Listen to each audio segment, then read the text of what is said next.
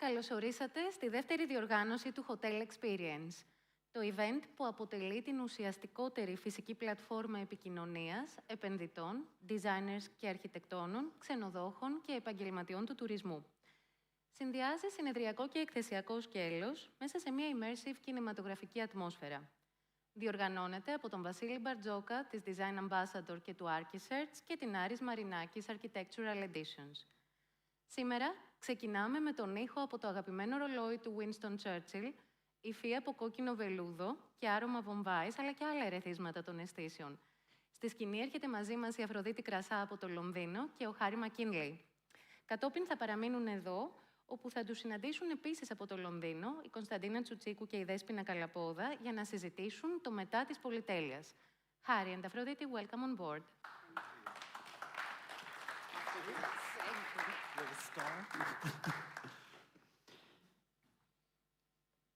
Good morning, everyone. Good morning, everyone.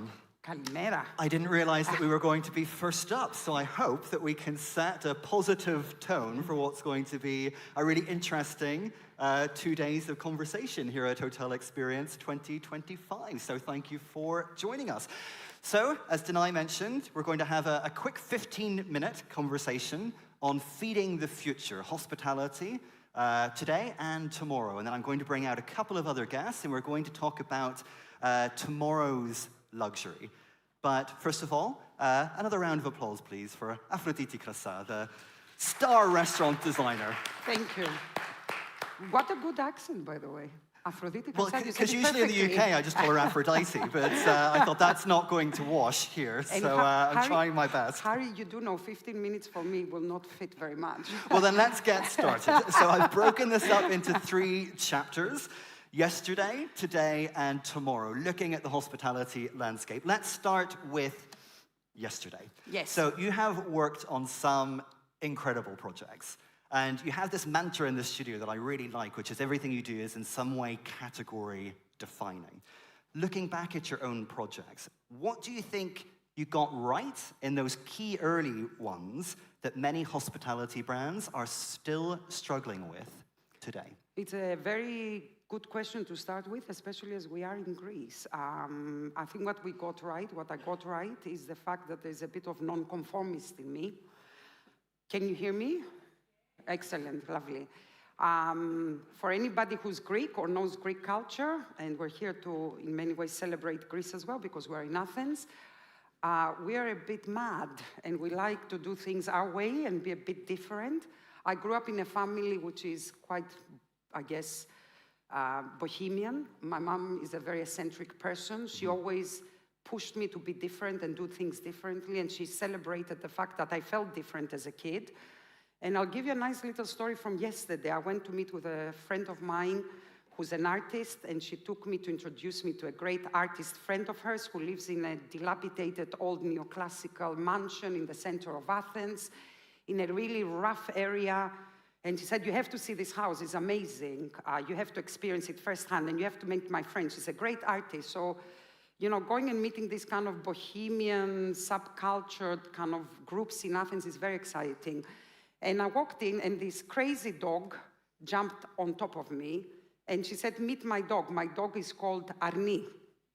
Arni means lamb. And I thought, your dog is called lamb? And she said, yes, my dog is called Arni. And to me, that epitomizes the early success we had with our projects in a very funny way. The fact that we had fun, and we did things differently, and we had this non-conformist attitude when we created places like Dishum or Itsu.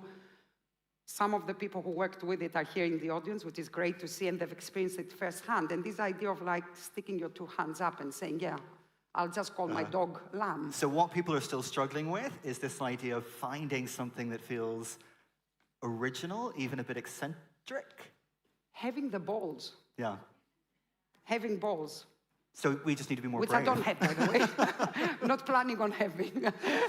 But having the guts to be a bit different and have a bit of fun. Well, to go back to this point about people do not have fun.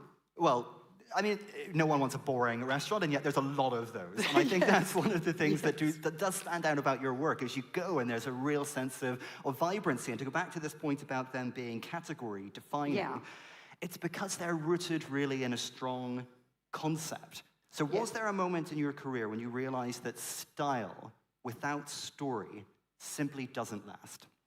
I don't understand style. I still don't. So no, there wasn't a moment in my career. That's quite brave for a designer to say.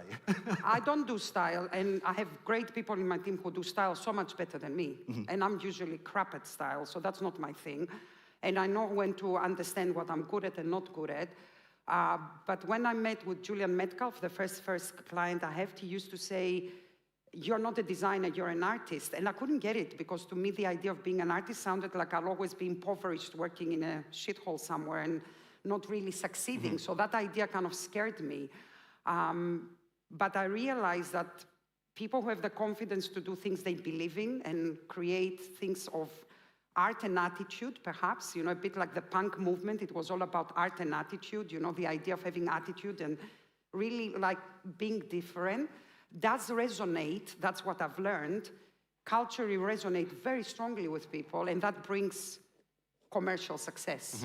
And people are scared to talk about commercial success because money is a dirty word, especially in our community, in the art and creative community. But actually, the greatest creators manage to culturally resonate forever throughout the history of time and bring success. And to me, the two have to go together. If you look at the work of Mozart, the reason why he became he's the best-selling CD artist ever. I don't know if people know that. Mozart CDs have sold more than anybody else over the history of time. And it wasn't because it was pop and disposable, it's because it culturally resonated through centuries. And I think a lot of people tend to forget that when you do things that you believe in and you do it with real belief, it resonates, and that stays with people forever. If you look at a lot of our early work, places like Dishoom, for example, they resonated, and they still resonate. So let's move on to today. We're seeing hotels and restaurants drowning in sameness. Yes, it's a good segue, isn't it? Well, why do you think so many cling to these templates instead of pushing something that feels new or developing a new identity? They had it too easy. It's very simple. Hotels had it too easy for many, many years. The market wasn't as saturated as it is now. Restaurants didn't have it as easy because they're not well funded. They have to be nimble. They have to be smart. Independent restaurateurs have to be smart and creative to succeed. Hotel groups tend to be large beasts, tankers. They had it easy for many, many decades where the market was not saturated. They would go to new markets where there was always kind of a new opportunity, kind of virgin areas. And now the whole world for hotels is getting very saturated. And the idea that taking risk is safe, that's what, Hotels would always see risk as as an unsafe place to be. So they would be adverse to risk. Obviously, it's a much bigger investment than a restaurant, so of course you have to be a bit more safe in what you do. But now the game has changed. Unless you take risk, you have a lot more risk to fail. So actually not taking risk is a really dangerous game to play.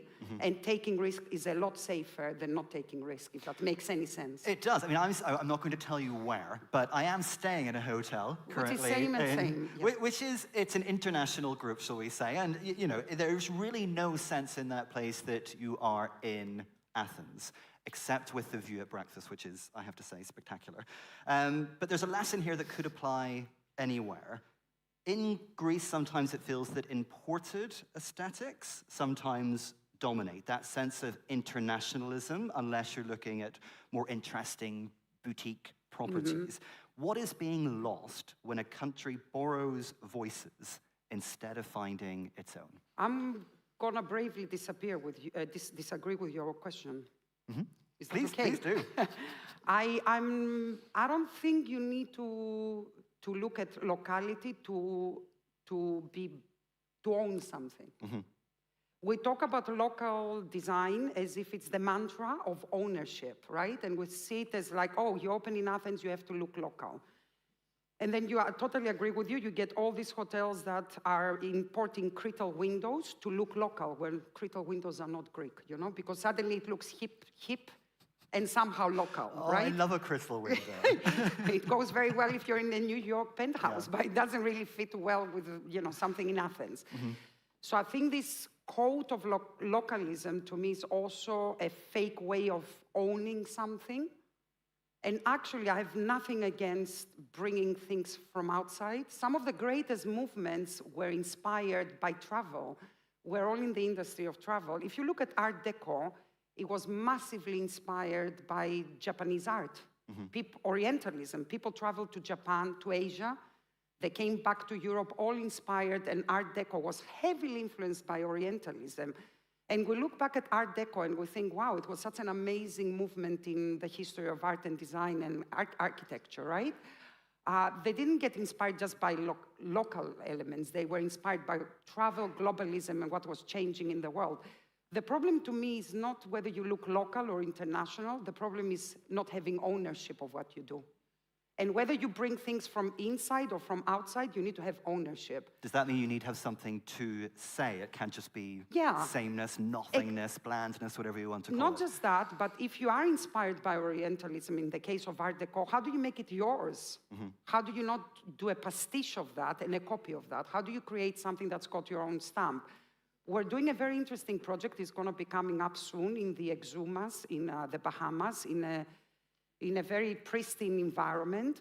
And the client, we're working with Rosewood. Rosewood's tagline is a sense of place, right? The client, the owner, said there's nothing local to this island in the Bahamas. Let's be honest. If we were to try to be local, it would be fake. You know, people are saying, oh, let's bring local art. It's crap. There's no local art. They say, let's bring local craftsmanship. There's no local craftsmanship. It's just, if you're trying to imitate something local, it's fake. This is a project, by the way. And we're working with the most amazing architectural company, Marcio Kogan of Brazil, who is a proponent of Brazilian modernism.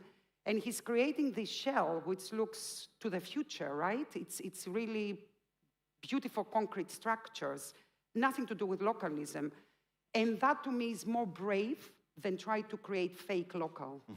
We're looking at something more international, but it's got real ownership. It's got guts again. It's got difference, and it's not going to look like the hotel you're staying, which we're not going to name. Well, let's move on to the future. Yes, then. very quickly. One of my pet hates when you talk about this kind of locality is, a very generic interior, but let's whack up, for example, in the Bahamas, a couple of paintings of a coconut tree. Yes. That's not really designed. So if you could kill one cliche in hotel or restaurant design forever, what would it be? The gym. Well, crucially, what should replace it? The gym. And that's why this picture is perfectly timed behind us. There's nothing that I hate most than walking into a sorry gym in a hotel with one lonely person sweating in a dark room, mirrors everywhere. Just close your eyes. Can I just say that there is a way around that? You just don't go to the gym in the hotel. That's what I do. I do want to go to the gym in a hotel. I just don't want to face the same old gym. And sometimes I think if you're going to do this type of gym, you better not do it. And without, again, being specific, one of the biggest openings has happened in London in the last few weeks. Very big hotel opening. Everybody has been looking at it for months and years, waiting for it to happen. You go to the gym. It's the most unexciting concept. Well, there's no concept. It's just like, oh, we had to put a gym, we put a gym. I think if you're going to do anything, do it with belief. If you're going to have a gym... So what should replace it then? It's something that's more concept, something more design-led? We had this picture before. That's a gym we did for Shusha, an island in Saudi, where, it's probably the most amazing gym on the planet. But you have to think, why do people go there? They want to feel energized. There's something about these environments that don't energize you, that de-energize you completely.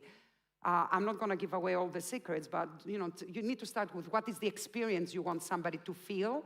And if you can't deliver that top-notch experience, just don't do it. Just get rid of it altogether.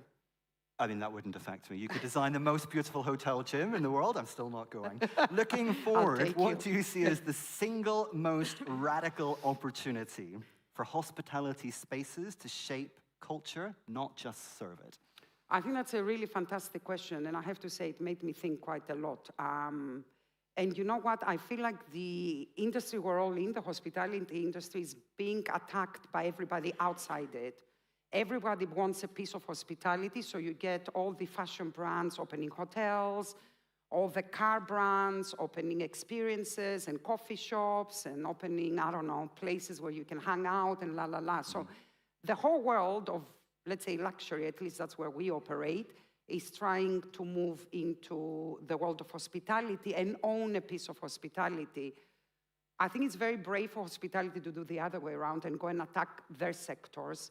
And actually, the move of some hotels now to turn into lifestyle brands and not just hospitality brands, and I won't speak about specifics, but we all know some hotel brands are now relaunching to become wider lifestyle and attack beyond hospitality and take ownership of other sectors of society and culture is actually really brave. Mm-hmm. And rather than having everybody else coming into our world, why don't we take what we can do amazingly well as an industry and take it out? We can do experience better than anyone. What might that look like? Experience outside, I don't know, you have an amazing, imagine if Amman Hotel started doing cars, you know, if you went the other way around and started owning the world outside hotels, and that way you have a stamp in culture rather than serving it. You create culture rather than serve it. I think that's probably the future. Well, on that note, we've got 15 seconds to bring in our additional guests, and we're going to expand this conversation out a little bit into post-luxury in the land of the gods here in Greece. What comes after infinity pools? So please welcome, in addition to Aphrodite, Konstantina Tsutsikou, founder of Studio Lost. Oh, thank you. And Despina Kalapoda, Senior Design Director, Strategies for Europe, Middle East, Africa for Marriott International. Hello. Hello, right in the middle.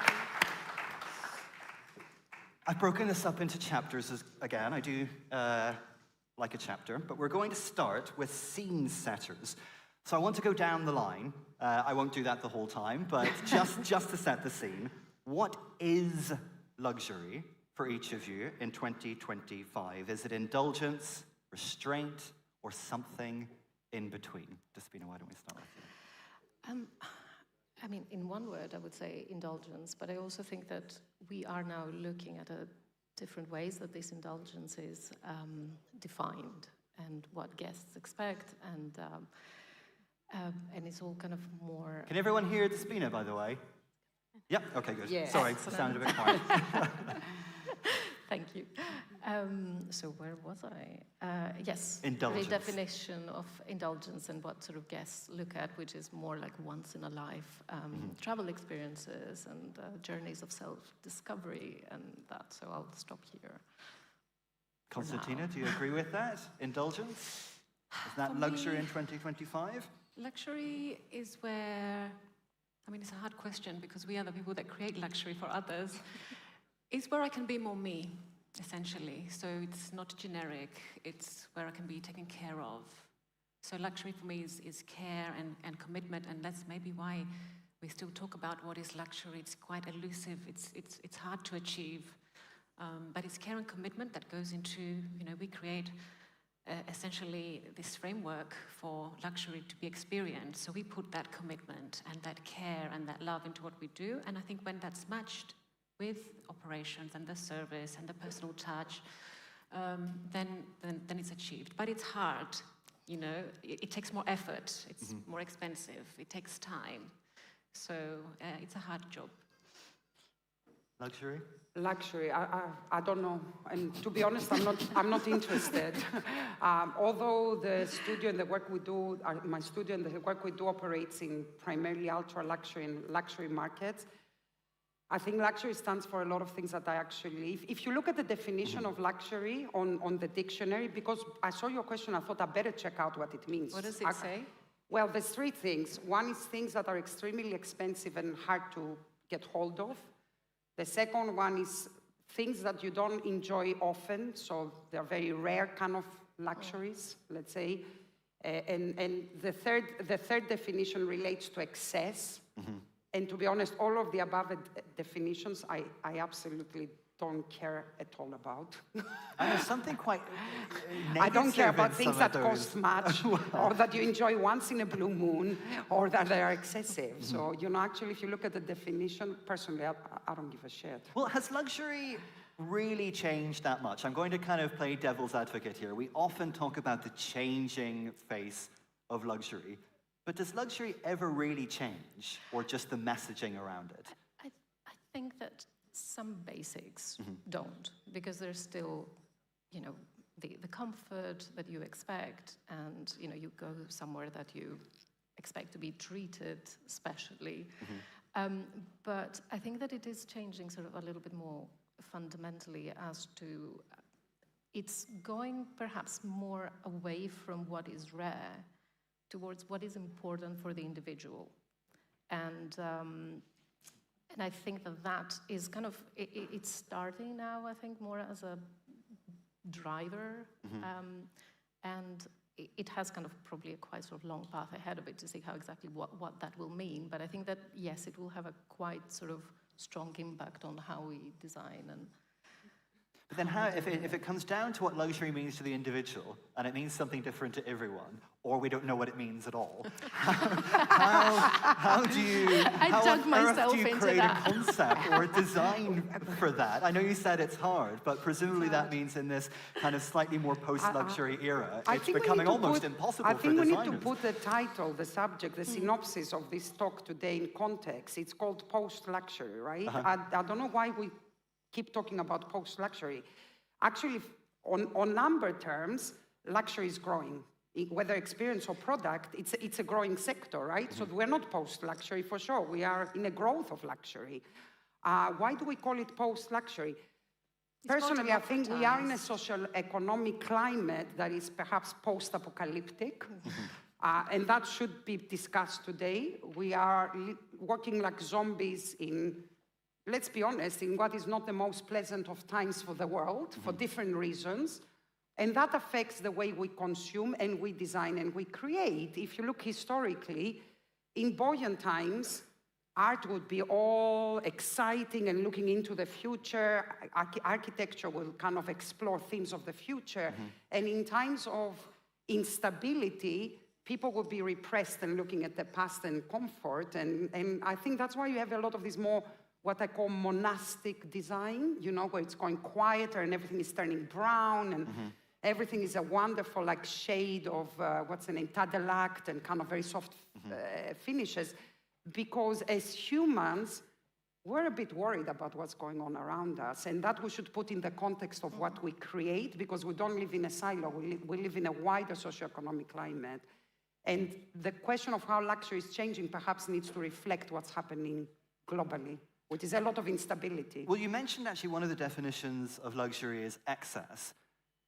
There was a point in time where that felt like something almost aspirational, if you look back to the 80s and the 90s. Now I think we think of excess really as a dirty word. So if luxury is no longer about more, what is it about?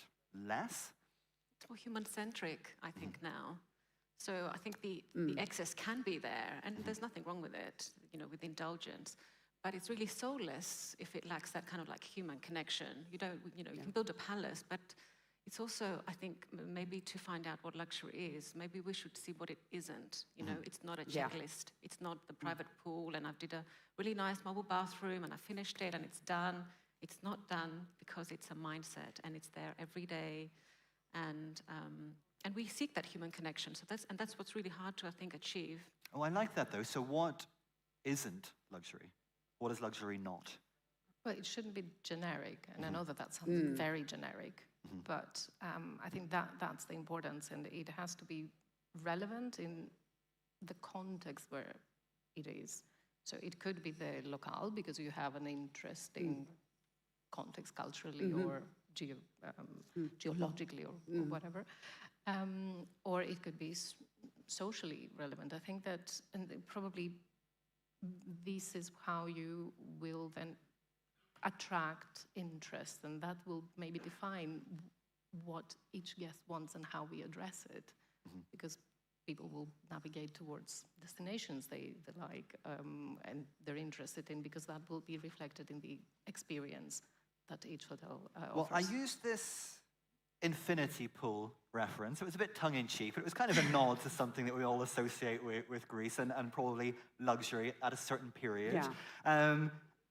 That's now become more generic. I don't know that we say, oh, wow, it's got an infinity pool. How luxurious. So what is the new shorthand for luxury? Is there one that will become that way that we kind of nod to something that feels luxury, that is no longer infinity pools? I have a dining experience under an olive tree by a really well-known chef who brings something out of a farm that is nearby. That's becoming another cliche. You know, a lot of these experiences as well, we're talking about going back to basics and going back to things that matter. And again, a lot of it is repackaging things and reselling them without ownership. If I hear another client asking for another experience under a tree with a great chef who brings something out of a... Farm to table. A good Yeah, friend of mine who's a chef said, well, surely everything is farm to table. Where else did you think it came from? Yeah. For anybody who's part of the hotel world who creates briefs, please don't send us another brief with a farm to table and a farm that doesn't exist and it's just being created with some herbs. And somebody picks up a few herbs, throws them on the table and says, oh, there's a farm to table dish.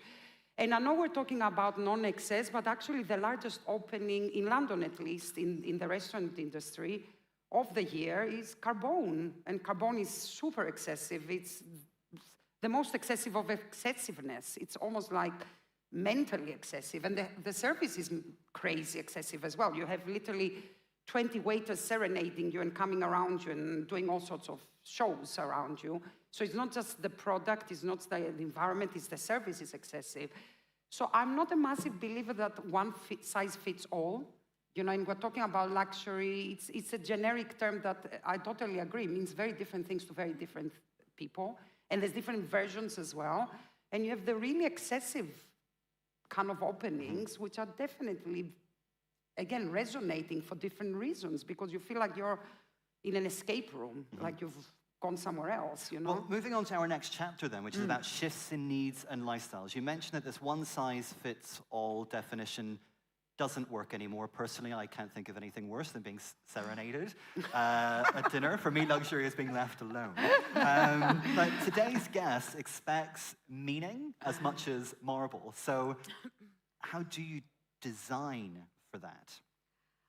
I actually thought of something that is slightly sort of different to that, and I want to mention, because they expect meaning, but they also expect their lifestyle to be accommodated. And there is a much, much bigger need nowadays, well, definitely after COVID, where people combine leisure and business. And that also has an impact on how we design the hotel room, how we design even the public areas of our resort, where typically we would exclude anything that was kind of business related. So yes, I think that's sort of another thing that we need to factor in, and the better kind of this is provided, I guess the more luxurious it might feel to the guest that needs that. But does that mean the market will become more fragmented, that you would be designing different types of properties, in the sense that there's a certain type of person who might want to go away and stay in a luxury hotel where they're combining work and leisure, but not everyone wants that, therefore you just need more diversity, more options? There's also sort of the thinking around how you can make the same room perform in different ways during the week, that you can, you know, with a minor sort of shift to the way you kind of have your table, you can actually now have your partner with you or your small family. So I think that, there is also that way of kind of thinking. What do you think, Konstantina? How do you design for meaning? Meaning is very important, and I think meaning kind of, lingers and becomes memory. So creating something that is memorable, that is remembered. So that is very important in our work. Together with honesty, being real. And I think people feel that in the design. What does that mean? In the sense that if you had to distill that down into something that feels tangible or practical, how do we define honesty in a real sense of how we might experience that in a space? Confidence. So something that is really confidently saying, I am this. Nobody, some people might love it, some people may not, but everybody will feel something. So that's important. And also I think designing beyond the brief, because most of the times we will get, an area scope with a number of square meters and somebody says, I want, 70 seats. But it's our job then to create these kind of briefs to ourselves, to create moments where people might stay a little bit longer, not necessarily be a scripted kind of movement in the space. So in a restaurant you eat, okay, that's kind of scripted, but perhaps there's moments created where you can just be yourself. Yeah. Or you can cater to a need that may not be very visible. Say if there's a child that has got sensory requirements, a corner when somebody can just maybe remove themselves for a bit, or just creating opportunities for these moments for the guest then to come in and really take space and really become part of the wider experience. So it's not overly designed. So but there is space for them. We've talked a lot about this experiential element, but there is a part of how we define luxury today that is a little more superficial, shall we say.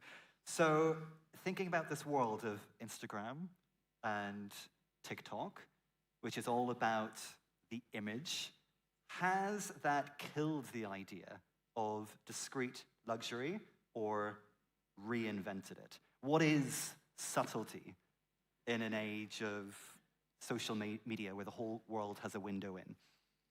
I mean, I think it's been great. Instagram has been great for hotels and for designers because it's a very visual medium. So it's thrown the doors open to what is out there, so it's a great tool.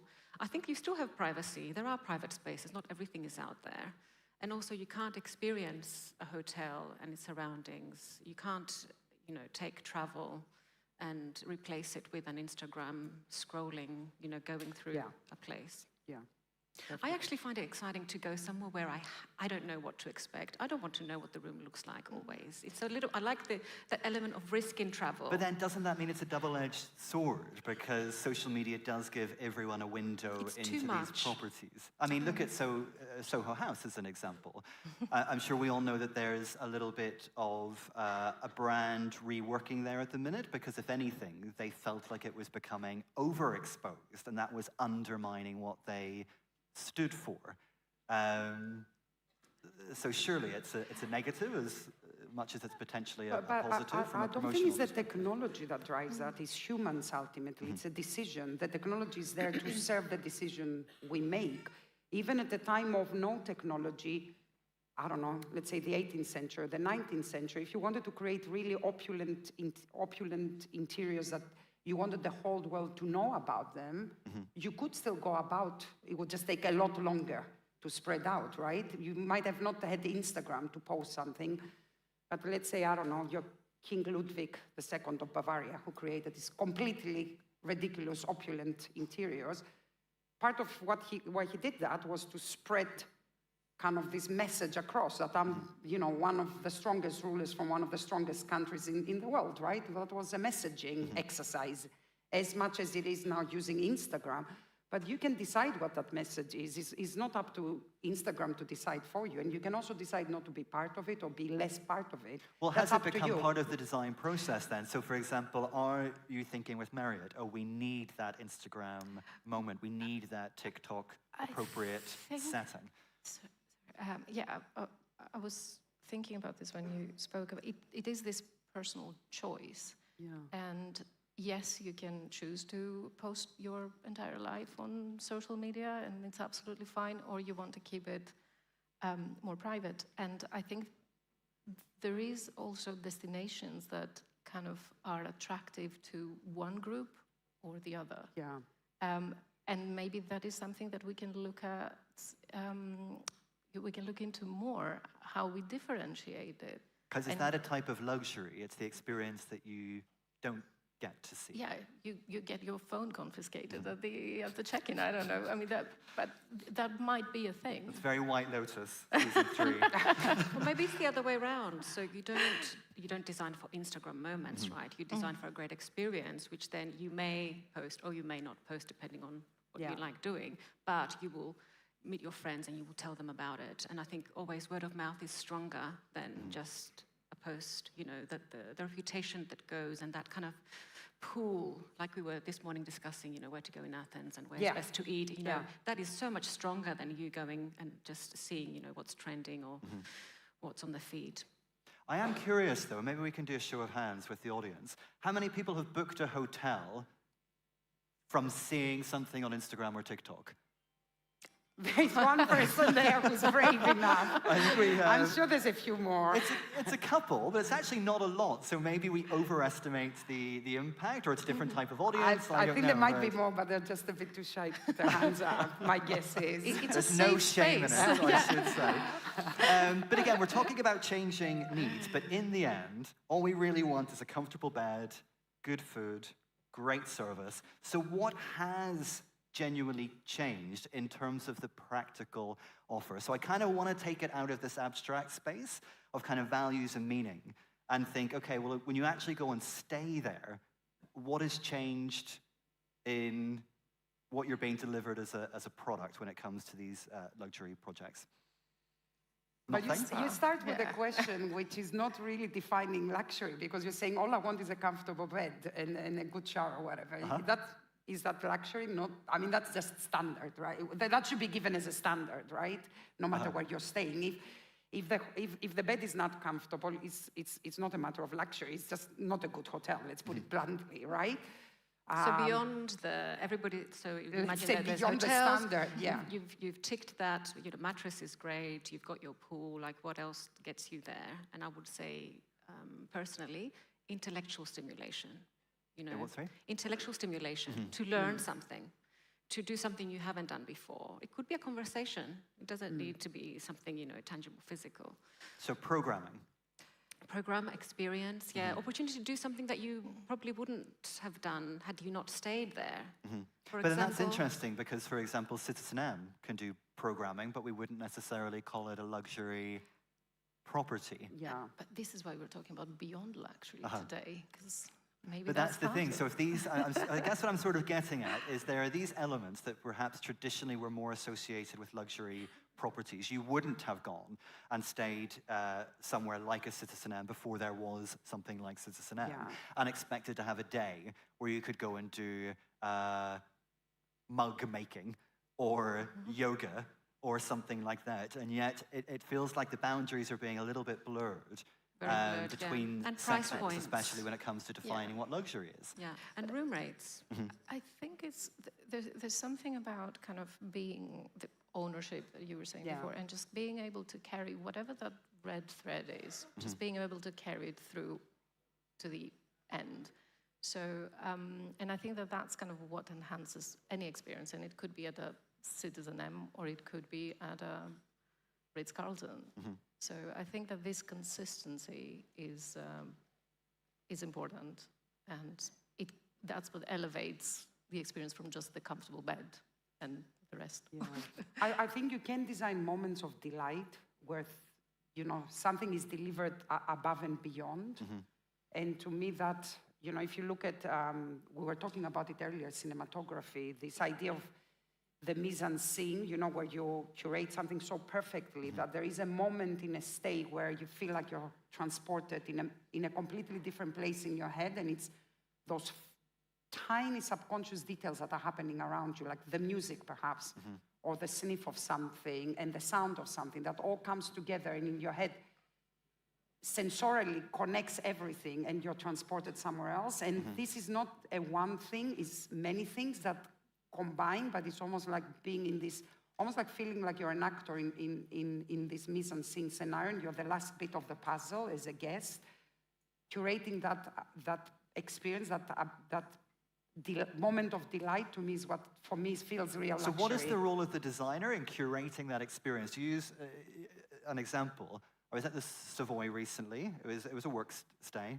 Thankfully, didn't have to pay the bill, but it smelt incredible. Yeah. And they had done a collaboration with Penhaligon's Yeah. So on a nice. fragrance, the Savoy Steam. It's a very nice perfume aftershave. The hand cream is all of that. I thought, oh, wow, that's amazing. And I went and bought the fragrance from Penhaligon's. worked. What is your role then, or what should the designer's role be in curating that full 360 experience? I mean, I think the starting point in a lot of this, as you mentioned, is programming. So I guess the response to this programming and that the design allows for these moments of delight and for whatever, the wellness program is of a hotel, I think that this is sort of where the importance lies and where it is successful. I think the design team behind these places should be involved in that. We are involved. We, as a studio, we look at the solution holistically on majority of our projects, not all of them, because sometimes there's no, scope-wise, there's not an opportunity for that. But ultimately, if you say, I want people to feel like they're transported to X place in their heads, somebody needs to control that whole thing from beginning to end. And this is where a lot of times things go wrong. Somebody does the interior design, somebody does the brand design and the communication, somebody does the smell, somebody does the music, and there's zero cohesion. And guest goes in, and that authenticity we're talking about gets lost because it doesn't feel cohesive. How could that work more effectively? Because, of course, the Spinny you represent Marriott, you work with hotel clients. How can there be perhaps then a better sense of designers and hotel groups working together from the outside? I think it's, yes, everybody around the table, and sometimes just by conversation, these things come up. Somebody just, like you said, you mentioned it now, and it may not have been programmed from the beginning, but it comes up in conversation. How can we achieve this? Or you're lacking somewhere else, and you have to make up with something else, another sense. And that's quite, this accidental kind of chemistry is quite nice too. You spoke about memory. Sorry to just say this one thing, because Adina spoke about memory, and actually, the strongest sensorily experience for memory is actually smell. And we keep talking about the visual impact of our work, but it is sensorial, our work. We create environments. We don't just create the visual aspect. We create a three-dimensional space. And it needs to be sensorial, the experience we're providing. How open are you to that? Because, of course, there are brand standards. And I'm wondering where that sweet spot lies Do you between... have smell brand standards? We do. Don't ask me what are they. For each page. No, but so this is sort of what I was going to say, that it is totally about teamwork and working closely with the designers. And there's also some responsibility that we carry to make sure that everything and all of that gets, all these requirements or knowledge or brand required elements are given to the designers early on. And that means that we also internally, we need, the design department needs to bring in the operations department and all of that. And I'm sure that we are not the only ones that are doing it. So I'm not, but yeah, this is important because it's not all about the... So I want to move us on to our last chapter, which is now to bring all of this to Greece. Oh. So Greece has mythology, sea, light. Has it been over-romanticized in design, or is it an endless well to draw from? Does Greece actually need new, or is the stereotype enough? Okay. I think... Oh, you go. No, please.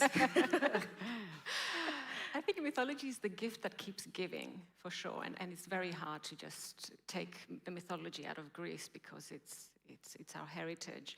I do think, though, that perhaps we touch it many times superficially. So we kind of just throw the words out there. We put a couple of vases, and we think it's done.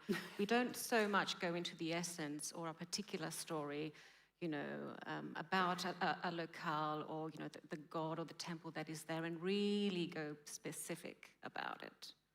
In Rhodes, we are doing a really nice narrative about that in Amo, which is, it's got an archaeological side, and then there's also another sister hotel to the group, which is Aura, and that is, very cosmic, and it's about the sun, the god of, the guardian god of Rhodes. So, one island, two different properties, completely different stories, both rooted back to the mythology.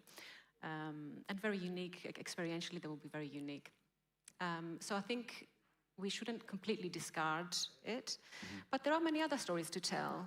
There's 20th century narratives. There's, stories about the sailors that went away and came back. It just really depends on where you are, and making it very specific to the experience that the guest can then feel more grounded. Well, you had a kind of counterpoint to this because you argue that we don't really need that local story at all. So does Greece need more Greece or less? I'm not saying we don't need a local story. I'm saying we don't need the fake local story, which is like a gloss and a put on style exercise, going back to style. Well, I'll just throw a few cushions that look kind of semi-Greek and they've got a weave on them. And as you said, I'll put a vase. And I don't know, I'll do some texture that looks a bit ancient Greek and then we're done. And I'll put some marble and then we're done. And actually, I think Greece stands for a lot more. For me, it stands for a lot more. And for me, it stands for freedom. And there's no place that feels more free in my head than a Greek island. And I hate it when, and that's why I spend so much time in a Greek island. And I hate it when people come and they don't experience that at all. I met with a client recently, great guy, he lives in Miami, he went to Santorini and Mykonos, and he said, oh, I went to Santorini, and after a day I had nothing to do, there was nothing to do. I was like, what do you mean there was nothing? Well, there was nothing to do, nothing to do. I'm like, you don't need to do anything, just be. Just be. Just think. He said, what do you mean? I said, when I went to Santorini first time, I was just there. For 12 days, I was just there. What did you do? I was just in Santorini. And he couldn't comprehend it. And Greece, for me, stands for this idea of you're there. Yes, there's the antiquities and everything else, but it's the people, it's the culture, it's the freedom of the Greek spirit that we need to sell. And that's more strong than anything else. And we have great Greek personalities. We still and always did. And we need to celebrate that. We need to bring that into the experience. And I think the best quote from a Greek person ever exemplifies our spirit of freedomness. Freedomness does not exist as a word. Aristoteles Onassis, the most, I guess, well-known wealthy Greek person, said the best deals and the best sex are done outside boundaries. And he was Greek, and he talked about deals and sex, which was his big obsessions, by the way. And when he said outside boundaries, he meant in Greece, because he would be on his yacht physically, and he would be in international water in Greece, and he would be able to do all sorts of... Don't ask. Don't ask. Do not ask things. But to me, that says a lot about this idea that you can come, and I'm not saying you should be doing illegal things, by the way, but this idea of freedom, that you can be yourself and just be. Mm-hmm. And so what can Greece, just in the last few minutes that we've got, what can Greece teach the world of hospitality, of design, about essence over excess? Spina.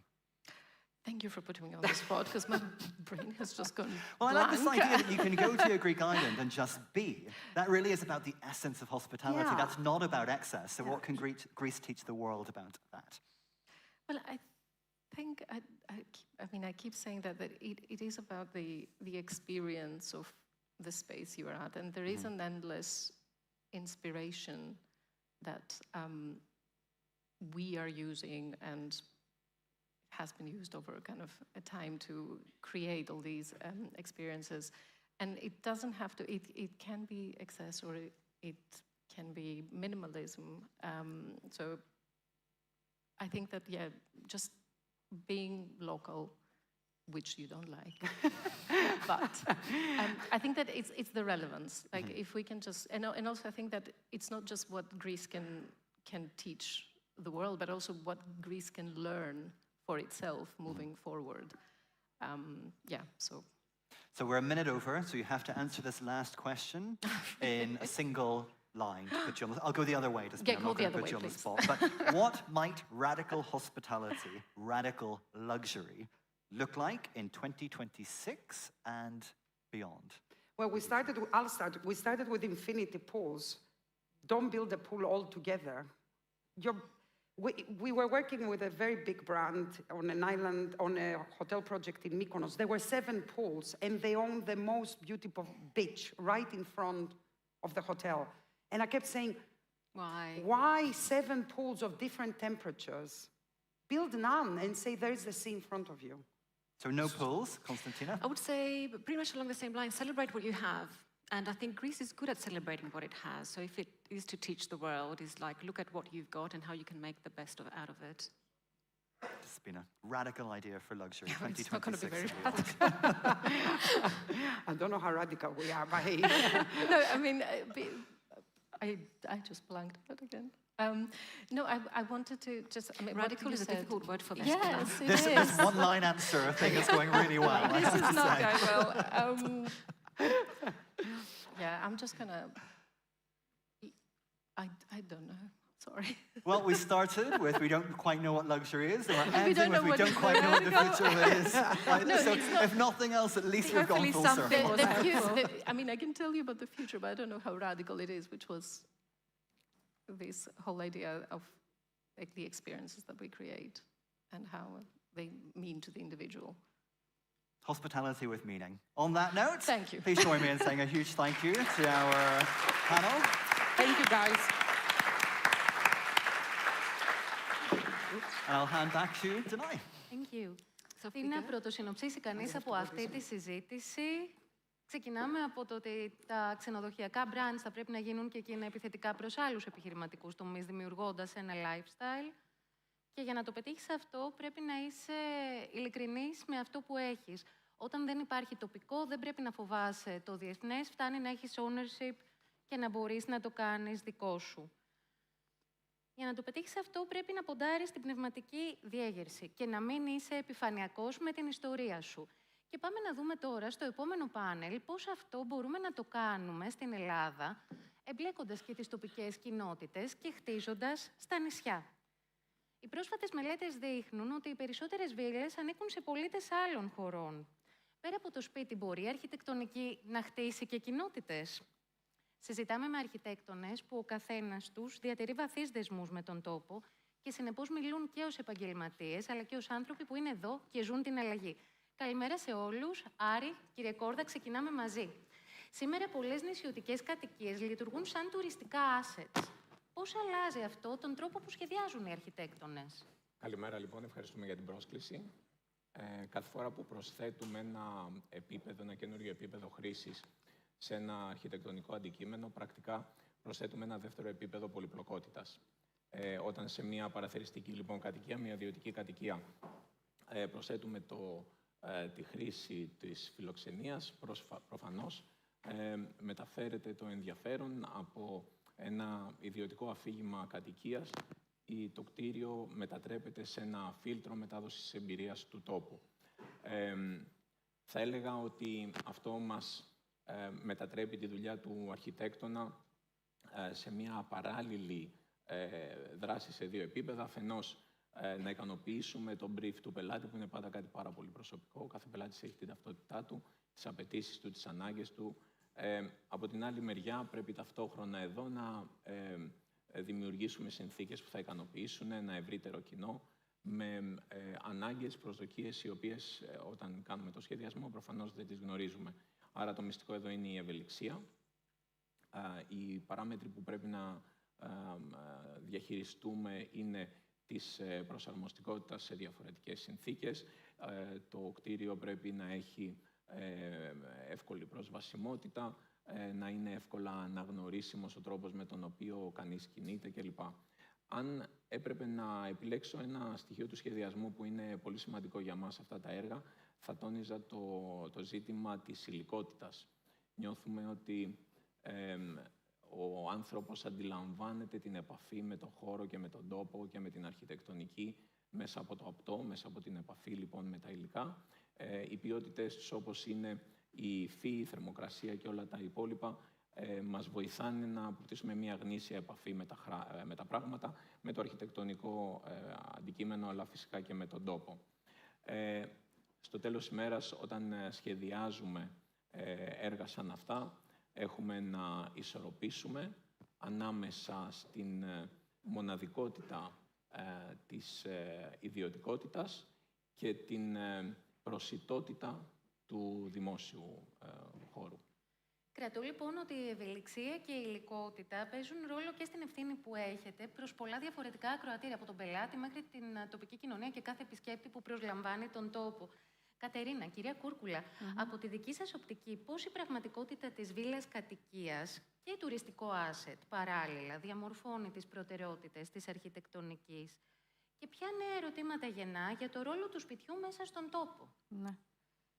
Λοιπόν, εγώ θα σας μιλήσω λίγο πιο γενικά, γιατί αυτό το θέμα της εξοχικής κατοικίας πέρα του αν είναι asset ή όχι, είναι ένα πολύ καινούριο φαινόμενο. Η ιδέα αυτή, επίσης, μεγαλώνει μέσα από την αντίθεση που θέλουμε να δημιουργήσουμε με την καθημερινότητά μας. Δηλαδή, η ζωή στις πόλεις και η ένταση με την οποία ζούμε καθημερινά έχει δημιουργήσει την ανάγκη για αυτή την εξοχική κατοικία, που είναι μια διακοπή, αυτό που λέμε οι διακοπές μας, είναι μια διακοπή από την καθημερινότητά μας και έχει φέρει την ανάγκη να απαντήσουμε σε διάφορα ερωτήματα που προσφέρουν ένα χώρο, ο οποίος είναι αντίθετος από αυτόν στον οποίο ζούμε καθημερινά.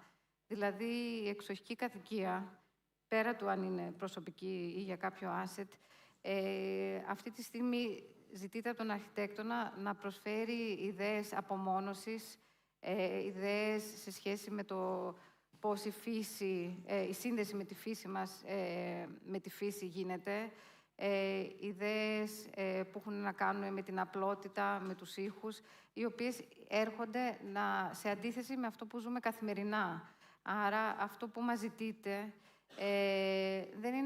επίσης δεν είναι κάτι το οποίο υπήρχε πάντα. Η ανάγκη της καθημερινότητάς μας και την ένταση με την οποία ζουν οι άνθρωποι δημιουργεί αυτή την ανάγκη της εξοχικής κατοικίας. Και αυτή είναι μια σχετικά νέα τυπολογία. Και οι ανάγκες που τη διαμορφώνουν αρχιτεκτονικά είναι και αυτές νέες. Και προσπαθούμε να προσαρμοστούμε σε αυτό. Όσο για το τόπο, γενικά η δικιά μας φιλοσοφία είναι σε σχέση με τις παρεμβάσεις που γίνονται, αν μπορούν να γίνουν με σεβασμό στο τόπο, στη τοπογραφία, και αυτό είναι ένα μεγάλο ανοιχτό θέμα, το τι θα πει σεβασμός, αλλά η γενική κατεύθυνση είναι να προσπαθήσουμε να είμαστε όσο λιγότερο παρεμβατικοί στα τοπία αυτά. Έχει πολύ ενδιαφέρον αυτό που λέτε, ότι η απλότητα σήμερα δεν είναι θέμα μιας παράδοσης, αλλά προκύπτει από την ανάγκη η εξοχική κατοικία να είναι το αντίθετο από την ένταση που ζούμε καθημερινά στις πόλεις. Γιάννη, Κυρίδου, είδα να περάσουμε από το τι χτίζεται στο ποιος χτίζει. Οι σημερινές συνθήκες στην οικονομία σίγουρα έχουν αλλάξει κάπως τον ρόλο του αρχιτέκτονα.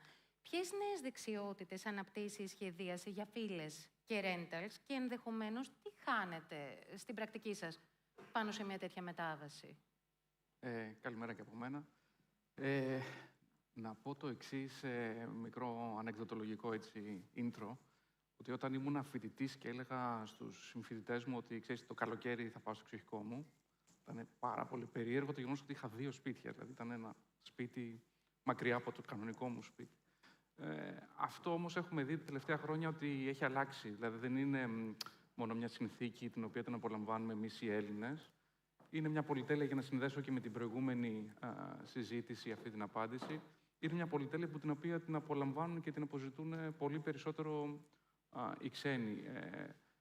Το πελατολόγιο το οποίο έχουμε σε μεγάλο βαθμό για τις κατοικίες εκτός Αθήνας, στο γραφείο μας, είναι ως επιτεπλίστων ξένοι. Είναι άνθρωποι οι οποίοι αποζητούν πλέον αυτή την πολυτέλεια την οποία την είχαμε δικιά μας για πολλά χρόνια εμείς οι Έλληνες. Έρχονται και τη ζητάνε. Τη ζητάνε όμως με ένα μοναδικό τρόπο τα τελευταία χρόνια, έχουμε παρατηρήσει. Τη ζητάνε με έναν τρόπο που θέλουν να γίνουν ένα με το ελληνικό τοπίο. Δεν είναι πλέον οι εικόνες που βλέπουμε στο Instagram και τις οποίες θέλουν να ακολουθήσουν. Δεν είναι ακριβώς η αγορά μιας κατοικίας στην Ελλάδα. Είναι η δημιουργία μιας κατοικίας, μιας συνθήκης, μιας καινούριας ιστορίας, μιας οικογένειας στην Ελλάδα. Οι περισσότεροι λοιπόν πελάτες μας δεν φτιάχνουν ακριβώς εξοχικά σπίτια, φτιάχνουν σπίτια στην Ελλάδα. Φτιάχνουν σπίτια τα οποία τα ζουν όλο το χρόνο, γίνονται ένα με το ελληνικό τοπίο. Άρα αυτό είναι κάτι διαφορετικό το οποίο το βλέπουμε τα τελευταία χρόνια. Δεν είναι ακριβώς η συνέχιση μιας τυπολογίας στην οποία τη βλέπεις να επαναλαμβάνεται πάρα πολλές φορές δυστυχώς σε ξενοδοχεία ή σε πολύ συγκεκριμένες βίλες. Είναι κάτι πάρα πολύ συγκεκριμένο για τον καθένα τους. Και γι' αυτό το λόγο και τα περισσότερα έργα του γραφείου μας, αν όχι όλα, είναι πάρα πολύ διαφορετικά μεταξύ τους. Γιατί ακριβώς οι πελάτες θέλουν κάτι διαφορετικό, κάτι προσωπικό, κάτι που αυτοί ερμηνεύουν τι είναι ελληνικό. Άρα λοιπόν έχουμε πια ανθρώπους οι οποίοι θέλουν να έρθουν να μείνουν εδώ για πολύ περισσότερο από τις διακοπές τους και μόνο, και βλέπετε ότι η εξοχική κατοικία γίνεται κατοικία για αυτούς. Ένας νέος τρόπος ζωής. Οπότε, κυρία Μαζελίν, ποια είναι σήμερα τα χαρακτηριστικά των έργων που έχουν τη μεγαλύτερη ζήτηση στα νησιά και πώς αυτά επηρεάζουν τον τρόπο που εσείς σκέφτεστε την αρχιτεκτονική? Καλημέρα και από μένα. Ακούγεται. Είναι γεγονός ότι σήμερα ζούμε σε έναν κόσμο που η μεγάλη ζήτηση είναι η εμπειρία, και αυτό σε όλους τους κλάδους. Ζούμε σε έναν κόσμο που είναι γρήγορο και υπερσυνδεμένο, αλλά στην ουσία είμαστε αποσυνδεμένοι από το αληθινό και από αυτό που έχει ψυχή. Νομίζω όταν ταξιδεύουμε δεν ψάχνουμε έναν χώρο που είναι μόνο όμορφο, αλλά έναν χώρο που μας αγγίζει. Αυτό που εννοώ είναι ότι ο επισκέπτης όταν έρχεται στην Ελλάδα ή οπουδήποτε θέλει να νιώσει τον τόπο και όχι απλά να είναι θεατής του. Άρα για να δημιουργήσουμε μια τέτοια εμπειρία, η αρχιτεκτονική πρέπει να είναι κάτι πιο ευαίσθητη. Πρέπει να ακούει. Πρέπει να ακούει όχι μόνο τον πελάτη, αλλά και τον τόπο, το φως, τον τρόπο ζωής σε αυτόν τον τόπο. Και όταν ξεκινάς έτσι, δεν επιβάλλεις το κτίριο που χτίζεις, δεν επιβάλλεις μια μορφή, αφήνεις τον τόπο να σε καθοδηγήσει σε αυτό που θα σχεδιάσεις. Όταν ακούς με αυτόν τον τρόπο, ο χώρος που σχεδιάζει κουβαλά μέσα του μια φυσική αλήθεια. Δεν χρειάζεται ο χώρος δηλαδή να δείχνει κυκλαδίτικο, είναι απλώς αληθινό. Αυτό δεν ισχύει μόνο στα νησιά όμως. Αυτό μπορούμε να το επαναλαμβάνουμε και σε βουνό, σε πόλη, στο εξωτερικό. Το ζητούμενο είναι μόνο να δημιουργήσεις χώρος το οποίο δημιουργεί ατμόσφαιρες και εμπειρίες που έχουν ρίζες, όποιες και να είναι αυτές οι ρίζες. Τότε ο επισκέπτης όχι μόνο βλέπει την αρχιτεκτονική, αλλά τη ζει. Θα έλεγα πως όλα αυτά τα χρόνια...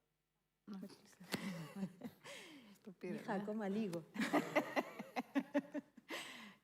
Θα έλεγα πως όλα αυτά τα χρόνια στη Μύκονο έχω μάθει ίσως ότι η αρχιτεκτονική δεν είναι μόνο αυτό που χτίζεις, αλλά είναι αυτό που ακούς. Και από αυτή την ανάγκη που νομίζω ότι όλο και περισσότερο νιώθουμε, και όχι μόνο οι αρχιτέκτονες, αλλά όλοι μας, το να ακούσουμε πιο βαθιά αυτό που είμαστε και αυτό που νιώθουμε, έχουμε δημιουργήσει εκόρα.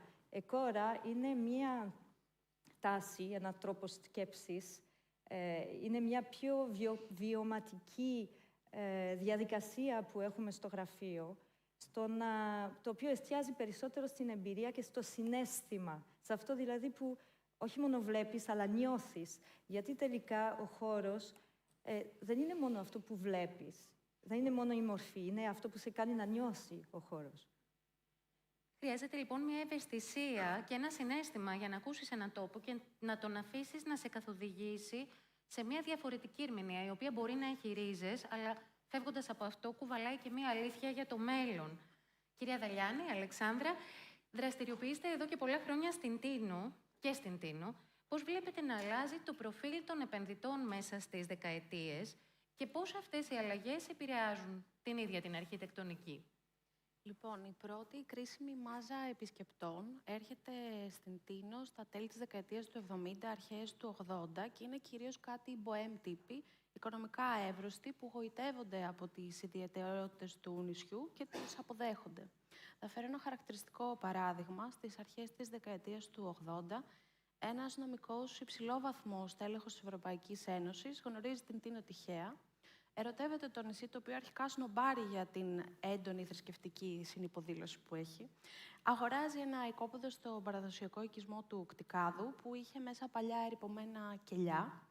Και κατά την παρέμβαση αυτά τα κελιά χρησιμοποιήθηκαν, επεκτάθηκαν και έτσι δημιουργήθηκαν 4 πέτρινες κατοικίες, μία των 100 τετραγωνικών και 3 των 60, απολύτως εναρμονισμένες με την κλίμακα του χωριού.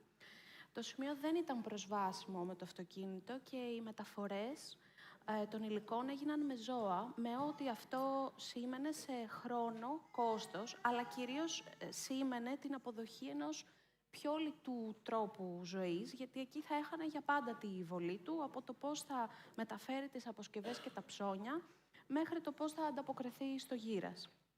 Όταν τέλειωσε το έργο, κάλεσε όλο το χωριό στα εγγένεια, μαζί με τον καθολικό και τον ορθόδοξο ιερέα για τον αγιασμό, όντας άθεος.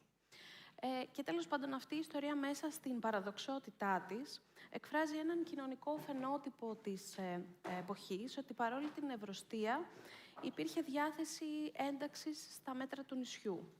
Πλέον τα αιτήματα είναι πολύ διαφορετικά, κατοικίες άνω των 250 τετραγωνικών, με πισίνα, μεγάλες ανοιχτές όψεις, απόλυτη προσβασιμότητα με το αυτοκίνητο. Συνήθως εκτός οικισμού ή στις παρυφές του, βλέπουμε δηλαδή μία μετάβαση σε ένα λιγότερο βιώσιμο μοντέλο και μία μεταβολή της κτηριακής κλίμακας και της μορφής που επηρεάζει ουσιαστικά τη φυσιογνωμία του νησιού.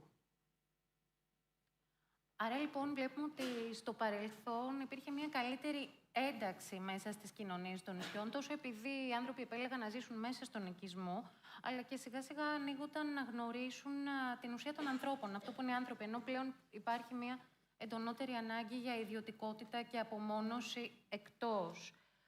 Άρα τα τελευταία χρόνια βλέπουμε μεγάλες ξενοδοχειακές αναπτύξεις, ακόμα και σε τόπους που παραδοσιακά τους χαρακτήριζε έτσι η μικρή κλίμακα, σε συνέχεια και αυτό που είπαμε μόλις τώρα. Αυτές οι παρεμβάσεις αλλάζουν το προφίλ των νησιών και την κατεύθυνση της αρχιτεκτονικής, ακόμα και στα μικρότερα έργα. Και εσένα τι σε εμπνέει και τι σε ανησυχεί σε αυτή τη μετάβαση? Αν βλέπαμε τα νησιά, τους τόπους αυτούς ιδιαίτερου κάλους και ενδιαφέροντος που συζητάμε σαν ένα ψηφιδωτό, στο τέλος της ημέρας κάθε μία τέτοια καινούρια ανάπτυξη, τουριστική ανάπτυξη, ανεξάρτητα από την κλίμακα, δεν είναι παρά μία καινούρια ψηφίδα η οποία έρχεται και μπαίνει σε αυτό το ψηφιδωτό. Αυτό που θέλω να πω είναι ότι η κουβέντα σήμερα δεν είναι αν πραγματικά πρέπει να γίνονται αυτές οι αναπτύξεις. Όχι, θεωρώ προσωπικά θεωρώ ότι δεν μπορεί να σταματήσει την ανάπτυξη. Αυτό που είναι η ουσία της κουβέντας είναι πώς θέλουμε να είναι η εικόνα αυτού του ψηφιδωτού την επόμενη μέρα. Εκεί λοιπόν πρέπει να σταθούμε. Το ζήτημα αυτό προφανώς είναι εξόχως ζήτημα σχεδιασμού. Απαντάω λοιπόν στο τελευταίο κομμάτι της ερώτησης. Από αυτή την κουβέντα προκύπτει μια εύλογη αγωνία του να μην χαθούν τα τοπικά χαρακτηριστικά των περιοχών αυτών μέσα από το μέγεθος κυρίως της κλίμακας αυτών των αναπτύξεων. Αυτό στο οποίο θέλω να σταθώ είναι ότι υπάρχει μια σχετική δυσκολία, ένα έργο, ένα κέλυφος φιλοξενίας μεγάλης κλίμακας, να μπορέσει να προσδώσει στον επισκέπτη του μια γνήσια εμπειρία επαφής με τον τόπο, με τα ιδιαίτερα χαρακτηριστικά του.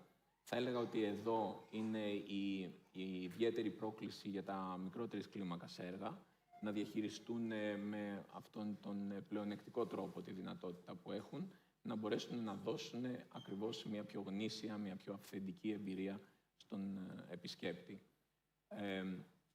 Συχνά χρησιμοποιούμε στο γραφείο, όταν μιλάμε για τόπους με ιδιαίτερα χαρακτηριστικά, το παράδειγμα, την αλληγορία της επίσκεψης σε ένα μοναστήρι. Όταν επιλέγει κάποιος να επισκεφτεί ένα μοναστήρι, είναι μια συνειδητή λοιπόν επιλογή, το επισκέπτεται με στόχο να ζήσει τη μυσταγωγία του, γνωρίζοντας ότι τη στιγμή που θα το επισκεφτεί θα πρέπει να υπακούσει σε κάποιους συγκεκριμένους κανόνες. Κατά πάσα πιθανότητα θα χρειαστεί να κινηθεί κατά μήκος μιας συγκεκριμένης διαδρομής, να μην είναι προσβάσιμοι όλοι οι χώροι της μοναστηριακής εγκατάστασης, θα πρέπει να διατηρεί την ησυχία, ενδεχομένως θα πρέπει ακόμα και να σεβαστεί ενδυματολογικούς κανόνες. Ωστόσο, έχει επιλέξει να βιώσει την εμπειρία, τη μυσταγωγία αυτού του χώρου και θα σεβαστεί τους κανόνες που θέτει αυτός ο χώρος. Αυτό το υπόδειγμα, αυτό το παράδειγμα, νομίζω έχει να μας διδάξει πολλά. Όταν επισκεπτόμαστε έναν τόπο ο οποίος έχει το δικό του χαρακτήρα, τη δικιά του ταυτότητα, τα δικά του χαρακτηριστικά, πρέπει να είμαστε έτοιμοι να σεβαστούμε τους κανόνες που μας θέτει η ιδιαιτερότητά του αυτή. Και εδώ είναι το κομμάτι της πρόκλησης για τους αρχιτέκτονες, είναι το κομμάτι της έμπνευσης για όλους εμάς, τα έργα μας, ανεξαρτήτως θα έλεγα της κλίμακας, να μπορούν να λειτουργούν σαν θεματοφύλακες της ιδιαιτερότητας του κάθε τόπου. Ποια εικόνα θέλουμε λοιπόν για την επόμενη μέρα? Αφενός τα μεγάλα έργα να μην αλλοιώνουν τα χαρακτηριστικά του τόπου λόγω μεγέθους, αφετέρου τα μικρά να βρίσκονται σε μια πλεονεκτική θέση να δώσουν τα χαρακτηριστικά της εντόπιας μυσταγωγίας. Κατερίνα, η συνεχής ανάπτυξη αλλάζει και την ανθρωπογεωγραφία όμως των νησιών. Νέοι κάτοικοι, εποχικοί εργαζόμενοι, ξένοι ιδιοκτήτες. Πώς αυτές οι μεταβολές αντικατοπτρίζονται στο δομημένο περιβάλλον και πώς μπορούν οι αρχιτέκτονες να δώσουν αυτή την αίσθηση συνέχεια στους τόπους που μετασχηματίζονται από νέους ανθρώπους? Λοιπόν, νομίζω ότι μιλάμε για το φαινόμενο του τουρισμού και καλός ή κακός του υπερτουρισμού αυτή τη στιγμή στην Ελλάδα. Το θέμα είναι ότι αυτή η απόφαση ότι η ελληνική οικονομία θα βασίζεται στο τουρισμό είναι μια απόφαση που έχει πάρθει πριν από πολλές δεκαετίες και αυτή την πορεία έχουμε σαν χώρα. Επίσης, είναι ένα τεράστιο ποσοστό της οικονομίας μας, 40-50%, άρα είναι ένας τομέας στον οποίο βασιζόμαστε, αλλά προφανώς φέρνει και πολλές επιπτώσεις. Θεωρώ ότι δυστυχώς ή ευτυχώς το θέμα είναι πολύ μεγαλύτερο από την αρχιτεκτονική. Είναι ένα πολιτικό, οικονομικό θέμα, το οποίο είναι πάρα πολύ σοβαρό και το οποίο δεν μπορούμε να καλούμαστε μόνο εμείς οι αρχιτέκτονες να το λύσουμε. Και έχει φέρει πολλές αλλαγές. Όπως έλεγα και πριν, αυτή η ιδέα ότι τι γίνεται στα νησιά και στο τομέα του τουρισμού είναι πάντα στον αντίποδα του τι γίνεται στην καθημερινότητά μας. Άρα αυτό που βλέπουμε να αλλάζει σαν μορφή είναι αυτή η διάσπαση, αυτός ο επεκτετικός χαρακτήρας των παρεμβάσεων, αυτή η μεγάλη ανάγκη για, όπως είπαν κι άλλοι, της απομόνωσης, το ότι πάω κάπου να απομονωθώ από τους άλλους και πάω κάπου που είναι πολύ αντίθετα από την πόλη στην οποία ζω. Αυτό έχει σαν επίπτωση οι παρεμβάσεις αυτές να αρχίσουν να διαχέονται στη τοπογραφία, να αρχίσουν να γίνονται τεράστιες, με αποτέλεσμα να υπάρχουν πάρα πολλές μεγάλες αλλοιώσεις. Άρα βλέπουμε ένα φαινόμενο επεκτατικό και ένα φαινόμενο που επιβαρύνει και τη τοπογραφία και τους τόπους, το οποίο δημιουργείται από μια ανάγκη των ανθρώπων που έρχονται για να κατοικήσουν σε αυτά τα μέρη, έστω και για λίγο. Δεν θεωρώ ότι μπορούμε εμείς, σαν αρχιτέκτονες, να έχουμε τις λύσεις. Μπορούμε να προσφέρουμε κάποιες έξυπνες απαντήσεις, μπορούμε να συμμετέχουμε σε μια συζήτηση, αλλά θεωρώ ότι πρόκειται για μια τεράστια συζήτηση και όπως υπόθηκε και στο προηγούμενο πάνελ, όχι το τι θα κάνουμε και τι θα μάθουμε από άλλες κοινωνίες που έχουν κάνει λάθη, που έχουν μπει σε αυτή την ιστορία πολύ πριν από εμάς. Και προφανώς και στο δικό μας επίπεδο τι ευθύνη έχουμε και πώς μπορούμε να παρέμβουμε με μεγάλη ευαισθησία σε αυτό. Αλλοιώσεις σχεδόν επεκτατικές λοιπόν για την τοπογραφία λόγω της διάθεσης για απομόνωση και τίθεται το θέμα τι μπορούμε να μάθουμε από άλλους τόπους που έχουν ήδη περάσει από αυτή τη διαδικασία. Και με αυτό το σχόλιο, Γιάννη, περνώ σε σένα. Στα μικρά νησιά, πράγματι, η ιδιωτικότητα που αναζητούν οι ξένοι ιδιοκτήτες συχνά συνυπάρχει με την έντονη κοινωνικότητα της τοπικής ζωής. Μπορεί η αρχιτεκτονική να διαμορφώσει μια ισορροπία ανάμεσα στην ιδιωτική κατοίκηση και στη συλλογική εμπειρία του τόπου? Ναι. Όπως είπα και νωρίτερα, οι περισσότεροι πελάτες μας λοιπόν δεν έρχονται για το εξοχικό σπίτι, έρχονται για το σπίτι, είναι η κατοικία τους, έτσι. Δηλαδή, και τα έργα τα οποία φαίνονται εδώ πέρα είναι μόνιμες κατοικίες στην ουσία. Ίσως με μικρά διαλύματα για να κάνουν Χριστούγεννα με την οικογένειά τους στην Αγγλία, στη Γαλλία κλπ. Αλλά είναι μόνιμες κατοικίες, που αυτό σημαίνει ότι οι άνθρωποι μένουν σε αυτά τα σπίτια όλο το χρόνο, που σημαίνει ότι είναι κομμάτι του τόπου, είναι κομμάτι της μικροκοινωνίας σε αυτά τα νησιά. Προφανώς θέλουν την ιδιωτικότητά τους, εξάλλου τα περισσότερα σπίτια που φτιάχνουν μένουν στην εκτός σχεδιοδόμηση σε αυτά τα κομμάτια των νησιών.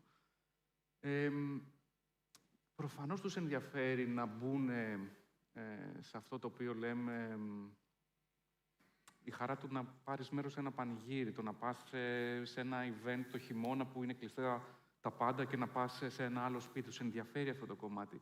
είναι πολύ συγκεκριμένες εμπειρίες οι οποίες δίνουν αυτά τα μικρά νησιά και είναι πολύ διαφορετικές από τις εμπειρίες που δίνουν άλλοι τόποι στην Ελλάδα. Δηλαδή, υπάρχει μια συγκεκριμένη αυθεντικότητα, η οποία είναι μια κλισέ λέξη κιόλας, σε αυτά τα νησιά, σε αντίθεση με μια συλλογική εμπειρία, κάτι εικονικού ή μιας περίληψης στο τι σημαίνει η ζωή σε ένα νησί, όπως μπορεί να είναι τα πιο δημόφιλη νησιά. Άρα, ναι, συμφωνώ. Είναι συγκεκριμένες οι εμπειρίες οι οποίες παίρνουν αυτοί οι άνθρωποι σε αυτά τα νησιά. Ναι, προφανώς τους ενδιαφέρει η ιδιωτικότητα, τους ενδιαφέρει όμως ταυτόχρονα να ανήκουν και στην κοινωνία μέσα στην οποία έχουν φτιάξει την κατοικία τους. Υπάρχουν μετά τρόποι και τεχνικές προφανώς, τους δώσεις και την ιδιωτικότητα, αλλά να τους αφήσεις κιόλας και μεγάλους χώρους για να κάνουν το μικρό πανηγυράκι στο σπίτι τους, να καλέσουν τους φίλους τους. Οι περισσότεροι από αυτούς τους πελάτες ξέρουν καταρχήν πλέον περισσότερο κόσμο από όσο ξέρω εγώ στο νησί μου. Είναι αστείο, δηλαδή είναι βλαχοδήμαρχοι, έχουν έρθει, έχουν γίνει οι καλύτεροι του νησιού. Άρα είναι μεγάλη χαρά να βλέπεις κάτι τέτοιο. Ίσως λοιπόν ο ίδιος ο τόπος προσελκύει τελικά τους ανθρώπους που θέλει και αν προσελκύει αυτόν ο οποίος είναι κάτοικος και όχι επενδυτής, τότε έχουμε και συμμετοχή στις εμπειρίες του τόπου. Πολύ ενδιαφέρον αυτό. Ότι σε προορισμούς που έχουν δεχτεί έντονη πίεση από τον τουρισμό, όπως η Μύκονος, ίσως υπάρχει ο κίνδυνος της ομογενοποίησης, να γίνουν δηλαδή όλα ίδια. Μπορεί η αρχιτεκτονική να διατηρήσει έτσι μια τοπική ταυτότητα και να δημιουργήσει ένα αίσθημα του ανήκειν, ακόμα και για ανθρώπους που δεν μεγάλωσαν και δεν έζησαν τις πρώτες τους εμπειρίες σε αυτά τα νησιά. Ναι, όταν μιλάμε για ομογενειοποίηση και ότι είναι μια απειλή, είναι ότι σε όλοι αυτοί οι τόποι, όπως η Μύκονος αλλά και άλλα νησιά, αρχίζουν να χάσουν τη μοναδικότητά τους, γιατί όλα χτίζονται με τον ίδιο τρόπο. Άσπρα σπιτάκια, μπλε παράθυρα. Η ομογενοποίηση είναι η στιγμή που ο τόπος χάνει τη φωνή του και όταν η αρχιτεκτονική αρχίζει και αντιγράφει επιτυχημένα πρότυπα και αρχίζει να χτίσει μορφές που δεν έχουν ψυχή. Οδηγεί σε ένα είδος ανωνυμίας, σαν ένα τουριστικό σκηνικό, λίγο σαν το Disneyland. Αν χάσει η ταυτότητα του τόπου, χάνεται και η εμπειρία του. Και έτσι ο επισκέπτης δεν νιώθει μόνο εκεί, αλλά νιώθει οπουδήποτε. Όπως το έλεγε και ο Γιάννης, έρχονται στα νησιά για να ζήσουν αυτό το πανηγύρι, για να νιώθουν ότι ανήκουν εκεί. Η αρχιτεκτονική, ναι, μπορεί να προστατεύσει την τοπική ταυτότητα, αλλά όχι όμως με τη μίμηση, ακούγοντας την ουσία της. Δεν σημαίνει ότι δεν πρέπει να μείνουμε κολλημένοι στο παρελθόν, πρέπει να εξελίσσουμε τη γλώσσα του τόπου. Και είναι αυτό που έλεγα και πριν, ακούγοντας τον τόπο. Δεν χρειάζεται να μοιάζει κυκλαδίτικο. Όταν ξεκινάς από τον τόπο, δεν σχεδιάζεις πάνω στον τόπο, αλλά σχεδιάζεις μαζί με τον τόπο. Δηλαδή, χρησιμοποιείς τα υλικά του τόπου, βλέπεις πως αυτά τα υλικά του τόπου αντανακλούν το συγκεκριμένο το φως, γιατί συγκεκριμένες τεχνικές χρησιμοποιήθηκαν σε αυτόν τον τόπο. Όλα αυτά δημιουργούν μια ατμόσφαιρα που ο επισκέπτης όταν έρχεται το νιώθει πραγματικά μέσα στο σώμα του. Και αυτό είναι κάτι πρωτόγωνα οικείο. Δηλαδή όλα απλά φαίνονται σωστά. Νομίζω ότι όταν δημιουργείς με αυτόν τον τρόπο, ο χώρος δέχεται πιο καλά τον άνθρωπο που είναι μέσα και έτσι νιώθει όντως ότι ανήκει εκεί, ακόμα και αν είναι προσωρινά αυτό. Υπάρχει λοιπόν μια λεπτή ισορροπία μεταξύ αντιγραφής και καινοτομίας για να μπορέσουμε να πάμε στο αύριο χωρίς να γίνουμε ένα σκηνικό, ένα σκηνοθετημένο πράγμα. Αλεξάνδρα, η Τίνος έχει ισχυρή πολιτιστική μνήμη και ένα δίκτυο κοινοτήτων που ακόμα αντέχει. Πώς μπορεί η αρχιτεκτονική να συνομιλήσει με αυτό το πολιτιστικό υπόβαθρο και να αξιοποιήσει τη συνεργασία με τοπικούς τεχνίτες και να γίνει έτσι ένας μοχλός ενίσχυσης της συνοχής? Λοιπόν, η Βίνος είναι άρρηκτα συνδεδεμένη με το μόχθο και το μεράκι. Η παράδοση της μαρμαροτεχνίας ήδη από την αρχαιότητα θεσμοθετείται το 1955 με τη δημιουργία της Δημόσιας Σχολής Μαρμαρογλυπτικής από το Υπουργείο Πολιτισμού. Αυτό αποτελεί ένα γεγονός σπάνιο για την Ελλάδα, μια τεχνική σχολή που δεν παράγει απλώς τεχνίτες, αλλά διαμόρφωσε ένα πρότυπο ακρίβειας, υπομονής και αισθητικής συνείδησης.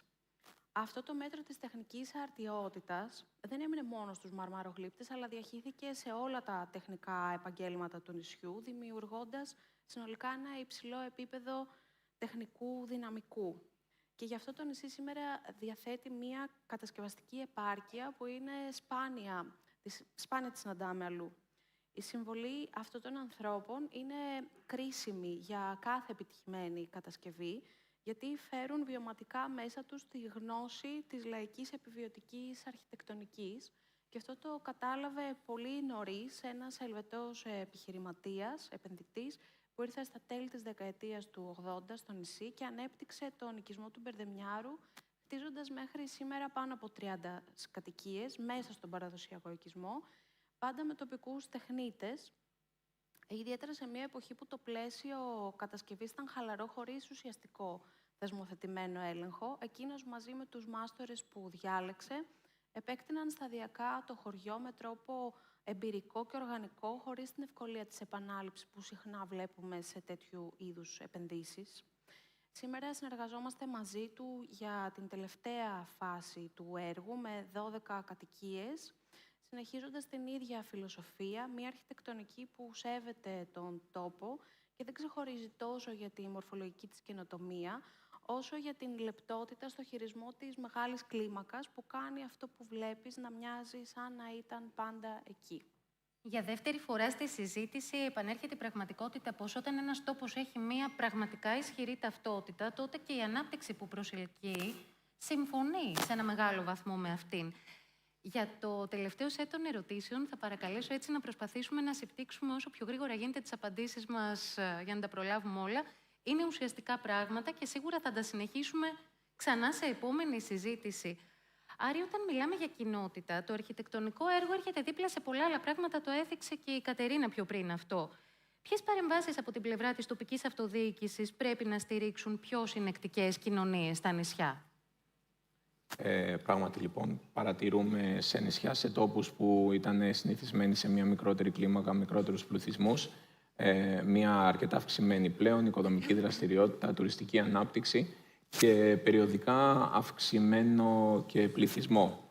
Είναι βέβαιο ότι αυτές οι συνθήκες θέτουν τα τοπικά συστήματα, τις τοπικές κοινωνίες εκτός ισορροπίας και είναι προφανές ότι η τοπική αυτοδιοίκηση έχει πολύ μεγάλη δύναμη στο να διαχειριστεί και να βοηθήσει την ανάκτηση της ισορροπίας σε αυτές τις κοινωνίες. Αν έπρεπε να επιλέξω ως το σημαντικότερο αντικείμενο τον άξονα δράσης που η τοπική αυτοδιοίκηση πρωτίστως θα έπρεπε να διαχειριστεί, αυτό θα αφορούσε τις υποδομές.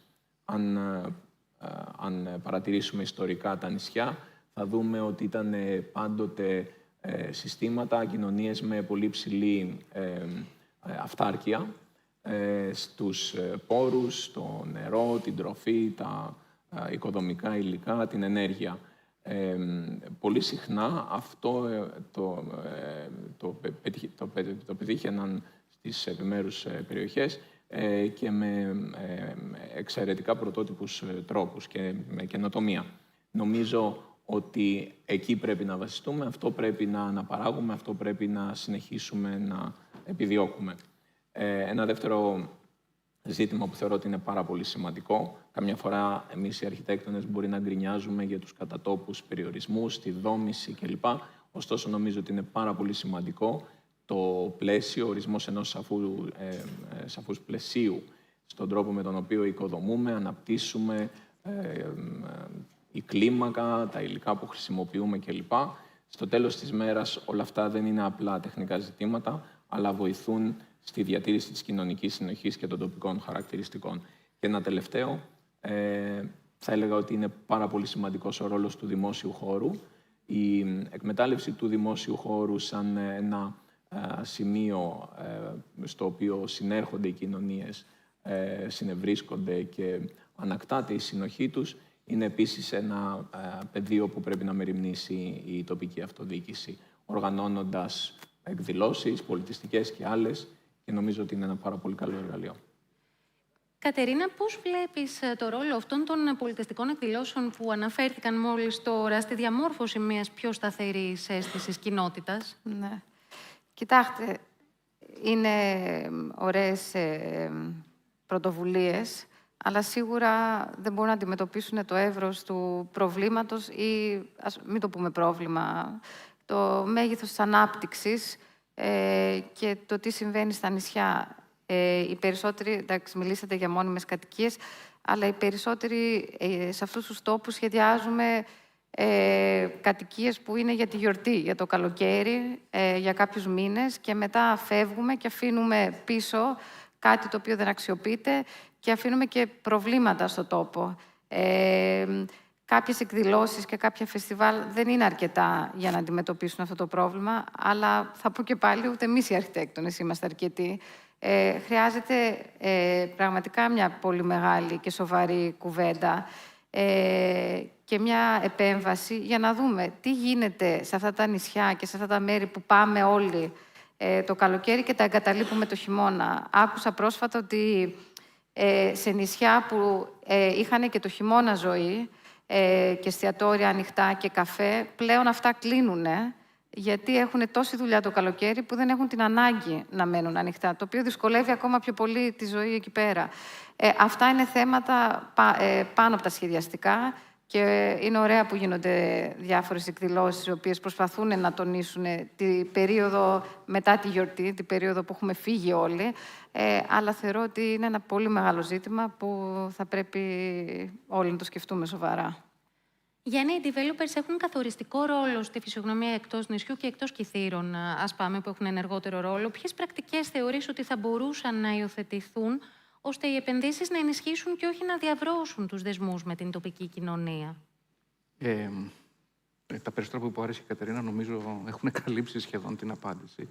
Εγώ να πω το εξής, ότι τα μεγάλα developments όταν προσπαθούν να μιμηθούν ένα συγκεκριμένο τρόπο ζωής, αποτυχάνουν. Δηλαδή είναι η κλίμακα τέτοια, σε ένα μεγάλο development δεν βγάζει νόημα να μιλάς για τη μικροκλίμακα της ελληνικής ζωής στην Ήπεθρο κλπ. Είναι συζητήσεις πάντως όπως και να έχει που έχουν ξεκινήσει και προβληματισμοί που έχουν ξεκινήσει τα τελευταία χρόνια, γιατί βλέπουμε νησιά τα οποία απομακρύνονται από την εικόνα που είχαμε παλιότερα για το τι σημαίνει ελληνική κατοίκηση και διαβίωση στο τοπίο. Έχει ξεκινήσει συζήτηση. Η συζήτηση μπορεί να είναι βαρετή, γιατί μπορεί να πρέπει να μιλήσουμε για τα δίκτυα της ΔΕΗ, για τα δίκτυα του νερού, για την αποχέτευση. Είναι πράγματα τα οποία δεν είναι πάρα πολύ σεξι. Σίγουρα δεν αφορούν μόνο τους αρχιτέκτονες, 100%. Αφορούν μια πολύ μεγαλύτερη και ευρύτερη συζήτηση, αλλά έχει έρθει μάλλον η ώρα η οποία πρέπει να ξεκινήσει. Προσοχή και αγάπη θέλει. Δηλαδή, προσοχή να μην πειράξουμε κάτι το οποίο το πειράζουμε ανεπανόρθωτα. Θέλει πάρα πολύ προσοχή όταν μιλάμε για development. Και θέλει προφανώς αγάπη και να θυμηθούμε τελικά τι είναι αυτό το οποίο από τις αναμνήσεις μας, από το παρελθόν μας, σαν Έλληνες, σαν αρχιτέκτονες, σαν... είναι αυτό το οποίο φέρνουμε στην κουβέντα σήμερα, όταν προσθέτουμε κάτι αρκετά μεγαλύτερο σε ένα μικρό τόπο. Ότι σε τόπους όπου η διεθνής αγορά έχει ισχυρή παρουσία, η συμμετοχή των κατοίκων είναι συχνά ο πιο δύσκολος κρίκος. Πώς μπορούν οι τοπικές κοινωνίες να μείνουν ενεργές και να έχουν φωνή στη μετάβαση που ζούμε σήμερα? Εγώ ίσως είμαι πιο συναισθηματική βασικά. Νομίζω ότι η απάντηση είναι η συνεργασία και η συμμετοχή των ντόπιων συνεργείων, ακόμα και σε μικρές πράξεις. Δηλαδή το να εμπιστεύεσαι ντόπια συνεργεία ή να εμπιστεύεσαι ντόπιες πρακτικές ή παλιές τεχνικές. Ακόμα και αν είναι ένα μεγάλο development, κάνει το κάτι διαφορετικό. Γιατί όταν ο επενδυτής και ο σχεδιαστής σχεδιάζει κάτι για έναν για τόπους σαν τα νησιά που έχουν τόσο μεγάλη ταυτότητα, το βλέπουν απ' έξω και όσο και όμορφο και να είναι αυτό το έργο, στην ουσία δεν ανήκει ποτέ εκεί και το νιώθεις όταν είσαι μέσα αυτό. Αλεξάνδρα, κλείνοντας, ποιο ένα βήμα μικρό ή μεγάλο θεωρείς ότι θα μπορούσε να φέρει πιο κοντά την αρχιτεκτονική, την κοινωνία και τον πολιτισμό, ώστε τα νησιά να έχουν όχι μόνο τουριστικό προϊόν, αλλά και σταθερό μέλλον? Χρειάζεται κεντρικές θεσμικές πρωτοβουλίες για να συμβούν τέτοια πράγματα. Προς το παρόν αυτό που βλέπουμε είναι κυρίως ιδιωτικές επενδύσεις, μικρές ή μεγάλες, σε ένα προϊόν που ακόμα πουλάει, την εξοχή κατοικία και το ξενοδοχείο. Το οικονομικό μοντέλο που έχουμε φτιάξει για τα νησιά βασίζεται μόνο στον τουρισμό, ο οποίος είναι ανταγωνιστικός προς δραστηριότητες έντασης γνώσης, ακόμα και στον αγροτικό τομέα. Ας πούμε, πατατοπαραγωγή στην Άξο είναι σε πάρα πολύ μεγάλο κίνδυνο λόγω της έντονης λειψιδρίας που υπάρχει λόγω του υπερτουρισμού. Έτσι, η επαρχία αποστερείται διαρκώς στα πιο δυναμικά της στοιχεία που κατευθύνονται προς τα μεγάλα αστικά κέντρα. Όποιος μένει πλέον στα νησιά, είτε έχει μια επιχείρηση που σχετίζεται με τον τουρισμό, είτε δουλεύει σε μια τέτοια επιχείρηση, δημιουργώντας έτσι έντονες κοινωνικές ανισότητες. Οι αξίες της γης είναι δυσπρόσιτες, αυτό συμπαρασύρει και τα ενοίκια, με αποτέλεσμα οι ντόπιοι πληθυσμοί να μην έχουν πρόσβαση σε βασικές υπηρεσίες, όπως είναι σοβαρή ιατρική περίθαλψη, πρωτοβάθμια και δευτεροβάθμια εκπαίδευση, γιατί όταν ο αγροτικός γιατρός και ο αναπληρωτής καθηγητής δεν μπορεί να έρθει να νοικιάσει σπίτι με το μισθό του, η κοινωνία χάνει πολύ κρίσιμους πυλώνες. Δεν θα έπρεπε σε ένα νησί όπως η Τίνος, που υπάρχουν εύρωστοι επιχειρηματίες, υπάρχει και το Ίδρυμα της Ευαγγελιστρίας και ένας δήμος που έχει στην κατοχή του εγκατελειμμένα παλιά κτίρια σε χωριά, όπως παλιά σχολεία, να ενώσουν τις δυνάμεις τους και να δημιουργήσουν δομές στέγασης αξιοπρεπής για τέτοιες ειδικότητες, ας πούμε. Η αρχιτεκτονική είναι μόνο ένα εργαλείο που μπορεί να φτιάξει από ξενοδοχεία, σχολεία μέχρι και φυλακές. Το πρόσημο το δίνουν οι άνθρωποι που έχουν βούληση και όραμα. Και πέρα από το θεσμικό πλαίσιο, χρειάζεται και μια ατομική γενεοδορία, ώστε κάποιες επιχειρήσεις που βγάζουν ένα σοβαρό κέρδος σε κάθε σεζόν να μπορέσουν να ανταποδώσουν κάτι από αυτό στην κοινωνία, γιατί αν δεν λειτουργεί το κράτος, ας λειτουργεί τουλάχιστον η ιδιωτική πρωτοβουλία, γιατί δεν γίνεται να μην λειτουργούν και τα δύο. Σας ευχαριστώ πολύ.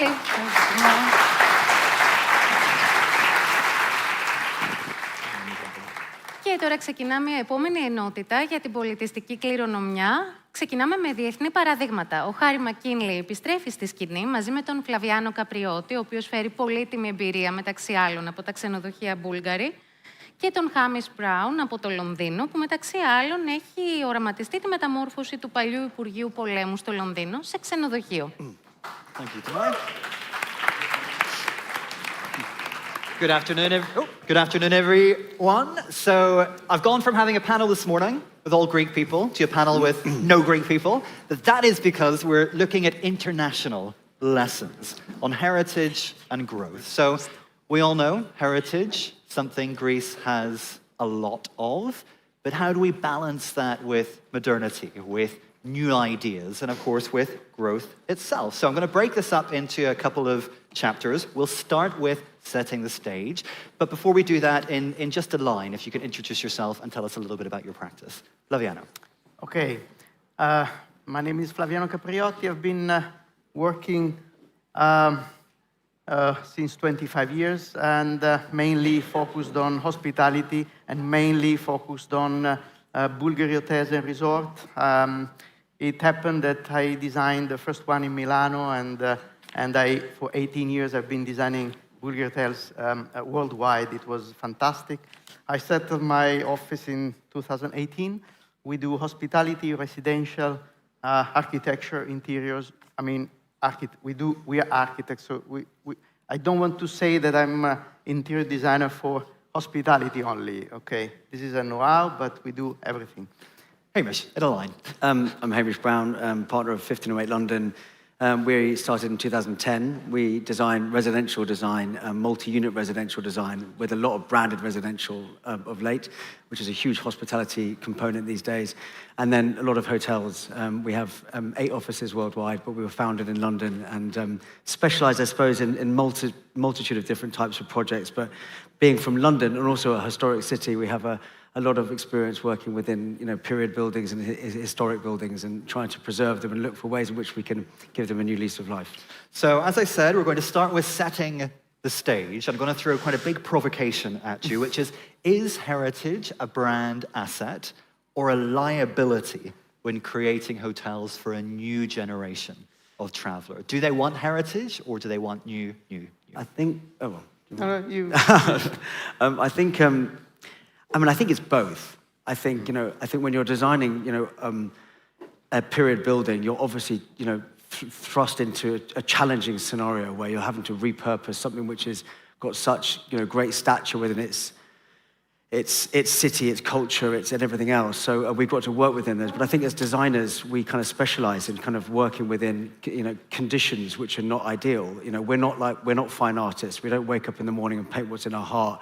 We have briefs and we have people we have to adhere to. So I think, challenge and tension within design always provides great solutions. That said, I think brands, nowadays really trying to immerse themselves in culture and in, location. And I think it's a massive asset that a brand can interweave itself into a really kind of the tapestry of a city or a location, which allows the brand to be very much authentically, located and part of that experience. And I think, just last point, that I think we all, as people, kind of search for stories. And I think as people, going back to the dawn of time, have kind of regaled stories, from our travels or from things that we've experienced. And I think when a building is regaling a story to you, it only just helps the narrative of when you go back home after a trip to be able to tell your children or your friends or the experience or the experience that you've had within that environment. Do you agree with that, Flaviano? Is heritage an asset or a liability when you're trying to put something out there that feels new? I totally agree. I mean, it's both. And, a city is alive. Buildings are alive. There are many buildings that were built for a function, and now they operate for a different function. So every time we do this job, it's like if we add a brick, in the heritage of the building. So many of my the project I did were in buildings that used to be something different. Bulgari Hotel in Milano used to be a church with a noun residential, building. Now it is an hotel. The church now today is a restaurant. So you need to do it with a careful approach. You need to respect what it was, but life changes. We change our dresses, so you must do that. Do the buildings tell their own story then, or do you have to write the script? Are you trying to tease something out of these old buildings? The buildings, they have their own story. But when you do a project, you add something to the story and you create a heritage. Buildings are not museums. No, this is something different. You have a historical building protected by, listed buildings, which you can do anything. That museum. But buildings, they are alive, and you need to work with that. And every day we create the story. As Emish was saying, when you make a design, when you design a project, you have to tell a story. So you need to put something new in the building, and that building will have, a growing DNA. So comes with the DNA. You add something, and then you will have something new to tell to the next generation or to the future. How do you balance telling that story then with slipping into cliche? How do you avoid the stereotypes or pastiche? If this heritage building is telling its own story, how do you avoid that becoming hackneyed? I think we started back to the original point that you just made. I think the building has, typically a heritage building has a long story, So you have to decide as a designer as to which part of the story you want to tell and pick out and become relevant. And the building itself was built for a purpose, but there are things that happen and exist within this, the course of time, which allow the building to take on a new narrative and a new purpose and a new notion that we then, think of it as. I think cliche is hard. I think it's probably easier with existing buildings to not be cliche. I think because you have to kind of interpret them. And I think, fortunately, most cities have a heritage council which govern how one interprets these. I think the intervention of new things is the bit where that can become challenging, because if you want to put something that's very very juxtaposed to the history, sometimes that can be beautiful because it kind of almost highlights the history even more. Like a modern bar set within a beautifully historic room. These things can be really kind of beautifully help really tell the story of the history of the building. I think it's about authenticity, and I think really to not be cliche, you have to, as designers, really immerse yourself and understand why someone did something, why it was there, what the reasons are.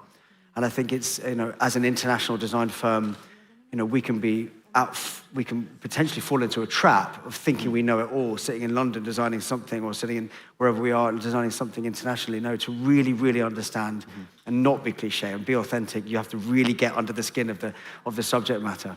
Where do you think that tipping line is when you want to tell a story that feels authentic but doesn't just feel like pastiche? It used to be a church and now it's a bar, but we're going to put stained glass windows everywhere and a chandelier and a painting of something religious. We've all seen it. So how do you avoid that? Authenticity is the key word for this. You can have a church, but you need to make a restaurant. Now, fortunately, it never happened for me to have a real church. But it exists in the world, cases of real churches that you have, paintings on the walls, and one day maybe it will happen. But the church I was mentioning was completely empty, so it was a volume, but the volume of a church, not antique. It was a church from the 50s, so it was a modern volume. The point is authenticity. You said you need to go under the skin of the subject and create something that has a reason, which is has a reason, it has to be made on purpose, and you need to do research. You need to really investigate and do research. And until everything is, as the pieces of a puzzle, until everything is set on the right place, you need to. So sometimes you need time. Actually, our job is a time-consuming job. It's not something that you do, instantly. You need to think. You need to, and this is the way, basically, to achieve that. So next chapter, that tension between the past and present. I wanted to ask what's harder, convincing heritage authorities, you touched upon this, Hamish, or convincing a brand to take risks? I'm not an architect, but from an interiors perspective, definitely the authorities. I think the brands, I hope the brands, certainly the brands we've worked with, are risk takers. They want to push the boundaries and create new experiences and new notions, and I think brands are moving quicker than ever, really, and they should be at the forefront of what experiences are, and I hope they are, and I think they are. So I think heritage and has definitely creates more tension in my mind. I think our job is to weave around that to create solutions for them. But their job is not to create the solution. Our job is to create the solution. Their job is to say, no, preserve that, look after that, protect that. This is important to us. This is not important to us. And then our job is to then find ways in which we can utilize our skills to be able to find solutions to get around those and enhance those and protect those. Usually, many times it happened that I had to relate myself with authorities, heritage authorities, because I was working on listed building. And listed surroundings, but actually it was very smooth. Every time, if you present a quality project, if you can guarantee and if you can tell that the project has a strong value, strong quality, and adds something good to the building and to the environment, they are happy. you know, they try to avoid, you know, that the city is ruined by, you know, a building addition or something like that. But generally, they were always happy. I was lucky, but, you know, I was always presenting. I'm thinking about London. When we did Bulgaria in London, we demolished a Victorian building because it was unsafe, the structure was unsafe, and it couldn't be restored. We went to present to London Authority the project, and we were showing the real materials, you know, real bronze, real stone.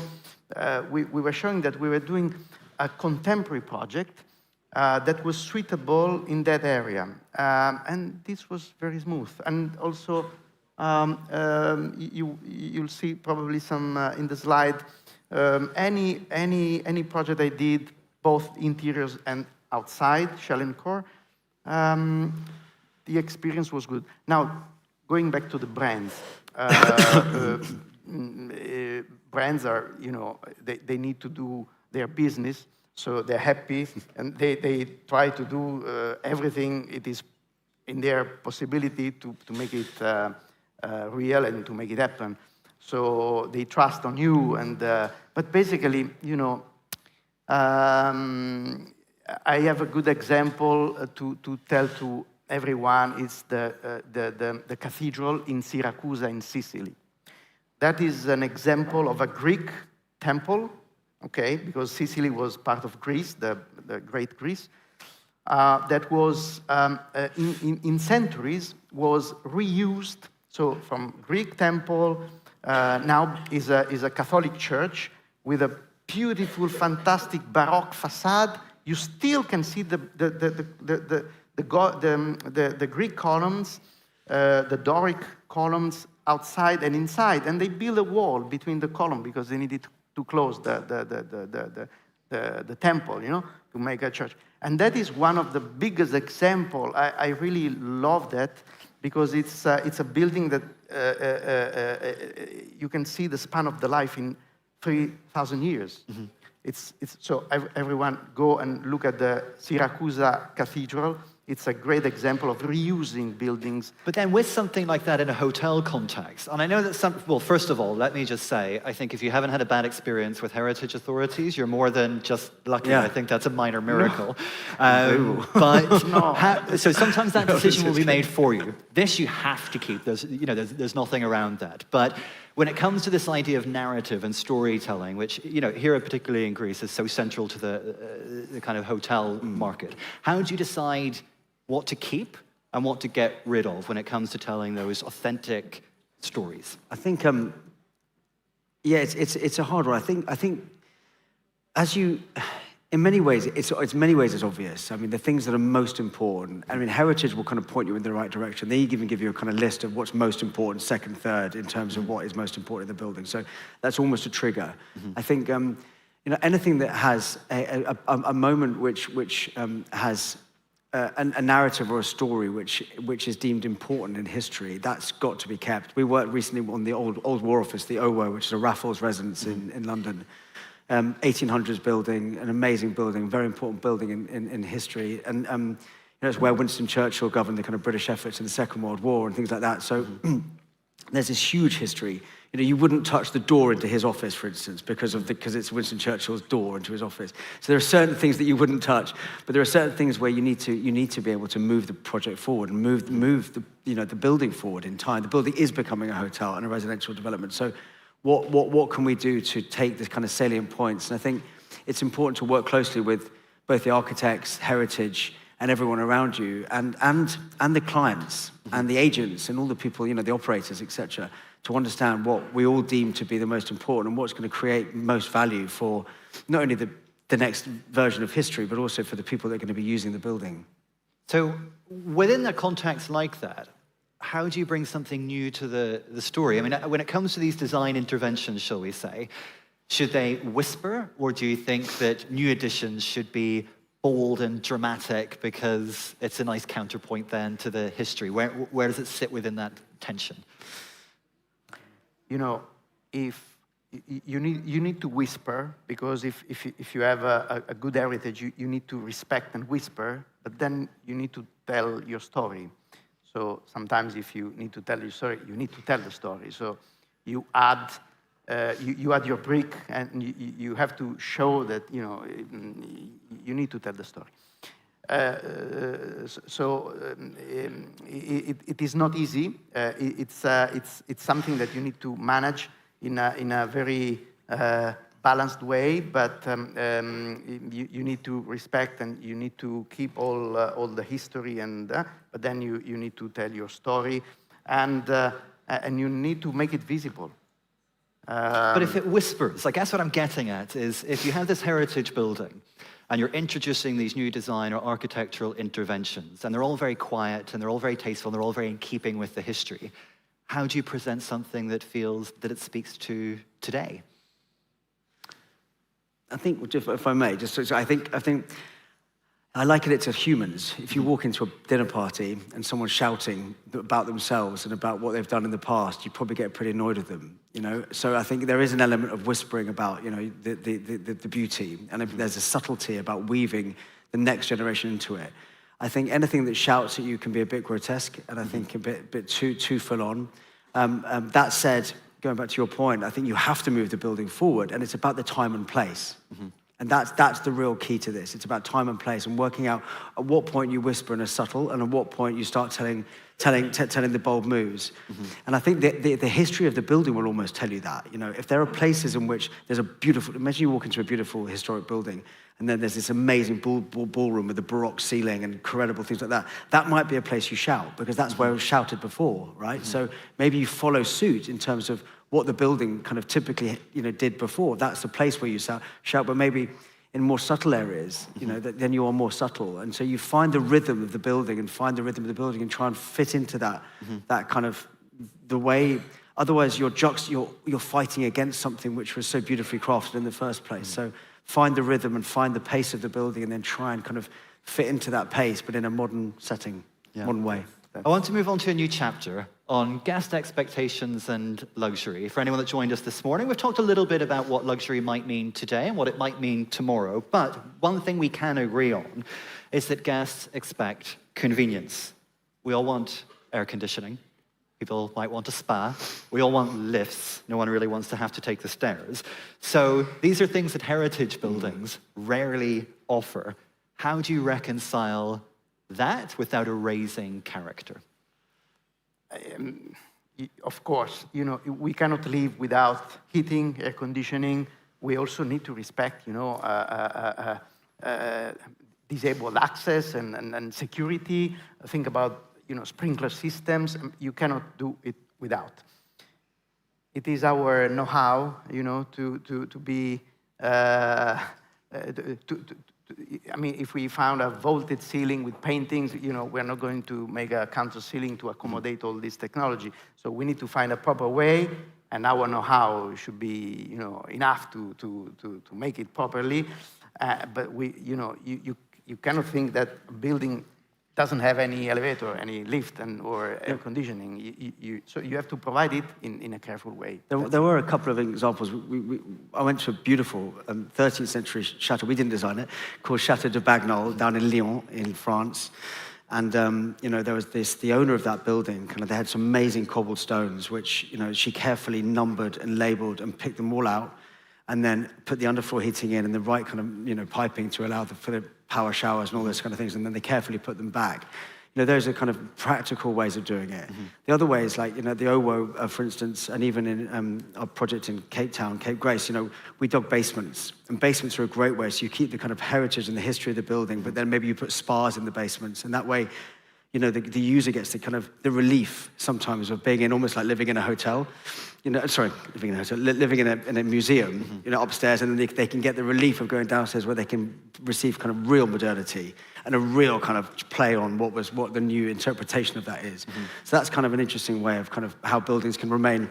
Is there maybe a new type of luxury that actually says you're going to have to sacrifice on some of those mod cons, but you're getting this heritage experience? So maybe you might have to lug your suitcase up a couple of flights of stairs, but that's part of experiencing this incredible heritage building. Is there room for that? You know, it's very difficult. You need to. I think that the key words again is authenticity in what you do.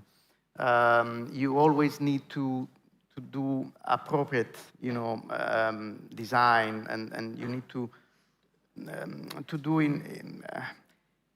I mean, we are architects, designers, so we are part of. We are humanists. Yeah. Is that correct? Okay. We're humanists. So we need to concentrate about our essence, and everything will be resolved. I don't want to say easily because it's very difficult. But I don't know your experience about that, but usually this is the starting point. So you need to think about space and comfort and. But Hamish, would the guests want that? Yeah, I guess think is what I'm would. getting at. In terms of an experience, do you think that there are people out there who would be happy to say, well, do you know what, I will sacrifice on air conditioning to be in this incredible do you know what, I think yes. I environment? think things changing. 15 years ago, no. I think, you know, the world of luxury is really moving into this much more kind of visceral, experiential. People want to be in it. You know, we're seeing hotels now and resorts which have got farms attached to them, and you can pick your own fruit and vegetable and then go and cook for yourself, all for the price of £2,000 a night. You know, Yeah. so the world is changing, and I think people will sacrifice that. However, to a point, and that's where hospitality and the brands come in and operations come in. There are times when yes, you might have to. You can't physically get a building up.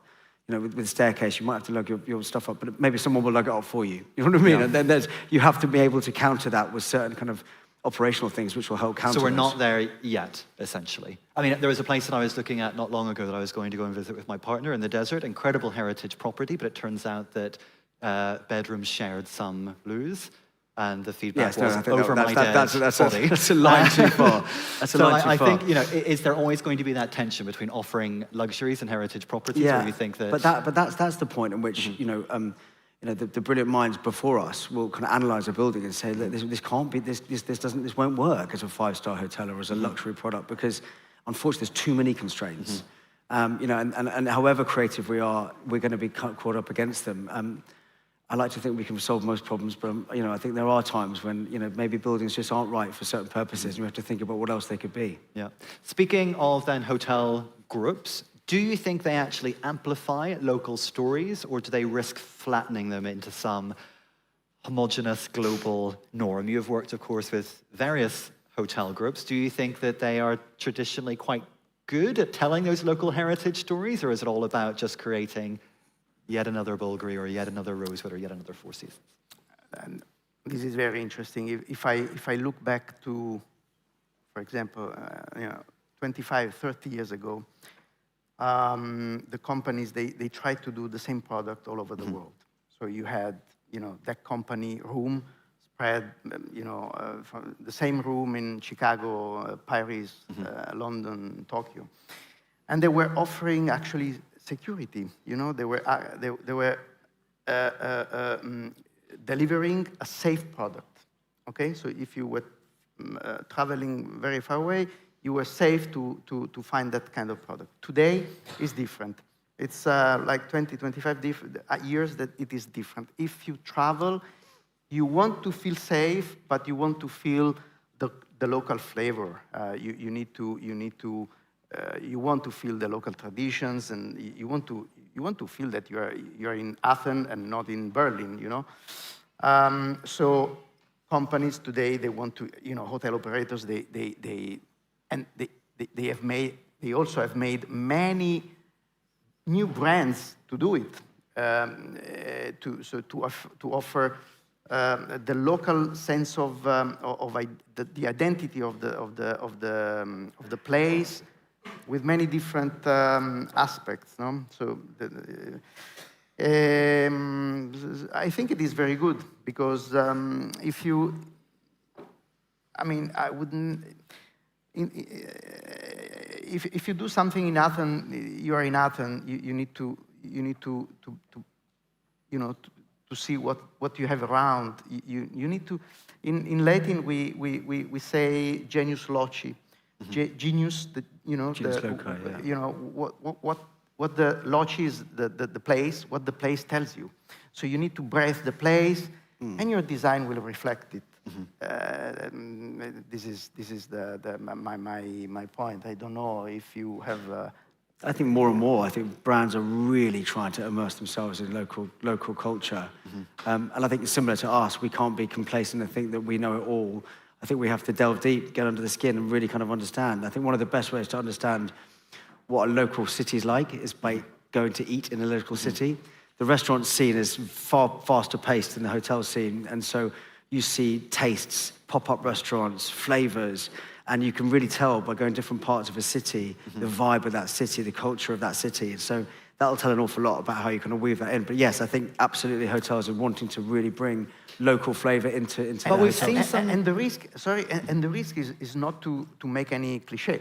Because if you do cliché, then it's you ruined everything. So, But I think it's not necessarily true to say that every hotel group is now coming in and they have this very altruistic desire to tell local stories. We've seen some controversies recently. If you look at Portugal, for example, there's a controversy recently in Porto, which is dealing with its own over-tourism issues, and there's a hotel group that is essentially squeezing out some of the small local retailers. There was a little historic Gingines shop that they want to turn into part of their spa and all of that. So sometimes these things are at odds with each other.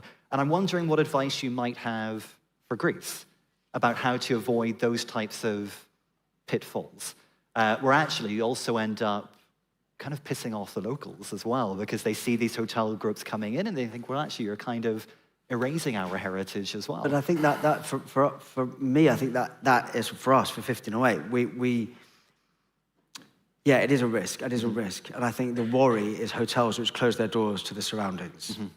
I think concierge has a huge part to play in this, and about curating an experience which should bring you out of the hotel and into the local community, and bring the local community into the hotel, both from a workforce perspective, also from produce, and things that are physically adding to the value of the local surroundings, and things like that will not only be authentic and be real, but it will help sew it all together. Do you think that hotels will ever put culture above profit?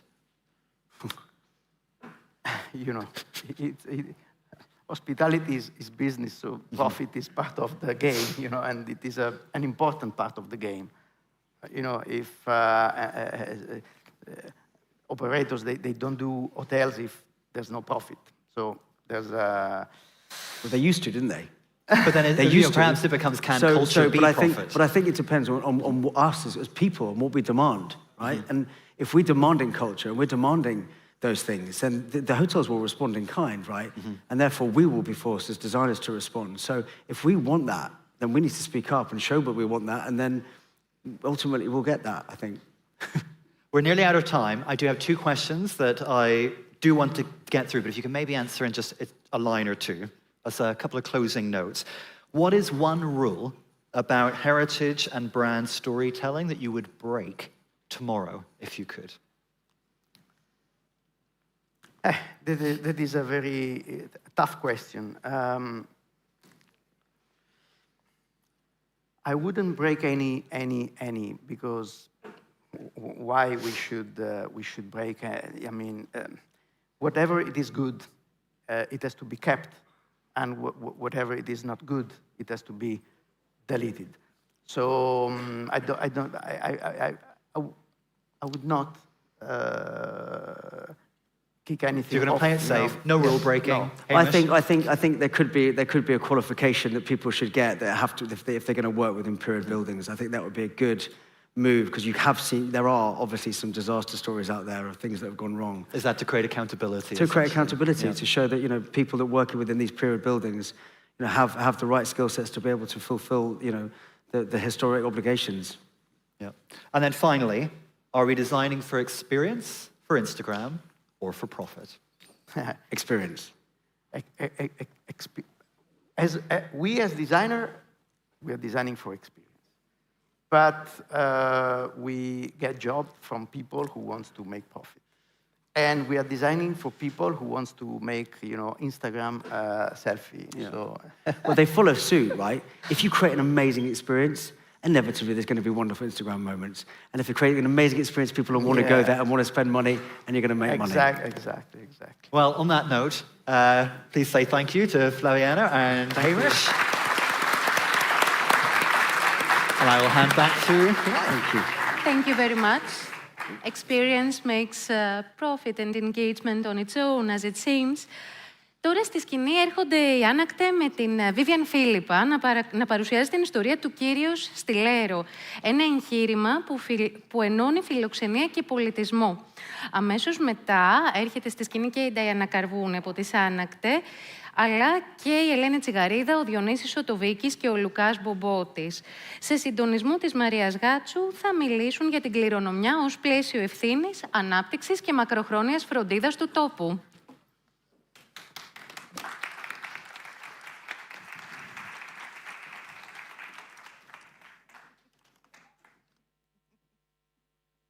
Πώς πάει μπροστά? Εδώ, επάνω. Καλησπέρα σε όλους.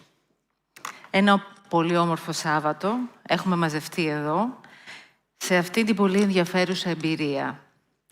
Ευχαριστούμε πολύ τον Βασίλη Μπαρτζόκα, όλη τη δημιουργική ομάδα και την Τεχνόπολη. Σας ευχαριστούμε για τη φιλοξενία. Ας σκεφτούμε για λίγο τη λέξη φιλοξενία, καθώς οι λέξεις από μόνες τους φτιάχνουν κόσμους.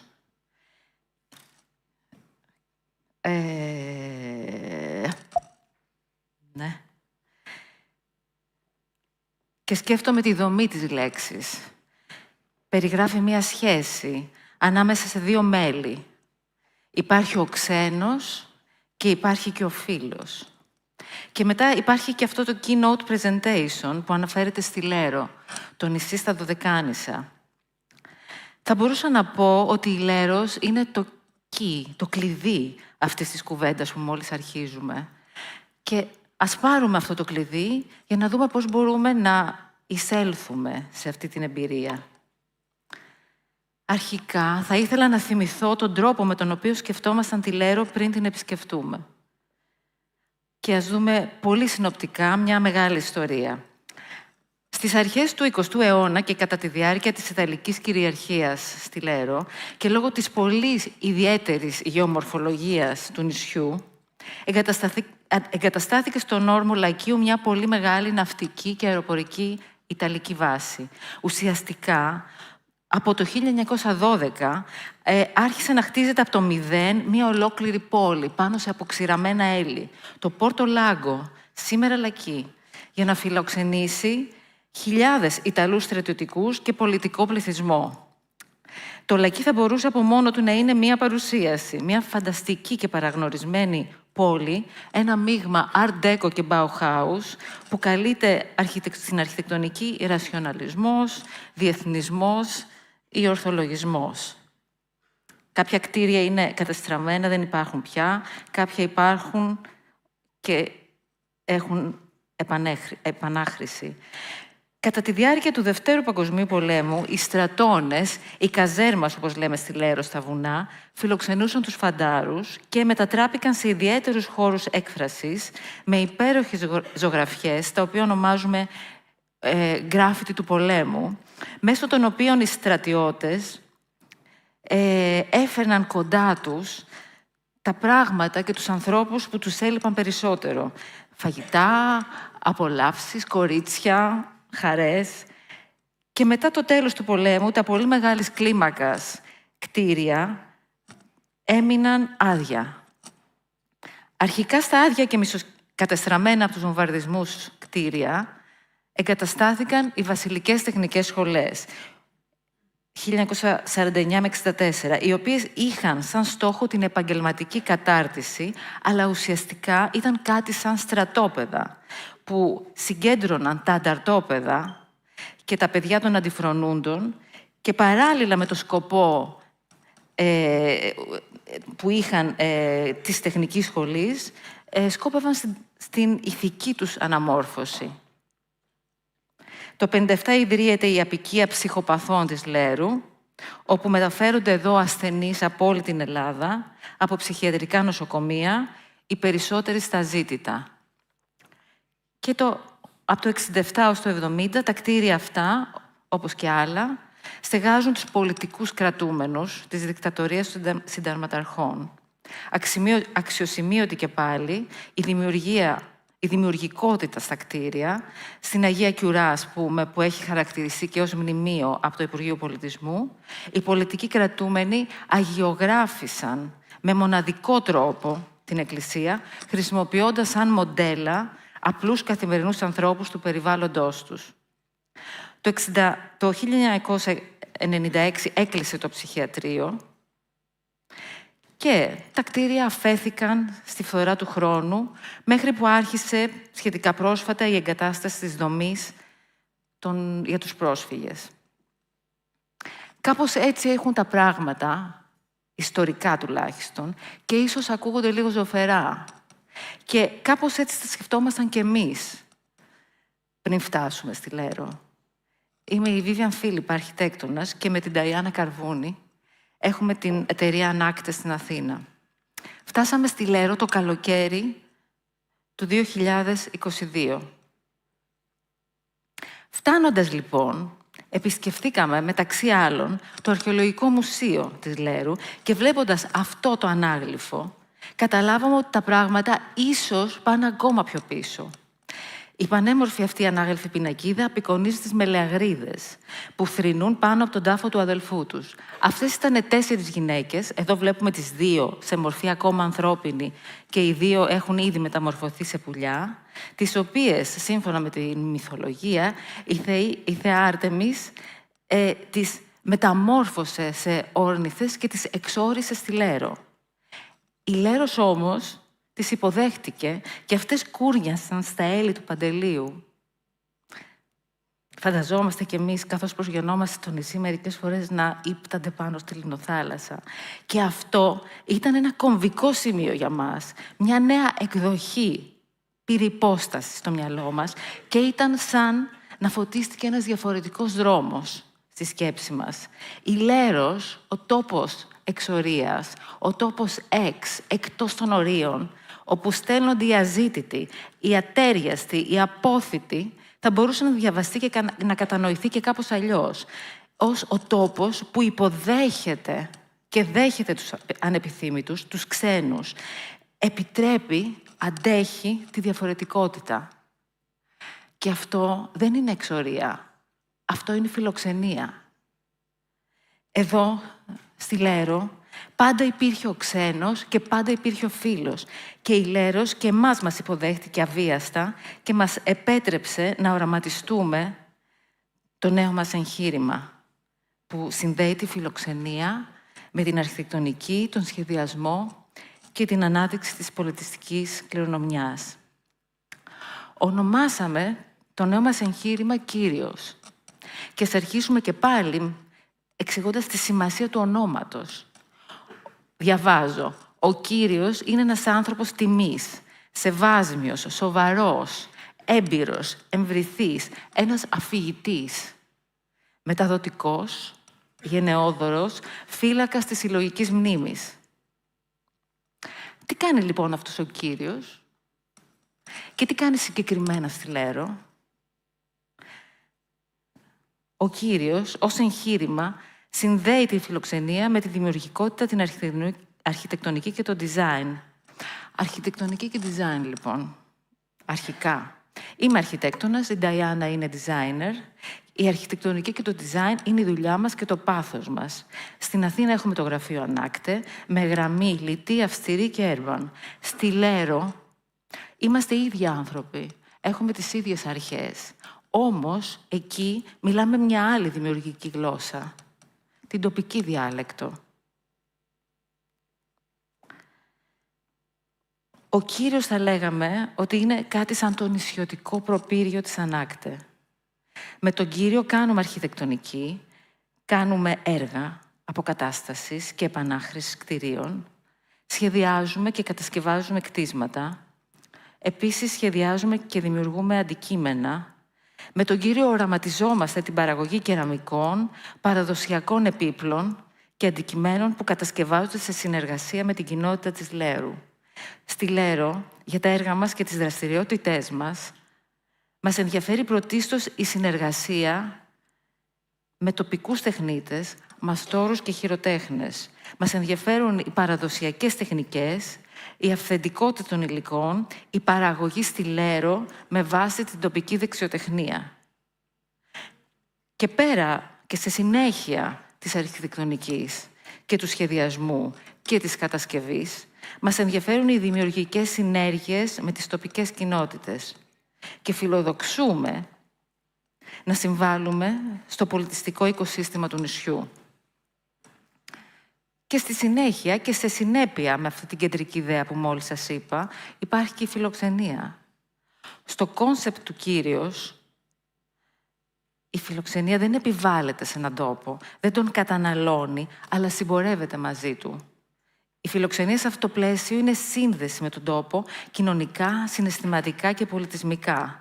Μιλάμε για ένα μοντέλο βιωσιμότητας, μια εμπειρία φιλοξενίας, ένα hotel experience, που εστιάζει στην ουσία, τον τόπο και την πρόθεση. Δηλαδή, στη συντήρηση της τοπικής ταυτότητας, στην αναβίωση της παράδοσης με σύγχρονη ματιά, στη συμμετοχή με όφελος για την κοινότητα, στην τοπική ενίσχυση, τη στήριξη των τοπικών παραγωγών και στη χρήση τοπικών υλικών. Και στο επίκεντρο της στρατηγικής μας βρίσκονται η διαφοροποίηση, η ανάδειξη της ταυτότητας, η συναισθηματική εμπλοκή όλων των εμπλεκομένων και η δημιουργία περιεχομένου με διάρκεια και αντίκτυπο. Μιλάμε δηλαδή για ένα hotel experience που δεν ξεκινάει και δεν καταλήγει στη μορφή, αλλά μετατοπίζεται από την επιφανειακή στη συναισθηματική πολυτέλεια. Δεν ήθελα να πω τη λέξη πολυτέλεια, αλλά τη λέω τώρα προς το τέλος, γιατί θέλω να εμείνω και να τονίσω ακόμα και σε μένα τη διαφορά που έχει η επιφανειακή πολυτέλεια από αυτό το συναίσθημα, το πολυτελές και το ανεκτήμητο που σε γεμίζει και σε κάνει να αισθάνεσαι άνθρωπος. Παρόν και πλήρης. Και ολοκληρώνοντας, θα θέλαμε να πούμε μερικά πράγματα για τον τόπο όπου εκτείνεται το εγχείρημά μας και για τα συστατικά του.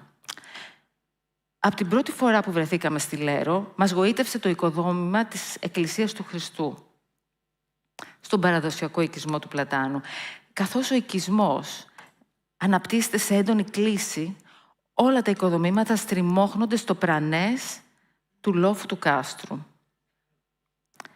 Η Εκκλησία του Χριστού έχει ένα χαρακτηριστικό ορθογωνικό σχήμα με πολύ ιδιαίτερα ρομβοειδή παράθυρα. Τα τρία σπίτια λοιπόν που αποτελούν το πυρήνα του Κύριου βρίσκονται όλα στη γειτονιά του Χριστού. Είναι παραδοσιακά σπίτια, το ένα δίπλα στ' άλλο, συγκοινωνούν μεταξύ τους με σκαλωτούς δημοτικούς πεζόδρομους και περιβόλια και αποτελούν ένα δίκτυο που τα στηρίζει και τα ενδυναμώνει. Πρώτα είναι ο Κύριος, το σπίτι που αποκτήσαμε ακριβώς κάτω από το Χριστό. Ο τρούλος του είναι σαν συνέχεια της όψης. Το σπίτι στέγασε την κεντρική ιδέα του Κυρίου ως σύμβολο ευγένειας και παράδοσης. Είναι μια διόροφη κατοικία χτισμένη στη γύρω στο 1910 με μεγάλη γενναιόδορη ανοιχτή αυλή, εξωστρεφής και λαμπερή. Δίπλα ακριβώς βρίσκεται ο νεαρός. Είναι ένα μικρότερο σπίτι με πιο ανάλαφρη προσέγγιση που θα αναστηλωθεί σύντομα και ακόμα πιο δίπλα ο Μέντορ, το πιο παλιό σπίτι, χτισμένο τον 18ο αιώνα σαν πυργόσπιτο με εντυπωσιακά αρχιτεκτονικά στοιχεία στο εσωτερικό και το εξωτερικό και έναν μεγάλο κήπο ενός στρέμματος που οραματιζόμαστε ως χώρο εκδηλώσεων, συναντήσεων και δράσεων με την κοινότητα. Όπως φαντάζομαι, ίσως θα έχετε προσέξει, ο νεαρός, ο Κύριος και ο Μέντορας, τα ονόματα δηλαδή των σπιτιών, σχετίζονται με τις φάσεις της ζωής ενός ανθρώπου. Και αυτό έγινε από εμάς, σαν φόρος τιμής στη ροή του χρόνου και στη συνείδηση της σημασίας της ζωής. Ευχαριστούμε πολύ και καλώς ήρθατε. Συμφωνώ. Συμφωνώ.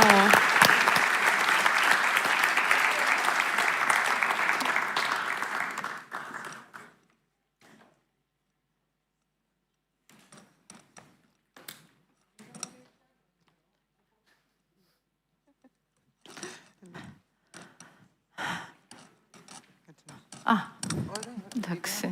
Ναι. Νομίζω πρέπει να απλωθούμε.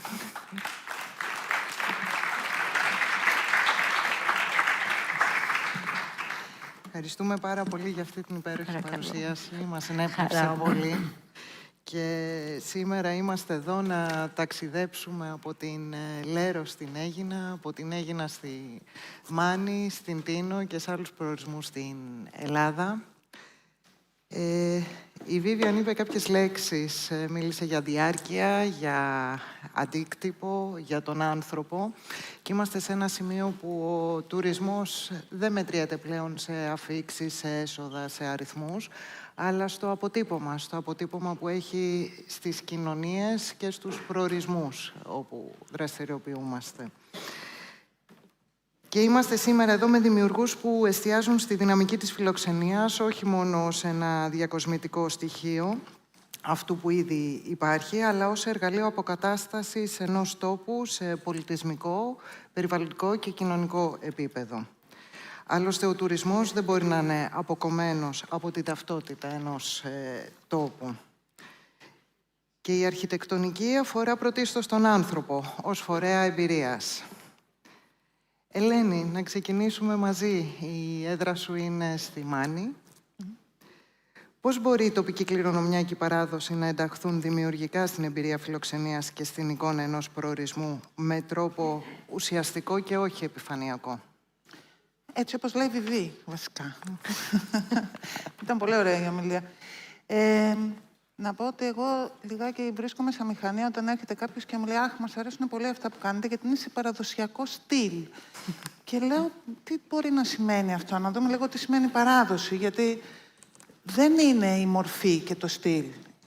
Η παράδοση για μένα τουλάχιστον είναι ένας τρόπος ζωής. Δηλαδή πηγαίνοντας εμείς στη Μάνη, γιατί εκεί μένουμε και εκεί δουλεύουμε, αυτό που μάθαμε σιγά σιγά είναι ότι οι άνθρωποι που ζούσαν εκεί και που φτιάξαν όλους αυτούς τους οικισμούς ξέρανε να κάνουν πολύ καλή διαχείριση και οικονομία των πόρων, ξέρανε με ποιον τρόπο μπορούσαν μέσα σε ένα τόσο άγωνο τοπίο να επιβιώσουν και μπορούσαν να το κάνουν αυτό με σύμπραξη, με συμβίωση με το περιβάλλον. Αυτό μας μαθαίνει ουσιαστικά αυτό το μέρος, η χώρα στην οποία ζούμε. Η κλίμακα είναι πάρα πολύ σημαντική, δηλαδή το μέγεθος σε όλα αυτά τα πράγματα. Οι άνθρωποι εκεί είχαν αυτάρκεια επειδή ήταν τόσοι όσοι ήταν και επειδή κάνανε τα πράγματα με τον τρόπο που τα κάνανε. Υπήρχε μία διαδικασία όπου η αρχιτεκτονική είναι ένα εργαλείο επιβίωσης, όχι προβολής. Και αυτό ίσως να το κρατήσουμε λιγάκι, ας πούμε.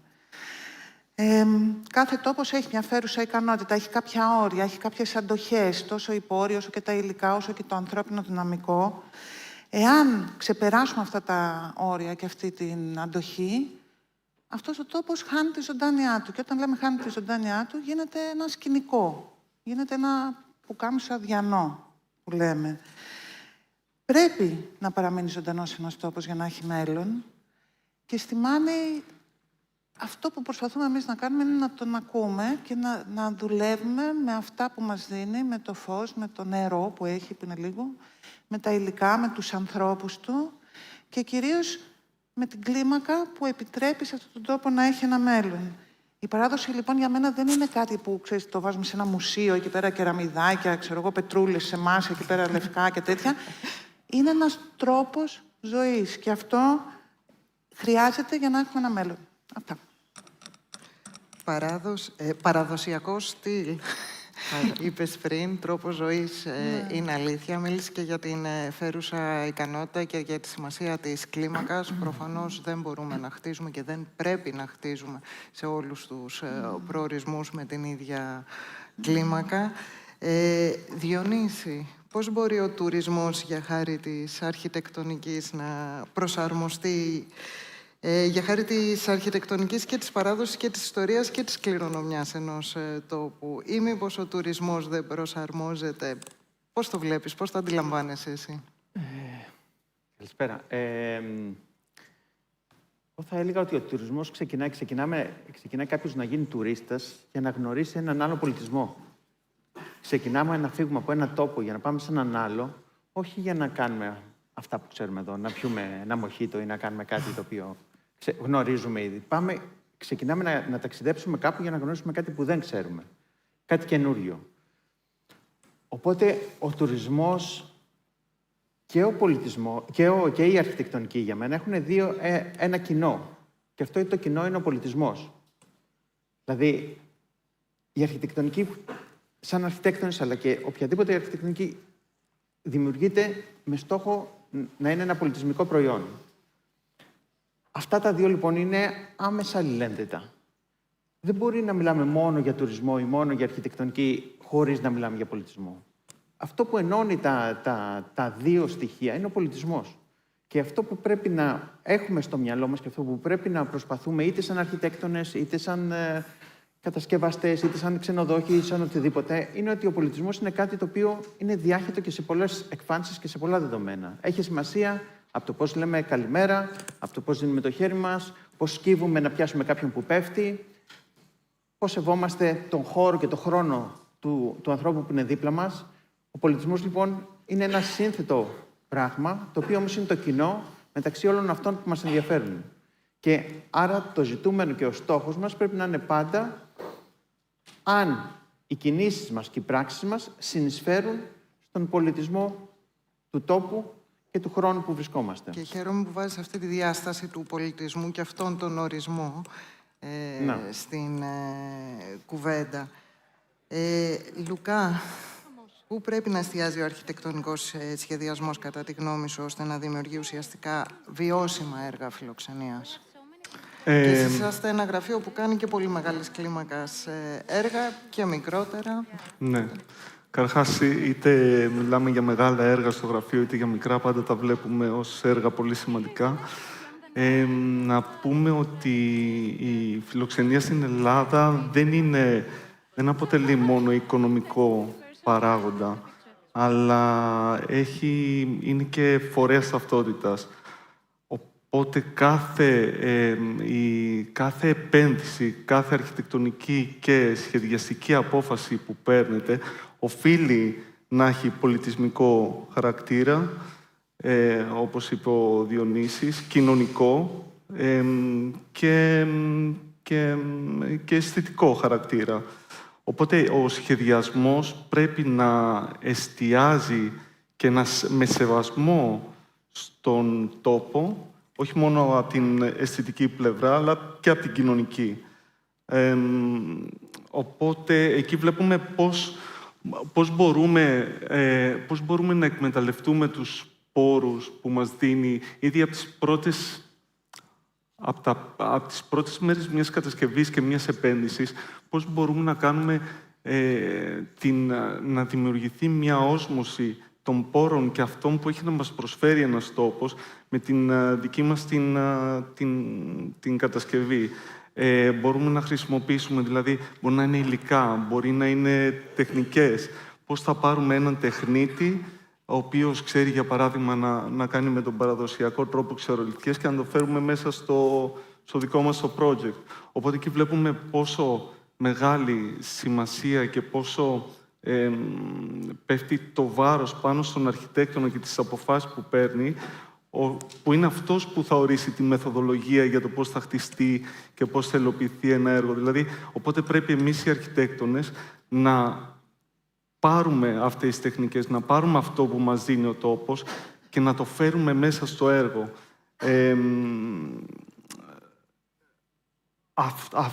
Αυτό είναι κάτι το οποίο πρέπει να έχει μεγάλο βάρος στον αρχιτέκτονα. Λοιπόν, όπως επίσης πέφτει και ένα μεγάλο μερίδιο ευθύνης και στον επενδυτή, ο οποίος είναι αυτός που θα πάει τελικά να επιλέξει την ομάδα μελέτης και ποιοι θα είναι αυτοί που θα υλοποιήσουν το έργο. Οπότε βλέπουμε ότι υπάρχει ο αρχιτεκτονικός σχεδιασμός δημιουργεί έναν πολιτισμικό, ένα συνδετικό κρίκο να πούμε, ανάμεσα σε μία επένδυση η οποία είναι ιδιωτική, έχει οικονομικό χαρακτήρα, τέλος πάντων, ιδιωτικό οικονομικό χαρακτήρα, μαζί με το δημόσιο καλό. Πώς μπορεί να γίνει αυτή η όσμωση. Είναι δύο πράγματα πολύ σημαντικά. Και στο τέλος της ημέρας, ο τουρισμός ως οικονομική δραστηριότητα να είναι και αποδεκτός από την τοπική κοινωνία. Γιατί αν δεν έχεις ευχαριστημένο κάτοικο, δεν θα έχεις ποτέ και ευχαριστημένο επισκέπτη τουρίστα. Και εδώ πέρα είναι πολύ μεγάλη σημασία της συνέργειας και της συνεργασίας και Vivian το ακουμπήσατε αυτό και στην παρουσίαση νωρίτερα. Εσείς ουσιαστικά πώς καλλιεργείτε την έννοια της συνεργασίας με την τοπική κοινωνία? Προφανώς μπορεί να χτιστεί ένα κοινό όραμα, αλλά πώς προκύπτει αυτός ο αμοιβαίος σεβασμός και η σύμπλευση? Επειδή μου αρέσει να αναλύω τις λέξεις, και πάλι θα σας πω ότι αν ξεκινήσουμε από την λέξη συνέργεια, που σημαίνει ένα έργο που γίνεται μαζί, δηλαδή που χτίζεται μαζί, δηλαδή συνεργατικά, και δεν μπορεί να το επιβάλλεις κάπου. Έτσι, λοιπόν, και αυτό που ρωτάς, θα πρέπει αρχικά να σκεφτούμε ότι και εμείς, όταν πάμε σε έναν τόπο με το όραμά μας, είμαστε πρώτα απ' όλα φιλοξενούμενοι. Όταν φτάνουμε εκεί, είμαστε και εμείς φιλοξενούμενοι. Και πρέπει να κάνουμε και εμείς κάποια βήματα, έτσι, σεβόμενοι την τοπική γνώση και την τοπική εμπειρία, και ασφαλώς μετά να υπάρχουν κάποιες συμμετοχικές διαδικασίες και ένας διάλογος με αυτό το οποίο ήδη βρίσκουμε εκεί. Και θα τολμούσα να πω ότι πρέπει να υπάρχουν και κάποια ανταποδοτικά ωφέλη με το τοπικό, με αυτό το οποίο υπάρχει εκεί. Δηλαδή, και πρακτικά πράγματα ανταποδοτικά, έτσι ώστε να υπάρχει μια εμπειρία ζωντανή που να ενώνει τους ανθρώπους. Αυτό έχω να πω. Και δεν θα είμαι πολύ, δεν θα επεκταθώ πολύ, γιατί ήδη... Ανταποδοτικότητα στο αποτύπωμα που αφήνει η δραστηριότητα. Πρέπει να υπάρχει... να υπάρχουν και ωφέλη ανταποδοτικά μέσα σε αυτό το πλαίσιο. Λουκά, για να εμβαθύνουμε λίγο και την τοποθέτησή σου νωρίτερα, ποιες είναι οι βασικές προϋποθέσεις για μια επιτυχημένη επενδυτική ανάπτυξη στο χώρο της φιλοξενίας σήμερα? Δηλαδή, αν το δούμε και από την αρχιτεκτονική πλευρά, υπάρχουν παραδείγματα και μικρών και μεγάλων στρατηγικών επενδύσεων, ανάλογα τον τόπο, ανάλογα τον προορισμό. Έχουμε δει πολύ καλά μάλλον παραδείγματα μεγάλων επενδύσεων που προστατεύουν το περιβάλλον και δίνουν ζωή στην τοπική κοινωνία. Απασχόληση, φροντίζουν να προστατεύουν τη φυσιογνωμία ενός προορισμού, διασυνδέουν το παραγωγικό μοντέλο. Αλλά ποιες είναι για εσάς εκείνες οι βασικές προϋποθέσεις για μια επιτυχημένη επενδυτική ανάπτυξη? Ναι. Λοιπόν, θεωρώ ότι καταρχάς για να είναι μια ανάπτυξη επιτυχημένη πρέπει να υπάρχει όραμα. Δηλαδή πρέπει ο επενδυτής αλλά και όλοι οι εμπλεκόμενοι, αλλά ξεκινάει από τον επενδυτή, να βλέπουμε πέρα από τα όρια του οικοπαίδου. Δηλαδή ένα έργο δεν περιορίζεται στο οικόπεδο, αλλά και στο τι γίνεται εκτός οικοπαίδου. Δηλαδή ξεκινάει μια μεγάλη επένδυση. Πρέπει κάποιος να σκεφτεί, μπορούν οι υποδομές που υπάρχουν σήμερα να υποστηρίξουν αυτό που πάμε να σχεδιάσουμε? Οι δρόμοι φτάνουν, το πώς διαχειριζόμαστε τα απορρίμματα. Θέλω να πω ότι πρέπει να σκεφτόμαστε ότι κάθε επένδυση δεν μπορεί να επηρεάζει αρνητικά την ζωή αυτών που κατοικούν στον τόπο αυτό.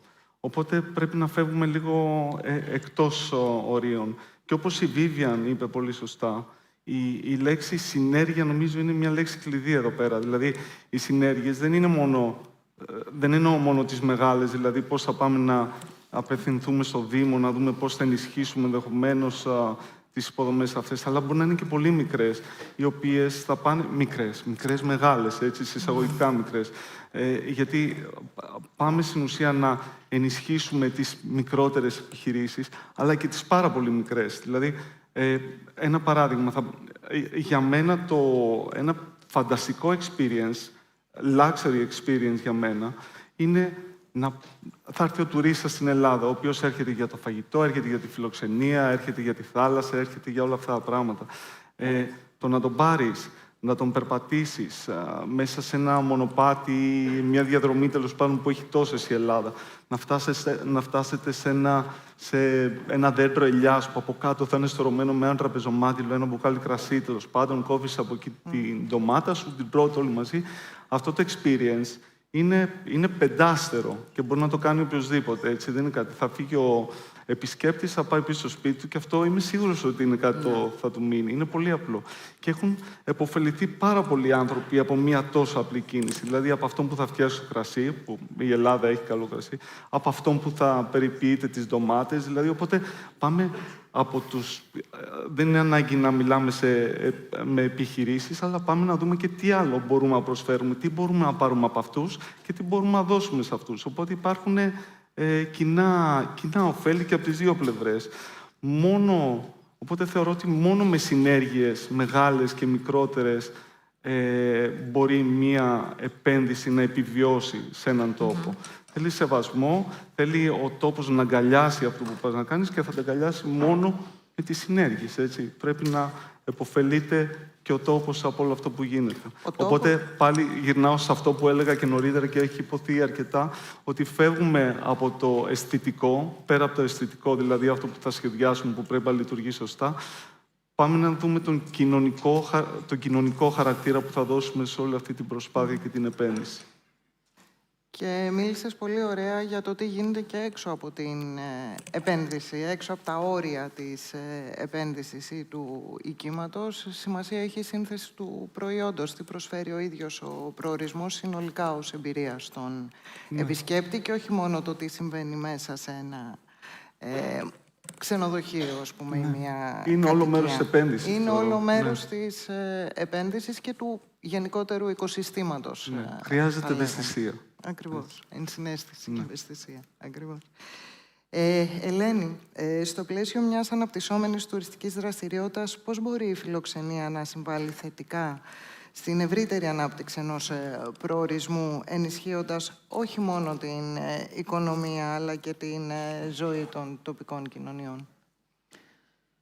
Θυμήθηκα μια ιστορία τώρα που λέει ότι στη Ρόδο κάποια στιγμή πήγε ένα ζευγάρι να φάει σε μια ταβέρνα και αφού έφαγε, ήπια και τα λοιπά, σηκώθηκε και έφυγε χωρίς να έχει πληρώσει. Οπότε πάει εκεί πέρα ο υπεύθυνος του μαγαζιού, τους κυνηγάει και τους λέει: ρε παιδιά, φύγατε χωρίς να μου πληρώσετε. Και γυρνάνε με τεράστια απορία και λέμε: μας έχουν πει ότι είναι all inclusive εδώ πέρα. Οπότε νομίζω ότι για να έχει οποιοδήποτε θετικό ρόλο η τουριστική ανάπτυξη, πρέπει να υπάρχει συμβολή στην τοπική κοινωνία και πρέπει να υπάρχει σύνδεση με τη ζωή των ανθρώπων που ζουν εκεί πέρα. Όλων των παικτών, έτσι. Η πρόκληση είναι να μην βάλουμε μόνο την οικονομία μπροστά, να βάλουμε και την αναβίωση και τη ζωή των τόπων στους οποίους ερχόμαστε και μπαίνουμε. Και εσείς έχετε ένα πάρα πολύ ωραίο παράδειγμα και από την Βαμβακού. Ναι. Το πρόβλημα αρχίζει όταν γίνεται αυτοσκοπός η όλη φάση του τουρισμού. Όταν γίνεται μονοκαλλιέργεια, γιατί η μονοκαλλιέργεια κάπως απορροφάει τους πόρους, το ανθρώπινο δυναμικό, μέχρι και την ταυτότητα απορροφάει από έναν τόπο και μετά ουσιαστικά τελειώνει αυτός ο τόπος. Οπότε χρειάζεται μια ποικιλία, για να το πούμε έτσι. Ο τουρισμός είναι ένα κομμάτι μιας κοινωνίας. Η ποικιλία σημαίνει πολλά πράγματα μαζί και αυτό το κάναμε, προσπαθήσαμε να το κάνουμε στη Βαμβακού, αλλά και το ζούμε γιατί εμείς δουλεύουμε πολλά χρόνια στη Μάνη. Πρέπει να λειτουργεί ένας τόπος έξω από τη σεζόν σε όλα τα επίπεδα. Πρωτογενής, δευτερογενής, τριτογενής τομέας. Πρέπει να υπάρχει καλλιέργεια, αγροτική ανασχόληση. Πρέπει να υπάρχουν υπηρεσίες προφανώς. Πρέπει να υπάρχει μικρή παραγωγή των ανθρώπων, να υπάρχει τέχνη, να μπορούν οι άνθρωποι να τα κάνουν. Δηλαδή, στο εξωχώριο, ας πούμε, στη Μάνη, στα σπίτια που μπαίνουμε, τα έπιπλα που βρίσκουμε τα έχουν φτιάξει στο χωριό. Δεν έχουν φτιάξει μόνο τα σπίτια, έχουν φτιάξει και όλη την πρίκα, ας πούμε, του σπιτιού μέσα στο χωριό. Πρέπει να υπάρχει, λοιπόν, μια συνολική ζωή σε έναν τόπο και να έρχονται οι επισκέπτες και να ζουν και αυτοί μέσα σε αυτό. Και να γίνονται μέρος αυτού. Ναι. Δηλαδή, εμείς που μεγαλώσαμε τα παιδιά μας στη Μάνη, πήγανε σε ένα σχολείο που ήταν Έλληνες κάποιοι, Αλβανοί, πολλοί, Πολωνοί, Ρουμάνοι, Άγγλοι, Γάλλοι, Γερμανοί. Δηλαδή, υπήρχε ένα πολυπολιτισμικό το οποίο τώρα στη ζωή των παιδιών ελπίζω ότι έχει αφήσει αυτό τη συνύπαρξη, τη συνέργειας ίσως είναι πιο ωραία λέξη, δηλαδή ότι υπάρχει ένα πολύ μεγαλύτερο πράγμα και εμείς είμαστε εδώ και αποτελούμαστε από πολλά πράγματα. Και να τελειώσω με ένα άλλο πράγμα. Είπαμε για το all-inclusive. Να πούμε και για τα exclusive resort, λίγο μιας και αρέσουν και οι λέξεις εδώ στη Βιβί. Το exclusive σημαίνει ότι κάποιος πρέπει να αποκλειστεί. Δηλαδή υπάρχει αποκλεισμός. Να φροντίσουμε αυτός ο αποκλεισμός που έχουν τα exclusive resort να μην είναι του τόπου και της ζωής των τόπων, ας πούμε. Αυτά. Ναι, να έχουν πιο πολύ την έννοια της απομόνωσης. Από το θόρυβο ίσως και όχι του αποκλεισμού. Διονύση, μίλησες πριν και για το πολιτισμό. Τα KPIs της επιτυχίας μπορούν να έχουν εξίσου πολιτιστική αλλά και οικονομική αξία. Σε τι βαθμό θα μπορούσε να επιτευχθεί έτσι συναισθηματική σύνδεση με τους τόπους? Να πω πάλι κάτι. Δηλαδή, όπως είπα πριν, αυτό που το συνδέει είναι πολιτισμός. Το ίδιο συνδέει, αυτό που συνδέει ξανά όμως την οικονομία και την τουριστική ανάπτυξη είναι οι αξίες. Οι αξίες είναι που έχουν σημασία και στον τουρισμό και στον πολιτισμό, αλλά και στην ίδια την οικονομία. Η οικονομία στηρίζεται πάνω σε αξίες. Οι αξίες, λοιπόν, οι οικονομικές αξίες πρέπει να προκύπτουν από πολιτισμικές αξίες. Αυτό είναι το ζητούμενο σε κάθε κοινωνία και σε κάθε έργο και σε κάθε δεδομένο. Και εκεί ακριβώς μπερδεύεται όλη η ιστορία. Όταν οι αξίες δεν προέρχονται, οι οικονομικές αξίες δεν προέρχονται από πολιτισμικές αξίες. Πρέπει λοιπόν να καταλαβαίνουμε και να επενδύουμε πάνω σε αυτές τις αξίες που θέλουμε να χτίσουμε. Πριν καν ξεκινήσουμε να χτίσουμε, γιατί είναι αυτές οι αξίες που θα φέρουν μετά και τις οικονομικές αξίες. Όταν κάτι έχει πραγματική πολιτισμική αξία, το έχει διαχρονικά, το φέρνει για πολλά χρόνια και ασταμάτητα. Καταφέραμε σαν Έλληνες να χτίσουμε έναν Παρθενώνα πριν 2.500 χρόνια και γευόμαστε τα οικονομικά ωφέλη 2.500 χρόνια μετά. Ο Παρθενώνας χτίστηκε σε 9 χρόνια. Που είναι πιθανόν λιγότερος χρόνος από ό,τι θέλει ένα resort να χτιστεί αυτή τη στιγμή στην Ελλάδα, έχοντας τις εγκρίσεις και τα δεδομένα και τις άδειες και τα 100 πράγματα που πρέπει να πάρει. Και αποφέρει οικονομικό όφελο 2.500 χρόνια μετά. Οι αξίες λοιπόν στα πράγματα είναι αλληλένδετες. Και αυτό δεν πρέπει να χάνουμε. Πρέπει να καταλαβαίνουμε ότι όλα αυτά... Ότι... Συγγνώμη, λίγο νερό. Ναι, λίγο νεράκι, ναι, ευχαριστώ, παρακαλώ. Λίγο νερό. Συγγνώμη.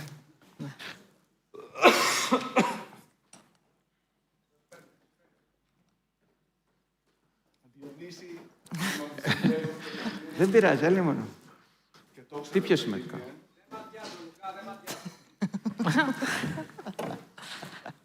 Πιο σημαντικό, να σταματάμε για κάτι ανθρώπινο. Είναι όλα στο οποίο. Δεν είμαστε στημένοι, δεν είμαστε τοποθετημένοι εδώ. Αυτό θεωρώ ότι τα πράγματα... Είσαι οκ, Λουκά? Είμαι οκ, ευχαριστώ πολύ. Να σε κάνω. Θεωρώ ότι τα πράγματα είναι... Το ίδιο ζητούμενο έχουν όλα. Δεν είναι αντίπαλα. Είμαστε εκεί.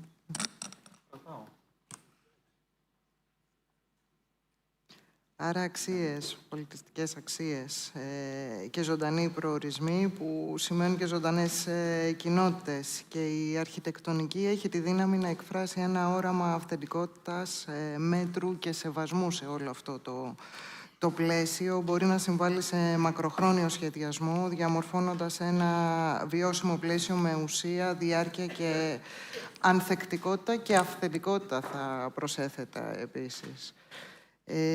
Ελένη, ποιος είναι ο ρόλος της αρχιτεκτονικής στη διαμόρφωση προορισμών που είναι ανθεκτικοί μακροπρόθεσμα, πέρα από τα καθαρά οικονομικά κριτήρια που είπαμε νωρίτερα? Okay. Εγώ θα ήθελα ίσως λίγο και να αναπτύξουμε και το μοντέλο που έχει συμβεί και στην Βάμβακου, με την έννοια ότι αναβιώθηκε ένα χωριό, έχει φέρει ζωή πίσω, έχει φέρει εσάς πίσω στην ευρύτερη περιοχή, όχι συγκεκριμένα στο Η Βαμβακού ξεκίνησε ως ένα εγχείρημα αναβίωσης ενός χωριού. Δεν ξεκίνησε ως εγχείρημα φιλοξενίας. Και αυτό είναι σημαντικό. Δηλαδή, η λογική ήταν να ξαναφέρουμε ζωή και να ξανανοίξει το σχολείο, το σύνθημα, ας το πούμε έτσι. Το ίδιο ισχύει και για άλλα μέρη. Δηλαδή, εμείς, ας πούμε, σαν γραφείο, όταν κατέβηκα εγώ το 2008, ήμουν μόνη μου. Τώρα είμαστε 15 άτομα που έχουν έρθει από πολλές μεριές, όχι από τη Μάνη, με τους συντρόφους τους. Κάποιοι έχουν παντρευτεί εκεί, έχουν κάνει παιδιά. Είναι ένας τρόπος να αναβιώνεις μέσα από την ίδια τη δουλειά ένα μέρος. Ωστόσο, δεν πιστεύω ότι η αρχιτεκτονική με την έννοια του σχεδιασμού, του design, ας πούμε, μπορεί να σώσει κανέναν ή να βοηθήσει τον τόπο από μόνο του. Σαν διαδικασία μπορεί. Δηλαδή, όταν σκεφτούμε ότι ο σχεδιασμός είναι η αρχή και πρέπει να σχεδιάσουμε και τον τρόπο παραγωγής. Δηλαδή, ποιος χτίζει, με ποιον τρόπο χτίζει, αυτά που λέγαμε και πριν. Πού χτίζει και τι χτίζει. Δηλαδή, δεν είναι το ίδιο να χτίσουμε κάτι εκ του μηδενός και να αποκαταστήσουμε κάτι. Η βιωσιμότητα είναι κάτι το οποίο έχει να κάνει και με την ενσωματωμένη ενέργεια των κτηρίων που δημιουργούμε. Το πιο πράσινο κτίριο από αυτή την άποψη είναι αυτό που ήδη υπάρχει. Οπότε πρέπει με κάποιο τρόπο να σκεφτούμε και αυτό. Δηλαδή η αναβίωση των κοινωνιών, των κοινοτήτων και η επανάχρηση των κτηρίων μπορεί να είναι ένας τρόπος για να βοηθήσουμε. Αλλά εμείς, σαν αρχιτέκτονες, μπορούμε να κάνουμε προτάσεις, μπορούμε να έχουμε άποψη, μπορούμε να δώσουμε κατεύθυνση, αλλά δεν παίζουμε μόνοι μας. Οι παίκτες είναι πολλοί και θα πρέπει να υπάρχουν επενδυτές με μακροπρόθεσμες ιδέες, το όραμα που έλεγε πριν ο Λουκάς. Θα πρέπει να υπάρχει μια τοπική κοινωνία που να καταλαβαίνει και να πιστεύει ότι την αφορά το ζήτημα και να το αποδέχεται. Δεν είναι να δουλέψουν μόνο σεζόν και θα πρέπει να υπάρχουν και επισκέπτες που ξέρουν πού πάνε. Δηλαδή, την ιστορία του τόπου, κάπως αυτό είναι και θέμα παιδείας, έτσι. Δηλαδή, άμα ισοπεδώσει κανένας τα πάντα σε μια ξαπλώστρα στην παραλία, είναι λίγο μειωτικό της συνολικής εικόνας. Και θα πω εγώ, είχα βάλει τη λέξη να πω σύμπραξη, αλλά το συνέργεια μου αρέσει καλύτερα. Οπότε η σύμπραξη όλων αυτών των παικτών, ας πούμε. Κυκλική οικονομία, λοιπόν. Η ανάκτηση μπορεί να επιτευχθεί και μέσα από τη φιλοξενία, όχι από τα έργα όμως, αλλά από τον τρόπο που γίνονται αυτά τα έργα. Αυτά. Σύμπραξη, κυκλική οικονομία και η Βίβιαν μίλησε νωρίτερα και για την ανταποδοτικότητα στην τοπική κοινωνία. Βίβιαν, ποια γλώσσα μπορεί να περιγράψει μια φιλοξενία έτσι, με βάθος και νόημα? Κοίτα, για μας η γλώσσα δεν είναι μόνο ένα εργαλείο για να επεξηγείς πράγματα. Είναι και ένα εργαλείο για να συγκινείς. Και η φιλοξενία, δηλαδή αυτή η σχέση ανάμεσα στον φίλο και τον ξένο, ή μάλλον μου αρέσει να λέω πρώτα τη λέξη ξένος και μετά τη φίλος, για μένα εκφράζει μία πίστη για τον άνθρωπο. Οπότε αυτό που θα ήθελα να πω, σαν απάντηση σε αυτήν την ερώτηση, είναι ότι η γλώσσα φτιάχνει κόσμους και η φιλοξενία φτιάχνει κοινότητες. Αυτά. Έτσι. Έτσι ακριβώς. Ναι. Έτσι ακριβώς. Διονύση, πώς προσδιορίζετε το εύρος και το βάθος των concepts αναπροορισμού? Ποιες είναι εκείνες οι περιοχές που κατά την άποψή σου θα πρέπει να τις αναζητάμε? Και Λουκά, πώς συνδέονται με την δημιουργία, με τη σύνθεση προϊόντος ή ταυτότητας σε έναν προορισμό?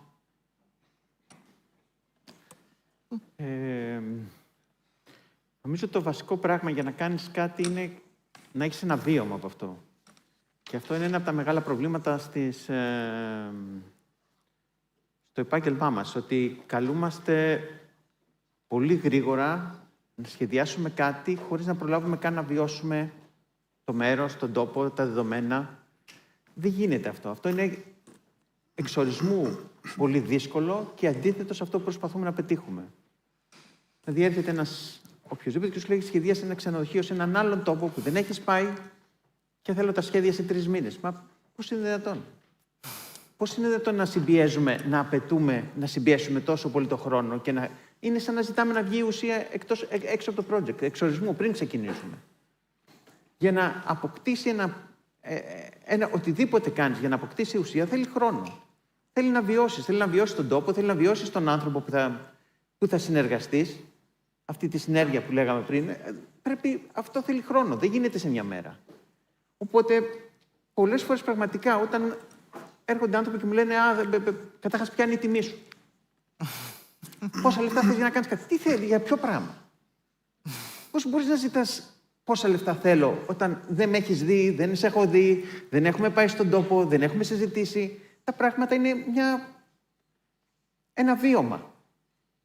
Δεν γίνεται να είναι αποκομμένα αυτά και μετά να ζητάμε αποτέλεσμα. Το αποτέλεσμα είναι το χτίζουμε όλοι μαζί. Και πολλές φορές το να λέμε όχι σε κάτι είναι μια αρχιτεκτονική πράξη.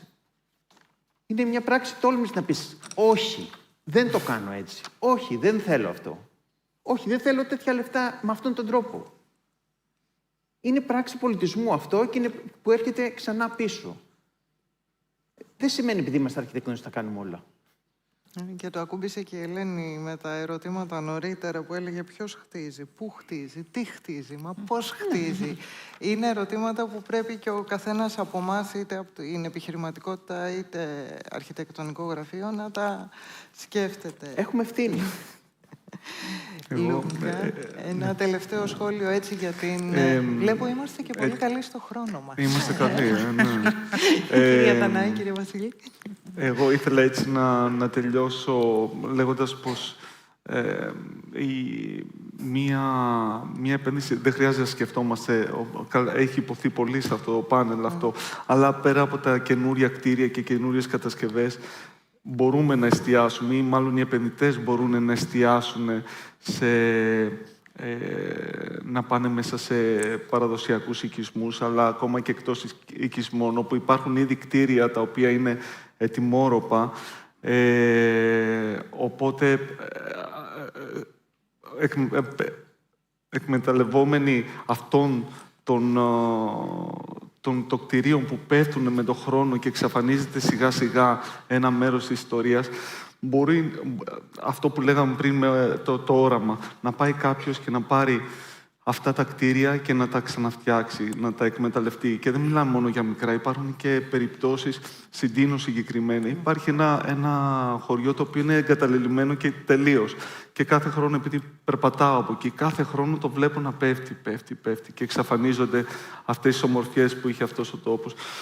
Μου είχε πει, είναι μια ιστορία που την λέω γιατί μου αρέσει πολύ και με έχει κάνει να ξυπνήσω όταν φτιάχναμε, γιατί έχουμε σπίτι στην Τίνο, όταν ξεκινήσαμε να φτιάχνουμε αυτό το σπίτι, έπιασα έναν από τους τεχνίτες, ο οποίος έφτιαχνε τα μπετά εκεί μέσα στη μέση του χωριού και με είχε ανησυχήσει αυτό το γεγονός ότι κάνουμε φασαρία, κάνουμε σκόνη, δημιουργούμε αναστάτωση στο χωριό. Μου λέει, μην ανησυχείς καθόλου, Λουκά, μου λέει. Εδώ ήμασταν οι πρώτοι εντωμεταξύ που μπήκαμε στο χωριό, οι πρώτοι ξένοι, ας το πούμε έτσι. Λέει, εδώ στο χωριό σβήνουνε φώτα. Είναι οι ηλικιωμένοι που φεύγουν, πεθαίνουν σιγά-σιγά, τα φώτα σβήνουνε και το χωριό αρχίζει και φαίνεται εγκαταλελειμμένο. Έχετε έρθει εδώ, μου λέει Λουκά, και ανάβετε ένα φως. Οπότε αυτό μου έχει μείνει εμένα και λέω πώς μπορούμε να βρούμε τρόπους να ανάψουμε πολλά από αυτά τα φώτα, να αναβιώσουμε αυτή την ιστορία που σιγά-σιγά πεθαίνει.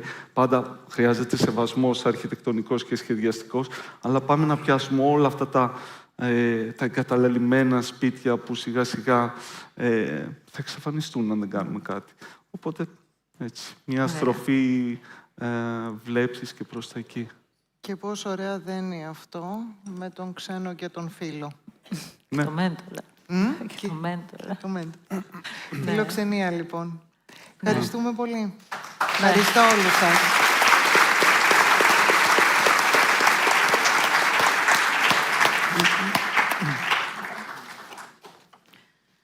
Πάνελ προσωπικότητων, σας ευχαριστούμε πάρα πολύ για τη συμβολή σας. Μας έχετε δώσει πολύ πράγμα για να σκεφτούμε στο μέλλον. Πολύ ωραία η παρουσία. Και τώρα περνάμε σε ένα θέμα διαφορετικό, μαζί με τον Δημήτρη Πούλιο από το γραφείο Θήμιο Παπαγιάννης Associates. Καλώς όρισες, Δημήτρη, στο Hotel Experience και πάμε να δούμε γιατί είναι σημαντικό να μιλήσουμε για ένα έργο ανάδειξης αρχαιολογικού χώρου στο Hotel Experience. Νομίζω ότι η ανάδειξη ενός αρχαιολογικού τοπίου, όπως είναι αυτό της αρχαίας Κορίνθου, είναι πέρα από μια πολιτισμική πράξη και μια, θα έλεγα, επένδυση σε αυτό που ονομάζουμε βιώσιμο και ποιοτικό τουρισμό. Στην ουσία είναι η σύνδεση μεταξύ ιστορίας, πολιτισμικής πρακτικής και της φιλοξενίας σε μια κατεύθυνση δημιουργίας ενός προορισμού εμπειρίας, θα έλεγα, και όχι τόσο ενός τόπου επίσκεψης, ο οποίος θα πάμε για ένα πολύ μικρό, σύντομο χρονικό διάστημα.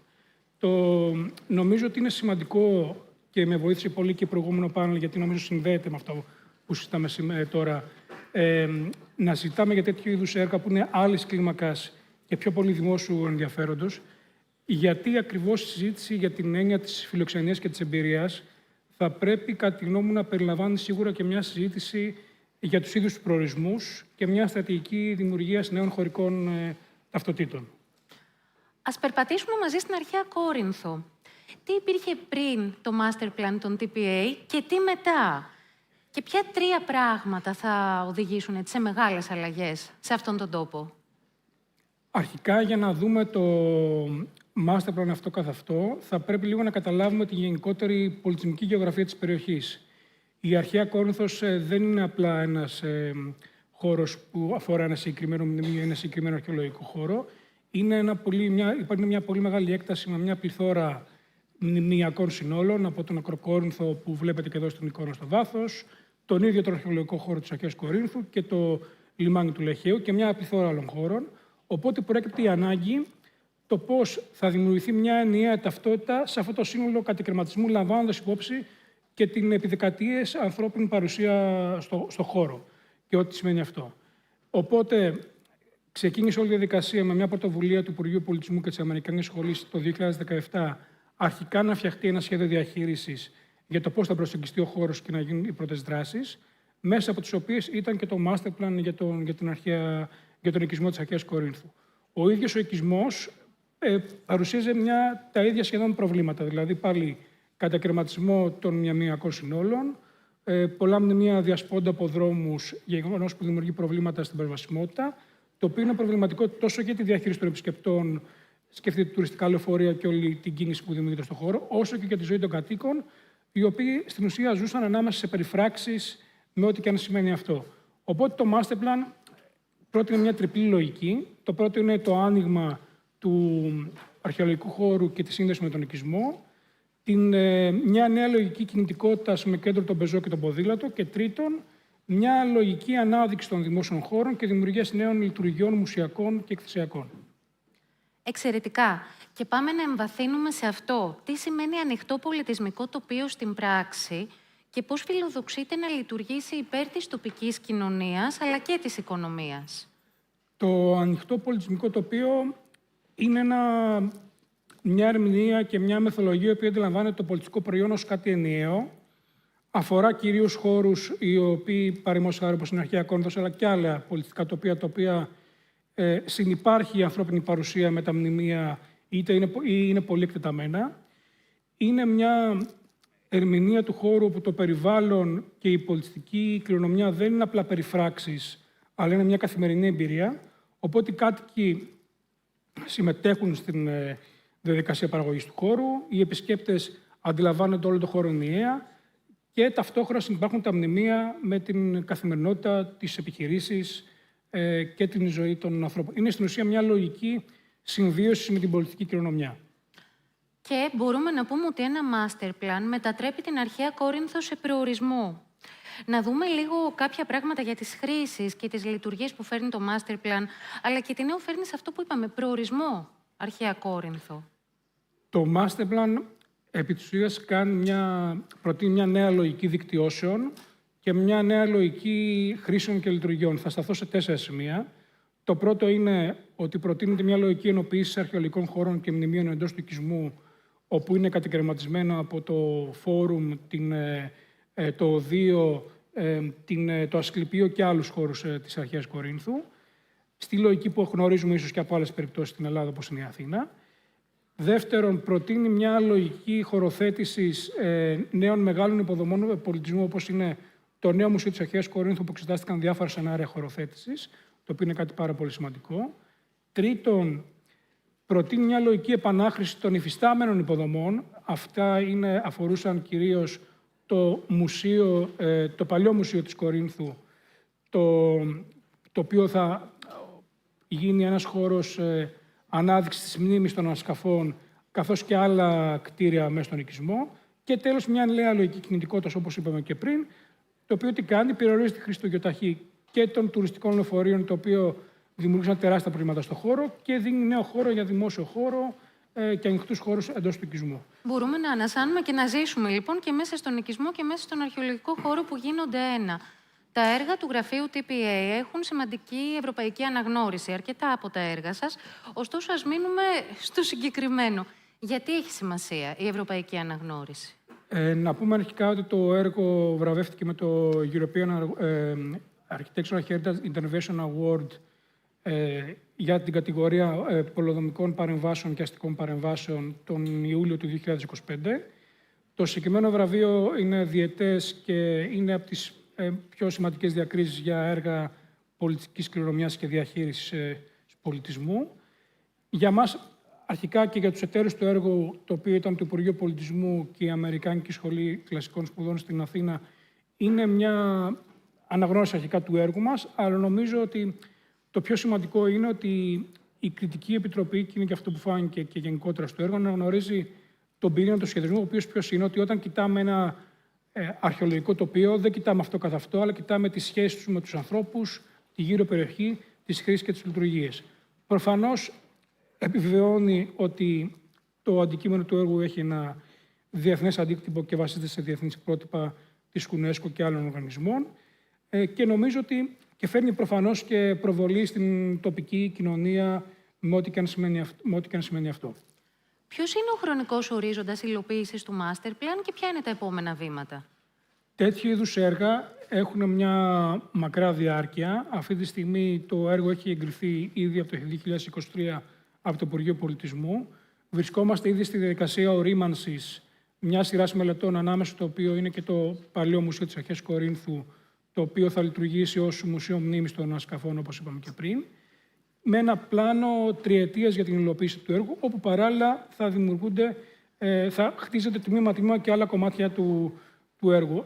Όπως αντιλαμβάνεστε, αυτό το έργο έχει πάρα πολλούς εταίρους από το Δήμο μέχρι το Υπουργείο Πολιτισμού, οπότε η συνεργασία είναι αρκετά πολύπλοκη, αλλά είναι ταυτόχρονα και πάρα πολύ καλή, οπότε είμαστε αισιόδοξοι για την τήρηση χρονοδιαγραμμάτων και την εξέλιξη των εργασιών. Μία πολύ σημαντική ερώτηση με διπλό σκέλος. Καταρχήν, αν το παράδειγμα της αρχαίας Κορίνθου μπορεί να τυποποιηθεί και να εφαρμοστεί ως διαδικασία και σε άλλα μέρη της Ελλάδας, γιατί νομίζω ότι το έχουμε ανάγκη. Νομίζω απολύτως. Να πω το παράδειγμα της αρχαίας Κορίνθου είναι κάτι σχετικά απλό και δείχνει πως η πολιτιστική κληρονομιά μπορεί να συνδεθεί με την τουριστική ανάπτυξη και γενικότερα την τοπική ανάπτυξη, χωρίς να θίγεται η ταυτότητα και το πολιτιστικό προϊόν. Γεγονός που είναι πάρα πολύ σημαντικό και νομίζω ότι μπορεί να εφαρμοστεί σε δεκάδες χώρους στην Ελλάδα, ιδιαίτερα σε αυτούς όπου έχουμε συνύπαρξη μνημείων με οικιστική παρουσία και την ανθρώπινη παρουσία γενικότερα. Και το δεύτερο σκέλος της ίδιας ερώτησης, ποια είναι η σημασία για την τουριστική ανάπτυξη και την σχέση της με την πολιτιστική κληρονομιά, τόσο για την αρχαία Κόρινθο, όσο και σε ένα ενδεχόμενο scalability του παραδείγματος? Είναι πάρα πολύ σημαντικό, καθώς είναι κάτι που είναι άμεσα συνδεόμενα. Η τουριστική ανάπτυξη πατάει πάνω στην πολιτική κληρονομιά, όπως αναφέρθηκαν και προηγούμενοι ομιλητές. Και είναι κάτι το οποίο πρέπει να το έχουμε πάντα στο μέλλον, γιατί χωρίς την ταυτότητα του χώρου δεν νοείται ακριβώς και αυτό ονομάζουμε την εμπειρία φιλοξενίας, που είναι και το αντικείμενο της σημερινής εκδήλωσης. Και νομίζω ότι με αυτόν τον τρόπο, ρίχνοντας τον προβολέα σε προορισμούς που παραδοσιακά δεν ήταν τουριστικοί προορισμοί, είναι που κερδίζεις και ένα μεγάλο στοίχημα έτσι για μια ισορροπημένη ανάπτυξη εφόλης της ύλης. Τέλος, πού θέλουμε λιγότερη ή περισσότερη πρωτοβουλία του δημοσίου τομέα και πού του ιδιωτικού για να έχουμε έτσι ένα αμοιβαίο όφελος για όλη τη χώρα και την κοινωνία στο σύνολο. Νομίζω ότι αρχικά να πούμε ότι ο δημόσιος τομέας προστατεύει, είναι αυτός που θέτει τους κανόνες, είναι αυτός που ορίζει την νομοθεσία και το πλαίσιο, είναι αυτός που τέτοιου είδους έργα θα πρέπει να τα χρηματοδοτήσει, γιατί μιλάμε για έργα αστικών παρεμβάσεων, και κυρίως είναι αυτός ο οποίος εξασφαλίζει την μακροχρόνια βιωσιμότητα τέτοιων πρωτοβουλειών. Ο ιδιωτικός τομέας έχει επίσης ένα πάρα πολύ σημαντικό ρόλο, φέρνει εμπειρία, φέρνει καινοτομία, φέρνει προφανώς επενδύσεις, οι οποίες είναι αναγκαίες για να είναι συμπληρωματικές αυτές οι δράσεις.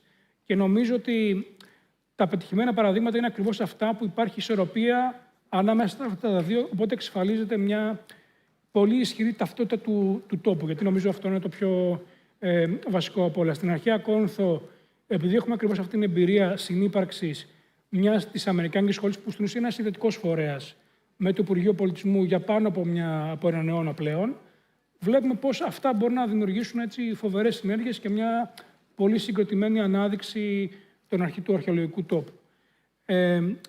Τέλος, να πω ότι υπάρχει ένας τρίτος παράγοντας που νομίζω ότι είναι πάρα πολύ επίσης σημαντικός, και είναι η ίδια κοινωνία. Δεν εννοείται καμία στρατηγική για τους προορισμούς χωρίς να λαμβάνονται υπόψη τοπικές ανάγκες και θα έλεγα και τοπικές προσδοκίες κάθε φορά για κάποιο έργο. Εδώ, ανοίγοντας μια παρένθεση, μπορεί να είδατε στα slide τα οποία παίζουν πίσω ότι κάποιες εικόνες από ανθρώπους με ιστορικές εικόνες ανασκαφών και ανθρώπων που συμμετείχαν σε ένα workshop το οποίο έγινε τον Απρίλιο του 2025 από την Αμερικάνικη Σχολή. Και τι ήτανε?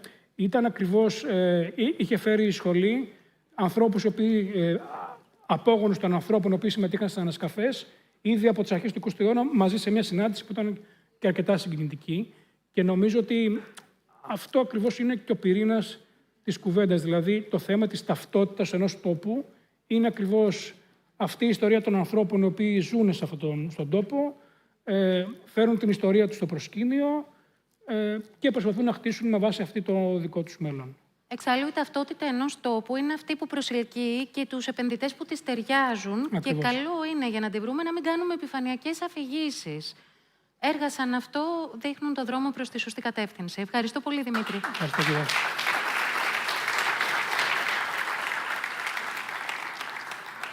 Στην επόμενη ενότητα έχουμε ένα σπάνιο συνδυασμό αρχιτεκτόνων και επενδυτών.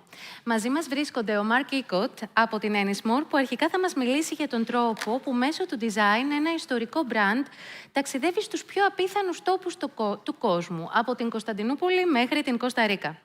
Ακολουθεί η τοποθέτηση της Ρίας Βογιατζή, των Elastic Architects, το πρώτο γραφείο που ειδικεύτηκε στη φιλοξενία και πλέον δημιουργεί πολυτελείς εμπειρίες φιλοξενίας σε όλο τον πλανήτη.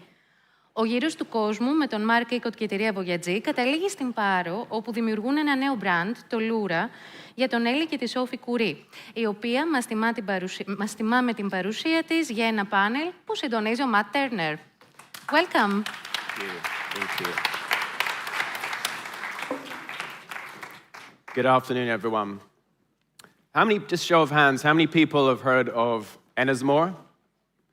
How many people have heard of Delano? And I think that's the key here, is that we as Ennismore, as a brand-led organization, the brands are the heroes. I'm going to tell you now a story for the next 10 minutes about one brand, one property that transformed lifestyle hospitality at the time, that set a design trend that would last decades to come and regenerated a neighborhood. Just to set the scene, as you should do with every story, we're in the 90s, we're in Florida, and this is what hotels look like. And South Beach itself as a neighborhood wasn't the South Beach we know it today, where we have Aman, Bulgari, Edition, all luxury resorts. It was more like on the top left. It was drugs, nightlife, it was dangerous. This was about doing something completely pioneering and regenerating a neighborhood. So Ian Schrager, just from Studio 54, and a young Philip Stark, chose this building, built in 1947, and named after US President Franklin Delano Roosevelt, to do just that. They wanted to do something that had never been done before in the hotel world, and to really move the needle. So in 1995, in Delano, South Beach, opened its doors. It transported guests into a world of contemporary design. It was chic, it was witty. It really transformed the really staid and luxury and stiffy five-star luxury hotels at the time. It was completely disruptive. They turned things on its head. And what it did was it really transformed what we know as luxury resort experience and was the inception of what we know today as lifestyle hotels. Now, we as Ennismore are constantly not talking so much about design, but how our properties make you feel. All of us here are talking about design and master planning, but really in the day, we're talking about brands or design. In the day, it's an emotional thing. It's about how you feel. And when you first walked through, everyone remembered how it felt to walk through the doors into the original Delano lobby. And there's a nice story that Philip Stark tells of his inspiration, of him as a child underneath his grandma's table at dinner. The curtains are the tablecloth, and the columns are the table legs, and the furniture are his toys. The story is called A Boy with His Toys. So just that imagination, and working with Ria on the transformation of this, those columns are nowhere near that wide. He exaggerated everything to play this game and tell this story. And it went on. They brought art pieces as furniture in the lobby. No one had done that before. The Salvador Dali chair is gold-plated. It cost 23,000 euros. South Beach around it, Collins Avenue, was dangerous. So they put this beautiful green hedge surrounding the entrance, transporting you to a world inside. They created a pool in a different way. I explained that. And they did something, they broke rules they never knew existed in the hotel world. They created a completely white room. As a hotel operator, you never do that for all the reasons you know. But this set a trend called white luxury for 20 years afterwards. Just so you know how impactful and long-lasting this icon, hotel, and brand really was. They also created what we call as the social pool. Back then, hotel pools were just for hotel guests. This was a hotel pool that you were inviting people in. You were having parties in.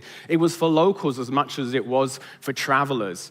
The story here is he put the sunken furniture in. He created the water at the edge just as this height so you could walk through the pool with a cocktail. We call something the ledge of the pool. We always have in the Delano pool a ledge. You can sit on the ledge. You can interact with the people at the cabana. All these incredible things that we think are normal today in hotels were amazingly disruptive back then. It became a hotspot for A-listers, of course. It was reported that the energy inside the atmosphere was so electric, you could cut it with a knife. And so for 20 years that went on, Delano was always in the news. This on the 19th from 1996 in the New York Times, talking about that wit and chic and its absolute fabulousness of Delano. And again in 2018, talking about it being the playground for J-Lo and Prince, but also how it transformed and put South Beach back on the map. How can one brand, one property do all this? And how do we do it again? Since Delano closed and South Beach in 2020, we had a bit of time to pivot with the brand, to update it, to evolve it, what we call an icon evolved. This was about honoring and celebrating the legacy, but shaping it for a new global chapter of Delano properties. And so in 2023, we opened Paris, and 24, this time last year with Ria, from Elastic, we opened Delano Dubai. With now 8 or so more coming, with Miami Beach reopening next March, and London this time next year. And again, more and more properties you'll see in Cabo, in Mexico, Istanbul, Puglia. Fantastic pipeline coming now through that evolution of the brand. But what was cool back then is not necessarily cool back now. The translations and the measures of luxury have changed. We needed to pivot with the brand itself. It was about design, celebrity, and nightlife. We've pivoted it now. It's about art, but art as storytelling, art as connecting with you. A membership club through the lens of Delano, because it had an amazing community. And wellness, where people could connect with themselves, with each other. So again, we don't just stop, we constantly evolve and future-proof our brands, which keeps its relevance and keeps us disruptive in the market. And just as experiences grew, the drivers grew as well. Moments of spontaneity, Those surprise moments. We may be a breakout performance at breakfast.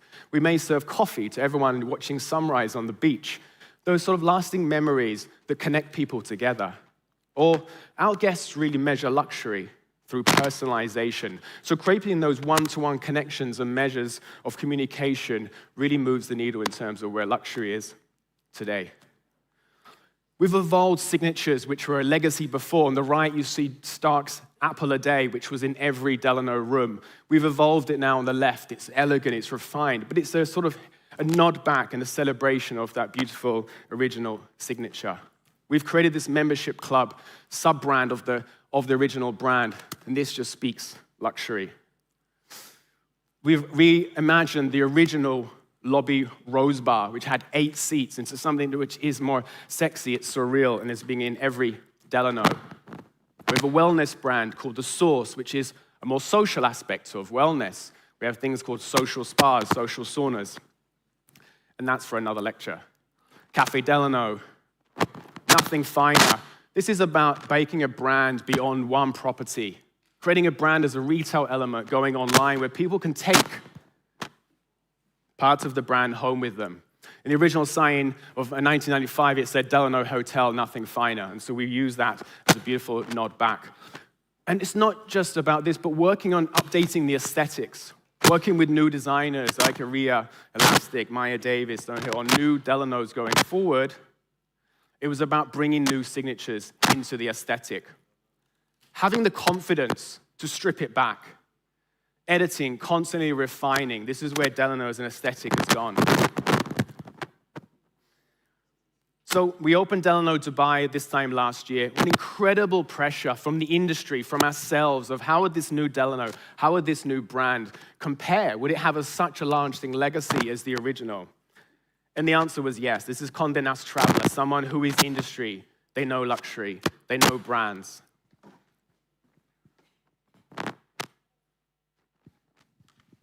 You see here how we've translated that social edge idea into new signatures, but honoring the legacy. Oh. But it still has that refined, chic element, which Rio explained now in the new properties and the new design.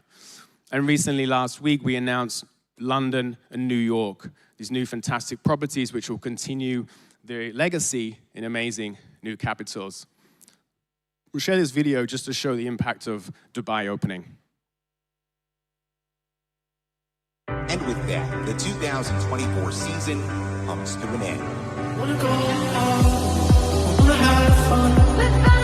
It's your sky. Wanna paint Africa and show me how it's done. So pretty, really like the sun.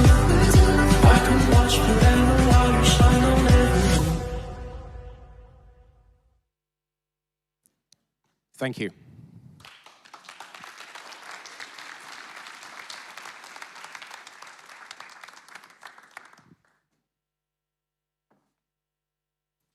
Everybody.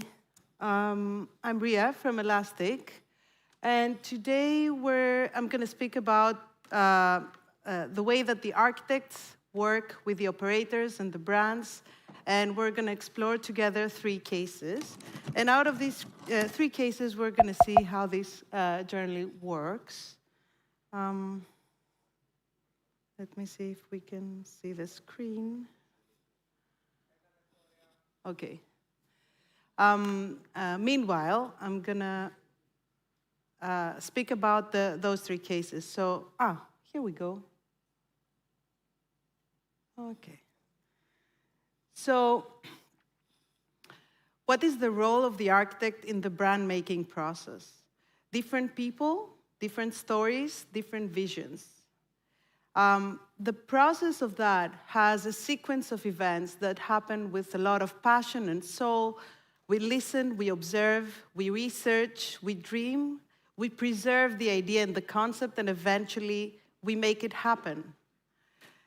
So what is the difference between, let's say we chose those 3 cases as 3 different brands. One brand reflects continuity, the other brand reflects evolution, and the other one is creation. So one example will be the Aman brand, which is a very solid and long-lasting brand, and we're going to speak about Amanvari in Mexico.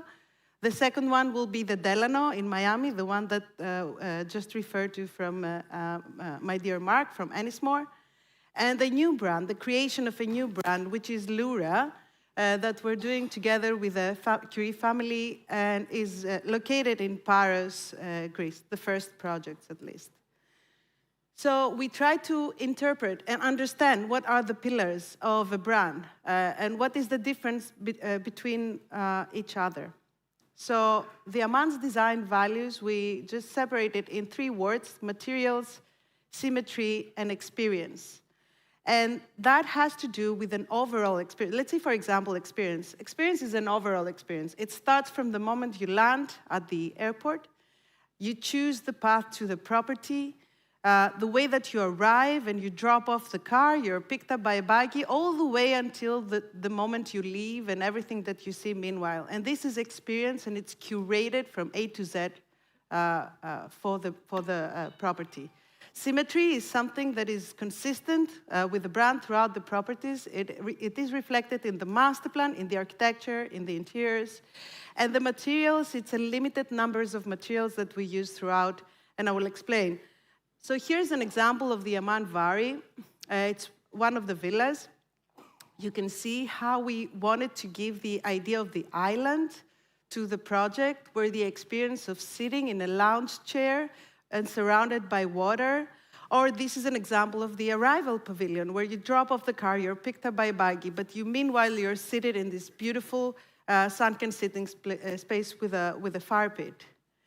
And the absolute symmetry, which is located not only at the architecture and in the master plan, but at the interiors as well. And it's a commitment that we sustain and maintain throughout the project. Materiality. Aman is a contemporary brand, but it's sophisticated and elegant. So therefore, only 4 materials we've used on this project throughout. 4 materials for architecture and interiors and furniture. So there's 1 type of stone, 1 type of wood, 1 metal, and 1 plaster. And you can see that everything throughout this project has been formed, designed, and manufactured with only those 4 materials. But the difference between working with a brand that is actually so solid and working with a brand like Delano, which is a myth, it's a mythical brand, right? Everybody knows Delano Miami. So it was a very big responsibility to work on a project like that together with Ennismore team and Mark and reimagine what Delano is about today. And the first thing that came in mind was what is cool. So at that time, Delano was a cool project, right? It was a cool hotel. Everybody wanted to be there. But what is cool today? And we kind of brought it down to a number of things, but we just specified now 3 words to discuss how we kind of interpret them. So Delano was whimsical. It was Alice in the Wonderland. It was crafted and artistic and surprising as well, where what it means for us, whimsical. We kind of curated this arrival with the curtains and the beautiful plants and pots and handmade, very artistic chairs and elements. So it's all about creating a very whimsical and magical arrival, maybe some oversized elements, things that out of proportion, let's say. Crafted because we custom designed a lot of things to create this unique artistic experience, but also combine some of the previous elements like the Gaudi chair or other elements that were very iconic for the property. And then creating this colonnade that was existing in the past, but in a new way, revealing the actual columns as they were originally, but also dressing it up around it with beautiful furniture and light fixtures. Surprising because in reality, when you would go to the first Delano, there was this colonnade and this beautiful light at the end to arrive to the pool. But here we are on the 4th floor, creating a new pool with amazing, with the palm trees in the same axis as the previous one, with a checked floor, creating the Alice in the Wonderland, but not expected to see. And then the Rose Bar, which is also a very, very iconic moment. We call it the jewelry box because on a white on white and a very cool place, but having a red, pure red venue in a small portion with this red glass on the top and red marble on the floor is a surprise, is not expected. And then going after the third case, which is we analyzed Delano, which is revamping a brand, right? Reimagining a brand into a new brand. So what's happening with a new brand? Lura is a new brand. We work together with Ellie and Sophie Curie and Mark and Ennismore team. We formed a beautiful team to create that. And Lura has some strong pillars. It's belonging, it's artistic, and it has mindfulness. And because the family has very strong roots with art, it is artistic. So belonging, this is in Paris, so there is an obvious relevance because we're all Greeks, we know Paris, so this cubicle white on white and the arch for the spa, but also the sense of village, the way that we create a village and we create this light and darkness shade with the screens. It is artistic because, as I mentioned before, the family is deeply rooted within the art world. But then in architecture, you can see the church on the back. The architecture and the interiors themselves, they bring in this idea of art curation. And mindfulness, thinking about the people and the experience, having seated places in these little nooks, or having a corridor where at the end you can see the beautiful sea, or respecting the landscape with different levels and using the local stone. So those three cases are actually a question for us, the way that we work every time with the brands and the three different cases of the brands. So what greater power can design hold than to connect people, honor the past, and inspire the future all at once? Thank you.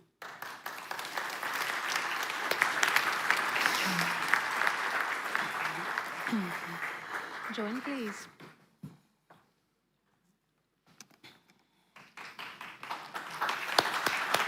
Well done.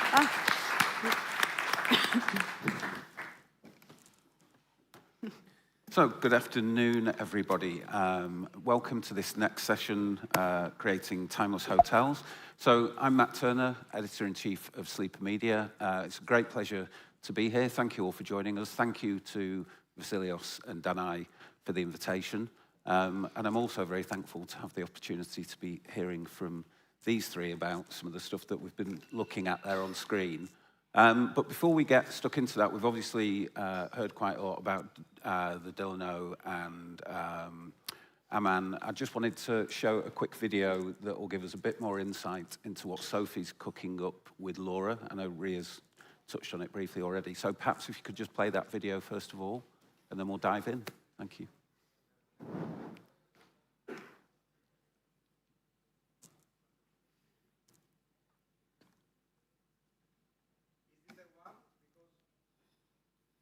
No. No. Maybe we'll play it at the end. Okay, we'll dive straight in that case. Maybe we'll come back to the video. Save it for the end. But I'm going to just start with a very simple but broad question, if I may, and that's really, how do you create a timeless hotel? Is it something that you can actually set out to create something timeless, or is it just something that kind of happens of its own accord naturally? I think, is it for me? Yeah. Why don't you start, Ria, Okay, as you're I'll sat start. closest? So, in order for a hotel to be timeless, it has to be thoughtful and respectful. And if you start with those two principles, then the rest, I think, is a natural consequence. So, respectful to the location, to the culture, but also respectful to the time that you're building it. Not copying the past and not creating something that would belong to, I don't know, like 2050, right? Mm-hmm. So, just being proper in time, because as architects, we create history. So what we design and what we build, it represents the time that we actually created. So it has to be respectful to the culture, to the history, and to the location. And then thoughtful for the guests. So as long as it's designed for the people and not for the architect or the operator, but it's actually designed for the people, then it should be timeless. It should become timeless. Yeah. Yeah, and in your case, Sophie, I mean, obviously you're starting with a blank sheet of paper or a blank slab of stone, I think we would have seen if we'd had a look at the video. Are you setting out to create something timeless, or are you just going to create something and hope that it just becomes timeless in its own way? You know, it's funny because a lot of people ask us, why create a new brand, right? There are so many incredible brands out there. We've seen Aman, we've seen Delano. They're brands that we love, brands that we admire, brands that we spend time with, we stay in these beautiful locations. And for us, it's also understanding the evolution of the hospitality industry, right? Like every industry reinvents itself constantly. When you look at luxury hospitality, it used to be about more materialistic. Today, it's more about experiences. And we believe... I'll let the video speak for itself. Let's have a look at that slab of stone, shall we? No, we can play with sound in a second. But what we believe the future of luxury hospitality is in seamlessly belonging. And so a lot of hotels today, they talk about how they want guests to feel when they stay in the hotels. And obviously, you know, understandably so, it's incredibly important. When you talk about how they feel, you mean service, you mean comfort, you mean beautiful spaces. And all of these things in our mind are incredibly important, but there are things that people expect today. There are things that when you stay at a five-star hotel, you expect to have incredible service. You want all of these things, and you know, you're paying for it. You're coming for that. What we're thinking about is, yes, it's important how guests feel, but beyond that, it is about how they leave the hotel. Mm-hmm. And so what we mean by that is, what's that lasting impression that the brand kind of contributes? What we want is for our guests to leave feeling inspired. And underpinning that are three key principles that are kind of the core of the Lure experience. The first one is culture. What I mean by culture is art, wellness, food, music. All of these things are not just facilities or amenities or an extension of the experience. They're core to how we build the brand experience itself. To give you an example, the art curatorial narrative is inspired by the surroundings of the hotel. So we looked at temples around, we looked at everything around, you know, within a 10-minute vicinity of the hotel. We drew inspiration from that, and then we built a narrative, a curatorial narrative, that guests get to experience when they step to the property through the art on the walls. So it's really thinking about how do we bring culture into the experience across all the different touch points. Mm-hmm. That's the first one, culture. The second one is what we call in and out, which essentially means we care as much about what's happening inside the hotel as what's happening outside. Experiences obviously are incredibly important, but what I mean by that also, what we want is for guests to leave absolutely loving that destination. So it's our job to really go around, meet the right people, collaborate with the right local partners, and really ingrain ourselves in that local culture. Both in bringing the right people in, but also making sure that our guests have access to the best the destination has to offer. That's the second point. And then the third point is details. What I mean by details is, again, not going back to how people feel, the expected things, right? It's not about service when I say details. It's not about all the things that you'd expect. It's actually, how do we get the brand story across all the little touch points, from the mugs at the minibar, to the minibar experience, to the scent in the rooms. All of these things tell the same story, and we're obsessed with details. For us, it's very important. What we want to do is not create a hotel that already exists out there. Mm-hmm. You know, a lot of five-star hotels today, you walk into the space, and a lot of it is quite expected sometimes. And we want to go kind of, against that. We want to create something that people potentially wouldn't expect. More in the things that they'll discover. And all of these things, culture, in and out, and details, with that, we want people to leave feeling inspired. And obviously that might be very different depending on the guests. They'll leave having retained something different. So there's these 3 points that make the Lura experience. What we also have on our side is that we both own the properties and the brand, so that allows us to create that full vision without really compromising on the outcome. And what we want to do, the ambition, is to take that not just to one property. So obviously we saw Paros, which is opening in May next year, but we've got a pipeline of 2 more hotels in Greece and expanding around the Mediterranean after. So it's not just about doing this great at a small scale, not small scale, still a big hotel, but at the property level of one property, but also how do we take this beyond and how do we scale that to multiple hotels? Yeah. And so it's these 3 points really when we think about Lura today. Yeah. And I guess, Mark, in the case of the Delano, do you say Delano or Delano, by the way? Delano. Delano. It's one of those tomato things. But Australians say Delano. Yeah, us Brits say Delano. I'm going to start saying that too. But I guess it's very different. I guess when you're inheriting this real iconic property, that has carries a lot of history, a lot of expectation around it. From what Sophie just outlined, where they've had the opportunity to create these brand pillars and really start from scratch with something. Is it a completely different approach, do you think, that you take on that project? Yeah, but there's a lot of similarities, and we talked about the idea of personalization. And then when Sophie and Ellie first came to us with this idea, can you bring lifestyles and us as an operator, as a partner, as part of Lura? We don't normally get involved in projects of this scale and creating one-off brands like this. We have enough of our own, right? But when they started to talk about their aspiration and the vision, and Sophie would say things like, I want people to remember how it left the property, the feeling of leaving, rather than we always talk about how it arrived at the property. Yeah.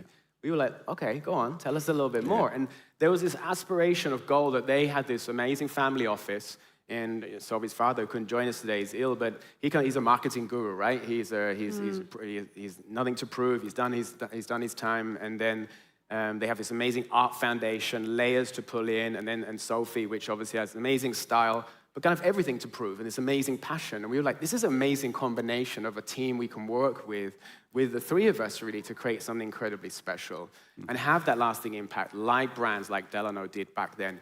And, when people ask me, I say, we're doing a lot of the same things we did back then, right? It was about getting people into public areas, creating those amazing lasting impressions. It was amazing in one of the talks this morning, I say, look, we always focus about the aesthetic, but smell and sensory has a lasting impact on you and your memory than the visual, right? And so Sophie's curate, and we said, you've got to curate everything. If we're willing to curate everything, and which she is, and it won't stop curating, that's how you make the difference and move the needle on these sort of amazing, one-of-a-kind brands that really people are after and really want these experiences, and to say in something a little bit different, with kind of the operational backing of a renowned operator that can do that and deliver it in that way. So we kind of work at it by throwing away our typical standards and guidelines, roll our sleeves up and say, okay, let's do this and make something unique together. Yeah. And so that's how the story began, like 1 or 2 years ago, and now with sort of 3 or 4 properties. So yeah, it's been a really nice journey. But I think to answer your question, yeah, there's some similarities going through, but also doing new things, really pushing the art connection forward. And really that ultimate curation, not just from art, not in that connection with people, but all the way through, even the minibar, you have to cut your own lemon. That idea of slicing your own lemon like in a kitchen on the board there is all those touch things that you remember, make your own cocktail.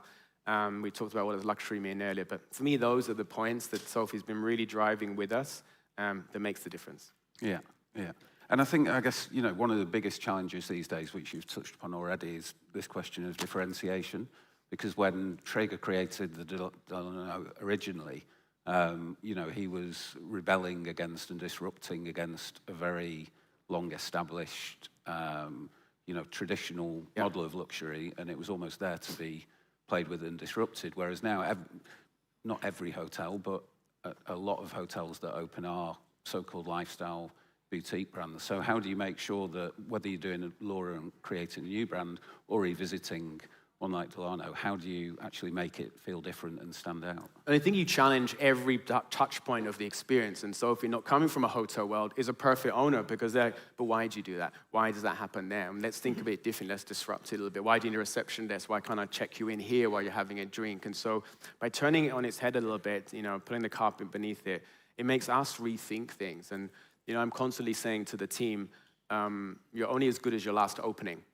Not as good as your last render, okay? You've got to get this thing open. And I think then it's about, we have this philosophy that we don't stop just because we open the front doors. We're constantly going back. Sometimes we might not get something right. We see how guests use a space. I never thought that. They're loving sitting there.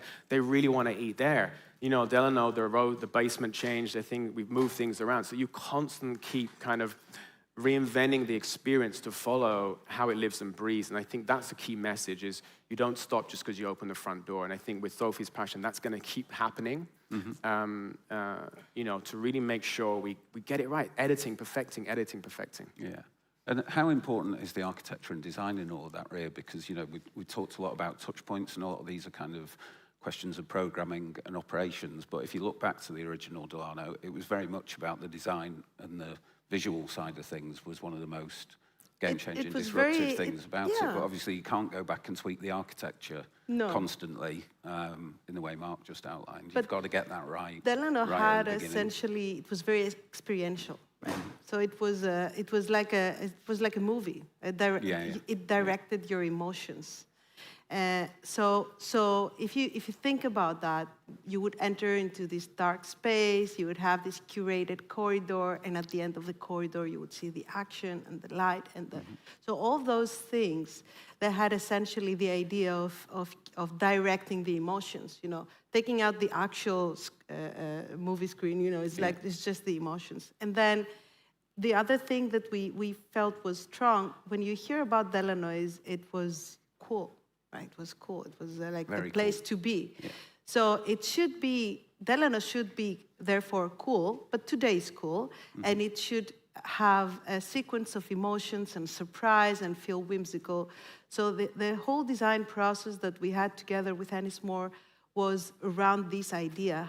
We always asked this question, whatever decision we took, whatever we have, because we had to custom design everything, like, I mean, from the furniture, from the layout, respect the building in its origin, because we had to face a lot of challenges, you know, taking out the columns, and then, you know, it's the protection thing. But all together, we were directed by those two elements, and that gave us the power to reimagine Delano in its essence, not to copy things, you know, elements, and say, okay, we have a curtain, we have a curtain. We have this. No, we didn't do it. We didn't go through this process. But also working with Lura, I wanted to say that the kind of collaboration with this brand is very strange and very challenging. For example, like it's the most difficult thing, the most challenging thing is the minibar. I'm just saying a simple example. So the brief is, it's a cabin of curiosity. What is that? How do you deal with that? How do you make like this beautiful feature, artistic, but it has to be surprising, it has to be functional as well, it has to be artistic. So everything that we do about this brand has to do with the challenge itself, from the smallest detail to the biggest one. And then the way that we do the architecture is, let's say, more to the side of respect and thoughtfulness, but the interiors is more edgy and more challenging than than most of the brands. Yeah, yeah. And I guess one of the other things with it is a lot, when you talk about iconic hotels, a lot of iconic hotels were complete one-offs, whereas nowadays, a lot of the time, we're talking about brands that can be rolled out. How do you roll out multiple timeless hotels when each one's got to be an iteration, and how much do you adapt those to the locations, or do you just really stick to what the core sort of essence of the brand is, regardless of location? Yeah, I think it's a great question, and Lure is exactly that. You know, each one is an original location drawn together by the brand, and so I think you start by not having those standards and guidelines that make that uniformity. You're approaching everyone as an original, okay, and you're starting again, but I think you bring the right visionaries and team, as long as, and I think the secret sauce of creating these icons and these timeless things that just work is getting the right team together at phase 0, right? So getting amazing visionaries that share that same common understanding of philosophy led by the client. And so if you have the operator, the architect and ID, the developer, but also a really, really strong brand, you have programming and culture, so that these become heart of the community and the place they're in. If you start there and it's amazing programming and everything works from there, for me, that's how you make them original, and you make them located, unique for each identity for each location. Yeah, yeah. And I think from a brand level, it's about, number one, working with incredible people. Because I think you can have an idea, you can have a vision, but it can stay that way if you don't work with the right people. So I think all the way from concepting of the space and the place, and that alone creates the identity of the brand to some extent, and obviously evolves per location, but it's part of the brand identity. Working with incredible operators that dream with you, but also help you make things actually happen. And number one thing for us is always, who'd you work with, and working with incredible people that have the same ambition and way of thinking. Mm-hmm. And then from a brand perspective, Mark's alluded to it, but I'm obsessed with the why. Why do we do things? It's not, we do things because this, or no, it looks nice, or, oh, you need a minibar, just have a minibar. Everything has a reason to be. Like, I'm obsessed with the why, because personally, honestly, if I don't understand something, I'm not interested. Like, I'm not going to lean in. Like, why would I care? Like, what does it tell me? What does it add to me, to my experience, to my journey as a guest? And so when it comes to the brand itself, it's also always thinking about what is the brand story? What are these pillars that we've created? And everything kind of revolves around that. The 3 points I mentioned at the beginning are the kind of things that kind of guide where the brand goes. It might be that, 10 hotels in, I have to change that statement, but I'm against brand guidelines personally. Yeah. I think you need them to some extent, but in my mind, it's more about what are the guiding principles? And then you give that to incredible people, and that's how the brand comes to life. Yeah. And so you can't be too rigid if you want to create something that stands out. And if you want to keep questioning the why, if you give the answers, you don't get something interesting. You have to create a vision, pillars, principles, and then lead with that. And then with these principles as the why in each location, and that's the kind of general approach we're taking. Yeah. And you have 2 properties alone on Paros. Will they be very different in look and feel? Yeah, completely. And is that related to the setting, as in one of them's beach, one of them's cliff, or is it?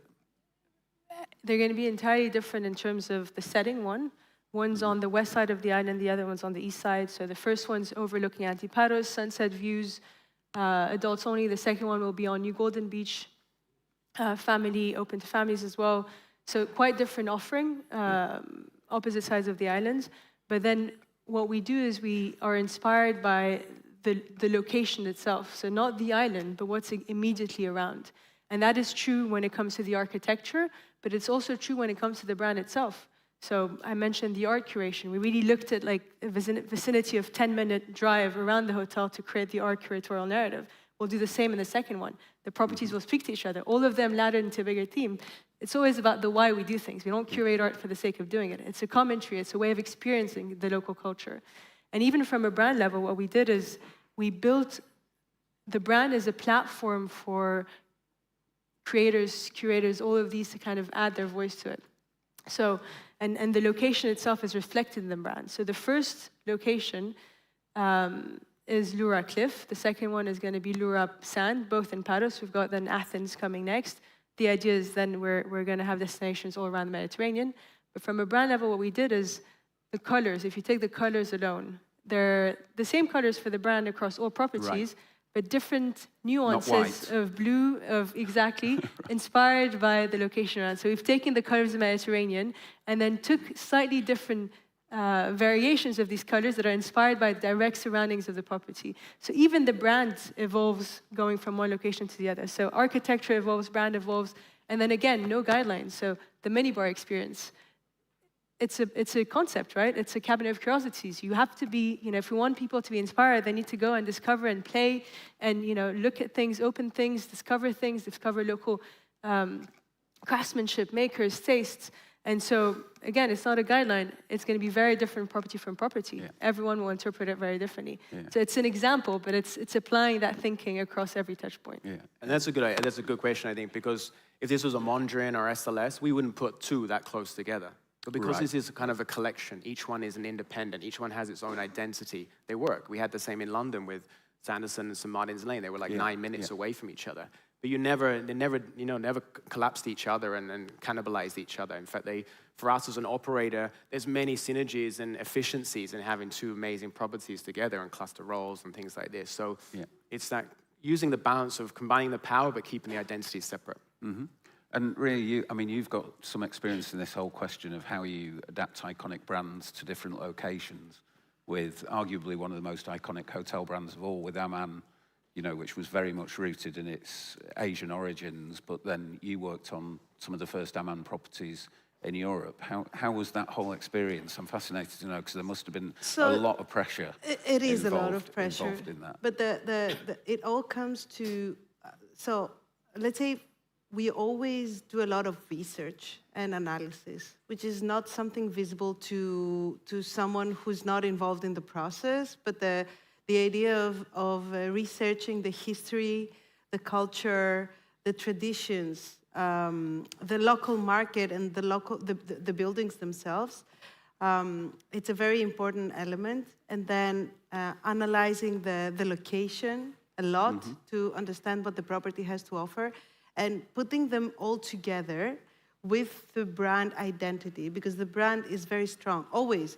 Whether it's in Aman or whether we're always very respectful to what the brand calls us to do. So our job is always to make sure that the brand is there, but the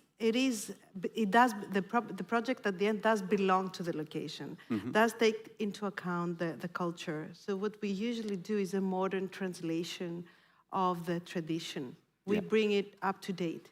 That's what we want to do. And then obviously what is strong about the brand each time, it has to be, again, pushed to the limits of being visible, being there, being celebrated, but to the point that it remains respectful for the guest. And I think you mentioned with Aman, there are certain guiding principles to the architecture that can still be applied in different locations, just in terms of the framing of views and symmetry and things like this. It's the symmetry, it's remarkable, because what I say is the Aman guests, they're trained even better than us for symmetry. Aman junkies. Aman junkies, we like, for example, the project that we're doing in Amanvari, we have more than 60 villas there, right?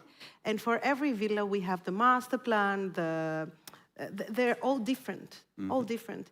But sometimes we make mistakes. Sometimes things are not perfectly aligned. It's an AutoCAD. You might skip something. So there goes the comment. They notice, it's 5 centimeters on a master plan. They say, this is not aligned. I say, guys, we have these clients.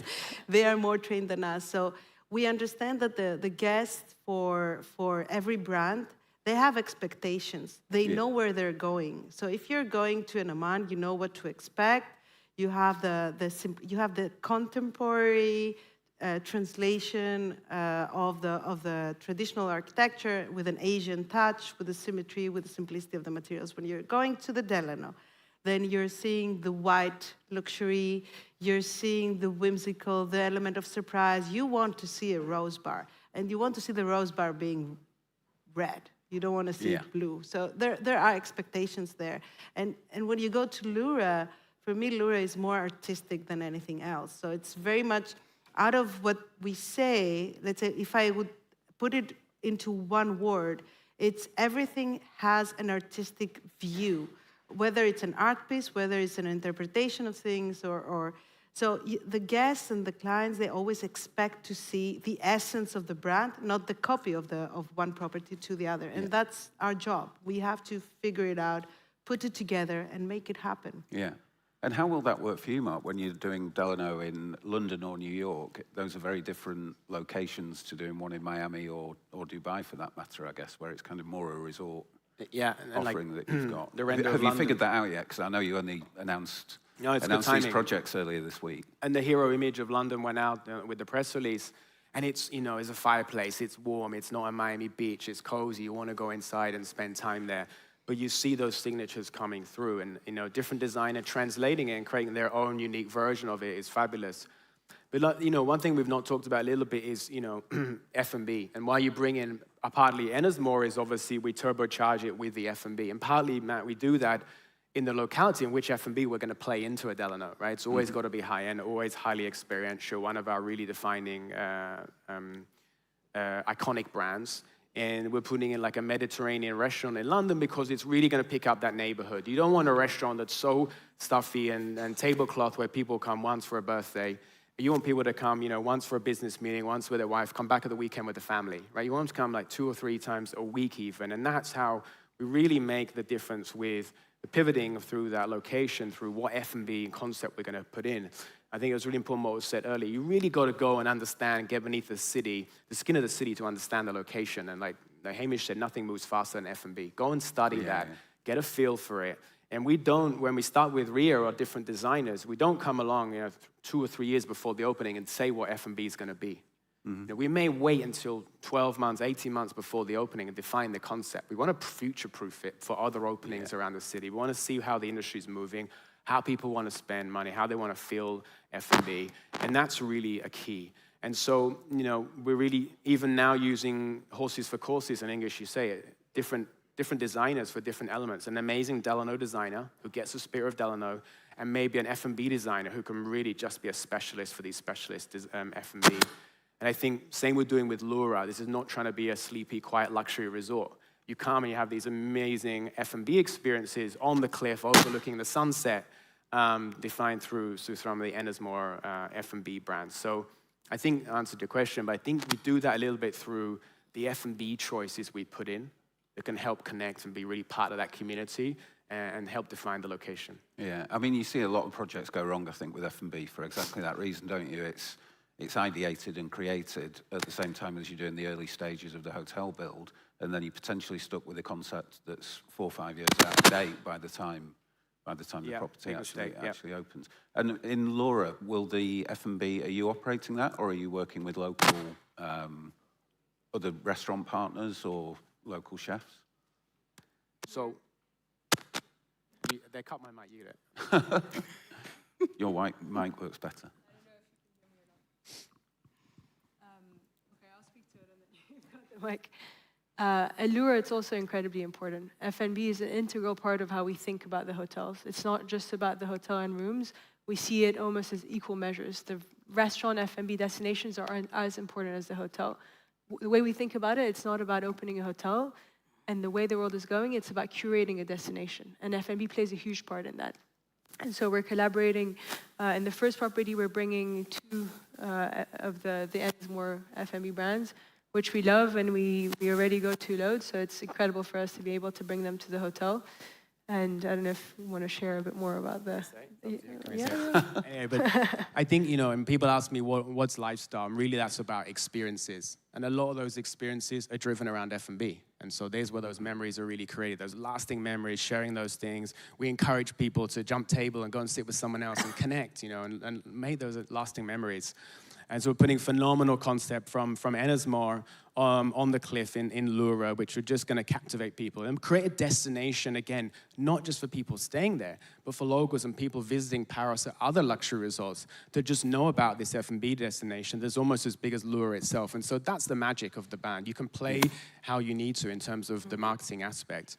And then around the pool as well, activating that. So there's a magic going on, and there's a joke in the office that we have as many people working on Lura as we do a 200-key hotel.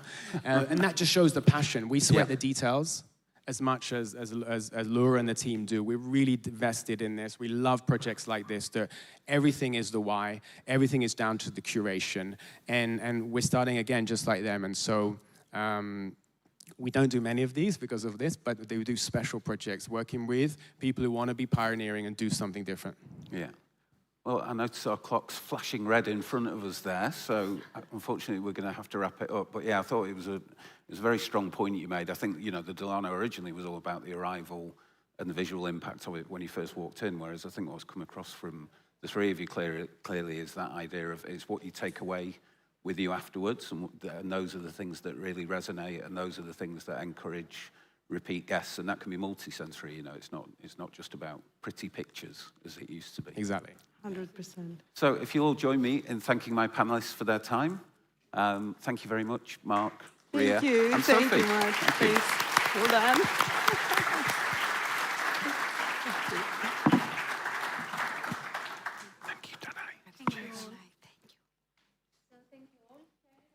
Newborn brands offer an amazing field of creativity.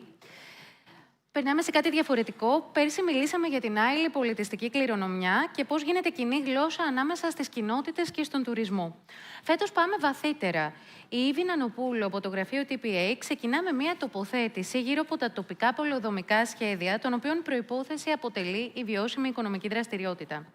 Κατόπιν θα ακούσουμε την Κέτη Πολυμέρου Καμιλάκη, τέως διευθύντρια και ομώνυμη ερευνήτρια του Κέντρου Ερεύνης Ελληνικής Λαογραφίας της Ακαδημίας Αθηνών και επίτιμη διδάκτορα στο Πανεπιστήμιο Πατρών. Μιλάμε σχετικά με την χειροτεχνία, έναν τομέα σημαντικό για την τοπική αλλά και την εθνική οικονομία, σήμερα με διεθνές κατασκευαστικό και αγοραστικό ενδιαφέρον. Η κυρία Καμιλάκη αναφέρεται στη μελέτη των τεχνών που άλλοτε είχαν ξεχαστεί, βρίσκονται στην καρδιά του λαϊκού πολιτισμού, πρέπει και μπορούν να συνδεθούν με την επιχειρηματικότητα. Στη συνέχεια συζητάμε σε πάνελ με τον Άρη Οίκο, Διευθυντή Ερευνών του Ινσέτε, την Ήβη Νανοπούλου και τον Αλέξη Κατσαρό.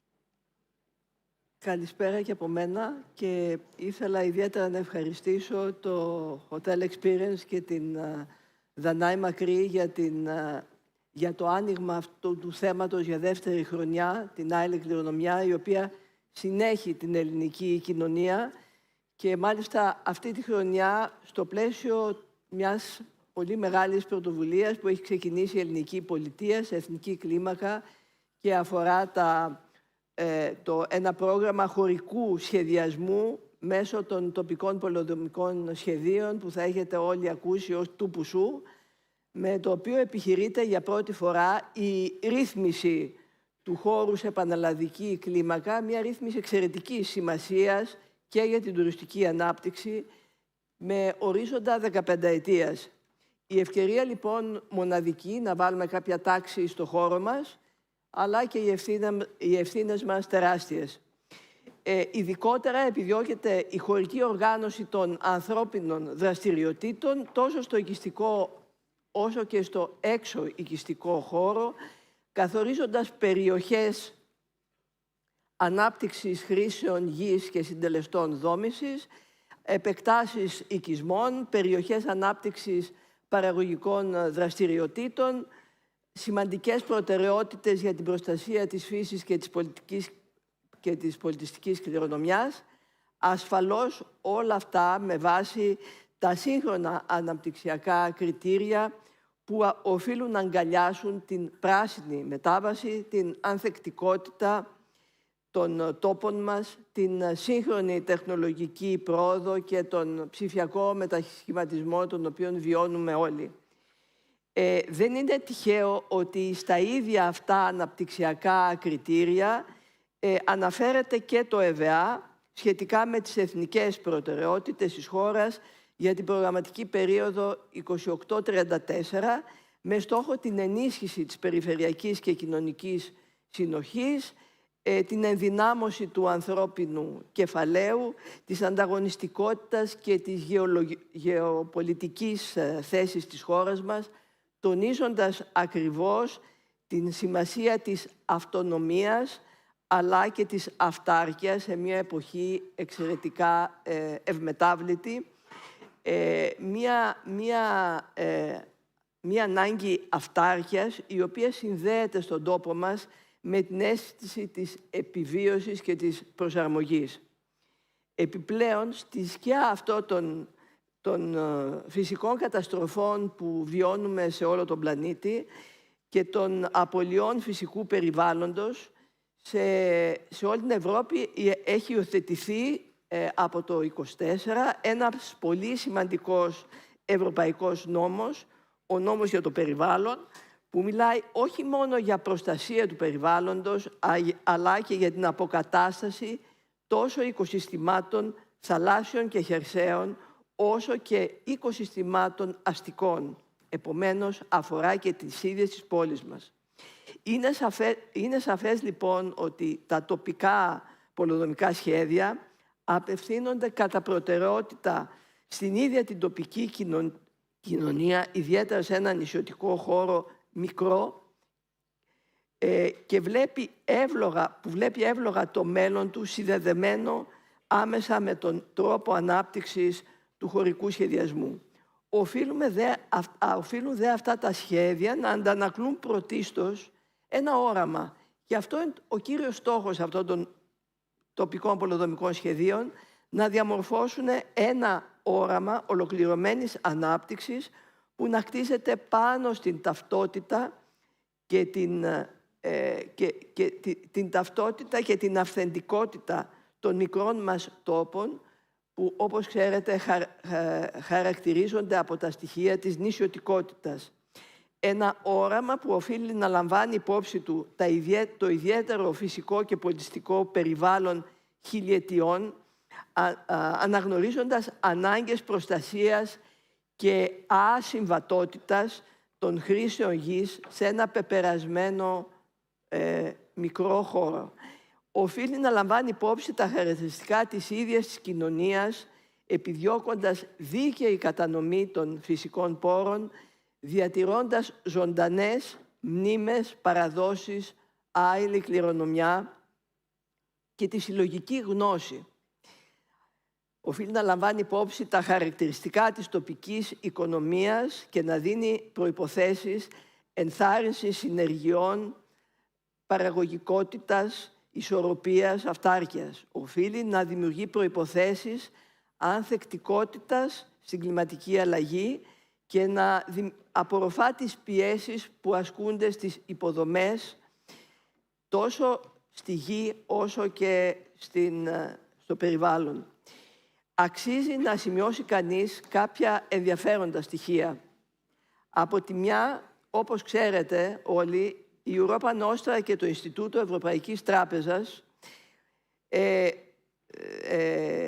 ανακοίνωσε ότι μέσα στα 7 απειλούμενα μνημεία και στους τόπους πολιτιστικής κληρονομιάς της Ευρώπης συγκαταλέγονται και οι Κυκλάδες, έχοντας ξεσηκώσει στον τόπο μας σειρά κινητοποιήσεων και έχοντας δημιουργήσει και την πρωτοβουλία Βιώσιμες Κυκλάδες.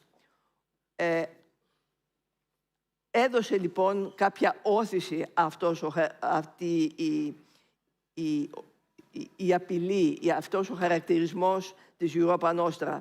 Παράλληλα και όχι άσχετα, παρατηρούμε ότι εγκαταλείπεται ο πρωτογενής τομέας στα νησιά, σε ορισμένα νησιά και ακόμα και σε επίπεδο 90%. Από την άλλη, παρατηρούμε αυξημένους πληθυσμιακούς δείκτες στην περιοχή ακριβώς που απειλείται περισσότερο από τον τουρισμό, δηλαδή στο νότιο Αιγαίο, με αύξηση του πληθυσμού μέχρι και 6%, όταν στην υπόλοιπη χώρα, στον εξωαστικό χώρο, στον αγροτικό χώρο, παρατηρούμε εγκατάλειψη του πληθυσμού της τάξης του 3%. Επομένως, βλέπουμε ότι στην αναζήτηση ενός οράματος και της στρατηγικής υλοποίησης του, ο τουρισμός δεν πρέπει να λειτουργήσει ως απειλή, αλλά ως ένας ανταγωνιστικός παράγοντας. Βλέπουμε λοιπόν ότι μπορεί να συμβάλλει στη συγκράτηση της αύξησης του πληθυσμού και οφείλει να υποστηρίξει ένα σχέδιο αειφόρου ανάπτυξης που θα στοχεύει στην ευημερία της κοινωνίας, θα αγκαλιάζει και θα αναδεικνύει την τοπικότητα και ταυτότητα χωρίς να την ευτελίζει. Ένα σχέδιο που οφείλει να κτίσει πάνω στην αξία αυτού του μοναδικού μας τοπίου, των παραδόσεων, προάγοντας την βιωσιμότητα και την ανθεκτικότητα των κοινοτήτων. Γι' αυτό και η ουσιαστική συμμετοχή των τοπικών κοινοτήτων στη διαμόρφωση των τοπικών πολεοδομικών σχεδίων είναι εξέχουσας σημασίας και πρέπει να συμβάλλει και στη διαχείριση του τουρισμού. Απαιτεί λοιπόν κατανόηση των δεδομένων και των προκλήσεων, διάλογο και σύνθεση απόψεων, αγγίζοντας ασφαλώς και θέματα πολυτομεακά ή μονοτομιακής οικονομίας, θεσμικής προστασίας της γεωργικής γης, φέρουσας ικανότητας τόπων και τοπίων. Άρα αγγίζει θέματα εξαιρετικά κρίσιμα, για τα οποία γίνεται πολύ μεγάλος λόγος αυτή την εποχή. Σε αυτόν όλο τον προβληματισμό αξίζει να σημειώσουμε ότι ο τύπος του τουρισμού που βασίζεται στα πολιτιστικά χαρακτηριστικά ενός τόπου, αποτελεί σήμερα βασικό μοχλό οικονομικής ανάπτυξης με σημαντικότατες ευκαιρίες απασχόλησης, αναζωογόνησης κοινωνίας, εκόλαψης μικρών επιχειρήσεων και σταθεροποίησης της αξίας της γης. Στην Ευρώπη, τα έσοδα που παράγονται από τον πολιτιστικό τουρισμό είναι πολύ σημαντικά. Το 79% του κύκλου εργασιών στον τομέα της πολιτιστικής κληρονομιάς της Ευρώπης σχετίζεται με τον τουρισμό. Απίστευτο και αληθινό. Ενώ το 16% προέρχεται από ιδιωτικές επενδύσεις, συντήρησης και φιλανθρωπικών ιδρυμάτων και οργανισμών, ενώ το υπόλοιπο 5% προέρχεται από δημόσιους και κυβερνητικούς φορείς. Είναι λοιπόν προφανές ότι η πολιτιστική κληρονομιά σε μια χώρα σαν την Ελλάδα δεν αποτελεί μόνο ήπια διπλωματία, αλλά και την κινητήρια δύναμη για την ανάπτυξη της ίδιας της τουριστικής βιομηχανίας μας. Στο πλαίσιο λοιπόν των τοπικών πολεοδομικών σχεδίων και όχι μόνο, αξίζει να συνεργαστούμε όλοι μαζί με σοφία και ήθος για να συμβάλλουμε στον προσδιορισμό ενός κοινού αναπτυξιακού ορίζοντα για ένα αειφόρο μέλλον των νησιών μας που να διασφαλίζει επάρκεια υποδομών και υπηρεσιών, επάρκεια οικιστικών περιοχών που να βασίζεται στο μέτρο, στην φροντίδα του χώρου, στην προστασία του περιβάλλοντος, της μοναδικής ομορφιάς των τόπων μας και να στηρίζει την πολιτιστική μας ταυτότητα, καλλιεργώντας και αναπτύσσοντας δικτυώσεις τοπικών παραγωγικών τομέων, δεξιότητες και καινοτομίες στον χώρο του πολιτισμού και των εφαρμοσμένων τεχνών, για τις οποίες είμαι σίγουρη ότι θα μας μιλήσει η κυρία Καμιλάκη στη συνέχεια αμέσως. Σας ευχαριστώ πάρα πολύ.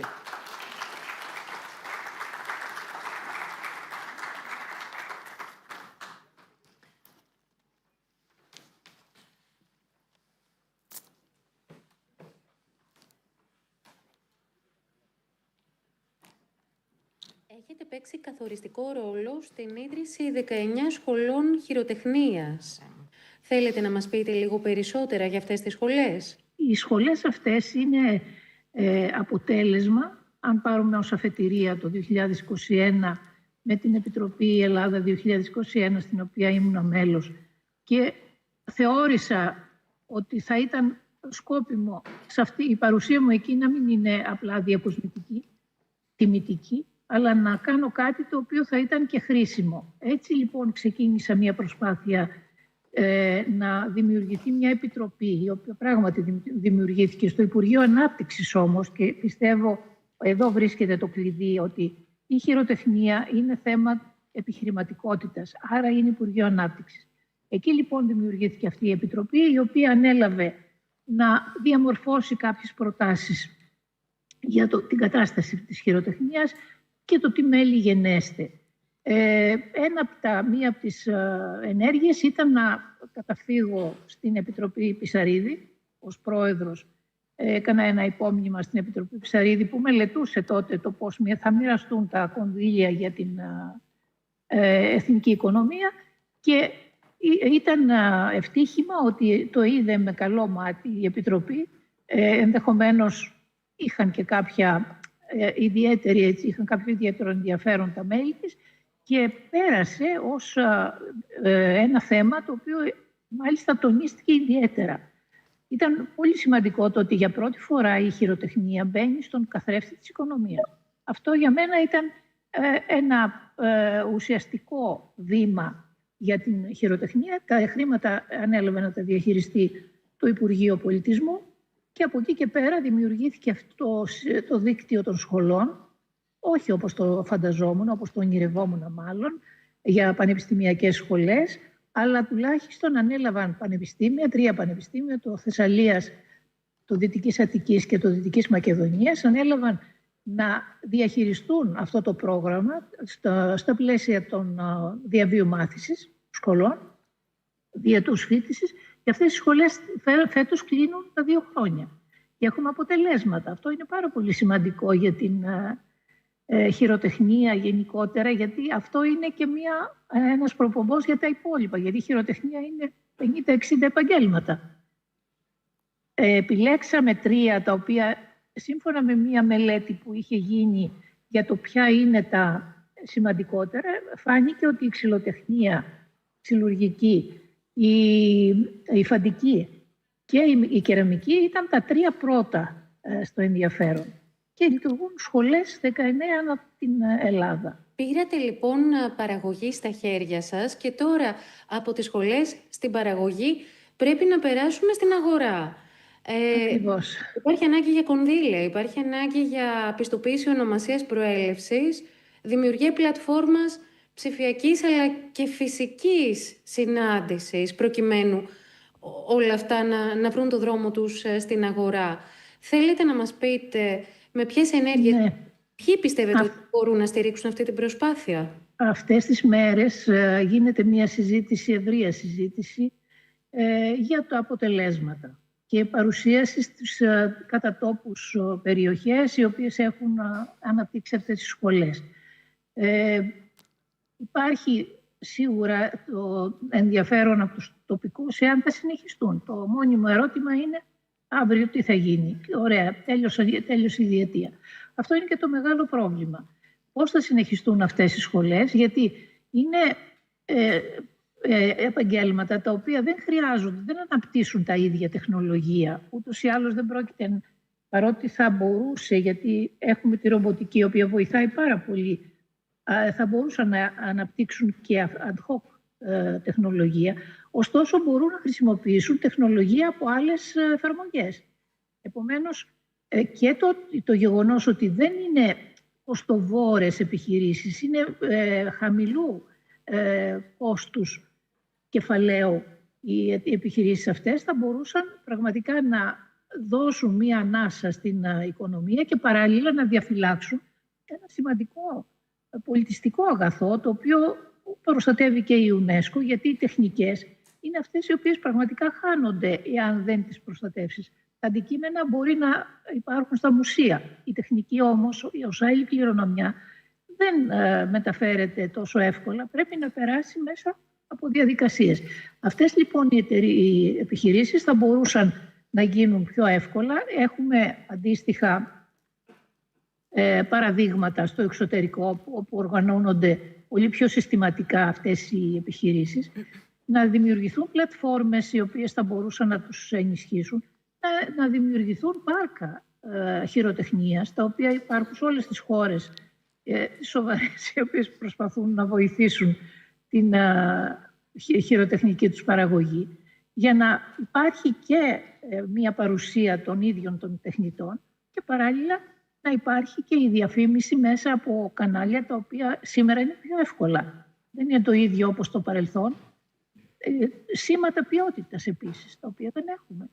Ένα τεράστιο θέμα, το οποίο αν θέλετε μπορούμε να συζητήσουμε, είναι οι πρώτες ύλες. Οι πρώτες ύλες τις οποίες αναζητούμε σήμερα και οι οποίες να είναι και οικολογικά συμφέρουσες, να προσβάλλουν το περιβάλλον, να έχουμε παράλληλα το κλίμα. Είναι κάτι το οποίο σήμερα είναι στα ζητούμενα. Θέλω κλείνοντας να μας δώσει. Να δούμε τι θα προλάβουμε να πούμε σήμερα. Κύριε Οίκο, Άρη, ο τουρισμός καθορίζει την οικονομική και κοινωνική βιωσιμότητα των περισσότερων κοινωνιών στην Ελλάδα, τουλάχιστον των νησιωτικών. Θα μας δώσετε ένα γενικό χαρακτηριστικό πλαίσιο της σημασίας του για την οικονομία και θέλετε ολοκληρώνοντας να ξεχωρίσετε 3 σημαντικές στρατηγικές προτεραιότητες για μακροχρόνια ευημερία. Ευχαριστώ. Καλησπέρα σας. Κοιτάξτε, για να σας δώσω έτσι λίγο σχηματικά, ο τουρισμός αυτή τη στιγμή άμεσα συμβάλλει περίπου στο 13% του ΑΕΠ της χώρας. Όμως αυτό είναι κατά κάποιο τρόπο παραπλανητικό, γιατί υπάρχουν πάρα πολλές περιοχές που ουσιαστικά δεν θα υφίστανται με τη μορφή που τις ξέρουμε σήμερα, ούτε οικονομικά ούτε κοινωνικά. Τα νησιά και κάποιες απομακρυσμένες ορεινές περιοχές που ζουν πρακτικά και μόνο από τον τουρισμό. Επίσης, έχει μια συμβολή στην αιχμή του τουρισμός, άμεση πάλι συμβολή, γύρω στις 450.000 θέσεις εργασίας. Καλύπτει, όπως ξέρουμε, πάρα πολύ μεγάλο μέρος του ελλείμματος του ισοζυγίου πληρωμών Και για να το πω και λίγο διαφορετικά, ενώ η διεθνής ανταγωνιστικότητα της χώρας είναι στη θέση 50 με 55, ανάλογα με το φορέα που τα μετράει, στον τουρισμό είναι στη θέση 20 με 25, ανάλογα πάλι με το φορέα και την χρονιά. Τώρα, σε σχέση με το τι θεωρώ πάρα πολύ σημαντικό, είναι καταρχάς ο τουρισμός μέχρι σήμερα σε μεγάλο βαθμό είναι μια, ας το πούμε, δημοκρατική διαδικασία. Δηλαδή υπήρχαν πάρα πολλές μικρές επιχειρήσεις, οικογενειακές, οι οποίες ζούσαν από αυτό το πράγμα. Αυτό δημιουργούσε και μια αποδοχή. Είναι πολύ σημαντικό, νομίζω, με κάποιο τρόπο αυτό να στηριχθεί και επειδή είναι πολύ δύσκολος ο ανταγωνισμός, πρέπει να βρεθούν έξυπνοι μηχανισμοί. Υπάρχουν χώρες που το έχουν πετύχει. Η Αυστρία, η οποία είναι μια χώρα που βασίζεται σε μεγάλο βαθμό στη μικρή επιχειρηματικότητα στον τουρισμό, το έχει κάνει με πολύ μεγάλη επιτυχία, για να συνεχίσει αυτή η αποδοχή. Και επίσης είναι πολύ σημαντικό σε εθνικό επίπεδο να μην αισθανόμαστε εμείς αποκλεισμένοι από τον τόπο μας. Δηλαδή να μην ακριβίνουν τόσο πολύ αυτές οι υπηρεσίες στις οποίες θα αισθανόμαστε εμείς αποκλεισμένοι. Ή να επιταχυνθεί η αύξηση του εισοδήματός μας για να το καλύψουμε αλλιώς. Πλεονεκτήματα, τα δύο σημαντικότερα πλεονεκτήματα που βγάζουν όλες οι έρευνες είναι η αίσθηση φιλοξενίας που απολαμβάνουν οι επισκέπτες και η διατροφή. Η αίσθηση φιλοξενίας προφανώς είναι κάτι το οποίο πρέπει να το διαφυλάξουμε ως κόριο οφθαλμό και αυτό σχετίζεται κιόλας με την ανάγκη που υπάρχει για να υποστηριχθούν οι τουριστικές επιχειρήσεις από μετανάστες. Η διατροφή είναι η διατροφή και επίσης ο ιδιαίτερος χαρακτήρας των διάφορων προορισμών. Η επιβίωση νομίζω ότι εξαρτάται από την ενσωμάτωση των διεθνών τάσεων που υπάρχουν. Εκεί πέρα, σε σχέση με το θέμα το οποίο μιλάμε, τη χειροτεχνία, νομίζω ότι υπάρχει η μεγάλη ανάγκη για εμπειρίες και εκεί πέρα μπορεί να έχει τρομερή σημασία οι χειροτεχνίες, κάνοντας τους επισκέπτες να συμμετέχουν βιωματικά σε διάφορα εργαστήρια, πόσο μάλλον όταν πολλοί από τους ταξιδιώτες είναι οικογένειες που πάνε και ίσως είναι και ένας τρόπος να απασχοληθεί όλη η οικογένεια μαζί. Και η ενσωμάτωση της τεχνολογίας βέβαια και όπως προανέφερα, μια υποστήριξη από το κράτος, γιατί δεν έχουν αλλιώς τη δυνατότητα να ανταποκριθούν σε όλες τις εξελίξεις από μόνες τους, οι μικρές και οι πολύ μικρές επιχειρήσεις. Θεωρώ ότι το παράδειγμα της Αυστρίας, που αν έχουμε χρόνο μπορώ να σας πω 2 λόγια παραπάνω, είναι ένα πολύ επιτυχημένο παράδειγμα. Ήβη, πώς μπορούν τα τοπικά πολεοδομικά σχέδια να ενισχύσουν την ουσιαστική λειτουργία μιας κοινότητας, ως αυτό ακριβώς που λέει το νοηματικό της πεδίο, τη σύμπραξη? Ναι, όπως είπαμε, τα τοπικά πολεοδομικά σχέδια οφείλουν να λειτουργήσουν ως καταλύτες για να ανοίξει ένας διάλογος. Ως καταλύτες για μια διαβούλευση σε ό,τι αφορά τον τρόπο του τουρισμού, τον τύπο του τουρισμού, που θα κρατήσει αυτή την επιδιωκόμενη ισορροπία για την οποία μιλήσαμε. Δυστυχώς, όπως οι περισσότεροι ίσως αρχιτέκτονες γνωρίζουν και πολεοδόμοι, τα τοπικά πολεοδομικά σχέδια δεν δημιουργούν τις προϋποθέσεις αυτού του διαλόγου, δηλαδή οι διάλογοι γίνονται προσχηματικά για να καλύψουν ένα τυπικό σκέλος, αλλά δεν υπάρχει μια ουσιαστική σε βάθος διαβούλευση για το τι θέλουμε. Δυστυχώς, σε αυτή την προσπάθεια την έχουν αναλάβει σε πολύ μεγάλο βαθμό τοπικές οργανώσεις, μεγάλες ή μικρές, αλλά και ΜΚΟ, εν προκειμένου το Μεσογειακό Ινστιτούτο για τη Φύση και τον Άνθρωπο, τοπικές ομάδες, η ελληνική εταιρεία που έχει κάνει ένα τεράστιο έργο σε αυτό το κομμάτι, ανέλαβαν να αναδείξουν τη σημασία αυτού του διαλόγου. Χωρίς διάλογο όμως δεν θα φτάσουμε από κοινού σε ένα όραμα πάνω στο οποίο θα συνταχθούμε. Άρα αυτός είναι ο στόχος. Η φύση, ο πολιτισμός και η κοινότητα είναι για εσάς ένα ενιαίο σύστημα, Αλέξη. Ποιες θα έπρεπε να είναι, κατά τη δική σας άποψη, οι 3 βασικότερες προτεραιότητες για τη μακροχρόνια ευημερία στην Ελλάδα? Σωστά. Έτσι να πούμε και καλησπέρα και σε όσους μας παρακολουθούν. Το Medina είναι μια περιβαλλοντική οργάνωση, αλλά δουλεύει σε 3 πυλώνες με μια ολιστική προσέγγιση, προστασία της φύσης, ανάδειξη πολιτιστικής κληρονομιάς και κοινότητες. Τώρα, σε σχέση με τις προτεραιότητες, νομίζω ακούστηκαν, αλλά αξίζει να τα ξαναπούμε. Ένα πρώτο κομμάτι θα λέγαμε ότι είναι η επανασύνδεση με τον τόπο. Τι σημαίνει αυτό? Σημαίνει να καταλάβουμε το ελληνικό τοπίο, τη διαμόρφωσή του. Είναι αμιγώς ένα καθρέφτισμα της πρωτογενούς παραγωγής.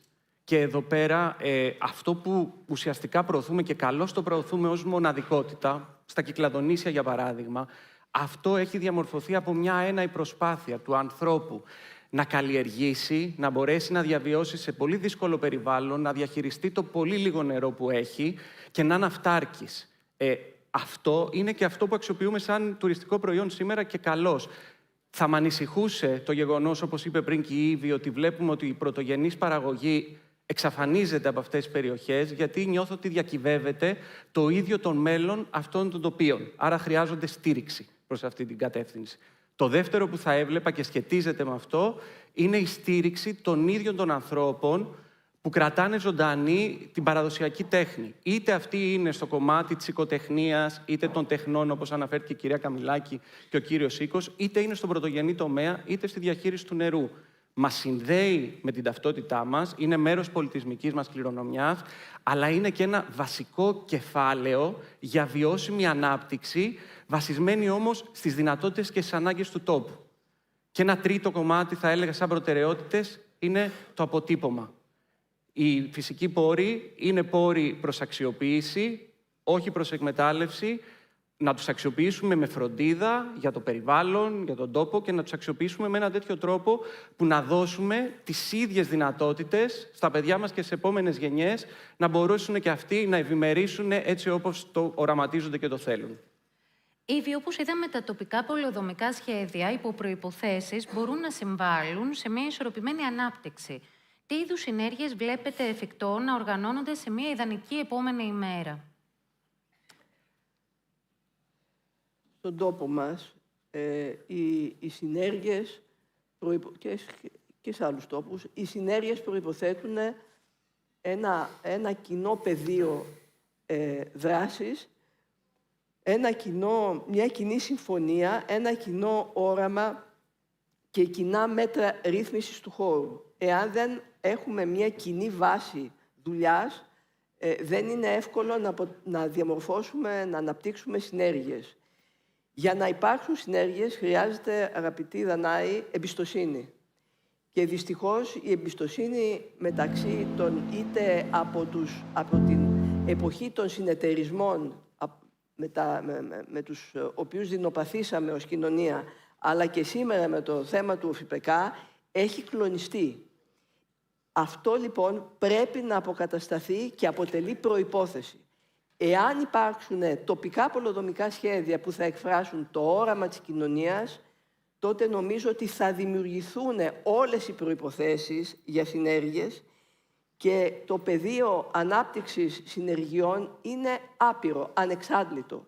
Εγώ θα έλεγα ότι ένα από τα κύρια ζητήματα είναι να σταματήσουμε να πουλάμε ανώνυμα προϊόντα και να πουλάμε επώνυμα. Δηλαδή, όταν λέμε φέτα, δεν ξέρουμε καν αν είναι ελληνική, έτσι, όταν πουλάμε σαλάτα με φέτα, δεν ξέρουμε καν αν είναι η φέτα ελληνική, δεν ξέρουμε καν από πού είναι. Στους μικρούς τόπους θα έπρεπε να γράφουμε και τον παραγωγό. Δεν μπορούμε να πουλάμε κρασί χύμα, αλλά κρασί επώνυμο, αν θέλουμε να αποκτήσουμε, ή χύμα, αλλά με ταυτότητα.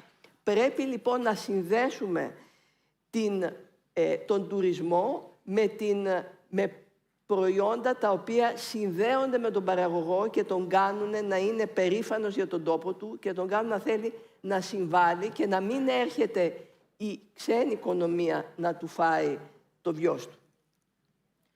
Και πάμε να πάρουμε τέτοια επιτυχημένα διεθνή παραδείγματα από τη δική σας εμπειρία, κύριε Οίκο. Και πέραν αυτού, να μας πείτε, αν σήμερα μπορούσαμε να μπραντάρουμε ένα ελληνικό πράγμα αναγνωρίσιμο πέρα από τη γαστρονομία, ποιο πιστεύετε ότι θα ήταν αυτό? Θα ξεκινήσω λίγο στη συνέχεια αυτό που είπε η κυρία Νανοπούλου.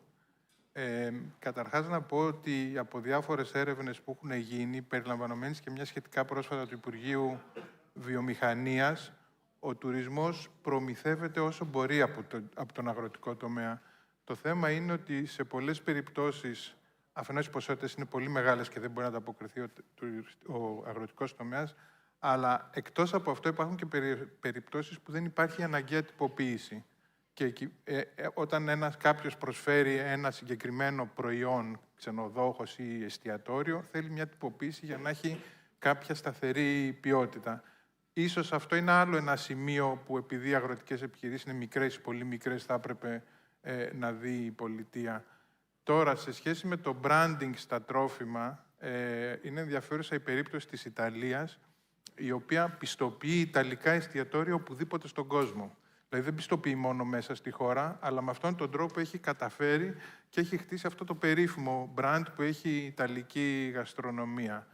Η Ιταλία θεωρώ ότι είναι ένα εξαιρετικό παράδειγμα χώρας η οποία έχει καταφέρει πάρα πολλά πράγματα στις χειροτεχνίες και καταφέρει να κρατήσει ζωντανή αυτή την παράδοση, ειδικά σε πολύ υψηλό επίπεδο. Μια άλλη περίπτωση είναι η Ισπανία, νομίζω, σε κάποια προϊόντα δερμάτινα ιδιαίτερα. Αλλά θέλω να πω κιόλας, έτυχε φέτος και πήγα και στις δύο χώρες πριν μερικούς μήνες. Αυτό που μου έκανε τεράστια εντύπωση ήταν τα σουβενίρ τους, τα οποία δεν είχαν καμία σχέση με τα δικά μας. Ήτανε όλα περιποιημένα, είχαν κάποιο τοπικό χρώμα, κάποιο τοπικό στοιχείο. Και αυτό έρχεται και σε απάντηση πολλές φορές γιατί δεν αγοράζουν οι ξένοι. Μα γιατί να αγοράσουν?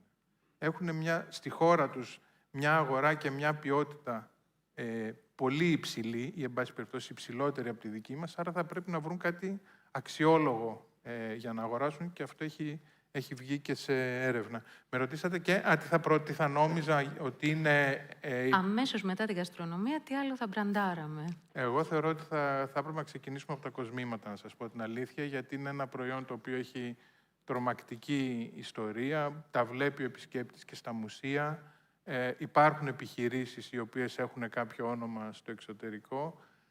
Είναι υψηλής αξίας προϊόν, αλλά μπορεί να βγει και στην χαμηλή τιμή. Διαισθητικά, γιατί δεν έχω ασχοληθεί ποτέ με το θέμα, για να σας πω, της χειροτεχνίας, θα έλεγα ότι θα έπρεπε να ξεκινήσουμε από τα κοσμήματα. Εμένα μου ακούγεται εξαιρετική ιδέα αυτό. Αλέξη, θέλεις να μας πεις από τη δουλειά του Μεντίνα κάποια επιτυχημένα παραδείγματα και τι από αυτά μπορεί να εφαρμοστεί σε κλίμακα στην Ελλάδα? Ναι, να δώσουμε ένα παράδειγμα από τα Κύθυρα, το Κύθυρα Trails. Είναι μια ανάπτυξη του περιπατητικού τουρισμού μέσω διαδρομών. Τα χαρακτηριστικά του. Νομίζω καταρχήν ότι η συνδιαμόρφωση με την τοπική κοινότητα των διαδρομών ήταν κλειδί στην επιτυχία του. Τι κάναμε μέσα από αυτή τη διαδικασία? Αναδείξαμε σημεία πολιτιστικής και φυσικής κληρονομιάς. Άρα ο περιπατητής μπορεί να ανακαλύψει το χώρο και το χρόνο μέσα και την ιστορία του τόπου. Επιμικρύναμε την τουριστική περίοδο. Τα Κύθυρα είχαν μια πολύ μικρή τουριστική περίοδο και ξαφνικά βλέπει κανείς περιπατητές έξω από την κλασική περίοδο του Ιουλίου και Αυγούστου, που είναι πολύ δύσκολο να περπατήσει τα μονοπάτια για ευνόητους λόγους, λόγω θερμοκρασίας κτλ. Οπότε ξαφνικά βλέπεις ότι η τοπική οικονομία άρχισε να αναπτύσσεται και περιόδους που το νησί δεν το είχε συνηθίσει.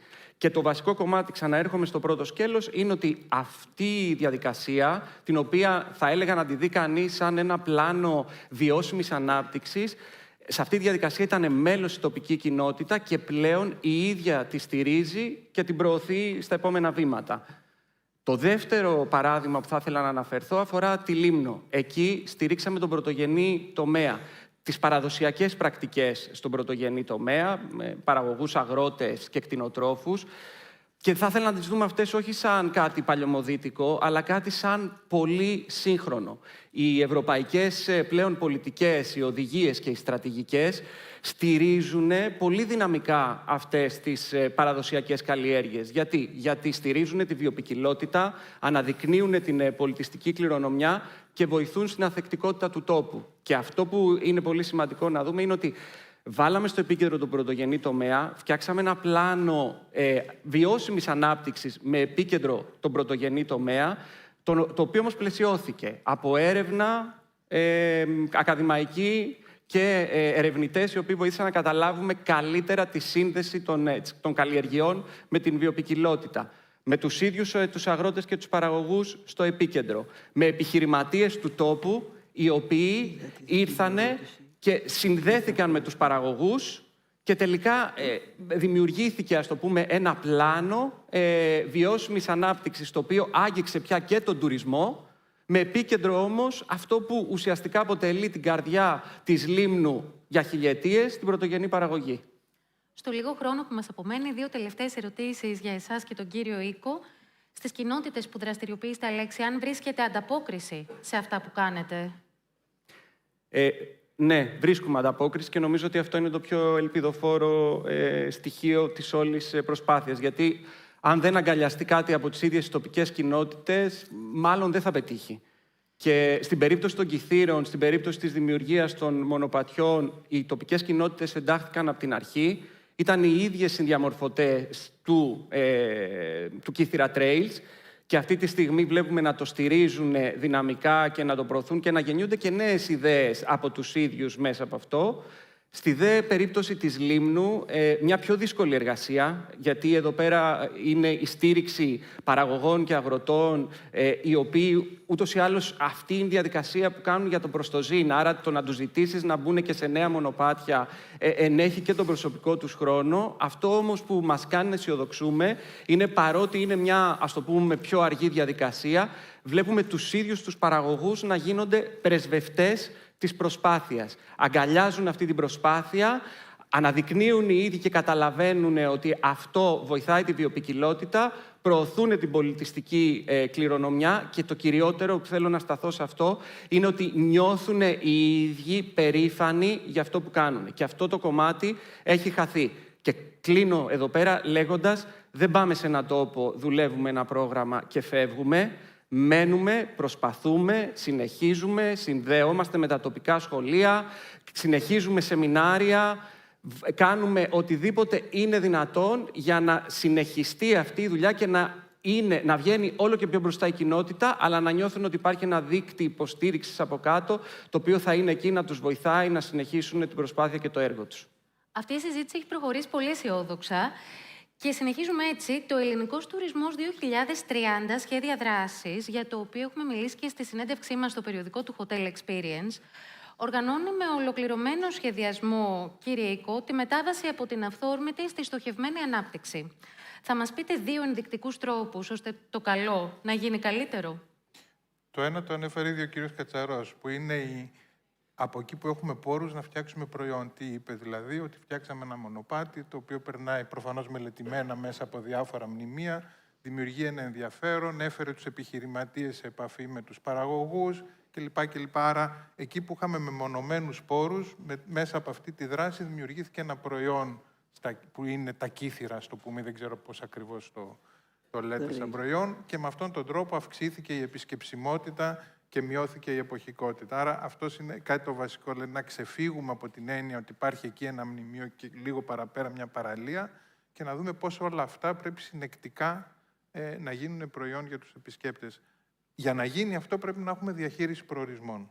Χωρίς διαχείριση προορισμών δεν μπορούμε να πετύχουμε τίποτα από όλα αυτά και η διαχείριση προορισμών σημαίνει πάρα πολλά πράγματα, αλλά βασικά σημαίνει κανόνες, τήρηση κανόνων, ένα σχέδιο πάνω στο οποίο βασίζονται όλα αυτά τα πράγματα. Αυτά θα έλεγα ότι είναι για μένα τα 2 πιο βασικά, προκειμένου από εδώ που είμαστε να πάμε αρκετά βήματα παραπέρα και έχουμε τους πόρους για να τα κάνουμε αυτά με μεγάλη επιτυχία.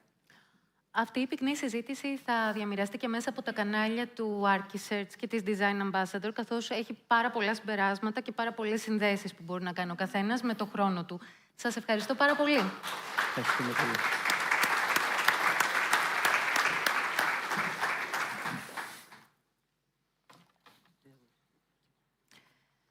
Εν τω μεταξύ, πάμε στο Λονδίνο και στο Old War Office, που θα γνωρίσουμε καλύτερα υπό την οπτική του Adrian Cady, υπευθύνου της στρατηγικής branding και placemaking, αλλά και της διευθύντριας πωλήσεων και marketing της Raffles, Jill O'Hare. Συντονίζει ο Justin Quirk. Welcome all. If you go here.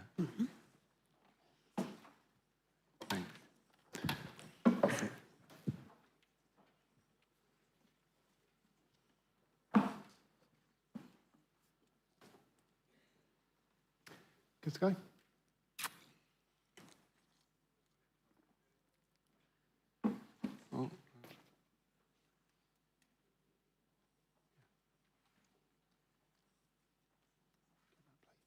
Yeah.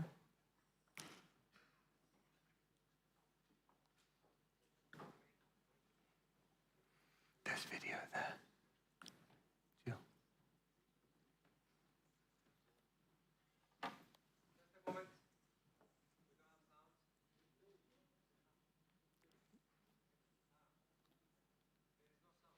No.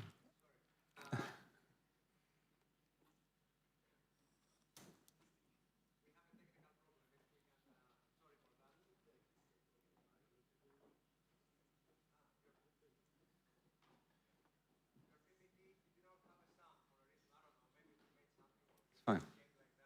Let's start. We just... Yeah. Good afternoon, ladies and gentlemen. Thank you for joining us on this latest panel of the day. Today we'll be discussing Branding Raffles London at the OWO, a project in the city which is rooted in history, designed for legacy, and which has transformed the hotel landscape of London over the past few years. My name is Justin Quirk. I'm your host for today. I'm a travel writer, expert and creative director. I've worked with the likes of Expedia, Soho House Group and Ennismore. Today's discussion is about how the hotel you can see on the screen behind us here.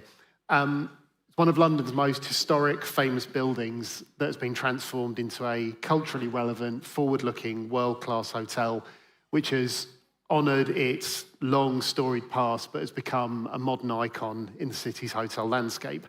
And joining me to discuss this are two experts with an intimate knowledge of the project. Firstly, Jill O'Hare, to my left, is Director of Sales and Marketing at Raffles London at the OWO. Throughout her long career, Jill has been instrumental in the launch and the marketing of some of the biggest hotels across London and Ireland, and she's been with Raffles for 4 years now. She was there at the project's inception, and I think probably knows it better than anybody else who could have joined us. Completing the panel is Adrian Caddy. Adrian is the founding director of Greenspace, an award-winning independent design consultancy in London who've worked extensively across the luxury hospitality sector. They played a pivotal role in shaping every aspect of the guest experience at the OWO, from the overarching brand architecture to the names and visual language of its restaurants, bars and spas. There's a huge amount of detail. This is one of the biggest hotel projects the city's seen in the last decade. So without further ado, I'd like to dig into both of it with you. So Jill, going to you first. To set the scene for anyone who doesn't know the hotel, can you just describe briefly the hotel and what it is about this unique property that has given it that place in London? Sure.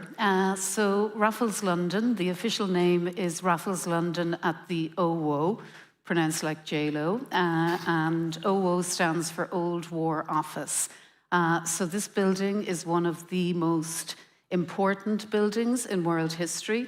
It's one of the most historical buildings in London. It was constructed in 1906. It's where Winston Churchill was based when he was Secretary of State for War. It's got layers and layers and layers of history. I could talk to you to the end of this presentation about the history of the building, but sadly I don't have time. It's where Ian Fleming worked. Ian Fleming, the writer of the James Bond novels, he was based in this building, and this is where he got the inspiration for James Bond. And it's also where the decision on the D-Day invasion of Normandy was made. So that was a decision that affected all of our futures. It's a 120-bedroom hotel now. It took 9 years to convert it from the old War Office into Raffles London. Our owners are very discreet about how much that cost, but the rumour is that it was close to 1.5 billion.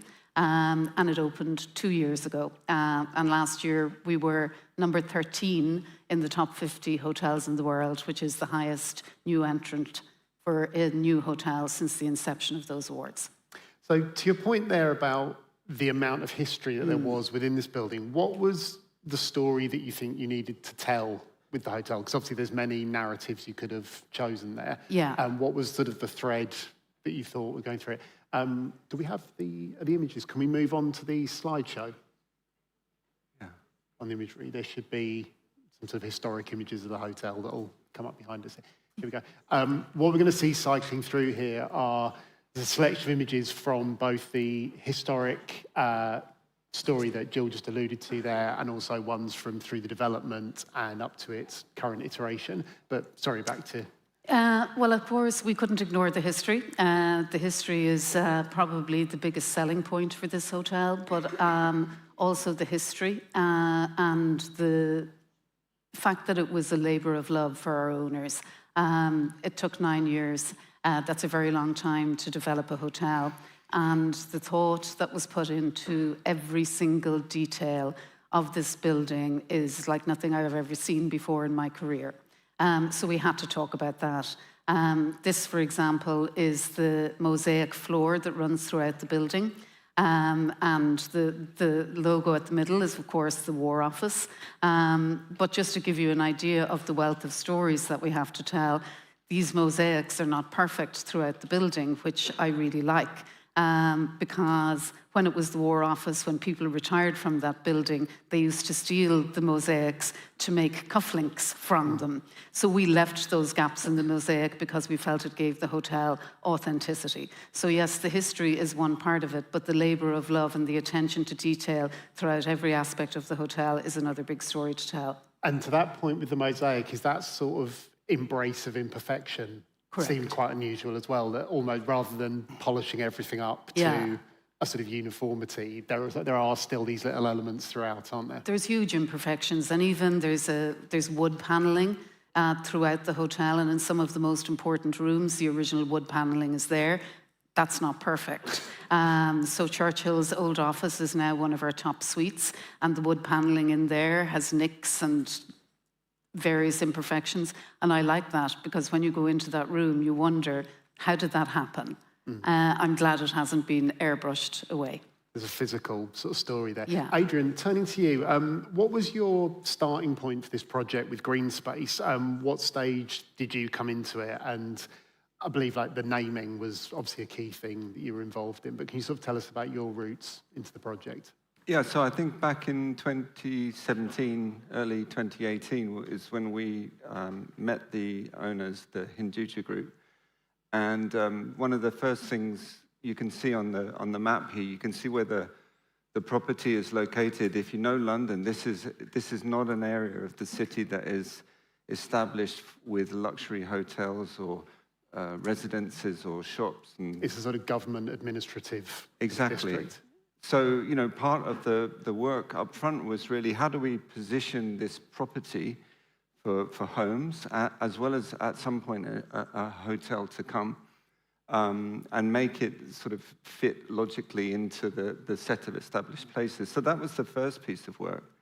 And believe it or not, there was a question at the time as to what we would what the property would be called, because the building itself was built as the War Office, and then, of course, in later years, post-war, 1964, I think it was renamed Old War Office, and the Ministry of the military operations moved to the Ministry of Defense next door.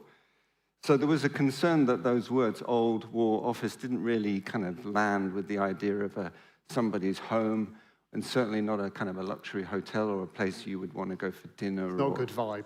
Exactly. So, but the issue was the fact that that's its authentic name. And the whole story of this property was about being authentic, being completely true to the place. And as Jill was pointing out, look, you know, preserving the fabric of the building, not stripping it out and replacing it with something that looks, you know, completely brand new. So in the same way, we started doing our research. We looked at the archives, and we found that actually the words were often reduced to an acronym, OWO. And because of that, we started to see that there was a possibility to be true to the authentic roots of the place, but give it a new life. So we named it the OWO.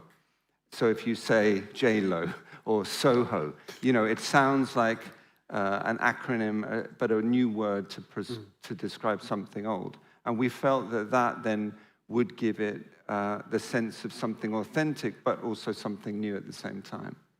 Jill, turning to you again, I mean, you've obviously worked on a number of, very, very high-profile hotel openings in the past. Each one is unique, comes with its own challenges. What was the biggest immediate challenge with this as a project, do you think? I think distilling the multiple stories down so that we had a very clear message to the market in terms of how to position it. There are so many different facets to the building, to the hotel, to the history, that everybody could tell a different story, and then the message becomes very confused and not clear. So distilling it down into one story to launch it was quite challenging, and making sure that everybody was on script. Also, the fact that it's such a historical building, we had to be very respectful of that and not ignore some of the really epic history attached to it. It was the communication of such an immense project so that people would get it and understand it and be attracted to coming to it.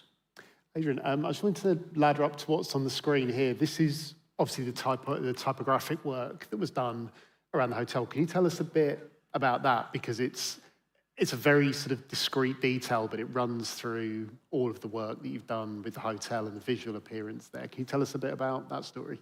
Yeah. Because this had been a building that was responsible for, the administration of war, you can imagine it was extremely secret, extremely sensitive place. And consequently, by the time the property was sold and made available for redevelopment, the whole place had literally been swept clean. There wasn't a single sign on the wall to point to anywhere left, which was really remarkable. It was almost like walking around a ghost ship.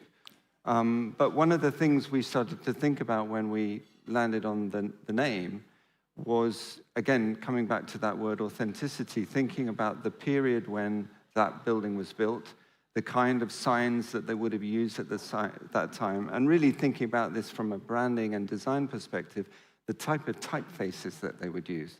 And the type foundry in the UK, in England at that time, no longer exists. The typefaces do, but they only exist in a letter form that for printed matter. They don't exist and work in a digital world. So we persuaded the owners to invest in helping us to design a bespoke, grotesque typeface, which is what this type is called. And we developed a type system. We named it 1906, which was the year that the building was opened. And so the brand, the OWO brand, now has the tools for it to be able to kind of create everything from the signage system that runs around the place through to the printed matter. And then actually another story, we discovered that there was Morse code was not invented in the War Office, but it was part of the lexicon of things that were used to convey information. And so we liked that, and we typeset, or we Morse code set the words Old War Office and created a pattern and a texture that we could use on things. And I think it's right to say. Yeah, we added to that. So, for example, the umbrellas that we give to guests at the hotel are printed with Morse code. And if you can decipher Morse code, what it says is Undercover London, which makes it quite cute, and a tiny little hint to, or nod to, our MI5 and MI6 past. Also, some of our meeting rooms are called Morse and code, which our corporate clients really enjoy, that they're having a meeting in a room that's called Morse or code, and it's a nod to the privacy and confidentiality of that meeting. I think something that you really get from the hotels, on one level, it's a huge, imposing space. It's a very, overbearing building in some ways, but you've built these small, little, very discreet touches all the way through, whether it's the details on the umbrella or can you? The way that sort of craft was threaded through the hotel, are there some other examples of the kind of work that was done there? Well, I think the the Morse code is something that we've really used. The history of the building, we felt that we had to allow people to enjoy the history of the building and give people tours of the building, but had to balance out between being first and foremost a luxury hotel and not being the British Museum. Yeah. And that's a very hard thing to do. So we decided we would have history tours daily for hotel guests only. We have hired history concierges, so people with a real passion for history from that era, and hotel guests are invited to enjoy a complimentary historical tour of the building every morning at 10:30. But there was such huge demand from people outside of that, and we have to allow people to enjoy this iconic building. So we latched a historical tour onto our afternoon tea. Our signature afternoon tea is called Secrets and Spies. It's inspired by MI5 and MI6, and in particular female spies that worked in the building. So on a Monday, you can book tea and tour if you're not a guest of the hotel, and that's the Secrets and Spies afternoon tea, followed by a historical tour of the building. So it's opening the hotel up to people that don't have the budget maybe to stay in it, but not, as I said, turning it into the British Museum. Yeah. I mean, I think of all the parts in the hotel where you've managed that balancing act of kind of honouring the history without getting bogged down in it, probably the Spy Bar. Correct. Do you think you obviously both had a hand in the work? Yeah. And if, for anyone who doesn't know it, this is essentially, how do you describe it? It's like a secret speakeasy within the hotel? The Spy Bar, MI5 and MI6, when they worked in the building, were subterranean. It was quite industrial, the area where they worked. I should just say, for anyone who doesn't know, MI5 and MI6 were the British, top-level British spy Secret agencies. Service Yeah, spies. the Secret Service. And there was one room that we found in the building, and the original number was left on the door of that room, and that number was 007. So this is the room where people who worked for MI5 or MI6 went to get their counterfeit IDs, get the details of their next spy mission. So they went into room 007, and that's where they got their brief. So we decided to turn this into a speakeasy, and we called it the Spy Bar. And we made a decision at the outset that no photography of the Spy Bar would be allowed. And at the beginning, people couldn't do a digital detox and couldn't leave their phone behind, and we did, I have to say, at the early stages, have people complaining that they weren't allowed to take photographs. And actually, the manager of the Spy Bar complained to me because it was slow to take off, because there was no imagery. I didn't even have a photograph of it. And I said, please, please, please be patient. This is going to be a success.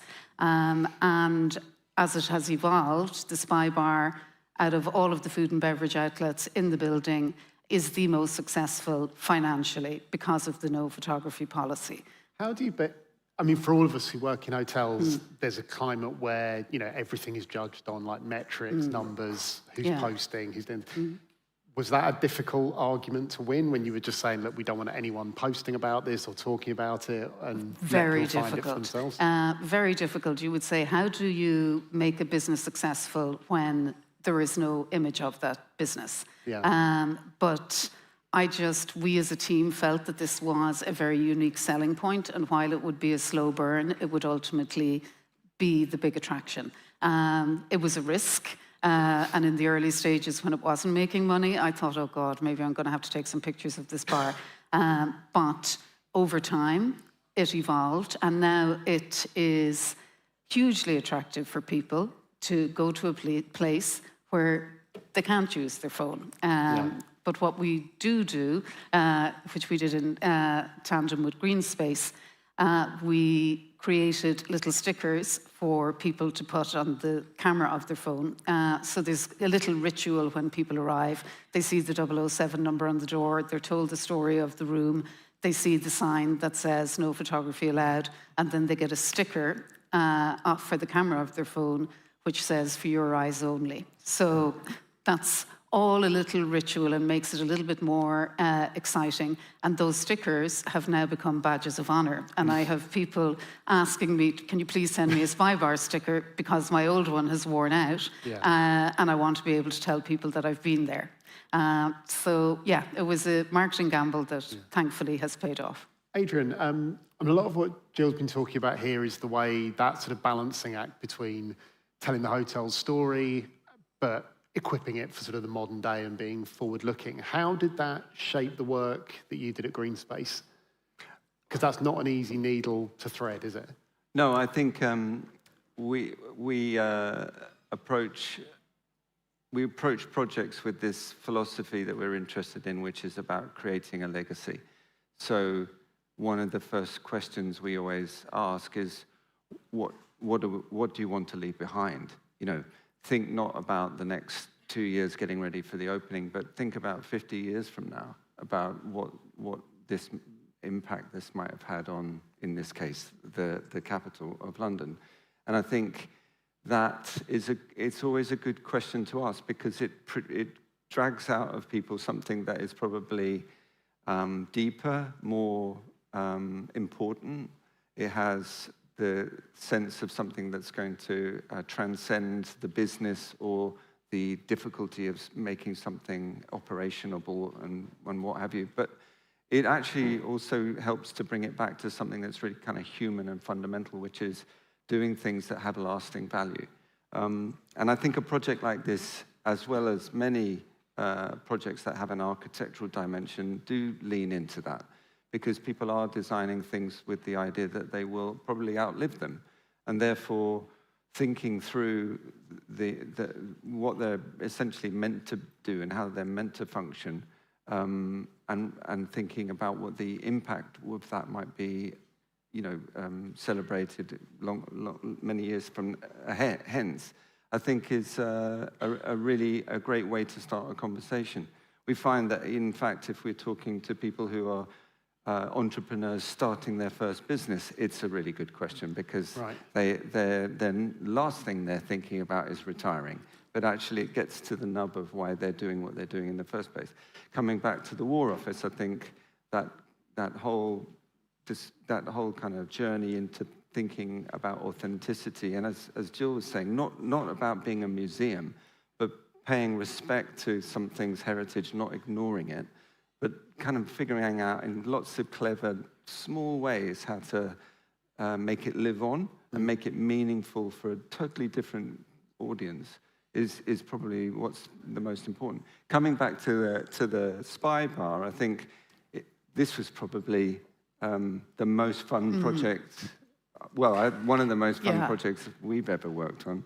And I think you and your team and Satirios, who's the manager of the Spy Bar, have all brought so much passion to every detail in this. This image here is of the Vesper. Of the Vesper Martini, which is the biggest selling cocktail in the Spy Bar, which again is a nod to James Bond. Yeah, so if anyone knows Ian Fleming and James Bond, they'll have heard of Vesper, and this is the signature cocktail. And for us working together, thinking about the menu, literally the thing that is handed to you when you take your seat so you can choose your drinks, became a kind of a act of storytelling on another level. We were thinking it shouldn't be a menu, it should be a dossier that you would expect to be given if you were a spy. It's a very intricate piece of print, isn't it? Yeah, very, very intricate. When you open it, there are all sorts of kind of clever, hidden, coded images, and they're all authentic. There are images of actual working spies. Can you just explain the negative sort of map detail at the bottom left there as well? Yeah, the postcard there, which is a little keepsake, people that coming to the bar can take that with them, is a lithograph of the actual subterranean plan of the old War Office with a magnifying glass foil blocked into it to indicate exactly where you are in the building, but with every other space redacted, so you you wouldn't be able to use that to orientate yourself if you happen to sneak into the War Office one night. And as you turn the pages, we have these negative photographic images of intriguing spy-type stuff and the Morse code again. So, the question about what will you leave behind was the one you asked. And I think that has helped to inform everything that we've been through together to bring the project to this point. I mean, I think it's remarkable, all those small details you've pulled out and say we could have talked about this for another couple of hours. But, London has no shortage of old buildings, no shortage of grand hotels. But I think those small details in a very big hotel have created something that really sort of sets it apart. And it's a really unique piece of sort of physical storytelling there almost. Yeah, and I think in a very crowded market, and London is becoming more and more crowded every day, the authenticity and the sense of place at Raffles London is far beyond any other hotel in the city. And there are some amazing, beautiful hotels, and we need to figure out how do we differentiate ourselves from them. And that is in terms of the sense of place and the authenticity of the building. And if you want to come to London and really feel like you are having that genuine London experience, there is no other hotel like Raffles London. That's entirely right. And finally, what's next for the hotel's future now? What's the next sort of launch phase? So this is a little montage of the Raffles brand advertising campaign. Raffles Singapore, which is one of the most iconic hotels in the world and is our mothership, that was the birthplace of the hotel butler. That's where hotel butlers first gave personalised service to their guests. So it's something very unique to Raffles. The first iteration of this campaign was filmed in Raffles Singapore and launched last year. The second one was filmed at Raffles London and was launched a couple of weeks ago at the hotel. So the focus is on the butler and the magical moments that a Raffles butler can create. But it's also moving the Raffles brand into a slightly cooler space. It is an iconic brand, but may be perceived to be slightly traditional. So the goal of this campaign is to open Raffles up to an entirely new demographic. So it's very cool, Britannia. It's filmed at our hotel. It's a global campaign for the brand, but it happens to feature Raffles London, so I'm very happy about that. And I think we can play out with the film in question. Sure.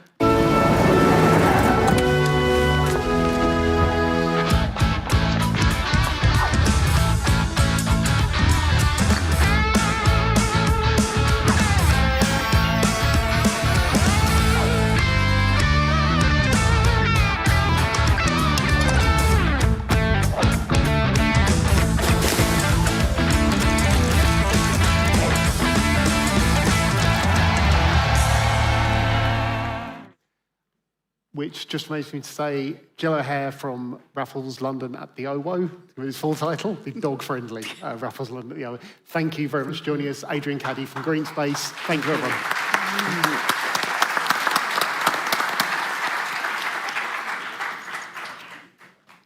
Well, this conversation can definitely inspire anyone who wants to differentiate. Thank you very much. Επόμενο θέμα μας, μία ομιλία από τον αρχιτέκτονα Αλέξανδρο Κιτρινιάρη, που θα συνδυάσει το όνειρο της ξενοδοχειακής ουτοπίας με τη βιωσιμότητα.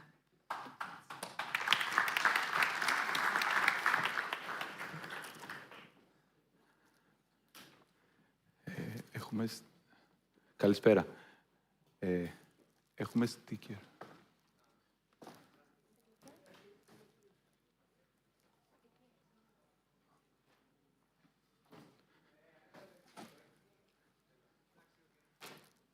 Καλησπέρα. Είναι ιδιαίτερη χαρά που βρισκόμαστε όλοι εδώ σήμερα σε αυτή την εκδήλωση για την αρχιτεκτονική, το design και τον τουρισμό που προφανώς δεν θα μπορούσε να έχει επιτευχθεί χωρίς την δημιουργικότητα του Βασίλη Μπαρτζόκα, τον οποίο ευχαριστώ ιδιαίτερα και για την πρόσκληση. Και αυτό το οποίο έχει ενδιαφέρον είναι νομίζω ότι όταν με είχε καλέσει για τη συγκεκριμένη ομιλία, ήταν μαζί του και η Δανάη στο τηλέφωνο Και τότε της λέει η Δανάη, τι θα κάνουμε με τον Αλέξανδρο, τι θα πούμε. Και λέει η Δανάη, πρέπει να πούμε κάτι για το ονειρεμένο καλοκαίρι. Κάτι για το οποίο ο ταξιδιώτης πλέον δεν ενδιαφέρεται μόνο για τον ήλιο και τη θάλασσα, αλλά ενδιαφέρεται και για το όραμα να προσφέρει στον τόπο, να προσφέρει στην κοινωνία, να συνδυάσει την οικονομική βιωσιμότητα, το ταξίδι του με κάτι το οποίο συνδέεται με το σύνολο της αειφορίας. Και τότε γεννήθηκε ο τίτλος «Ιδηλιακά τοπία και βίωμα» και είναι κάτι το οποίο συνδέθηκε στο μυαλό μου πριν από αρκετά χρόνια όταν είχα διαβάσει μια φράση του Ελίτη η οποία λέει το εξής. «Ένα τοπίο δεν είναι όπως το αντιλαμβάνονται μερικοί, κάποιο απλό σύνολο γης, φυτών και υδάτων.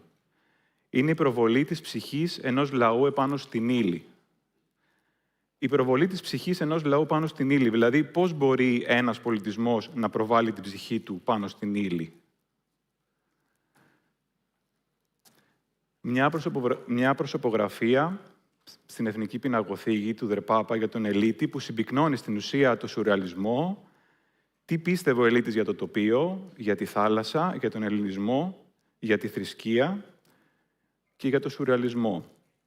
Κάτι το οποίο συνδέεται προφανώς με την έννοια του ερειπίου και τον ρομαντισμό και πώς μπορούμε εν τέλει να αποσυνθέσουμε ένα τοπίο μέσα από την ίδια του τη δομή, δηλαδή μέσα από κατασκευές, μέσα από δομές που γεννάει ο πολιτισμός, μπορούμε στην ουσία να βρούμε τα διαφορετικά επίπεδα, τα διαφορετικά layers, τα οποία συντίθεται η ιστορία και ο ταξιδιώτης έρχεται να τα διαβάσει, έρχεται να εμπλακεί μέσα από αυτή την ιστορία του τόπου.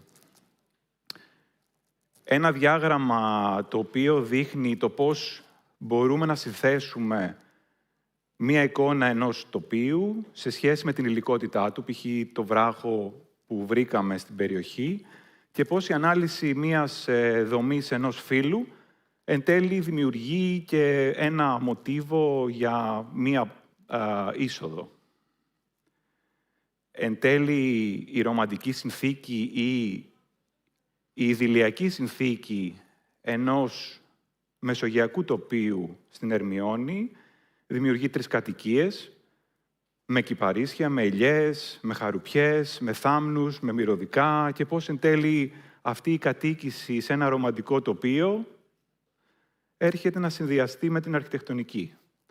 Άρα το τοπίο μπορεί αφενός να δοθεί ως αντικείμενο, δηλαδή ως ένα σύνολο φυσικών, βιολογικών και ανθρώπινων δυναμικών, όπου στην ουσία αντανακλούν την κοινωνία πάνω του. Στη συγκεκριμένη περίπτωση ένα ρομαντικό τοπίο όπου στο βάθος βλέπουμε κάποιους οικισμούς, ενδιάμεσα κάποιες αγρότισσες οι οποίες μαζεύουν τα στάχια, ένα τσοπανόσκυλο το οποίο οδηγεί τα πρόβατα προς το κέντρο και ένας ταξιδιώτης ο οποίος διψασμένος πίνει νερό σε έναν τοπίο το οποίο είναι γεμάτο από κονοφόρα, από πεύκα, από ένα δάσος, κάτι αντίστοιχο με ένα δάσος που βρέθηκε στην Θάσο, σε ένα project το οποίο σχεδιάσαμε στην λογική της βίγλας, δηλαδή μιας παραδοσιακής δομής πύργου, το οποίο στο ισόγειο συγκροτείται από λιθοδομή και η δομή από πάνω είναι μια σύγχρονη κατασκευή η οποία αντανακλά τη φύση. Το τοπίο ως κατασκευή είναι η δεύτερη συνθήκη, όπου στην ουσία ο ταξιδιώτης, ο άνθρωπος, στέκεται απέναντί του και το παρατηρεί. Δηλαδή είναι ένας παρατηρητής ταξιδιώτης, όπως ο διπόρος του Φρίντριχ, ο οποίος βρίσκεται ψηλά και αγναντεύει στην ουσία τη φύση. Δεν εμπλέκεται με τη φύση, άρα το τοπίο, ο περιηγητής και οι δομές συγκροτούν μια σύμπραξη μεταξύ της τομής και της αιώρησης. Δηλαδή ένα λατομείο ανάμεσα σε μια δομή, όπου αυτή η δομή συγκροτεί τον ίδιο τον παρατηρητή. Άρα εμπλέκεται και το βίωμα και η ύλη, γιατί καθώς περπατάμε μέσα στο τοπίο, τη βιώνουμε. Και βιώνουμε κάθε της πτυχή. Ένα κολάζ για ένα ξενοδοχείο στη Σύφνο, που ξεκίνησε πριν ξεκινήσουμε να σχεδιάζουμε, άρα προσπαθήσαμε να συγκροτήσουμε κατά την περιήγησή μας στο τοπίο διαφορετικές υλικές ποιότητες, φυγές, θεάσεις, συνθήκες, όπου κατέληξαν σε μια εσωτερική όαση, όπου δημιουργήσαμε για τους επισκέπτες, για τους ταξιδιώτες, όπου εμπεριέχει την έννοια της συλλογικότητας, την έννοια της δροσισμού, της βιοκλιματικής αρχιτεκτονικής, των φυσικών υλικών. Κάτι για το οποίο και ο Ελίτης ανέφερε ότι η Ελλάδα αποτελείται από μία ελιά, ένα αμπέλι και ένα καράβι που άμα τα συνθέσεις δημιουργείς την ίδια τη χώρα, αν τα αποσυνθέσεις με τον ίδιο τρόπο την αποδομής. Ένα άλλο ξενοδοχείο, πάλι με ένα κολάζ στην Τίνο, συνδυασμός της παραδοσιακής αρχιτεκτονικής μαζί με μία πιο σουρεαλιστική αφήγηση, πώς εν τέλει ένα βόλτο έρχεται και συγκροτεί μια τυπική δομή κατοίκησης, η οποία μπορεί να συνδεθεί και με μια σκηνή από την νοσταλγία του Ταρκόφσκι και στη συνέχεια να αποδοθεί σε ένα κολάζ ενιών, όπως και ο Ελίτης τα έλεγε, κάπου ανάμεσα στη θάλασσα, στο βουνό και σε έναν κούρο, ο οποίος επίσης παρατηρεί, όπως παρατηρούσε και ο Φρίντριχ, την έννοια του βλέμματος και της εμπειρίας.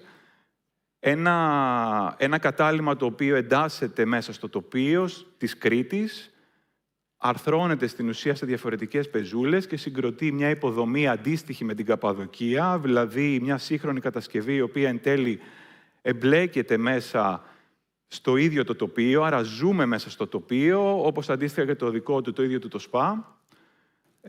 Και μέσα σε αυτή τη συνθήκη της αγριότητας της φύσης, των βράχων και του τοπίου έρχεται ο Μαρκίσιος με πρώτο θέμα το άλογο του, τον αραβικό επιβίτορα, ο οποίος συνθέτει στη σκέψη μας ένα έργο στη Σαουδική Αραβία, το οποίο σχετίζεται με μια βίλα η οποία στην ουσία ανασυγκροτείται με πατημένη γη και συγκροτεί επίσης και κάποια μπάγκαλος, κάποιες δομές κατοίκησης οι οποίες είναι κατασκευασμένες από δομική ξυλία. Όσο και αν φαίνεται περίεργο, στη Σαουδική Αραβία δεν θα βρίσκαμε εκεί παρίσια και πεύκα, όμως τη συγκεκριμένη περιοχή στην Τάιφ είναι ένα βουνό και όμως έχει. Ένα ιδηλιακό τοπίο, κάποιος μπορεί να ξαποστάσει κάτω από μία ελιά, ταυτόχρονα να γευματίσει ή να οδηγηθεί προς το νερό, προς μια κολυμβητική δεξαμενή, μέσα από διάφορες πηγές και κανάλια και να ταινίσει το ηλιοβασίλεμα, όπως αντίστοιχα σε ένα ξενοδοχείο στη Μεσίνη, όπου πίσω παρατηρούμε την οροσειρά του Ταγέτου. Είναι ένα αγροτουριστικό έργο μέσα σε ένα οικόπεδο από περίπου 500 ελαιώνες. Άρα, ιδηλιακά τοπία, η σχέση με τη φύση, το παιχνίδι, η σύνθεση των υλικών, διαφορετικές υλικότητες, όπου εν τέλει καταλήγουν σε ένα ονειρικό καλοκαίρι ίσως, το οποίο ο ταξιδιώτης μπορεί να εμπνευστεί, να ερμηνεύσει, να θεάσει, να ταινίσει με το βλέμμα του τον κόλπο των καμάρων στη Σύφνο και στην ουσία να ζήσει ίσως σε μια εμπειρία η οποία δεν είναι μόνο η θάλασσα και ο ήλιος, όπως στην συζήτηση που κάναμε με τον Βασίλη και τη Δανάη, αλλά στην ουσία να ζήσει όλη την εμπειρία του ρομαντισμού μέσα από μια νέα συνθήκη βιωματικής κατοίκησης. Σας ευχαριστώ.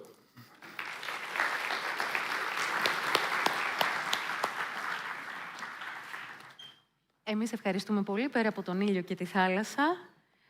Και τώρα συνομιλούμε με τους ανθρώπους που στείνουν το χώρο συνολικά. Interior design και επιμέλεια τέχνης στον ίδιο ρυθμό. Η Ρέιτσελ Τζόνσον μιλάει μαζί με τον Βίλχελμ Φίνκερ και τη Μελίτα Σκαμνάκη από το Λονδίνο, στον κόσμο και στην Ελλάδα. Συντονίζει ο Χάρη Μακκίνλεϊ. Πρώτα, θα δούμε ένα μήνυμα από τον Ράιαν Γκράντε, Γενικό Διευθυντή του ξενοδοχείου Four Seasons στη Μύκονο.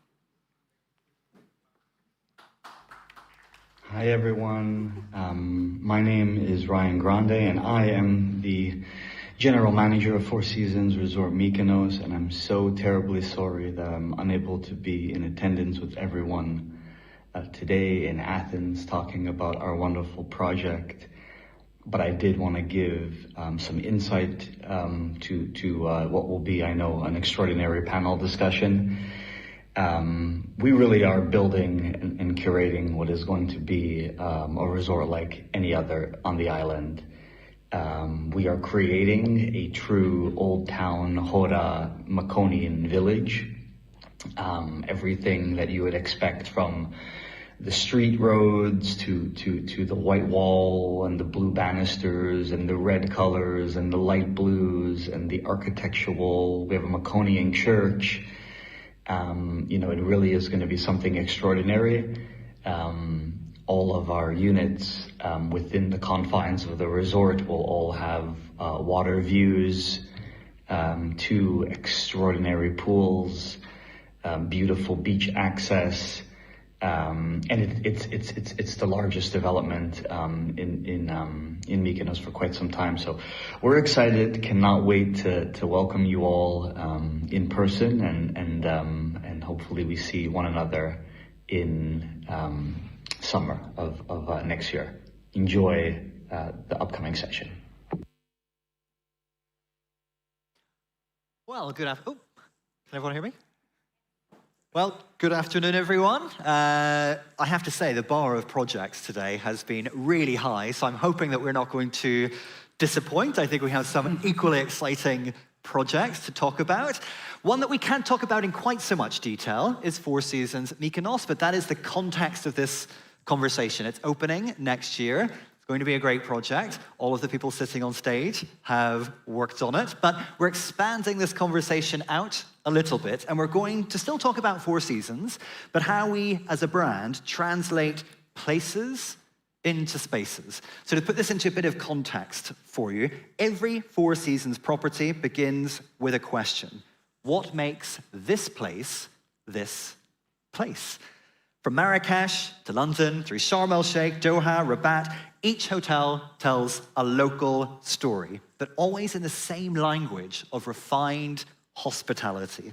The brand's appeal lies in finding the emotional threads that make each location distinct while remaining unmistakably Four Seasons. First of all, a show of hands. How many people here have stayed in a Four Seasons property? Okay, that's not quite a majority, but still a lot, which means I'm hoping that you have a bit of a sense of what Four Seasons is about. For those that haven't, I'm hoping we can give you a bit of a sense of what Four Seasons is about. So before we dive in, if you could just briefly introduce yourselves. Willem, why don't you start on behalf of Double Decker? Well, I'm Wilhelm. I'm the co-director of Double Decker. We are a curating studio in London. We work in culture and high-end hospitality projects, and basically our projects are all over the world. Fantastic. I'm Melita, and I'm the co-founder of Double Decker, so the rest you know from Willem.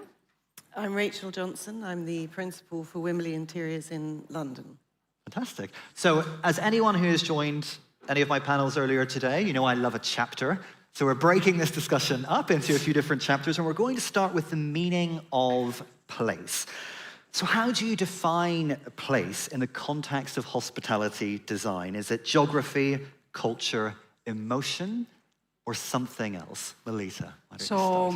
Us, as curators, we are always, asked to build the artwork collection of a hotel, which means in order to make this, what you said before, how do we make this place the place, is that we bring the culture in, we enhance the experience of the guest, we want to make them wander around, and we want them to be more connected with the surrounding. And of course, we work a lot with the local scene, local art scene. So we bring, I think, bringing the culture in and making the experience more rich. This is how, for us, through the artwork collection, the place becomes the place. Well, for the interior design, we always start with the narrative. We always do a deep dive into all those aspects you mentioned, into the design, the history, the culture, looking at antiques, looking at how people live their lives, and really building the story for which we really hang the whole of the interior design to that, and then bringing the international flavor and what Four Seasons are expecting, what Four Seasons guests are expecting in a property. What do you think Four Seasons guests are expecting from a property? So they do love a sense of place. Mm-hmm. So much of the Four Seasons brand is actually service, quality, all those things which the brand actually bring, but we're giving them the background for this unique stay-in experience. So especially the food and beverage, we really look at how locals will use, how they have restaurants and bars, and how to bring the local community into the property as well. So it really does become a pillar in the society that is. We're going to talk a bit more about that specificity of how you apply these ideas to Four Seasons a bit later, but to take a step back, we now have an idea of what it is that you're trying to capture in a property, but to dig a bit deeper, when you begin working on a project, what are you actually listening for? What signals tell you what a place wants to be? Willem.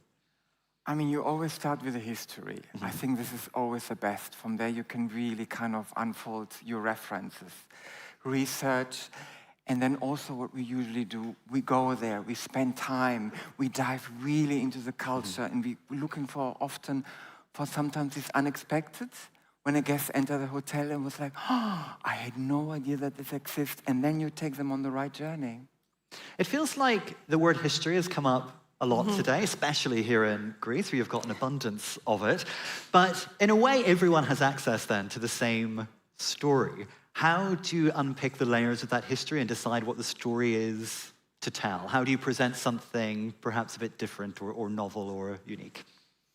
We combine, in our case, building artwork collections for hotels, is that we need to combine what we find ready there, like the history, the roots, the tradition, heritage, with what's happening now. That's very important for us to bring in what is happening in the art scene, what is the tradition, yes, but what is the reply to the response to the tradition. So we don't want to have only, and being Greek, I have suffered from only history, of course, as a child, you keep seeing ruins, which we totally respect, but it's not the only story, it's not the only narrative about Greece.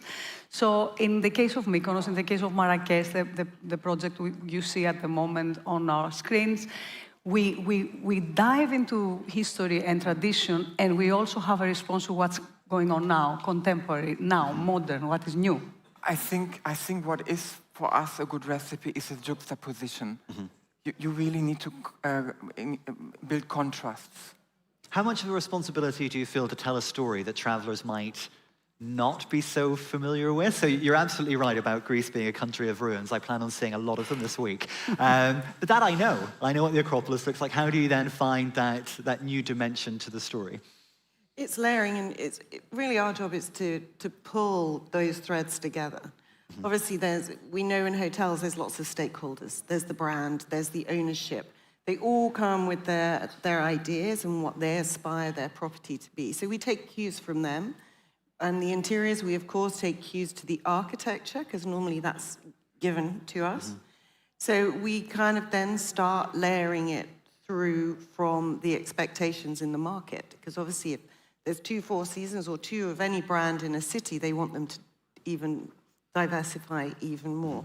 So it really is just that final curation, using things at different color, different scale, different magnitude, and you kind of hinge the design around that to pull it together. And then with the art consultants, who we love to work with them very early on in the process, because they really do bring that space to life with us. So before we move into our second chapter, which is about translating into design in a more practical way, I just want to ask, is there such a thing as a universal idea of luxury?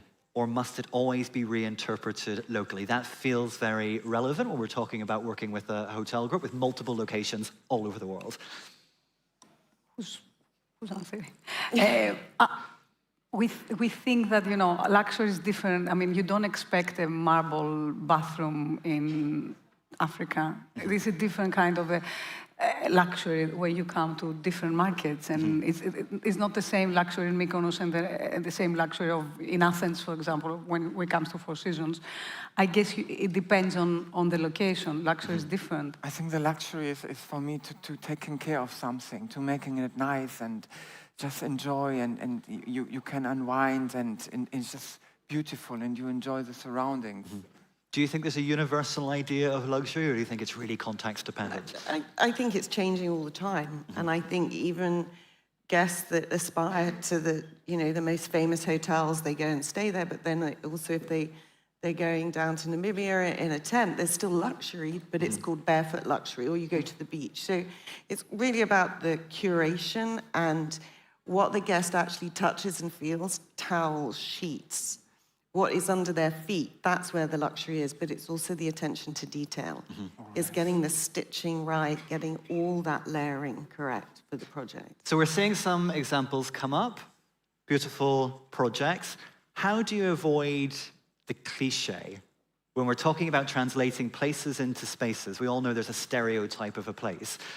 We talked about it a little bit earlier in another panel. How do you avoid those stereotypes through the artwork and the culture design and the interior design itself? I think you always need to challenge yourself, and I think you have to be also a little bit bold to introduce new ideas. Yeah, it's about discovery also. You need to go bold and dig in to find, new narratives. And following, for us, we follow the vision of the interior design and the whole narrative they have started at some point. And most of the times we're very early stages involved. And yeah, we dig in and we try to be bold. Yeah, and you also need to leave a little bit space for experimentation, back and forward. It doesn't need to be straightforward, so instant. It takes also time. Well, I mean, on that point about time, do you think sometimes art consultants, designers need to push themselves a little bit harder to take the time to get beneath those superficial stories and find whatever it is that might be a new type of narrative for a location? You do. I mean, sometimes the narratives come really easily. It's a very easy way. You kind of go, right, this is it. It could be something as simple as a landscape, a color, sort of a light, a sense of, we know different parts of the world, the light's different. So it's looking at the colors and bringing that through. If it's set in a beautiful garden or a rocky outcrop, the colors that you use.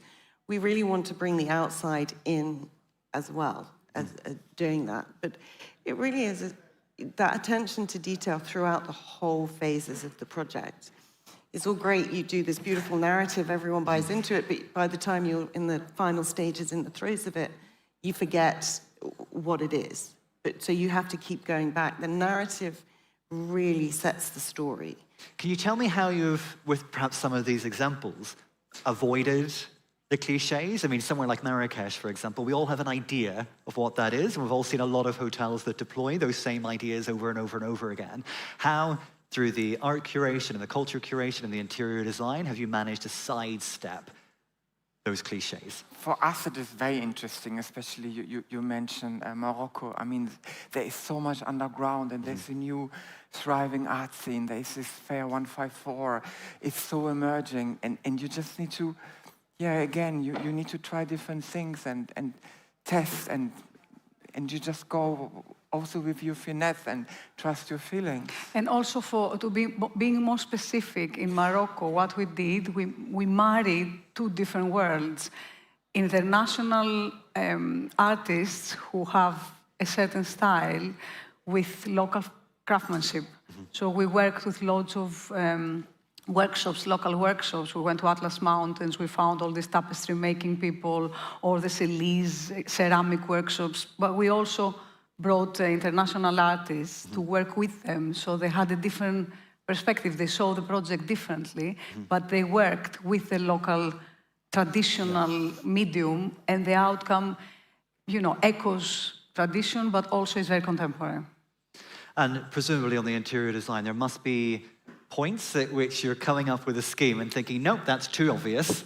So we're going to not do that, we're going to do this instead. Were there any examples of those types of efforts to avoid the cliches in the projects that we're seeing? Absolutely. I mean, if you look in, it's to do with scale as well. You can play with the scale. You can take a beautiful embroidery or something you found an antique somewhere, and you just change the scale, or you change the color, or you use it in a completely different way. We also really look at what is the skill set of the people who are going to build the hotel. So in Morocco, tiling, fantastic. They can do tiling, so you play a lot with those materials. And they don't have joiners like we have in a Northern European sense. So we kind of avoid certain things. So that as well enhances that sense of place, understanding what they can and can't build effectively. Having boundaries isn't something that a lot of designers like, and especially when you put that in the context of brand guidelines, which usually gets a bit of a groan.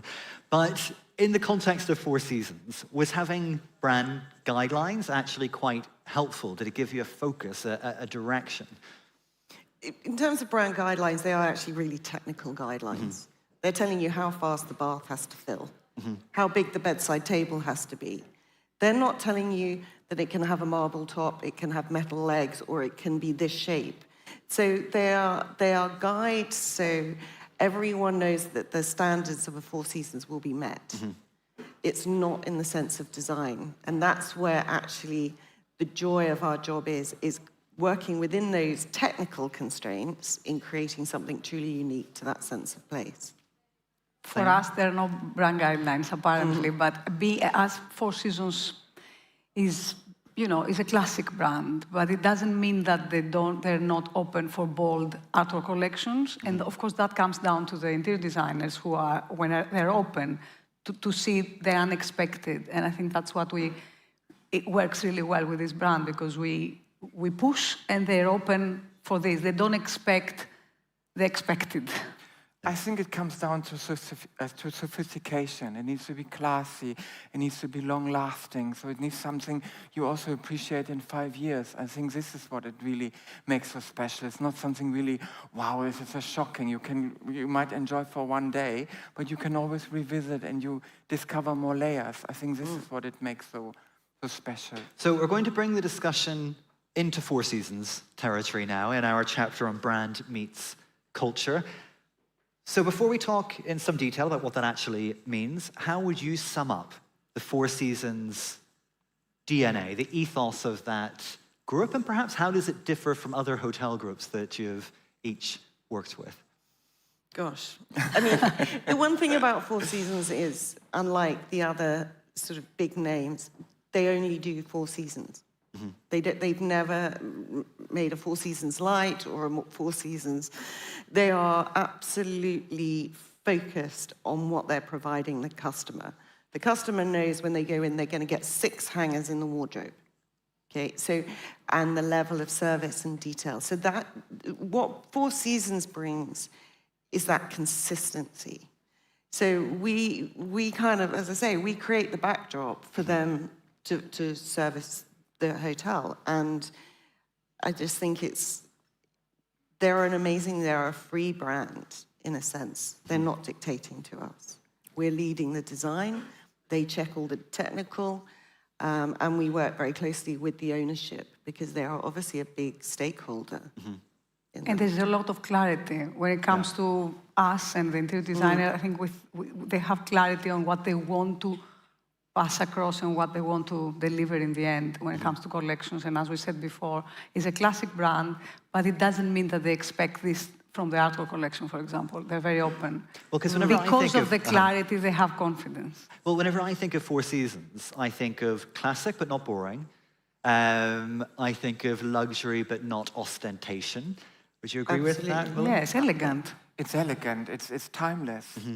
So getting back to this idea then of translating places into spaces, how do you interpret or filter a place through the lens of Four Seasons? Gosh. I don't know. I'd make a lot of money if I'd really worked that out. But I feel like, there's a lot of hotels in each of these locations, and they're not all Four Seasons. I think there is such a subtlety to it. It is really in the detail. It's really making sure that the guests, they turn a corner and there's something unexpected. And we take the furniture, we do it, especially from our side on the interiors, we look a lot historically at the furniture and how they were made, how they were used, and we just tweak them and make them slightly more modern or contemporary in the fabrics you choose. It's a real dedication to actually the process going all the way through to completion. Can you perhaps give us an example of one of the locations where you went, and of course there's an abundance of story that one could tell, but where you were able to hone that in and think that that's the Four Seasons story? For example, for us in Rabat, this was a former palace. It's a very, very grand building.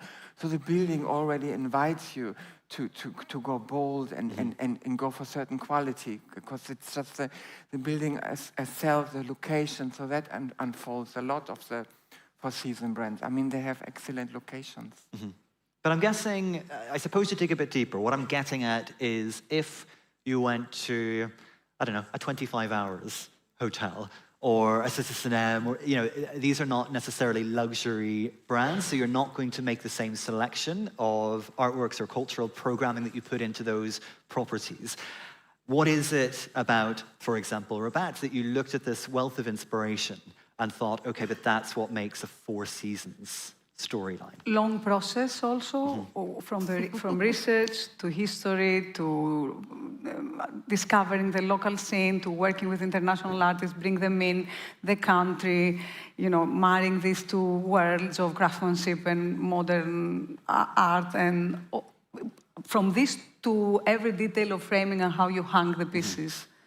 So it's longer process. And how do you work collaboratively in that respect to make sure that you're telling the same story? So, well, there's a sequence, isn't there? We all know the architect always goes first, or the master planner goes first, then the architect. So before we're even involved, there's a long story already building up. There's a narrative coming through. Then we're working on our narrative, and then we start talking from the initial concept with the art consultant. And they are really bringing in that level of detail, that element of surprise. They can even tell us, no, this is the perfect place for this piece. Or at the end of that corridor, bring that piece to life, that area. So it really is, with all the consultants, as we know, hotels take many consultants. Yeah. It is all about collaboration and everyone pulling in the same direction. Can we bring some specificity to that? By which I mean, can you give me maybe an example where you've said, this is our interior design story, that's been filtered through to Double Decker, and then you're thinking, how do we now translate that into a collection that tells the same tale? What does that look like? So how do you sit down and have that conversation where you say, okay, we're doing this Four Seasons project, this is our interior design story, and then you're translating that into an artwork collection that feels appropriate? Yeah, we brief, we have a conversation, we talk through the project. At that point, we probably have visuals already. So we've even started thinking about the art. We show art in our visuals because we're giving the client a complete story at that point.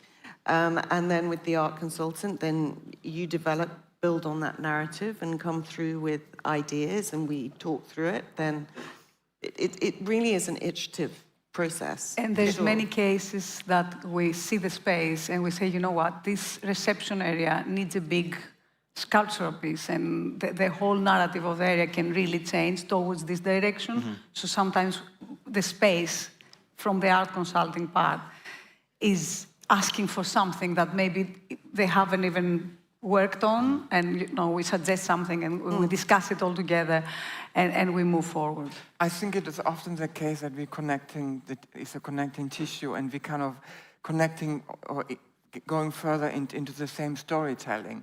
Because you have the interior design scheme as a narrative, as a concept, and the art can take it further, where you can also have your own imagination after, but they're always connected. But I guess what I'm getting at, to kind of try and force you to use specifics, if we can contextualize it within these projects, is, you know, take this for example, Four Seasons Rabat. You've curated a beautiful artwork collection. It's an incredible project. What was filtered through to you is the design narrative, either from the interior designer in the context of Four Seasons, that then led you to what you ultimately produced or curated for that particular scheme? Or any of those that are popping up? We're on to Marrakesh now. I think it's, again, it's also where you are. I mean, especially those two projects you have mentioned, it's the country itself. Because Morocco is so rich on history. And the design was obviously very sense of place, and we built on that because the country really offers us this opportunity to kind of be so much aligned. On Marrakesh, for example, that we have it on the screen at the moment in here, it was one of the first times that in our 16 years of Double Decker that we curated the collection for the outside spaces, because the hotel is very well known for their amazing lush gardens. And this time we were asked to do something for the outside space. So most of the collection, maybe 50%, 60%, is outside, which was challenging and interesting. And this is exactly when we worked with artists who worked with local workshops, like as you see, these are all numbered, cellies, specially made, bespoke commissions, and they are made to live outside in this amazing garden. So this is a story that it came after. We didn't even know that that would be the brief. Even the interior designer was not thinking about it. But when we saw the space, we thought that the artwork needs to live outside. Mm-hmm. I think also what's interesting about Four Seasons is it's a slightly more residential feel. Mm-hmm. So you're able to curate, you know, like at home, I have a sewing cabinet that was my great aunt's. It doesn't fit the modern piece of art I have on the wall, or, you know, and that's part of the fun of it. It's feeding what's historical to the place, but also what's contemporary to the place, and how you blend those elements together. So what distinguishes a Four Seasons experience from other global luxury brands that also claim to have these local stories? What's the point of difference? We work for more brands who can say don't forget. But it's not to say that it's necessarily better. You know, it's not that Hyatt does it this way, and that's lesser or better than Four Seasons, but there will be something that is different. And if we're talking about kind of the essence of the brand. We say very often in the studio, is this Four Seasons or if it's not Four Seasons? You can see that we have this conversation very often, but Willem said it before. It's a long-lasting feeling, because Mm-hmm. it's not trend-orientated. So we have to forget the trends. We have to forget the Instagram, the scrolling. We always go, okay, so Four Seasons brand is an amazing property. They want something original. They don't look at trends. They look at a long-lasting... So there's a timelessness. It's a timeless Future-proof. And yeah, it's a word, future-proof. Exactly. It's actually soft, what we think of as soft branding. Mm-hmm. So it's, you know, you won't go in there and go, you sense in terms, because there's so much to the brand that's outside the design and the art that actually makes it. It's the whole package. But we kind of filter in that residential, you're at home. They have guests that get very excited when they open in a new region or a new place, because some people won't even travel there if there isn't a Four Seasons. Mm-hmm. So they have a legacy to the brand. So we're just supporting that and keeping that going. But there is this element of slightly modernizing it, slightly bringing in that curation of a collection. So we're nearly out of time. We can't show it, but I did want to leave 60 seconds at the end because we have to trail it. Four Seasons Mykonos. It is coming. What can you tell us? Who wants to start? Who wants to start? The interior designer starts. They come first anyway. We come first. Yes. Well, as Ryan said, it really is, we all know the planning rules and regulations on Mykonos, so obviously it does look like a Mykonoan village. It's been very sensitively designed by a very famous Greek architect. And we have layered in, and it's actually quite bold. You're going to be surprised. And unlike most Four Seasons, there's not a big ballroom. It is a departure for them to have such a unique property on Mykonos. So it is soft. It is. It's coming out very nicely. Melita, you don't have to go into detail, but Mykonos, we all think we know what Mykonos is. I know that you guys don't do things by half measures. You always try and find a new perspective. Is there anything that you can... There's a lot of new perspective. There are many different mediums. We have sculpture pieces, photography, we have fashion photography, things that you don't see necessarily in Four Seasons. So, yeah, we need to wait. It is a very innovative project, yes. Well, something to look forward to. We're out of time. So join me, first of all, in saying a huge thank you to the panel. Thank you. Thank you. Thank you. And then...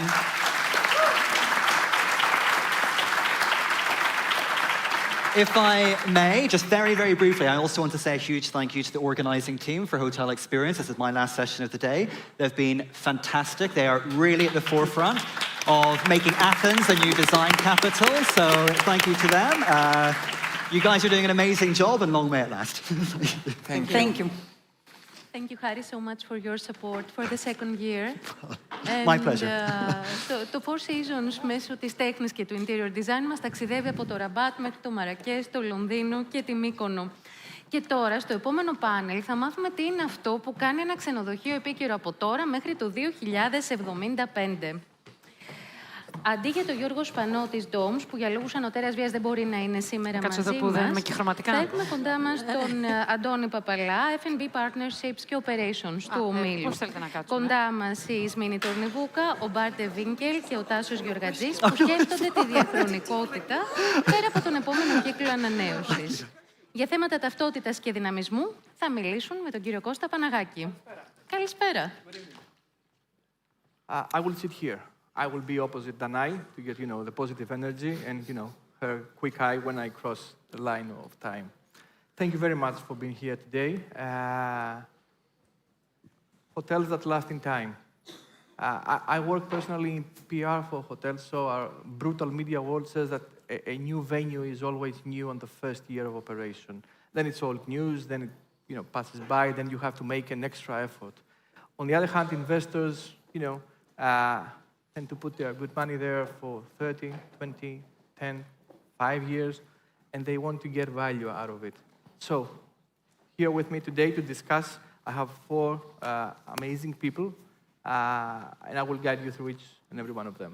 First of all, the lady, Mrs. Tornivouka. Mrs. Ismini Tornivouka. She's the Director of Operations for Tor Group.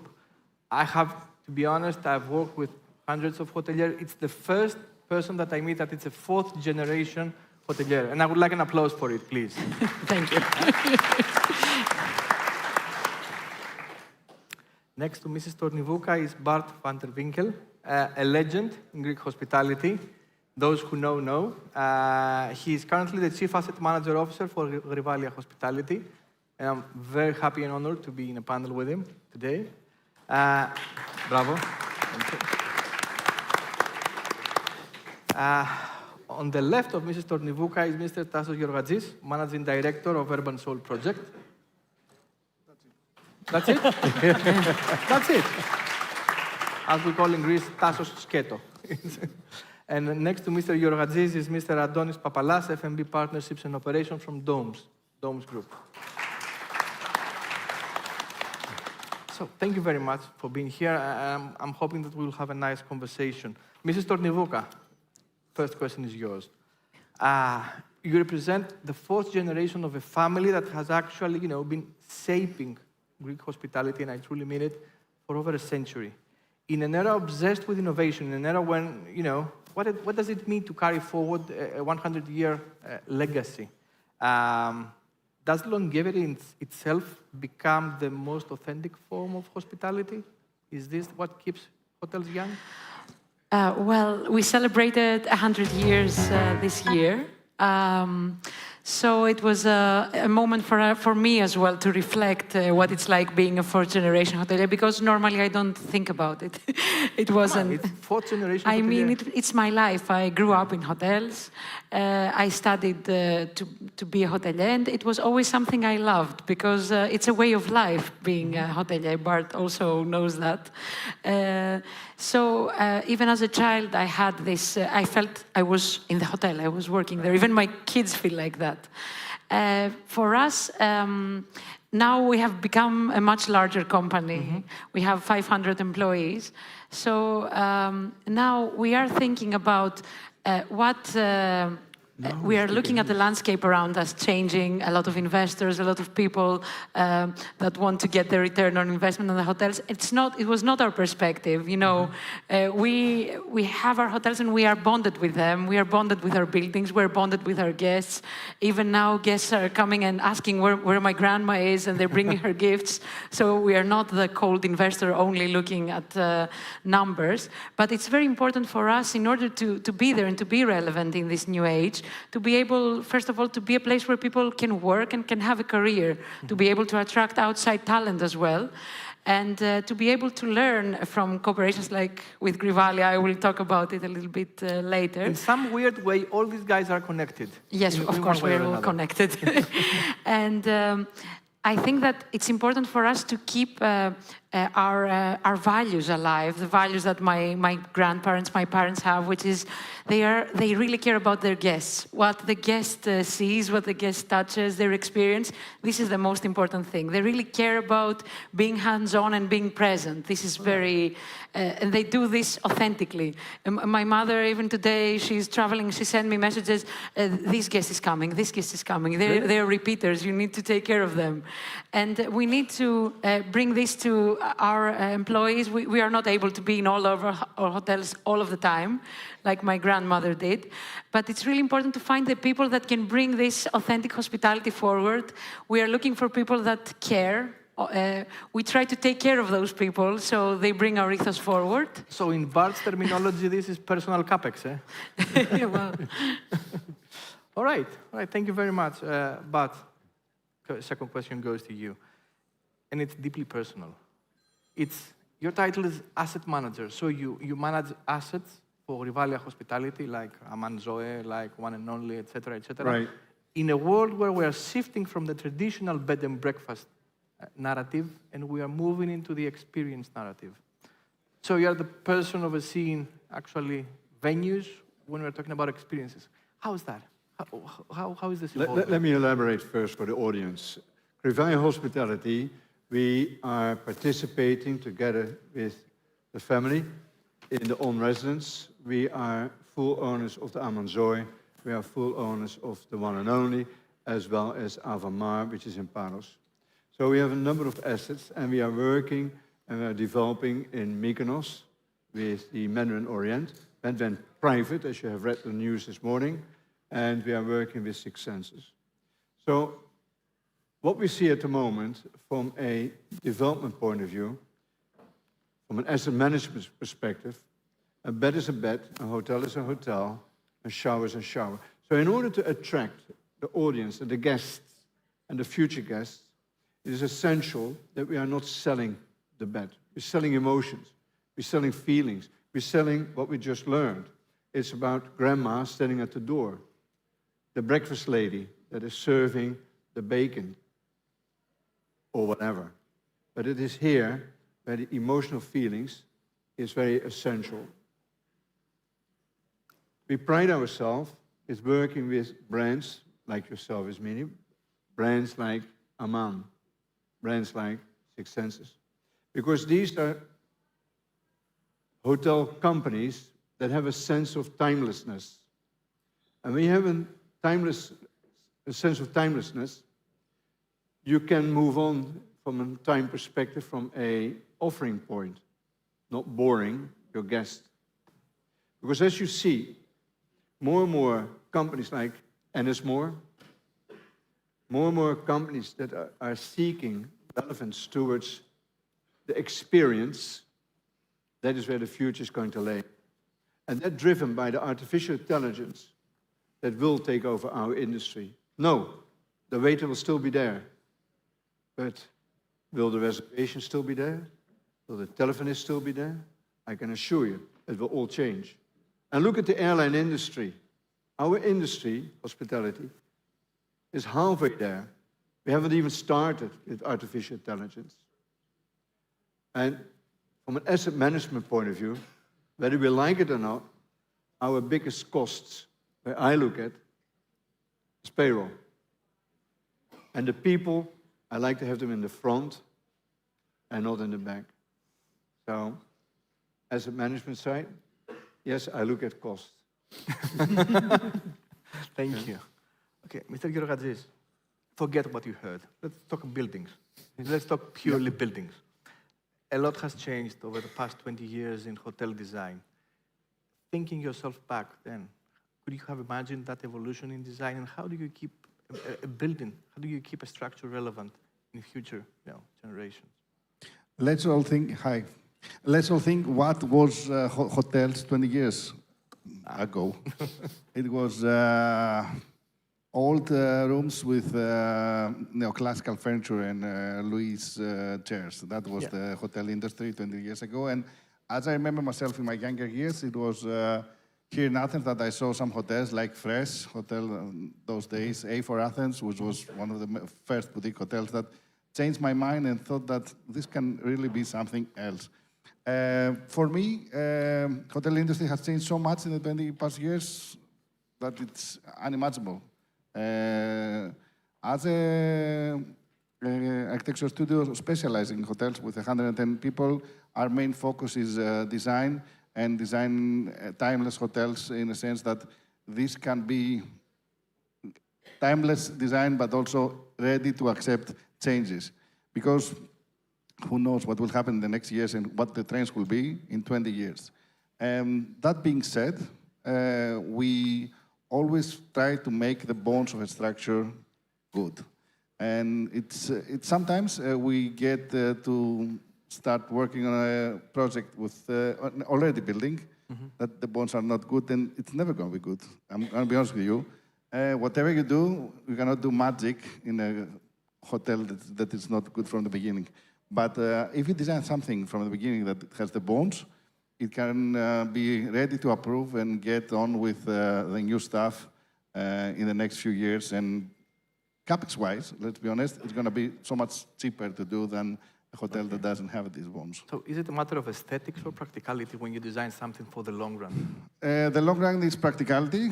I'm going to be honest. It's you have to do some stuff that can be changed and are ready to be changed. This is first and foremost. Accepting new technologies, accepting new electromechanical stuff, accepting new... Are you a fan of USB ports? You put a USB-A and then it comes a USB-C and then you change it and then you change it again and then you have fast chargers. I'm going to be honest with you. I like USB-C because it's smaller and more practical. I don't do USB-A. But in any case... I'm taking up your time. Yeah. Who knows what's going to happen? The thing is you have to be upgradable. But in the same situation, make some things that are timeless, like a big lobby, high ceilings, stuff that cannot be changed afterwards and will never be changed. Okay. If you do these kind of things from the beginning in a hotel, I think you have all the... You're safe. Yeah, you have all the time to make it work in the future. For the asset manager to upgrade. Yeah, and the operator to do it correctly. All right, thank you.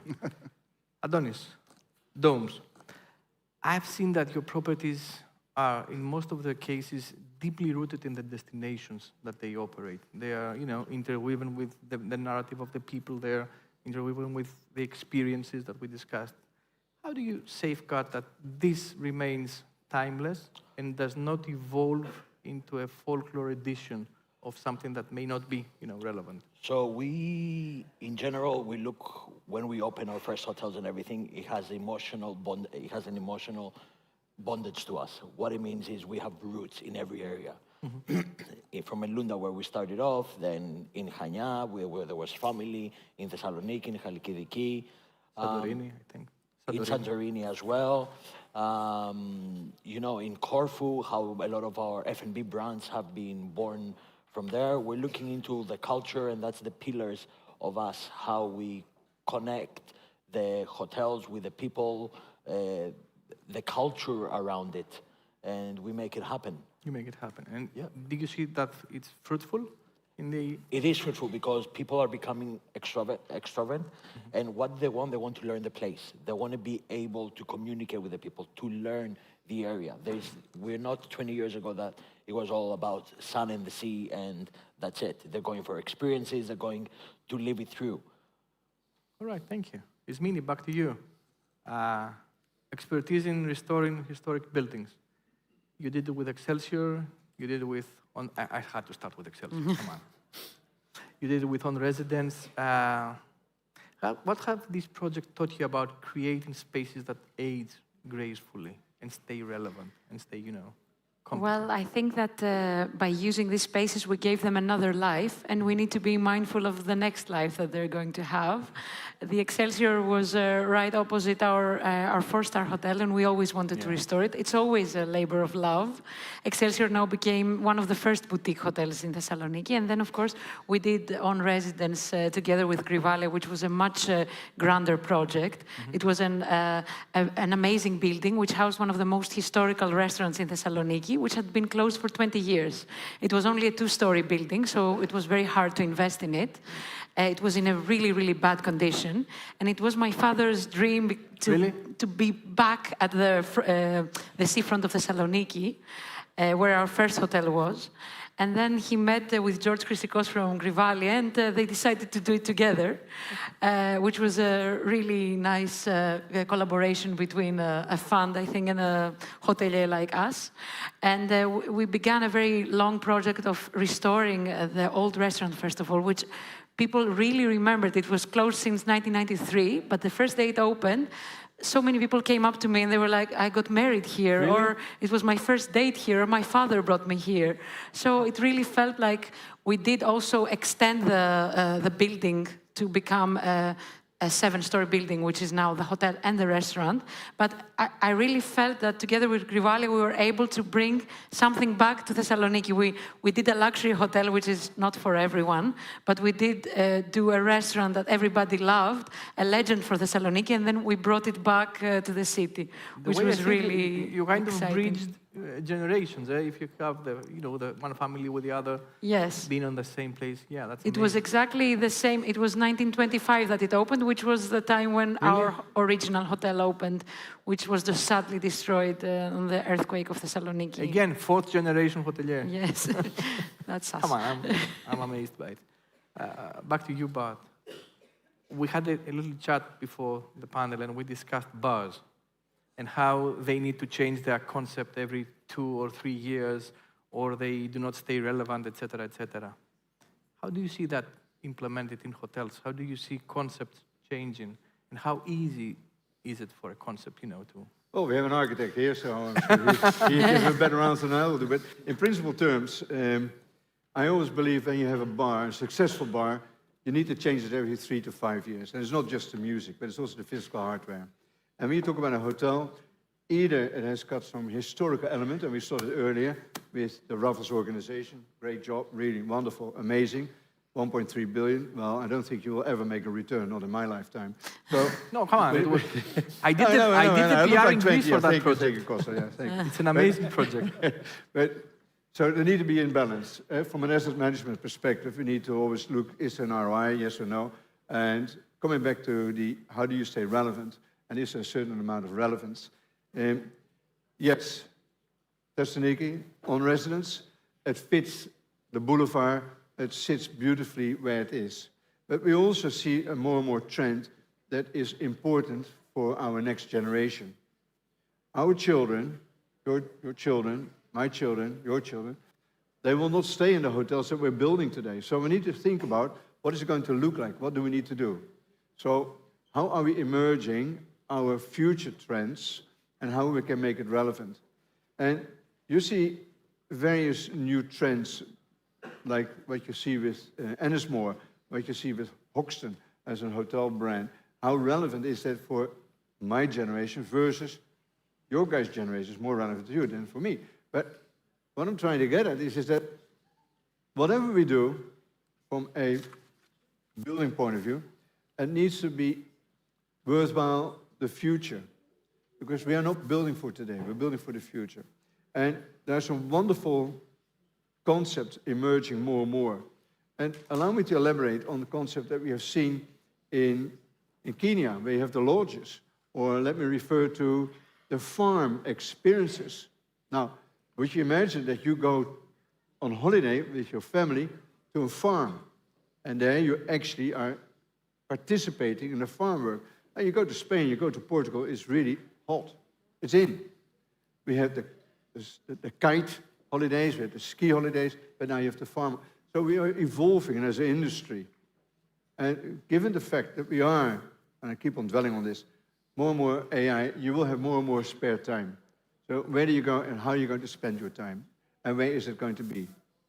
And that is a development that we have not noted yet, built on in our industry, the hospitality, whilst you see that very much developed in the airline industry. There you can fly with British Airways, of course Aegean Airlines also. But if you go to the EasyJet, you go to the Wizz, so the spectrum has enlarged. And our industry as a hotel business has enlarged. And when you look at organizations like Hilton, Hyatt, you name it, You can go from lifestyle, ultra luxury, to right to, let me call it, budget hotels. So the diversification, building-wise, is important to note. And do I build a luxury hotel? Do I build lodges, like we have with Domes? We have a partnership with Domes, 91 Riviera. If you haven't been there, go there. That's the second product placement from Mr. van der Winkel. We are the owner of it, so I should dwell on it. But it's, those are tents. Those are lodges. They're tents. You sleep in a tent. That's in the Athens, third. on the Athens Riviera. So, average rate, €900. Yeah, average rate. So. And you can book it through Dome's website if you are looking for it. We can dwell on it. But yeah, from architecture point, it's so relevant, it's very important. I have a follow-up question, quick one. Then again, you have venues like Galaxy Bar, like Visadino Restaurant. What do you do there? Do you change the concept every 2 or 3 years? And Music, concept, you change it. Yeah. You change it. You have to. Regardless of the awareness and the... Absolutely. What are you going to do with Well, we just did it, actually. Now? We just did it. We Yes. just spent it. Oh. Yeah, we just spent money there. I want to say a shitload of money. I didn't want to say it, but yes. So. Okay, I'm moving on to Mr. Georgatis because we're going to have a fourth product placement and I cannot. Mr. Georgatis. Yes? I call this question tips and tricks, and I will read it out to you. I will not pronounce it. Construction is slow and expensive. How do you design so that the guest experience can be refreshed quickly without major interventions? And we want 3 elements that you make upgradable from the start that would make the asset managers living easy. 3. I think I almost answered that before. So, sorry about that. I think that it's important, the bones of the structure, it's important. I mean, the structural, the electromechanical stuff that you never see and the client never sees. You have to do it right. All right. You have to spend the money correct there. And after that, of course, timeless design is important, as is timeless materials. The fact that you don't have to change the carpet every 2 years or paint the walls every year, it's super important for an operator, especially in hotels that are city hotels that you cannot do major stuff through the years.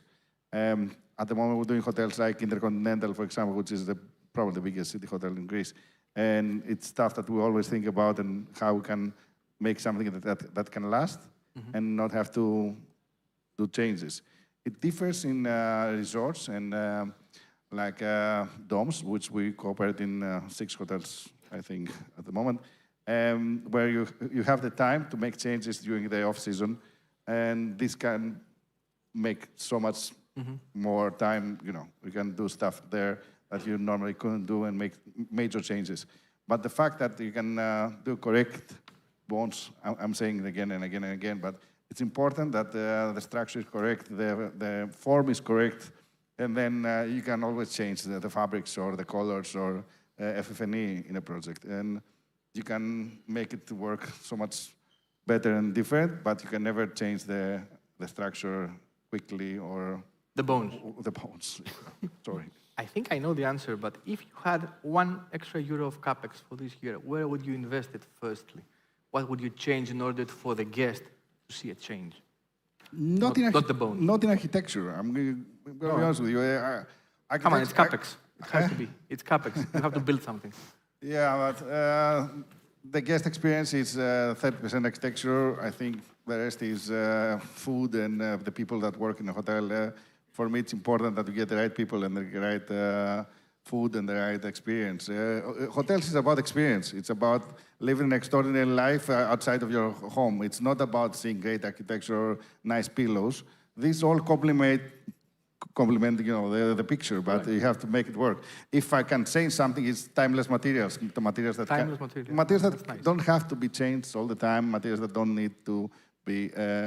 The asset manager nods. Yeah, absolutely. I love him. You all love marbles and things like that. Granite. All architects. Let's make it all marble.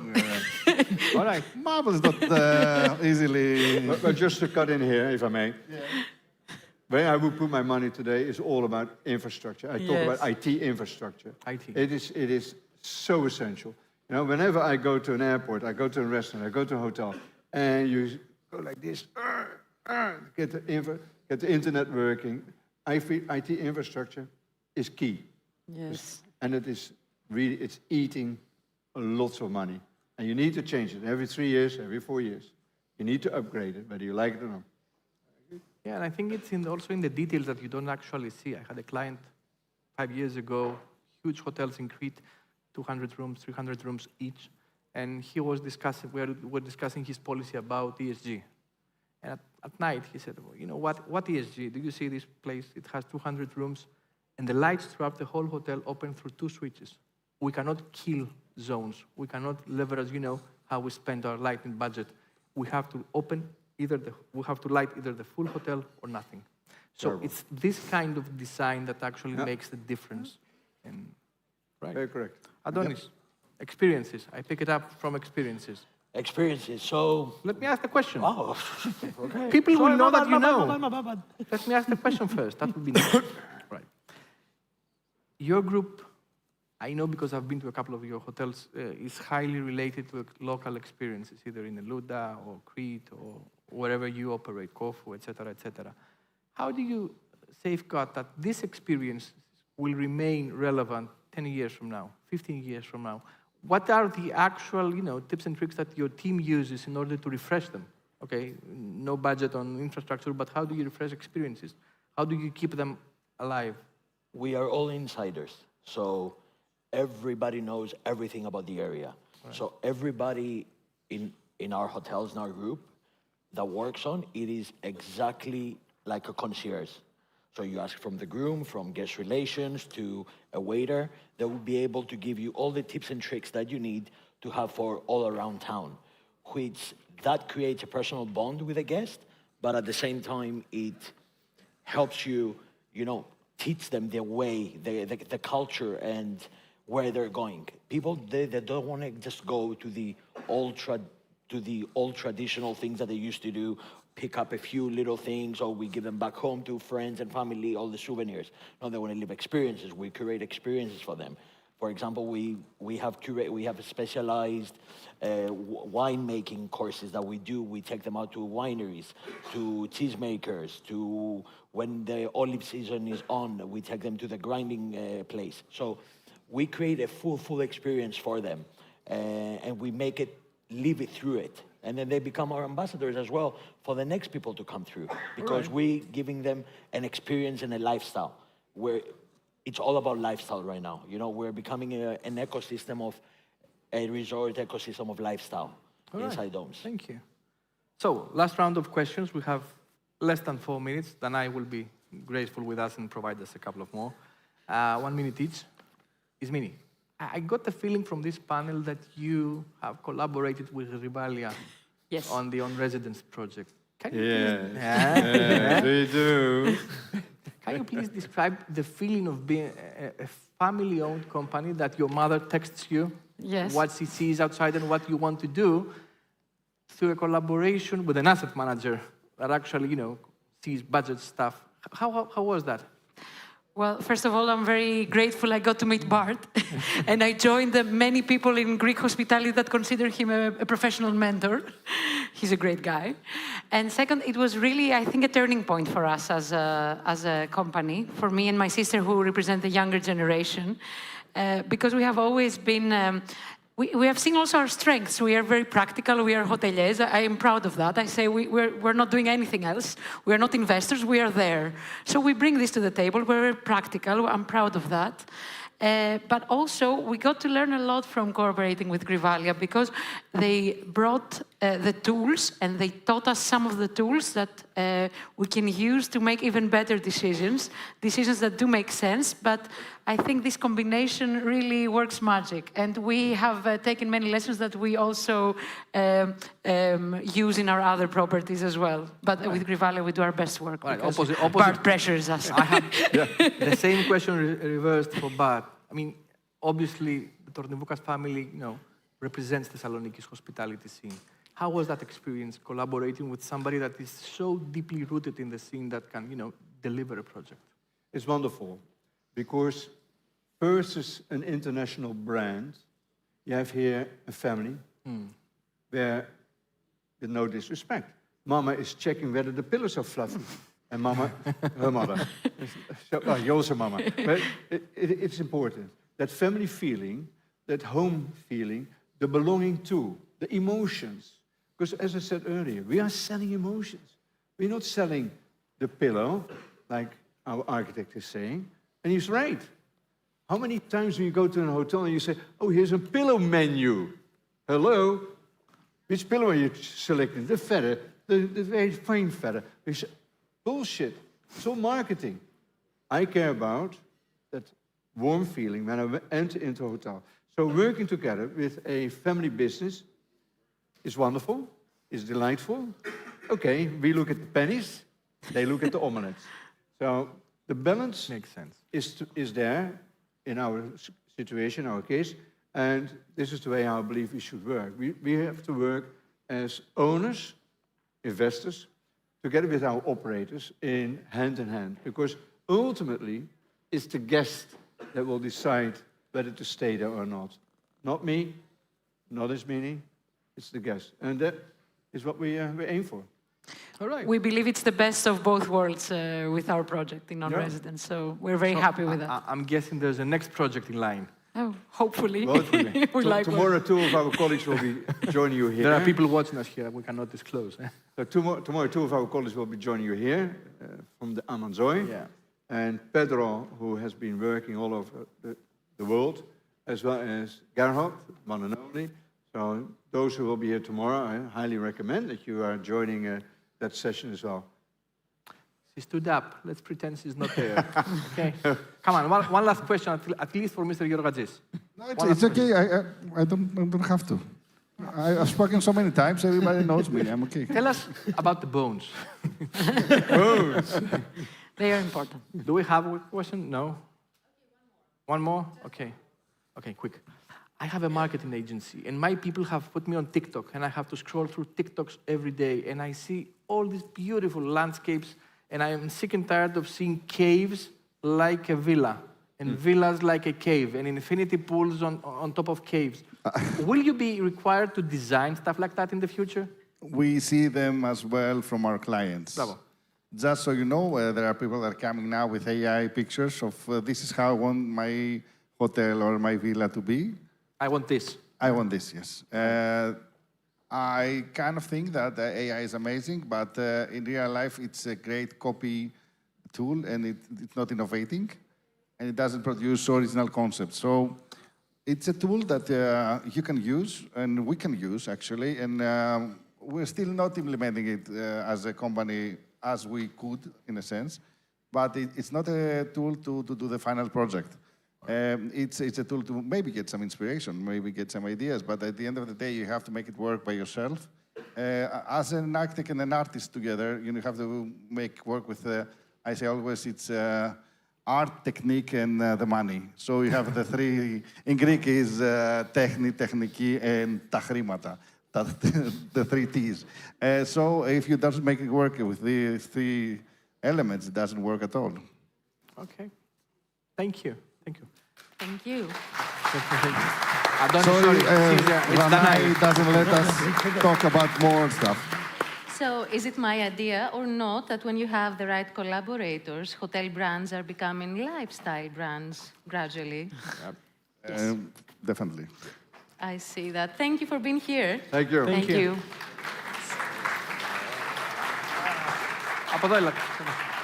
Περνάμε σε ένα επόμενο καυτό θέμα που εμπνεύστηκε η συνεργάτης μας, η Ιζαμπέλα Ζαπετάκη, η οποία δεν είναι μαζί μας σήμερα. Αναλύει ο Γιώργος Λαμπύρης με ομιλητές τον Πάνο Αλμιράντη, τον Σωτήρη Τσέργα και τον Σταύρο Γυφτόπουλο. Τα ξενοδοχεία αλλάζουν, καθώς η Gen Z στελεχώνει την πρώτη γραμμή. Οι προσδοκίες τριών κόσμων, προσωπικού, επισκεπτών και διοίκησης, συχνά αποκλίνουν. Μπορεί η αρχιτεκτονική να λειτουργήσει ως ήπιος ρυθμιστής που τις φέρνει σε κοινή τροχιά? Για να δούμε. Καλώς ορίσατε. Καλώς σας βρήκαμε. Δεν ξέρω αν ακούγομαι. Γιώργος Λαμπύρης, λέγομαι, δημοσιογράφος. Καλησπέρα σε όλους. Ευχαριστούμε που μένετε κοντά μας και είστε μέχρι αυτή την ώρα εδώ. Θα υποδεχθώ τους τρεις κυρίους και για να ξέρουμε για ποιον ακριβώς μιλάμε, Σταύρος Γυφτόπουλος, Πάνος Αλμιράτης και Σωτήρης Τσέργας με τη σειρά που εμφανίζονται. Θα μιλήσουμε για ένα θέμα το οποίο συζητάμε αρκετά το τελευταίο καιρό και έχει να κάνει με το πώς μπορούμε να γεφυρώσουμε τη σχέση, δεν θα πω το χάσμα γιατί νομίζω ότι έχει αρνητική χρειά, να γεφυρώσουμε τη σχέση της τεχνολογίας και της νέας γενιάς και της Gen Z με τους παλιούς παραδοσιακούς πελάτες ενός ξενοδοχείου και το ρόλο βεβαίως που μπορεί να έχει σε όλο αυτό η αρχιτεκτονική. Θα ξεκινήσω με κάποιες αποστάσεις από τον κύριο Τσέργα που είναι λίγο πιο μακριά μου και αφού τον καλησπερίσω και τον ευχαριστήσω, θα ήθελα λίγο, μιας και είναι αρχιτέκτον ο ίδιος και επικεφαλής του γραφείου Block 722 και ιδρυτής, συνιδρυτής για την ακρίβεια, να μου πει κάποια πράγματα για το ρόλο που έχει τελικά η αρχιτεκτονική και πώς μπορεί να προσαρμόζεται στις εποχές, στις συνθήκες, στις τεχνολογίες, στους ανθρώπους, που αυτό είναι τελικά το ζητούμενο, η αρχιτεκτονική να μπορεί να ανταποκρίνεται στις ανθρώπινες ανάγκες. Κύριε Τσέργα. Καλησπέρα καταρχάς. Γεια σας. Ευχαριστώ πολύ για την πρόσκληση. Εμείς ευχαριστούμε. Συγχαρητήρια για την ομάδα για άλλη μια εξαιρετική διοργάνωση. Καταρχάς να πω ότι μας αρέσει η τεχνολογία, μας αρέσει η καινοτομία, την έχουμε αγκαλιάσει, έχουμε συμφιλειωθεί μαζί της. Νομίζω ότι μπορεί να βοηθήσει να ολοκληρώσουμε το στόχο μας που δεν είναι άλλος, προφανώς είναι η διαχρονική αρχιτεκτονική, να δημιουργούμε χώρους για τον άνθρωπο, να προάγουμε τις αξίες, τις ανθρώπινες αξίες. Και νομίζω ότι για να καταλάβουμε τι προσφέρει η τεχνολογία στην αρχιτεκτονική, ίσως θα πρέπει να πάμε πολύ πίσω. Και το λέω αυτό γιατί η τεχνολογία μπαίνει σιγά σιγά στη ζωή μας. Καμιά φορά δεν καταλαβαίνουμε πώς επιδράει σε εμάς. Και όταν λέω πίσω, να πάμε δεκαετίες πίσω, όταν ο κόσμος τελικά όχι απλά δεν είχε έξυπνο σπίτι, δεν είχε ούτε θέρμανση και ούτε ψήξη. Τότε που κάποιος για να κάνει ένα αρχιτεκτονικό έργο θα έπρεπε να παίξει με τα στοιχεία της φύσης. Θα πρέπει να κοιτάξουμε πώς θα χτίσουμε τους όγκους, να προστατευτούμε από τον καυτό ήλιο, να φέρουμε το φως μέσα στο χειμώνα, να προστατευτούμε από τους χειμερινούς ανέμους. Να δούμε ότι σε κάποια παλιά σπίτια είχαμε πολύ χοντρούς πέτρινους τοίχους για να μπορέσουμε να έχουμε θερμοχωρητικότητα και να ρυθμίσουμε τη θερμοκρασία. Ξέρετε, δεν υπάρχει, φαντάζομαι όλοι θα έχουμε πάει σε ένα παλιό πέτρινο κτίσμα μέσα στο καλό καιρό και να έχουμε αυτή την ωραία αίσθηση δροσιάς και να ταξιδέψουμε τον εαυτό μας σε ένα ξενοδοχείο με ένα air condition, να μας φυσάει ένας κρύος αέρας, με το που θα κλείσουμε, σε 10 λεπτά θα έχει ανέβει 5 βαθμούς. Δεν είναι αυτή η ποιότητα που ψάχνουμε, είναι αυτές οι βασικές αρχές που γι' αυτό εγώ πάντα πηγαίνω, ταξιδεύω πίσω και είναι ωραίο να δούμε λιγάκι ποιες ήταν οι αρχές της αρχιτεκτονικής τότε. Είναι πάρα πολύ σύγχρονη η ανάγκη που συζητάμε. Μιλάμε για μια αρχιτεκτονική σοφία ουσιαστικά, εάν γυρίσουμε κάποια χρόνια πίσω. Προφανώς. Την οποία για ένα διάστημα την ξεχάσαμε, την αφήσαμε στην άκρη, είναι η αλήθεια. Θεωρώ ότι φταίει η τεχνολογία. Είναι, αν σου δίνεται η ευκαιρία της διόρθωσης, ότι θα παίξω με τη θερμοκρασία, με την ψήξη, με τη θέρμανση, τελικά μπορεί να μην χρειάζεται και πάρα πολύ να δώσω πάρα πολύ ενέργεια για το πώς θα στήσω τους όγκους. Και νομίζω ότι αυτή είναι η κουβέντα. Άρα συζητάτε για επαναφορά στοιχείων και υλικών, τα οποία μπορούν με κάποιο τρόπο να δώσουν μία λύση και να αφήσουν για λίγο την τεχνολογία στην άκρη, έτσι, προσφέροντας περισσότερο χώρο στην εμπειρία. 100%. Αν ξαναγυρίσουμε σε ένα παλιό παραδοσιακό κτίσμα, ένα παλιό αρχοντικό, να δούμε τις αναλογίες, να δούμε τις υλικότητες, πώς έχουν παλιώσει ωραία, τις λεπτομέρειες που έχουν χρησιμοποιήσει. Είναι κάποιες αξίες οι οποίες είναι διαχρονικές. Και τα ύψη νομίζω έχουν το δικό τους ρόλο σε όλα αυτά. Προφανώς. Αυτή είναι η αξία που θέλουμε να διαπραγματευτούμε, αυτή είναι η αξία που θέλουμε να δώσουμε και όταν το καταφέρουμε αυτό, θέλουμε να πλαισιωθεί από τεχνολογία. Είναι πολύ ωραίο να πηγαίνει σπίτι και να μπορεί το GPS να διαβάζει το αυτοκίνητο και να ανοίγει η πόρτα του γκαράζ, να κατεβαίνει το ασανσέρ στο -1, να ξέρεις ότι 4 ώρα το καλοκαίρι θα κατέβει το ρόλερ στο δυτικό παράθυρο για να μην μπει ο ήλιος μέσα. Ακόμα και να μιλήσει με τη φίλη μας την Αλέξα, να της πεις ότι δεν νιώθει καλά και θα πρέπει να ρυθμίσει τη θερμοκρασία, το φως και να βάλει μια κατάλληλη μουσική. Όλα αυτά μπορούν να λειτουργήσουν πολύ αρμονικά, αλλά πρέπει να έχουμε πάντα τις προτεραιότητες στο μυαλό μας ξεκάθαρα. Κύριε Αλμυράντη, να έρθω σε εσάς. Κατεξοχήν άνθρωπος ξενοδοχειακής αγοράς. Και όταν συζητάμε για ξενοδοχεία, όταν συζητάμε για φιλοξενία, συζητάμε για εμπειρία, συζητάμε για συναίσθημα, συζητάμε για αισθήσεις του επισκέπτη.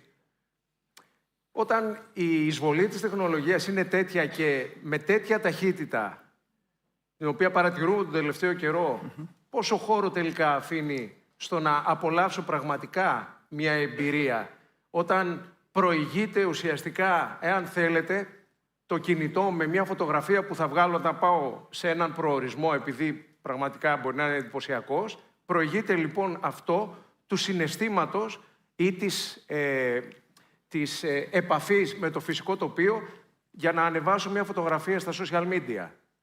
Αχ, εξαιρετικά το θέτετε, γιατί μου φαίνεται στο μυαλό μια εικόνα που μου είπε ένας πελάτης κάποτε. Καταρχάς, νομίζω για να μην δαιμονοποιούμαστε ανάμεσα σε δύο αρχιτέκτονες, δεν είναι σημαντικό πώς θα ψηφιοποιήσουμε τη φιλοξενία, αλλά πώς θα ανθρωποποιήσουμε την ψηφιακή εμπειρία που υπάρχει. Για τους ξενοδόχους και τους ανθρώπους του τουρισμού μέσα στην αίθουσα, μέχρι πριν από 2, 3, 4 χρόνια λέγαμε AI και νομίζαμε ότι ήταν το all inclusive. Σήμερα το AI είναι το artificial intelligence, έτσι, το οποίο επηρεάζει και την αρχιτεκτονική. Μία μέρα λοιπόν υποδέχτηκα πριν από 6-7 χρόνια έναν πελάτη, έναν VIP πελάτη, ως γενικός διευθυντής σε ένα ξενοδοχείο, ο οποίος μου είπε, άρχισα να του εξηγώ πράγματα, τι μπορεί να κάνει. Έβγαλα το κινητό μου, του έλεγα από αυτό το application μπορείτε να κάνετε αυτό, από αυτό εκείνο, από αυτό το άλλο, από το παράλληλο. Κοιτάζει κάποια στιγμή μου λέει, αγαπητέ, είμαι μεγαλοστέλεχος σε μια πολυεθνική εταιρεία και ζω στο Λονδίνο. Από τις 365 μέρες του χρόνου, τις 225 περίπου ταξιδεύω. Για να αγοράσω λουλούδια στη γυναίκα μου, μπαίνω σε application. Για να πληρώσω το σχολείο των παιδιών μου, μπαίνω σε application. Για να πάω ένα φαγητό να κλείσω κάπου, μπαίνω σε application. Ξέρεις, μου λέει, γιατί έχω έρθει εδώ? Γιατί έμαθα ότι έχετε το καλύτερο interface. Μου είπαν ότι λέγεται ελληνικό φιλότιμο και επίσης μια εμπειρία η οποία εκφράζεται από το χαμόγελό σας. Μπορείς, μου λέει, να πεις στους ανθρώπους σου να μου το μεταλαμπαδεύσουν αυτό και να πέρασω καλά. Όπως καταλαβαίνετε, ήταν σοκαριστικό. Αυτό νομίζω λοιπόν σήμερα είναι αυτό που πρέπει να πρεσβεύσουμε. Είναι η εμπειρία και πώς θα τη μεταλαμπαδεύσουμε στο πελάτη μέσα από απλά πράγματα. Να περπατήσει ξεπόλυτος στο beach bar του ξενοδοχείου, το οποίο πρέπει να έχει τα aesthetics. Πρέπει να έχει βγει η πέτρα μέσα από το οικόπεδο και να έχει μπει πίσω στο κτίριο. Αλλά it's all about experiences τελικά.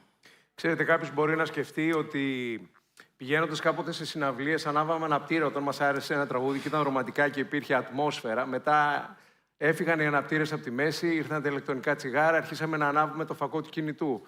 Θα μου πείτε βέβαια, απ' την άλλη, και κάποτε μπορεί να μην υπήρχαν αναπτήρες για να ανάψουμε και ενδεχομένως να δημιουργούσαμε ατμόσφαιρα με κάτι άλλο.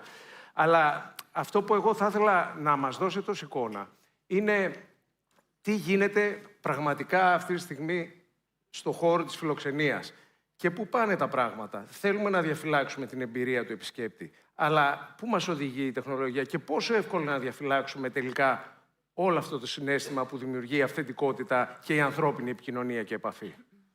Νομίζω καταρχάς αυτό περνάει από τους ανθρώπους μας. Πάρα πολύ συχνά βλέπουμε, καταρχάς υπάρχει ένας επενδυτής ο οποίος λέει, εμφανίζεται στους αρχιτέκτονες και λέει θέλω να κάνω αυτό το ξενοδοχείο. Με μεγάλη χαρά και τιμή. Με δόξα και τιμή που λέει και η ελληνική ταινία. Και προσπαθεί πολλές φορές να επιβάλλει αυτό που έχει στο μυαλό του. Αυτό όμως που πρέπει να καταλάβουμε και πρέπει να οδηγήσουμε τους ανθρώπους οι οποίοι τελικά θα δώσουν ζωή σε αυτό το κτίσμα είναι το ποιος είναι αυτός ο οποίος θα περάσει αυτή την εμπειρία. Και δεν είναι κανένας άλλος από τους ανθρώπους μας, από το προσωπικό. Γι' αυτό έρχονται οι άνθρωποι. Ξενοδοχεία τα οποία είναι εργονομικά, ξενοδοχεία τα οποία έχουν χώρους, ξενοδοχεία τα οποία φτιάχνονται για τους πρεσβευτές τους. Και ποιοι είναι οι πρεσβευτές τους? Είναι οι άνθρωποι που τελικά εξυπηρετούν τον πελάτη. Ο πελάτης για να πάρει μια εμπειρία πρέπει να την πάρει από έναν άνθρωπο ο οποίος είναι ικανοποιημένος. Εάν δεν είναι ικανοποιημένος, δεν υπάρχει καμία περίπτωση να την δεχτεί.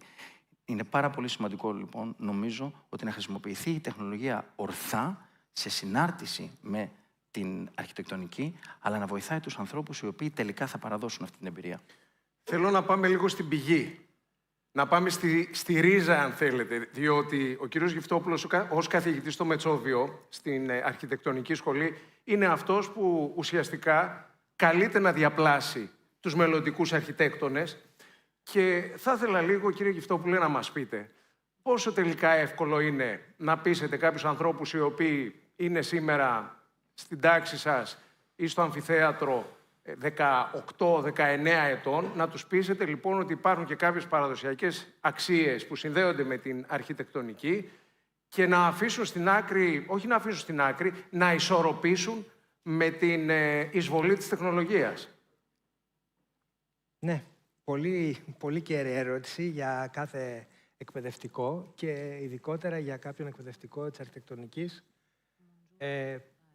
Βλέπω εδώ στο κοινό αρκετούς φοιτητές της σχολής και σκέφτομαι ότι ο αρχιτέκτονας τελικά βρίσκεται αυτή τη στιγμή ανάμεσα σε δύο κόσμους. Πατάει σε δύο βάρκες. Ο ένας είναι ο ψηφιακός κόσμος και ο άλλος είναι ο ανθρώπινος. Και λέγοντας ανθρώπινος εννοώ ο κόσμος που ορίζεται μέσα από τις εμπειρίες που ο καθένας από εμάς προσλαμβάνει. Και οι φοιτητές αυτή τη στιγμή, αν και είναι τεχνολογικά εκπαιδευμένοι πολύ καλύτερα και πολύ σε μεγαλύτερο βαθμό τεχνολογικά εξελιγμένοι, αυτό που προσπαθούμε να τους περάσουμε είναι να ανακαλύψουν τον κόσμο τον ανθρώπινο. Να ανακαλύψουν δηλαδή ποιότητες όπου χρειάζεται ο χώρος για να αποδοθούν στον άνθρωπο. Δεν με τρομάζει η ψηφιακή εποχή. Σε καμία περίπτωση δεν μας τρομάζει το AI, γιατί θεωρώ ότι αποτελεί ένα εργαλείο, όπως πριν από από 30 χρόνια το AutoCAD, όταν πρωτοεμφανίστηκε, ήταν ένα εργαλείο για τον αρχιτέκτονα, όπου ο φόβος αν θα αντικαταστήσει τον αρχιτέκτονα ήταν και τότε μέσα στην καθημερινότητα, στην κουβέντα. Ερχόμαστε λοιπόν και πιστεύω με το εργαλείο αυτό να το τροφοδοτήσουμε εμείς με σκέψη. Και αυτή τη σκέψη πρέπει να προωθήσεις και να καλλιεργήσεις τους φοιτητές. Μιλάω ως εκπρόσωπος ενός κλάδου που είναι οι δημοσιογράφοι, όπου η εισβολή της τεχνητής νοημοσύνης αυτή τη στιγμή δεν είναι τόσο έντονη, αλλά τα επόμενα χρόνια θα είναι σίγουρα καταιγιστική, σε βαθμό τέτοιο που θα μπορούσε να υποκαταστήσει πάρα πολλούς ανθρώπους στο επάγγελμα. Ωστόσο, ποιο είναι το θέμα? Το θέμα είναι ότι μπαίνει ένας νέος άνθρωπος και χρησιμοποιεί την τεχνητή νοημοσύνη ως δημοσιογράφος ή ως αρχιτέκτονας. Πρέπει να έχει και το υπόβαθρο για να μπορεί να υποστηρίξει αυτό το εργαλείο, ούτως ώστε το αποτέλεσμα να είναι τέτοιο, δηλαδή να έχει τη γνώση, τις επαφές, έτσι, την εμπειρία, να έχει την κουλτούρα, αν θέλετε, ούτως ώστε να χρησιμοποιήσει την τεχνητή νοημοσύνη ως εργαλείο του και όχι να γίνει ο ίδιος εργαλείο της τεχνητής νοημοσύνης. Που νομίζω αυτό είναι το ζητούμενο. Δηλαδή, ο άνθρωπος είναι αυτός που καθοδηγεί την τεχνολογία και όχι η τεχνολογία τον άνθρωπο. Η επιστήμη της αρχιτεκτονικής είναι καταρχάς μια ανθρωπιστική επιστήμη. Περιλαμβάνει όλες τις παραμέτρους που οι ανθρωπιστικές επιστήμες βάζουν στο τραπέζι για μελέτη και μέσα από εργαλεία ανθρωπιστικά καλείται ο αρχιτέκτονας να δημιουργήσει χώρους για τον άνθρωπο. Μπορεί η τεχνητή νοημοσύνη να μας δίνει παραδείγματα ή να μας ανοίγει τους ορίζοντες και σε όλους μας αρέσει να ξεφυλίζουμε, ας πούμε, ιστοσελίδες ή να ρωτάμε πολλές φορές για θέματα που μας ενδιαφέρουν, αλλά το πώς τροφοδοτείται το AI από τον αρχιτέκτονα νομίζω ότι είναι το κλειδί για την εξέλιξη και του επαγγέλματος του αρχιτέκτονα. Και θα φέρω ένα παράδειγμα. Την προηγούμενη εβδομάδα ήμουνα σε ένα Erasmus Intensive Program στη Λισαβόνα. Το πρόγραμμα λοιπόν αυτό χρησιμοποίησε τεχνητή νοημοσύνη ως ένα εργαλείο για να συνθέσουν αρχιτεκτονικοί οι φοιτητές. Ήταν ομάδες φοιτητών από πολλές χώρες της Μεσογείου. Χρησιμοποίησαν όλοι το ίδιο εργαλείο, αλλά τα αποτελέσματα ήταν τελείως διαφορετικά, γιατί ο καθένας, κάθε ομάδα τροφοδοτούσε το εργαλείο με τα στοιχεία που θεωρούσε σημαντικά και αυτά που για αυτούς είχαν προτεραιότητα. Όλοι είχαν το ίδιο πρόγραμμα το μεταξύ, αλλά τα αποτελέσματα ήταν τελείως διαφορετικά. Άρα δεν πιστεύω ότι η τεχνική νοημοσύνη ήρθε να αντικαταστήσει τον αρχιτέκτονα. Πιστεύω ότι είναι ένα πολύ σημαντικό εργαλείο που στο μέλλον θα αποτελέσει... Άλλωστε, όλα ξεκινούν από εδώ, έτσι. Πηγαίνουν εδώ. Και καταλήγουν εδώ. Φτάνουν εδώ και καταλήγουν στην οθόνη. Το σχέδιο που με κάθε τρόπο προωθούμε στις σχολές, έχει να κάνει με μια σωματική επαφή που έχει ο μαθητής, ο φοιτητής, και αυτό εξωτερικεύει ένα κομμάτι της δικής του προσωπικότητας πάνω στο χαρτί. Δεν πιστεύω ότι μπορεί να αντικατασταθεί. Κύριε Αλμυράτη, μου είπατε προηγουμένως για την εμπειρία που πρέπει οι άνθρωποι που εργάζονται στη φιλοξενία να μεταλαμπαδεύσουν στους επισκέπτες. Έρχομαι σε ένα άλλο έτσι πολύ κέριο ζήτημα που απασχολεί τον κλάδο, είναι αυτό της έβρεσης προσωπικού. Και ήθελα εδώ να μου πείτε εάν με κάποιο τρόπο η τεχνολογία μπορεί να αποτελέσει εργαλείο για τα τμήματα, για τους πυρήνες έβρεσης και εκπαίδευσης ανθρώπινου δυναμικού τα επόμενα χρόνια στον κλάδο της φιλοξενίας και με κάποιο τρόπο να διευκολύνει και λίγο το έργο σας. Κοιτάξτε, είναι σίγουρο ότι η τεχνολογία μας βοηθάει. Μας κάνει πολύ πιο γρήγορο το χρόνο καταρχάς έβρεσης ανθρώπων, μας ανοίγει το πεδίο, μας ανοίγει το εύρος. Όμως δεν υπάρχει ποτέ καμία περίπτωση να αλλάξει ο πυρήνας. Μιλήσατε για χέρια πριν και για καρδιά. Πολλές φορές λέω ότι what it takes, όχι για να πετύχουμε επαγγελματικά στον τομέα μας, αλλά για να κάνουμε το πάθος μας, γιατί τα ξενοδοχεία για μένα είναι ένα πάθος, είναι να αντέχει το στομάχι, να το λέει η καρδιά, να κόβει το μυαλό και να το πράττουν τα χέρια. Και όλα αυτά και αντίστροφα, αμφίδρομα και ούτω καθεξής. Αυτό δεν πρόκειται να αλλάξει. Προφανώς, αυτή τη στιγμή έχουμε πολύ μεγάλη ανάγκη από αυτή τη λέξη που πλέον τη λέμε παντού, κουλτούρα, ανάπτυξη της εσωτερικής κουλτούρας, συνδυαστικά με την τεχνολογία. Ξαναλέω όπως πριν, χωρίς να δαιμονοποιούμε την τεχνολογία. Όμως, είναι πιο εύκολα τα πράγματα. Αρκεί να αρχίσουμε να δίνουμε προαγωγές εκ των έσω, να δείχνουμε στους ανθρώπους μας, να τους αγκαλιάζουμε, αρκεί να δημιουργούμε αρχιτεκτονικά ξενοδοχεία που σέβονται τους ανθρώπους μας.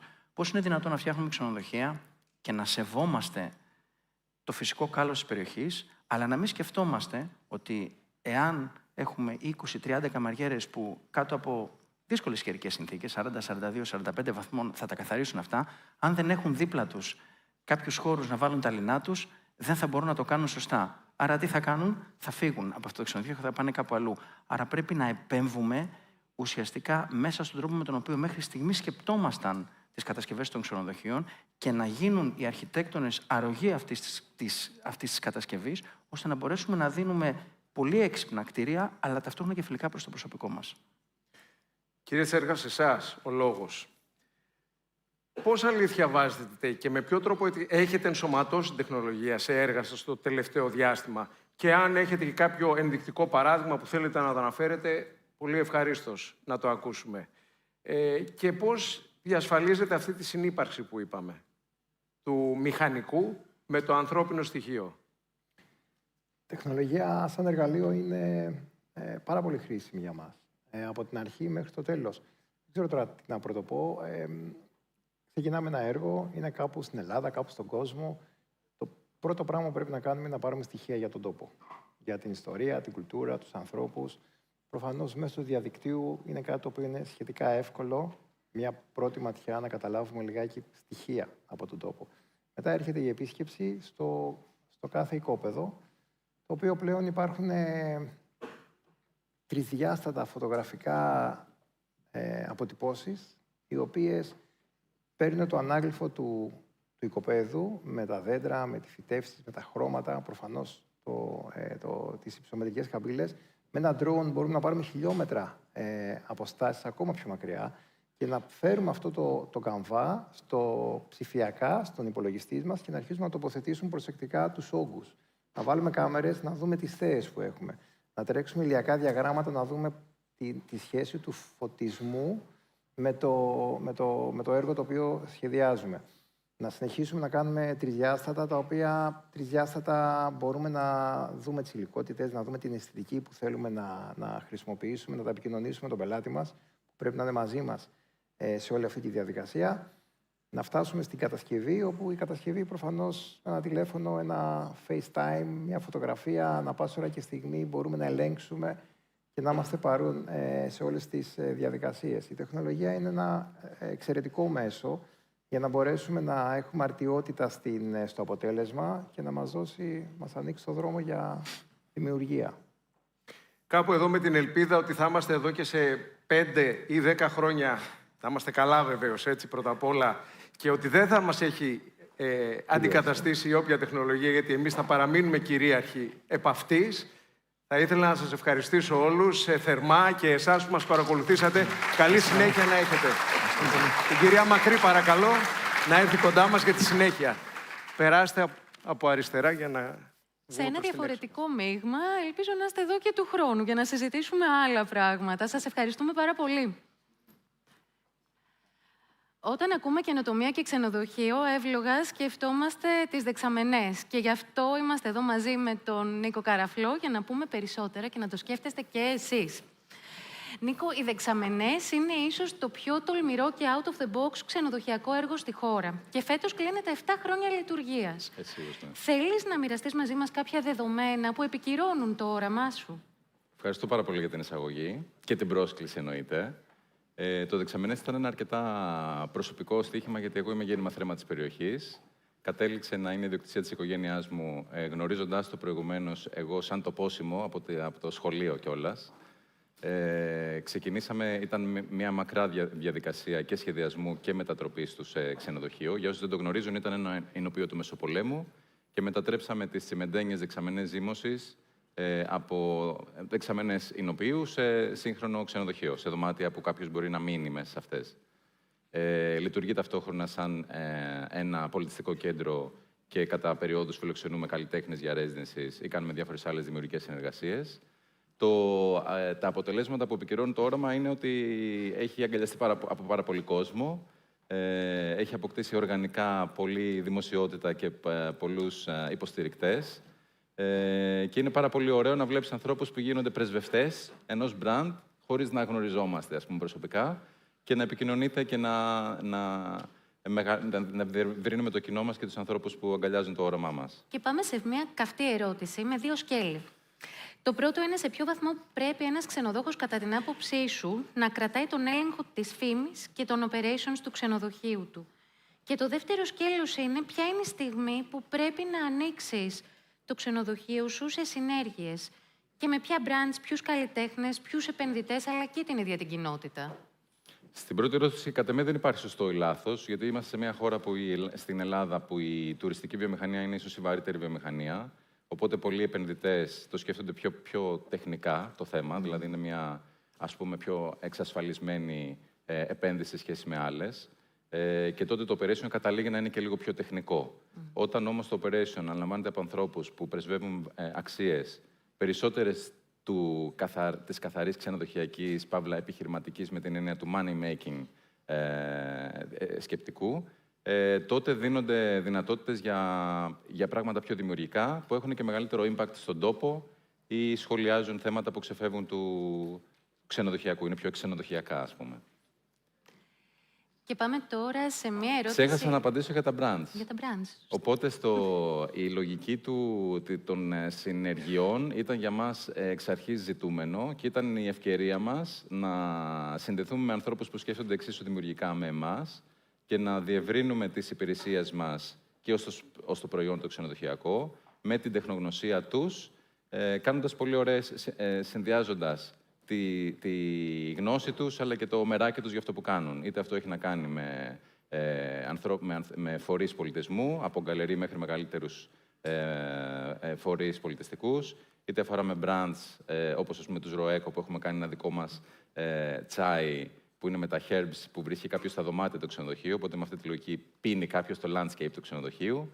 Είτε αφορά δικά μας hubs που έχουμε δημιουργήσει, όπως είναι το Deck Silo 01, μια δεξαμενή που έχουμε μετατρέψει σε μια πλατφόρμα γαστρονομίας. Λειτουργεί σαν εστιατόριο, αλλά καλούμε κόσμο από διαφορετικά backgrounds να σχολιάσουμε διαφορετικές θεματικές. Όπως για παράδειγμα, μια κεντρική θεματική τη χρονιά που μας έκλεισε ήταν η ζύμωσης. Ήταν μια θεματική που συνδύαζε multimedia art με γαστρονομία, αλλά και συνεργασίες με άλλους φορείς που σχολιάζουμε τη ζύμωση σαν φαινόμενο, δημιουργώντας ένα link με την ιστορία του εινοποιείου, γιατί κάποιος μένει σε μια δεξαμενή ζύμωσης, και φέρνοντάς το στο σήμερα και τις εφαρμογές που η ζύμωση έχει σε πάρα πολλά διαφορετικά πεδία. Από τη sustainability και το πώς κάνεις preserve διάφορα προϊόντα, διευρύνοντας το χρόνο ζωής τους με ferments, είτε διάφορου συμβολισμού που υπάρχει στην παράδοση και στην κουλτούρα την ελληνική.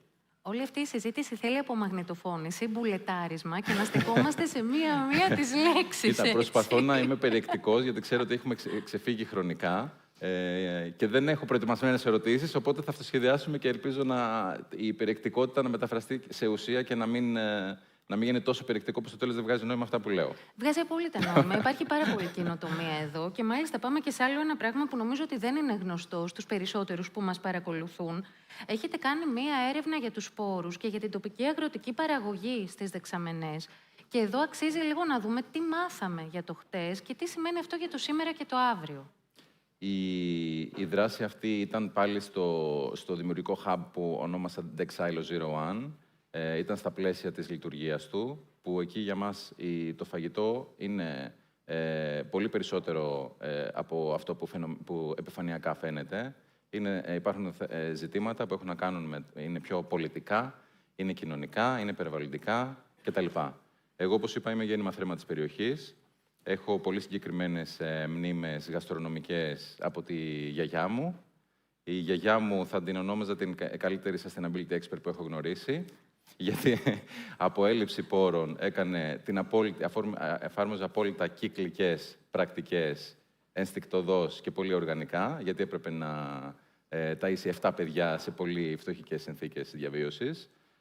Οπότε θυμάμαι πολύ συγκεκριμένες γαστρονομικές εμπειρίες από αυτήν, που έχουν να κάνουν με τον τρόπο που έκανε την παραγωγή των σπόρων, το πώς μετά αποξήρανε, εννοώ λαχανικών, το πώς αποξήρανε π.χ. από την ντομάτα τους σπόρους και τους διατηρούσε σε μια αυτοσχέδια τράπεζα σπόρων στο σπίτι της και έκανε ανταλλαγή με τις γειτόνισσες, το πώς τα αποφάγια γίνονταν τροφή για τα ζώα της, το πώς τα ζώα έδιναν πίσω το κρέας τους ή το γάλα, τα αυγά, και το πώς γινόταν η μεταποίηση σε αντίστοιχα τυριά ή τα αυγά γίνονταν αυτοσχέδιες χυλοπίτες.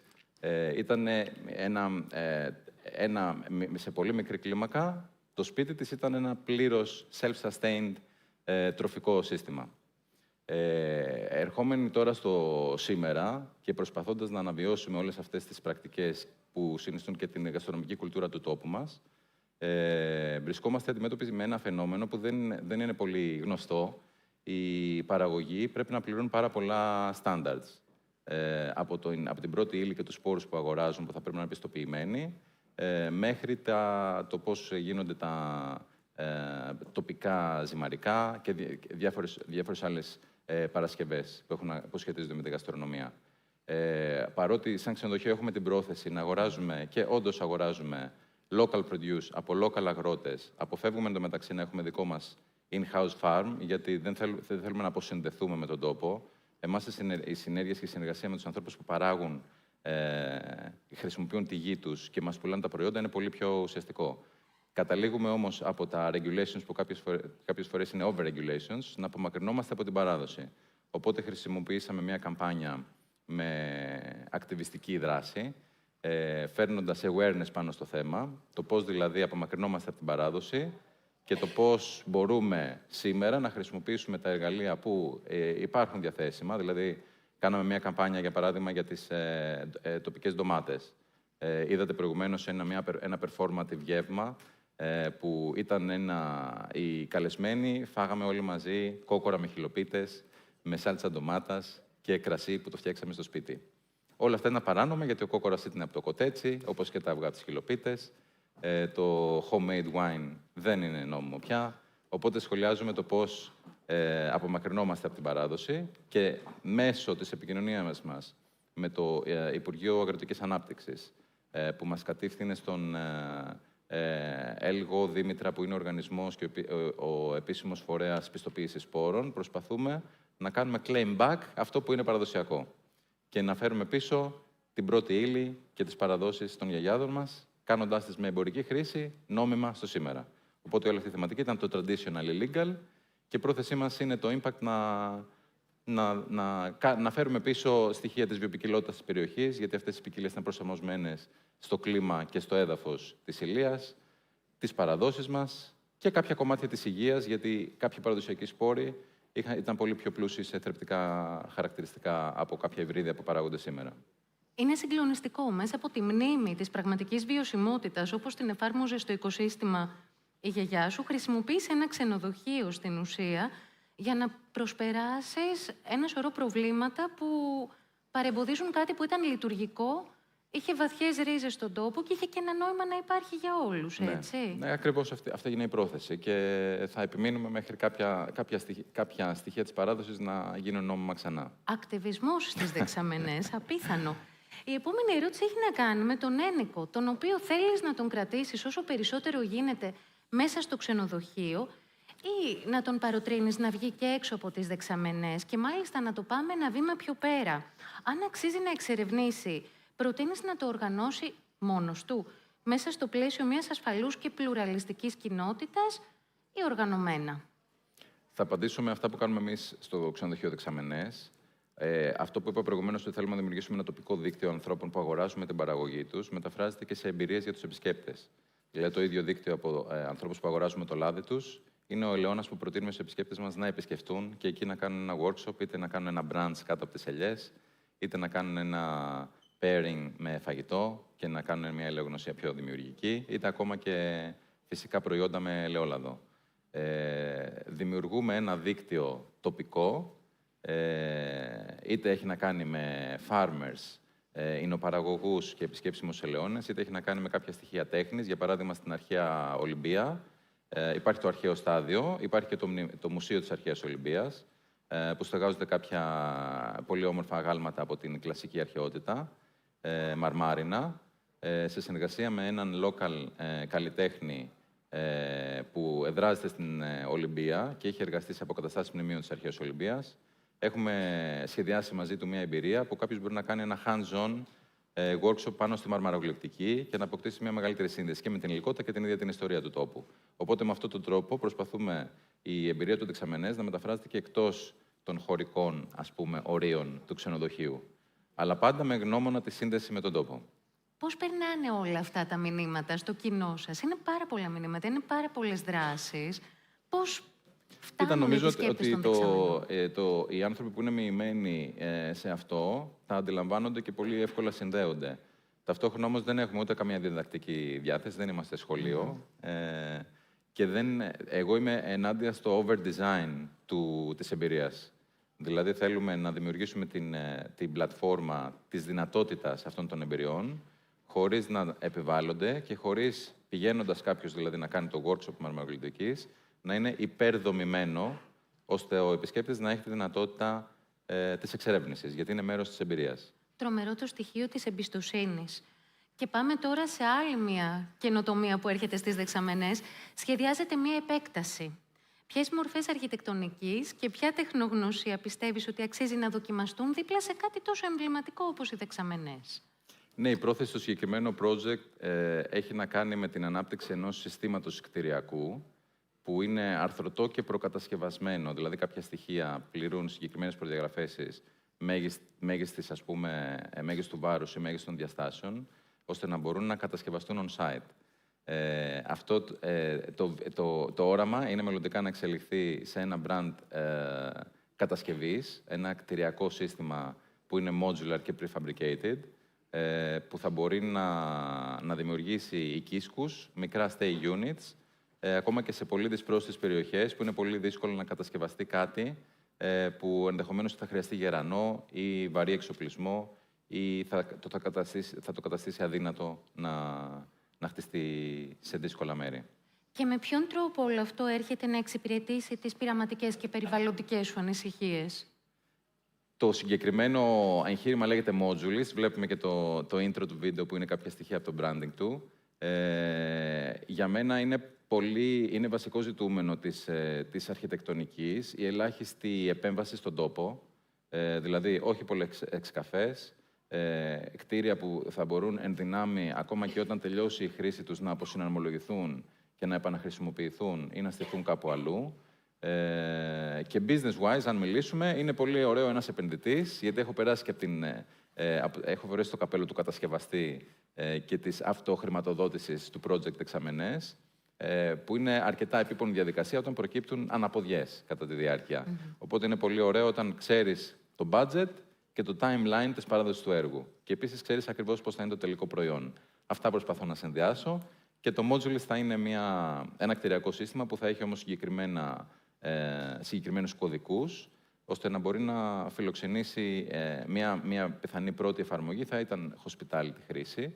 Δηλαδή να μπορεί κάποιος να το αγοράσει είτε για residence, δηλαδή για να φτιάξει ένα μικρό εξοχικό κάπου, είτε να δημιουργεί ένα δίκτυο από τέτοια cabins.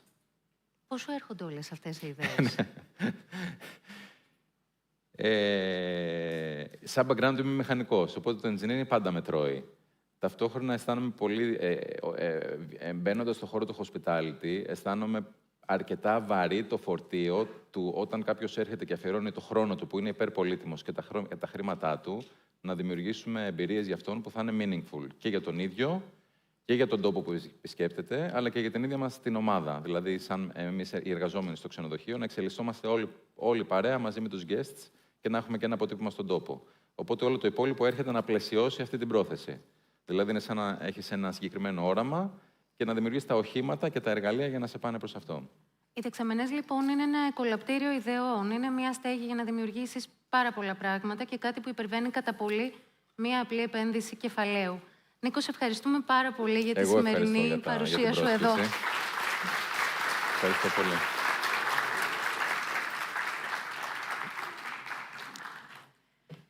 Κυρίες και κύριοι, στην επόμενη συζήτηση κυριαρχεί αντίστοιξη. Με τον Γιώργο Τσολάκη και τη Μυρτώ Κιούρτη βλέπουμε πώς αλλάζουν οι προσδοκίες των κατοίκων των διακοπών, χωρίς να χάνεται το βάθος του τόπου και η μνήμη, μέρος της οποίας μπορεί να είναι και το άνοιγμα ξενοδοχείου ή η playlist ενός beach bar, όπως έγινε χθες. Καλώς ορίσατε. Καλώς σας βρήκαμε. 3 κύκλους θα βάλω στη συζήτησή μας. Okay. Δεν θα σας ρωτήσω τίποτε άλλο. Κατανέμετε το χρόνο σας όπως σας αρέσει μεταξύ σας. Πρώτος κύκλος, λοιπόν. Τι θέλουμε να νιώσουμε πραγματικά ως επισκέπτες, αλλά και ως αρχιτέκτονες, μέχρι πού πάει ο πειραματισμός, χωρίς να χαθεί το μέτρο και χωρίς να μας βάζει μέσα σε ρόλους. Και αν θέλετε, μιλώντας με τους πελάτες σας, τι έχετε καταλάβει, μέχρι πού είναι διατεθειμένοι να θυσιάσουν τις ανέσεις τους σήμερα. Θα πεις τι θα πω. Ξεκινάτε εσείς. Ευχαριστούμε. Λοιπόν, όταν είμαστε αρχιτέκτονες και θέλουμε να σχεδιάσουμε ένα κτίριο μέσα, ξενοδοχείο μέσα σε ένα περιβάλλον, από μικροί μας έμαθαν να λέμε την μορφολογική ένταξη μέσα στο περιβάλλον το οποίο έχουμε μπροστά μας. Είτε αυτό είναι ένα νησί, είτε αυτό είναι μια ορεινή περιοχή, είτε είναι οπουδήποτε. Έτσι λοιπόν εμείς ξεκινάμε να μιλάμε με όρους μορφών. Και αρχίζουμε να συζητάμε για την κλίμακα, για τα ανοίγματα, για τη μορφολογία των στεγών, για όλα αυτά τα πράγματα τα οποία μάθαμε από τη σχολή για το πώς πρέπει να εντασσόμαστε σωστά μέσα σε έναν παραδοσιακό οικισμό. Σιγά σιγά, μεγαλώνοντας, αρχίζουμε να καταλαβαίνουμε ότι αυτό είναι ένα τμήμα της αλήθειας. Γιατί υπάρχει και μια άλλη πραγματικότητα η οποία λέγεται η χρήση. Τι χρήση πρέπει να έχουμε στην κάθε μία περιοχή. Φανταστείτε λοιπόν ένα beach bar, ένα μπαρ που είπε πάνω στην Πάτμο, στην χώρα της Πάτμου, ή ένα beach bar μέσα στο λιμανάκι στο Καστελόριζο ή ένα αντίστοιχα την ίδια χρήση στην Κο ή στο φαλιράκι της Ρόδου. Είναι εντελώς διαφορετικά πράγματα. Όταν λοιπόν αυτά αρχίσουμε να τα σκεφτόμαστε λίγο πιο πολύπλοκα, θα καταλάβουμε ότι υπάρχει άλλος ένας στην εξίσωση, ο οποίος είναι ο άνθρωπος. Και οι άνθρωποι εδώ πέρα είναι 2 τύποι. Είναι αυτοί οι οποίοι ζουν στους τόπους, οι ντόπιοι, και είναι οι άνθρωποι οι οποίοι έρχονται και τους επισκέπτονται, οι τουρίστες. Άρα λοιπόν, ερχόμαστε λοιπόν να φτιάξουμε άλλο ένα δίπολο. Ένα δίπολο το οποίο έχει εντελώς εντερόκλητα μεταξύ τους χαρακτηριστικά. Κάποιος είναι από την Αμερική, κάποιος είναι από τη Γαλλία, κάποιος είναι από την Ιαπωνία και ένας ντόπιος ο οποίος είναι από την Αστυπάλαια, από τα Κύθυρα, από την Πάτμο. Αυτοί εδώ λοιπόν καλούνται να συνομιλήσουν. Περσόνα η μία, έτσι το ονομάζει το brand, περσόνα ο άλλος, ο οποίος είναι ο ντόπιος. Και ξεκινάνε λοιπόν αυτοί να συζητάνε. Άλλες φορές είναι σνόμπο ένας απέναντι στον άλλον, άλλες φορές είναι ο άλλος. Συμβαίνει το αντίθετο. Δεν τους θέλω τους τουρίστες εδώ πέρα, θέλω τους τουρίστες εδώ πέρα, αναλόγως και με τις ανάγκες οι οποίες έχει το κάθε ένα νησί. Είναι όμως πάρα πολύ ενδιαφέρον σιγά σιγά να αρχίσουν αυτοί οι άνθρωποι να συνομιλούν, γιατί είναι σίγουρο ότι καθώς αρχίσουν να συνομιλούν, θα βρίσκουν την ισορροπία τους και την κατάλληλη όσμωση, έτσι ώστε αυτά τα οποία θα ζητάει ο ένας να βρει στο νησί να είναι τα καλύτερα δυνατά και αυτά τα οποία θα είναι διατεθειμένος ο άλλος να του δώσει, να είναι αυτά τα οποία πραγματικά χρειάζεται να δώσουν. Οπότε νομίζω ότι όταν δούμε λίγο τα πράγματα πιο σφαιρικά και με πιο πολλές παραμέτρους μέσα στο σύστημα, νομίζω ότι θα καταλάβουμε ακριβώς ότι η απάντηση δεν είναι απλά να αντιγράψουμε αυτό, αλλά να καταλάβουμε ολιστικά το τι σημαίνει η σχέση του ντόπιου με τον τουρίστα μας. Πάρα πολύ ωραίο. Έκανε ένα καταπληκτικό πρόλογο για αυτά που ήθελα και εγώ να πω, ο Γιώργος. Εγώ ήθελα να πω ότι βάζει ο Γιώργος το θέμα του ανθρώπου στη συζήτηση.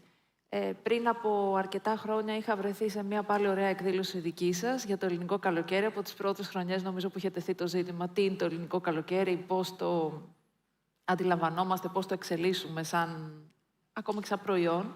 Και είχα πει τότε ότι θεωρώ ότι έχουμε συζητήσει πάρα πολύ για το ωραίο τοπίο, τη σχέση με τη φύση, αλλά έχουμε ξεχάσει ότι σε μεγάλο βαθμό το ελληνικό καλοκαίρι έχει να κάνει με τις σχέσεις μας με τους ανθρώπους, με τις κοινότητες, με μια παιγνιώδη κοινωνικότητα μέσα στους οικισμούς. Οπότε, τέλος πάντων, σήμερα ήθελα να μιλήσω για αυτή πάλι τη σχέση με τις κοινότητες και με τους ανθρώπους ενός τόπου στον οποίο πηγαίνουμε να κάνουμε διακοπές.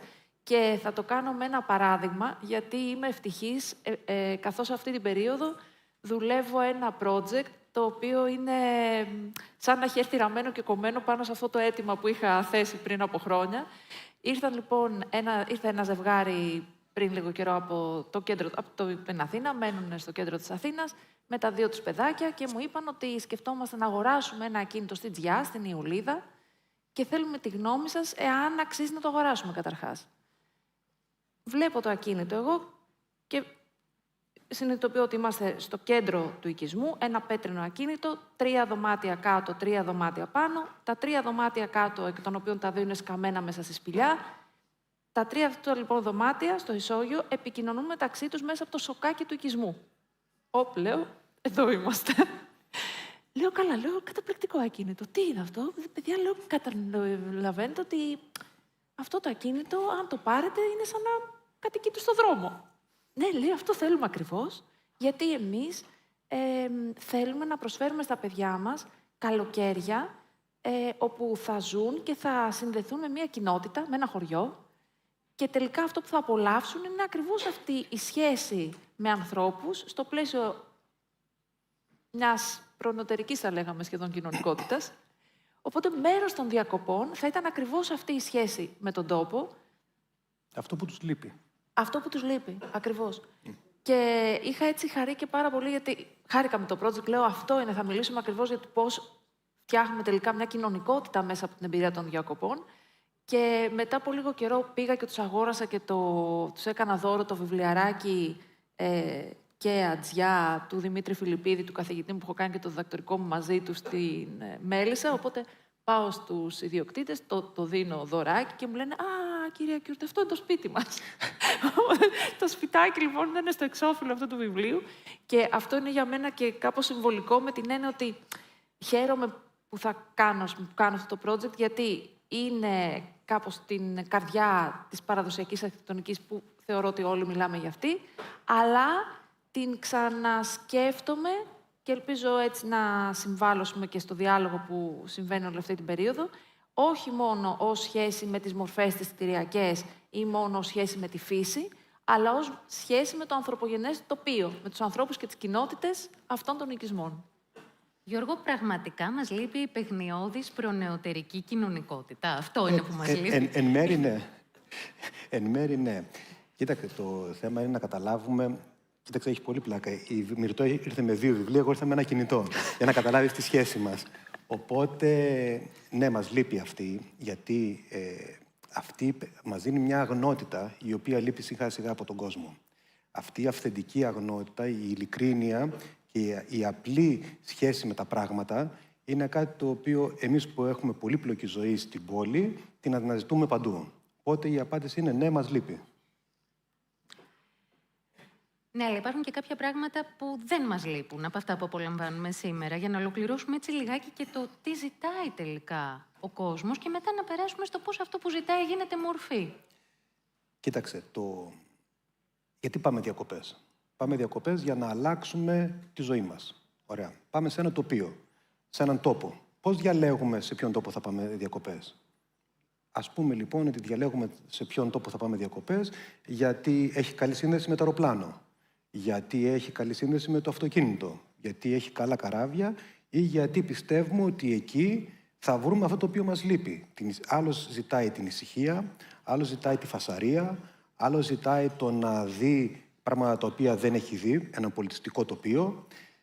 Στην πραγματικότητα αρχίζουμε να διαβάζουμε το τοπίο με όρους πολύ περισσότερο από απλό μου αρέσει, δεν μου αρέσει. Και έχουμε αυτή την ολιστική αντιμετώπιση του τοπίου, η οποία είναι, του τόπου, συγγνώμη, η οποία έχει δύο αναγνώσεις. Τη φυσικογενή και την ανθρωπογενή. Μας αρέσει να βλέπουμε έναν ωραίο καταράκτη, μας αρέσει να βλέπουμε το απέραντο γαλάζιο, μας αρέσει να βλέπουμε ένα πολύ ωραίο δάσος με το ωραίο ξέφωτο, αλλά ταυτόχρονα μας αρέσει και να βλέπουμε τους μικρούς οικισμούς. Να βλέπουμε τις μικρές επεμβάσεις του ανθρώπου, μια μικρή εκκλησία σκαμμένη σε ένα βράχο ή οτιδήποτε άλλο μπορεί να είναι ανθρωπογενές.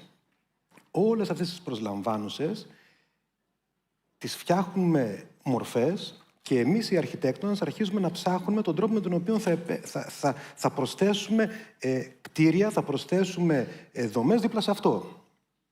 Μέχρι πρότινος λέγαμε, πολύ ωραία, στις Κυκλάδες η αρχιτεκτονική είναι μικρά άσπρα τετραγωνάκια με μικρά παραθυράκια και δώματα. Στη Ζαγορά είναι αυτό, στην Πίνδο είναι αυτό, στην Δημητσάνα είναι αυτό.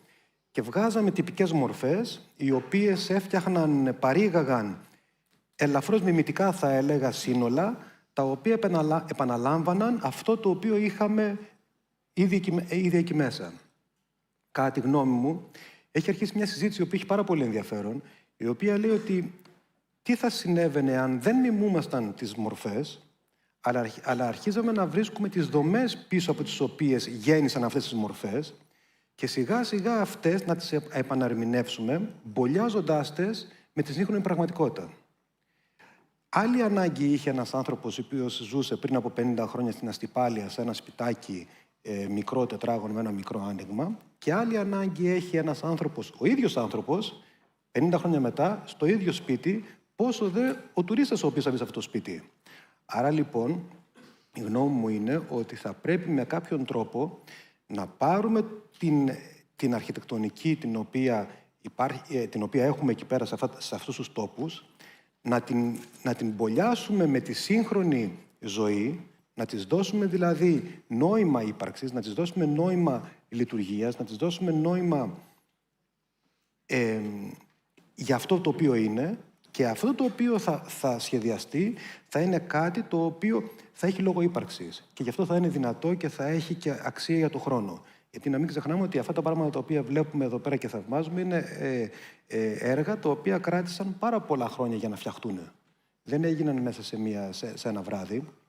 Έτσι λοιπόν νομίζω ότι θα πρέπει να βγούμε από την λογική της μίμησης των μορφών και να καταλάβουμε το λόγο ύπαρξης των δομών. Πολύ ωραία. Έχουμε απάντηση σε αυτό? Πώς η μορφογένεση και η μνήμη θα αποκτήσουν συνέχεια?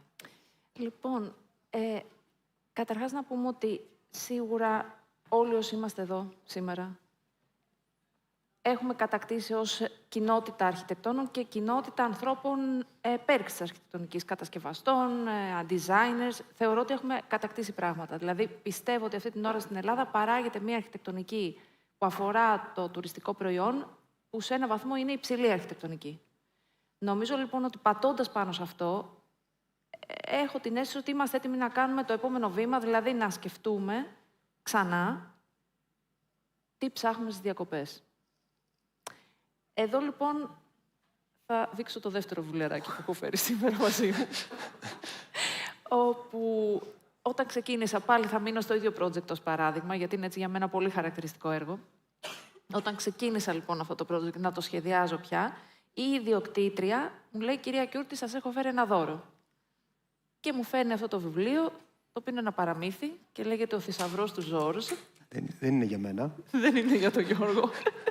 για τον Ζορζ. Όπου τι βλέπουμε εδώ, βλέπουμε ένα τεράστιο κτίριο πολύ πολυτελές, μέσα στο οποίο μένει ένα ζευγάρι, και εδώ ένα μικρό σπιτάκι που είναι το σπιτάκι του Ζορζ. Και όλο το παραμύθι έχει να κάνει με το πώς αυτοί οι άνθρωποι που μένουν σε αυτό το πολύ ακριβό ακίνητο, το οποίο μάλιστα έχει μέσα και πολλά έργα τέχνης, είναι μονίμως μόνοι τους σε ένα πολυτελές, ψυχρό περιβάλλον, ενώ ο Ζορζ είναι στο μικρό σπιτάκι που κάθε μέρα έχει φίλους, είναι δίπλα στη θάλασσα. Θέλω λοιπόν να πω ότι έχουμε φτάσει σε ένα επίπεδο που δουλεύουμε όλα αυτά τα έργα με όλη αυτή την ποιότητα και την αναγνωρίζουμε την ποιότητα αυτή. Αλλά μήπως έχει νόημα να ξανασκεφτούμε πια ότι αυτό πιθανόν να το έχουμε και χορτάσει σε έναν βαθμό και εμείς ως αρχιτέκτονες είμαστε αυτοί που ίσως μπορούμε να δώσουμε με τρόπο ελκυστικό, απολαυστικό, κάτι που έχει να κάνει με το ελάχιστο, ένα ελάχιστο που μας φέρνει πιο κοντά στους ανθρώπους, δηλαδή ένα μεγάλο σπίτι είναι λίγο ένα άδειο σπίτι. Ένα μικρό σπίτι σε φέρνει πιο κοντά, στριμώχνεσαι με τον άλλον. Έχει μια απόλαυση. Ο αρχιτέκτονας πώς μπορεί να το διαχειριστεί έτσι ώστε να μην γίνει καταπιεστικό αυτό, να γίνει πραγματικά απολαυστικό. Θέλει μια δεξιοτεχνία. Ή ένα μεγάλο σπίτι τελικά σε απομακρύνει από τη φύση, που υποτίθεται ότι πας στη φύση. Πώς κάνεις ένα μικρό σπίτι που σε έχει δίπλα στη φύση, όμως δεν σε καταπιέζει, πραγματικά περνάς ωραία. Άρα και έρχομαι να πω ότι πράγματι δεν θα πάμε στο ελάχιστο για να ζήσουμε αυτοβασανιστικά σαν το Βοσκό που είχε το ελάχιστο γιατί δεν είχε λεφτά να φτιάξει το μεγαλύτερο. Θα πάμε στο ελάχιστο επειδή έχουμε χορτάσει το μεγάλο πια και έχουμε την τεχνολογία, την τεχνογνωσία και την μέθοδο να σχεδιάσουμε αυτό το ελάχιστο με στόχο την κορύφωση της απόλαυσης. Κύριε Γιώργο Τσολάκη, για να περάσουμε στο τρίτο σκέλος αυτής της συζήτησης και πατώντας στο θησαυρό του Ζορζ και στην κορύφωση της απόλαυσης, θα βάλω και μια τρίτη ατάκα της κυρίας Κιούρτη, την οποία δεν την έχουμε ακούσει σήμερα ακόμα σε αυτό το πάνελ, μέχρι αυτήν εδώ τη στιγμή. Ο χώρος πρέπει να τραβά τα καλά παιδιά στο πάρτι. Και με αυτό εννοούμε μια ζωντανή κοινότητα και όχι μια καταπιεστική χλειδί. Ποια είναι τα σχόλια σου πάνω σε αυτό? Πώς θα τραβήξουμε όλα τα cool παιδιά σε αυτό το πάρτι? Θα σου πω ότι έγινε πριν από μερικές μέρες. Και με αφορμή αυτά τα οποία είπε πιο πριν με το ελάχιστο και την καταπιεστική χλειδί, πριν από περίπου 10-15 μέρες ήμουν στα Κύθυρα. Πάρα πολύ ωραίο νησί, μου άρεσε πάρα πολύ, ήταν και off-season. Εγώ πήγα να βουτήξω σε ένα τέλος πάντων στη θάλασσα και εκεί που περπατούσα μέσα στην πόλη, στην χώρα των Κυθύρων, ήταν όλο αυτό το οποίο ονειρεύομαι. Απλότητα, αυθεντικότητα, αγνότητα, αλλά με μια πολύ απλή κατάσταση. Αυτό το ελάχιστο το οποίο συζητάς. Ξαφνικά όμως μου έρχεται στο μυαλό ότι αυτό ήταν η αποτύπωση μιας φτώχειας του νησιού, το οποίο για πολλά χρόνια πραγματικά δεν είχε να φάει.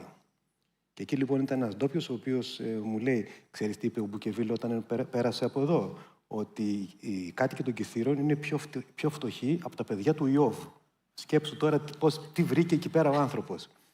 Έτσι λοιπόν, άρχισα να σκέφτομαι ότι αυτή η εξιστόρηση της φτώχειας, ας πούμε, εκείνης της εποχής, η οποία είναι με το να χτίζω με ελάχιστα μέσα και να χτίζω με πράγματα τα οποία είναι πάρα πολύ ποταπά, η οποία μπορεί να μου αρέσει εμένα, γιατί στην πολύπλοκη πάλι ζωή της πόλης, με όλη αυτή την χλειδί, η οποία πολλές φορές μπορεί να είναι καταπιεστική, να μου αρέσει, δεν έχω το δικαίωμα να τη ζητάω από τον ντόπιο των Κυθύρων, έτσι ώστε εγώ να το απολαμβάνω για μια εβδομάδα το χρόνο και αυτός να μένει εκεί πέρα τις υπόλοιπες 53 εβδομάδες. Έτσι λοιπόν, άρχισα να σκέφτομαι πάλι να βρούμε την ισορροπία. Τα Κύθυρα λοιπόν είχαν, και λέω τα Κύθυρα γιατί απλώς βρέθηκα σε αυτό το νησί τον τελευταίο καιρό, είχαν οικισμούς οι οποίοι ήταν πανέμορφοι, πάνω με πολύ ωραία σοκάκια, με πολύ ωραίες εκκλησίες και με όλα αυτά τα οποία θαυμάζουμε. Είχε όμως και δίπλα οικισμούς, οι οποίοι ήταν τις δεκαετίες του 60 και του 70, που αποτύπωναν ακριβώς αυτήν την δύσκολη περίοδο την οποία ζούσε το νησί και από την οποία οι άνθρωποι ήθελαν να φύγουν. Η απάντηση σε αυτό λοιπόν είναι ότι πώς επεμβαίνεις και πώς τοποθετείς εσύ απέναντι σε αυτά τα δύο εντελώς διαφορετικά πράγματα. Είναι πολύ εύκολο να μπεις στο ένα, στο πολύ όμορφο σοκάκι, αλλά πώς μπαίνεις στο πολύ μη όμορφο χώρο. Η απάντηση λοιπόν είναι εδώ πέρα είναι μήπως μπορούμε να βρούμε έναν τρόπο, εμείς ως αρχιτέκτονες, να εμπλουτίσουμε τόσο πολύ αυτούς τους οικισμούς, οι οποίοι είναι οικισμοί χωρίς μεγάλη αρχιτεκτονική ποιότητα, έτσι ώστε να τους δώσουμε μέσα την ποιότητα την οποία χρειάζεται, να τους δώσουμε τις νέες ανέσεις οι οποίες θέλει ο σύγχρονος άνθρωπος και αυτό να αναβαθμίσει ένα οικιστικό περιβάλλον το οποίο είναι ήδη εκεί,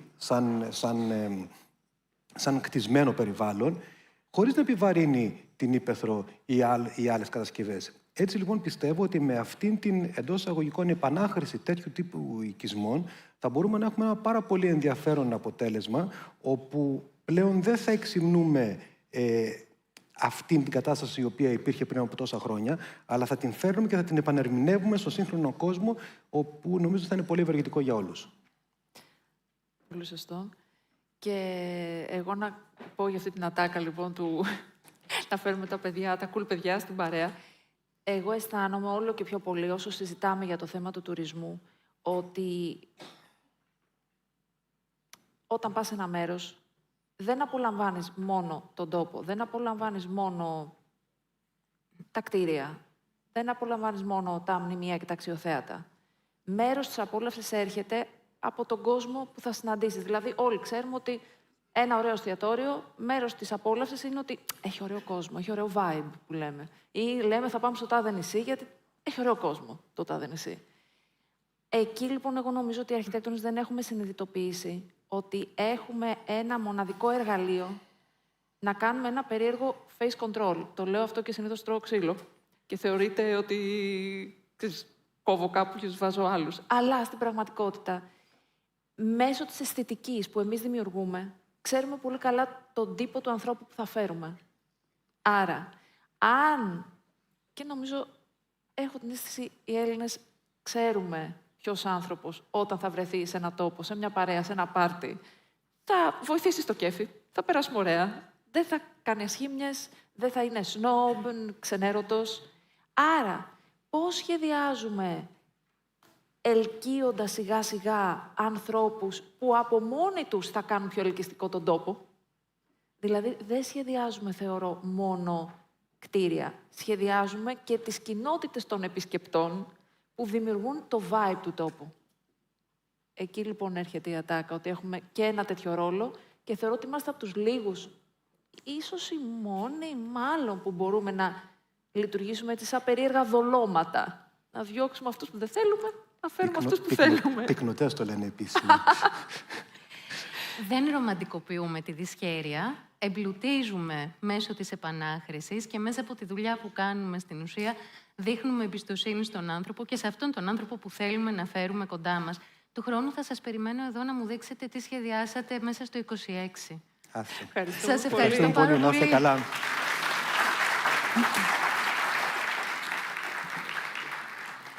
Δεν θα μετακινηθώ από τη σκηνή, θα μετακινηθούμε όμως εντελώς στη γεωγραφία της Ελλάδας και πάμε στο παραλιακό μέτωπο, το οποίο αποτελεί ένα από τα πιο δυναμικά μέτωπα της πόλης μας, στην Αθήνα. Εκεί συναντιούνται η ακτογραμμή, η αστική ζωή, η αρχιτεκτονική, οι μεγάλες επενδύσεις σε μία φάση συνεχούς διαμόρφωσης. Και βλέπουμε ένα ετερόκλητο αλλά αρμονικό τοπίο, για το οποίο θα μας μιλήσουν αρχιτέκτονες που το έχουν γνωρίσει, έχουν δουλέψει σε αυτό και το αγαπούν πολύ. Στριμωχτήκατε, βλέπω όλοι από εκεί, οπότε θα έρθω εγώ λίγο πιο εδώ. Είμαστε μια χαρά. Καλώς ορίσατε. Κυρία Θανασόπουλε, ξεκινάμε μαζί. Είναι το παραλιακό μέτωπο η προέκταση της Αθήνας ή ένα αυτόνομο περιβάλλον? Τι μπορεί να προσφέρει στον επισκέπτη και τι στο μόνιμο κάτοικο? Είναι ασφαλώς και τα δύο. Είναι ένα αυτόνομο περιβάλλον. Αυτά που το κάνουν το ξεχωριστό ασφαλώς είναι η επαφή με τη θάλασσα, το κλίμα και η ιστορία. Είναι το τεράστιο πλεονέκτημα ότι βρίσκεσαι σε μια πρωτεύουσα ευρωπαϊκή, όπου έχεις παραλία, την μπορείς να κολυμπήσεις, καθαρή. Αυτό είναι ένα προνόμιο το οποίο δεν το έχουν πολλές ευρωπαϊκές πόλεις. Πολλές πόλεις θα έλεγα γενικότερα. Θα αναφερθώ αρκετά και στο επίκεντρο. Θα έλεγα ότι θεωρώ όλη την Αθηναϊκή Ριβιέρα, όπως πλέον την αποκαλούμε, έχοντας ως επίκεντρο το ελληνικό, που επομένως έχει και ένα πάρα πολύ σημαντικό επίκεντρο, το οποίο Θα δημιουργήσει ένα τεράστιο πάρκο, θα δημιουργήσει μια αστική ανάπλαση, πιθανότατα σε μέγεθος αυτή τη στιγμή μεγαλύτερη, νομίζω, της Ευρώπης, αν δεν κάνω λάθος. Όλα αυτά έχουν δημιουργήσει μια μεγάλη... Έχουν εξάψει κατά κάποιο τρόπο ακόμα και τη φαντασία, τη συλλογική φαντασία. Ακούς ανθρώπους που δεν έχουν καμία σχέση και με την περιοχή ακόμα, τι γίνεται στο ελληνικό και τέτοια. Επομένως, είναι ένα μεγάλο σύνολο πλέον. Ταυτόχρονα, βεβαίως, είναι και μια περιοχή η οποία είναι συνδεδεμένη με την πόλη. Είναι κομμάτι της πόλης.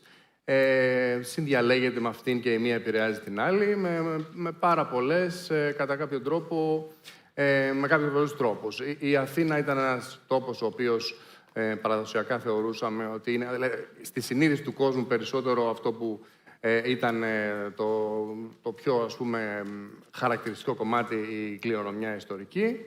Τώρα υπάρχει και ένα κομμάτι το οποίο είναι εντελώς σύγχρονο, εντελώς μοντέρνο, που είναι έτοιμο να δεχτεί κόσμο και επηρεάζει τα πάντα. Επηρεάζει ακόμα και τις αξίες της γης. Βλέπουμε το πώς έχουν αυξηθεί σημαντικά οι αξίες της γης και σε ολόκληρη την Αθήνα και λόγω της ζήτησης που έχει η παραλία. Επομένως, είναι και τα δύο. Είναι σημαντική και ως αυτόνομος τόπος και ως... Εντυπωσιακό ότι όλο αυτό το γίγνεσθε εξάπτει τη φαντασία σε ένα κομμάτι που είναι μέσα στην πόλη μας, εν τέλει. Κυρία Μαυρολιώνη, δικές σας παρατηρήσεις γύρω από όλα όσα γίνονται αυτή τη στιγμή στο παραλιακό μέτωπο? Νομίζω ότι η Αθηναϊκή Ριβιέρα έχει μεταφερθεί από μια αποσπασματική ανάπτυξη που συμβαίνει σε κάποια σημεία της Αθήνας. Ξεκινάει από το κέντρο και επεκτείνεται μέχρι και το Σούνιο, με φυσικά κομβικό σημείο το ελληνικό, που όλοι γνωρίζουμε. Αλλά θα αρχίσει να δημιουργείται ένα συλλογικό, ας πούμε, αφήγημα, αφού αυτά τα dots που σήμερα έτσι αναπτύσσονται κάποια στιγμή θα ενωθούν, οπότε θα βλέπουμε το παραλιακό μέτωπο σαν έτσι ένα ενιαίο μεγάλο project. Αυτό μπορεί να παρατηρήσει κανείς είναι ότι βλέπουμε στην ουσία ένα κίνημα που λέγεται global, είναι προσελκύει, ας πούμε, global επενδυτές, global brands, τουρίστες, ταξιδιώτες, νέους επισκέπτες. Παρ' όλα αυτά παραμένει και ενισχύει κάποια local στοιχεία και δημιουργεί αυτό το local sense of place. Και θεωρώ ότι με αυτά τα δύο έτσι δυναμικά κριτήρια μαζί, κάποια στιγμή θα φτάσει σε αυτό το συλλογικό αφήγημα και όχι σε αυτό το αποσπασματικό που ενδεχομένως να φαίνεται σήμερα. Απλά αυτό θέλει χρόνο. Κυρία Τσόλκα, ξέρετε καλά το παραλιακό μέτωπο και έχετε παρακολουθήσει τις μεταβολές του. Πώς έχει αλλάξει στα χρόνια των επενδύσεων το προφίλ της περιοχής και τι ευκαιρίες έχει προσφέρει στους αρχιτέκτονες αυτή η μεταβολή? Έχει αλλάξει πάρα πολύ, αρχικά. Το έχουμε δει όλοι αυτό. Έχει αλλάξει ριζικά. Αλλά δεν έχει αλλάξει μόνο προς την εικόνα του, έχει αλλάξει πολύ και ως προς την οτροπία του. Δηλαδή, αντιμετωπίζαμε το παραλιακό μέτωπο αποσπασματικά, με καλοκαιρινές κατοικίες, όχι με ιδιαίτερο πολεοδομικό σχεδιασμό. Και τώρα ξαφνικά βλέπουμε ότι η πόλη στρέφεται προς τη θάλασσα, που είναι κάτι που δεν συνέβαινε. Δηλαδή, τα κέντρα παλιά ήταν το κέντρο της Αθήνας και προς το βορρά. Τώρα πια όλοι έρχονται στα νότια. Οπότε, τι έχουμε εκεί? Πέρα από τις μεγάλες επενδύσεις, πλέον ζητάμε υψηλές προδιαγραφές, ζητάμε έχουμε περισσότερες σχεδιαστικές απαιτήσεις. Δεν αρκεί στον πελάτη μια απλή, ωραία, εντυπωσιακή εικόνα. Θέλει πολιτιστικό υπόβαθρο, θέλει οικολογικό σχεδιασμό, θέλει βιωσιμότητα. Χρειάζεται να υπάρχει αισθητική, να υπάρχει κουλτούρα πίσω από αυτό που θα πάρει σαν προϊόν. Οπότε για τις νέες γενιές του αρχιτέκτονα είναι μια πολύ καλή ευκαιρία για να ξεκινήσει μια νέα αφήγηση. Αυτή η νέα αφήγηση επανασυνδέει το περιβάλλον, την ακτογραμμή με το οικιστικό περιβάλλον, με το κτίριο και ταυτόχρονα πλέον μπορούμε να συνδέσουμε την πολυτέλεια, όχι απλά με τα όρια υλικά, αλλά να τη συνδέσουμε με την πολυτέλεια της φύσης, με το να σχεδιάσουμε κάτι ουσιαστικά βιώσιμο, ουσιαστικά ανθρώπινο. Μία αλλαγή νοοτροπίας, λοιπόν, στροφή της πόλης προς τη θάλασσα και μία νέα αφήγηση. Κύριε Χατζιαγγελίδη, θα λέγατε ότι από τις πολυκατοικίες των νοτιών προαστίων έχει γεννηθεί ένα νέο αρχιτεκτονικό ύφος που καθορίζει την παραγωγή των καινούριων κτηρίων στην Αθήνα? Καλησπέρα, καταρχήν. Καινούριο ύφος δεν θα το έλεγα. Όπως αναφέρθηκε και πριν, η ανάπτυξη γενικότερα στα νότια προάστια με βασικό τον πόλο ανάπτυξη του Μητροπολιτικού Πάρκου έχει δημιούργησε ζήτηση για νέες σύγχρονες κατοικίες με σύγχρονο αρχιτεκτονικό σχεδιασμό.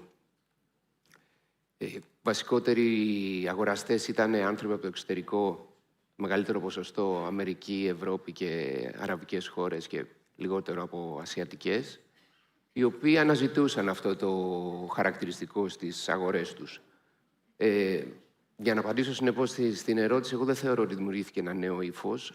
Αυτό που πιστεύω ότι δημιουργήθηκε και είναι πολύ θετικό είναι ότι πλέον στην αγορά κατοικίας έχει μπει για τα καλά η έννοια του αρχιτεκτονικού σχεδιασμού, του προσεγμένου design και της αισθητικής και αυτό είναι πολύ θετικό, νομίζω. Να μείνουμε λίγο μαζί και για την επόμενη ερώτηση. Όλες αυτές οι ευκαιρίες λοιπόν που έχουν δοθεί, πιστεύεις ότι έχουν δημιουργήσει κάποια αναγνωρίσιμα αρχιτεκτονικά brand names με ό,τι αυτό μπορεί να συνεπάγεται για την προσλαμβανόμενη οικονομική αξία που έχει το όνομα ενός αρχιτέκτονα?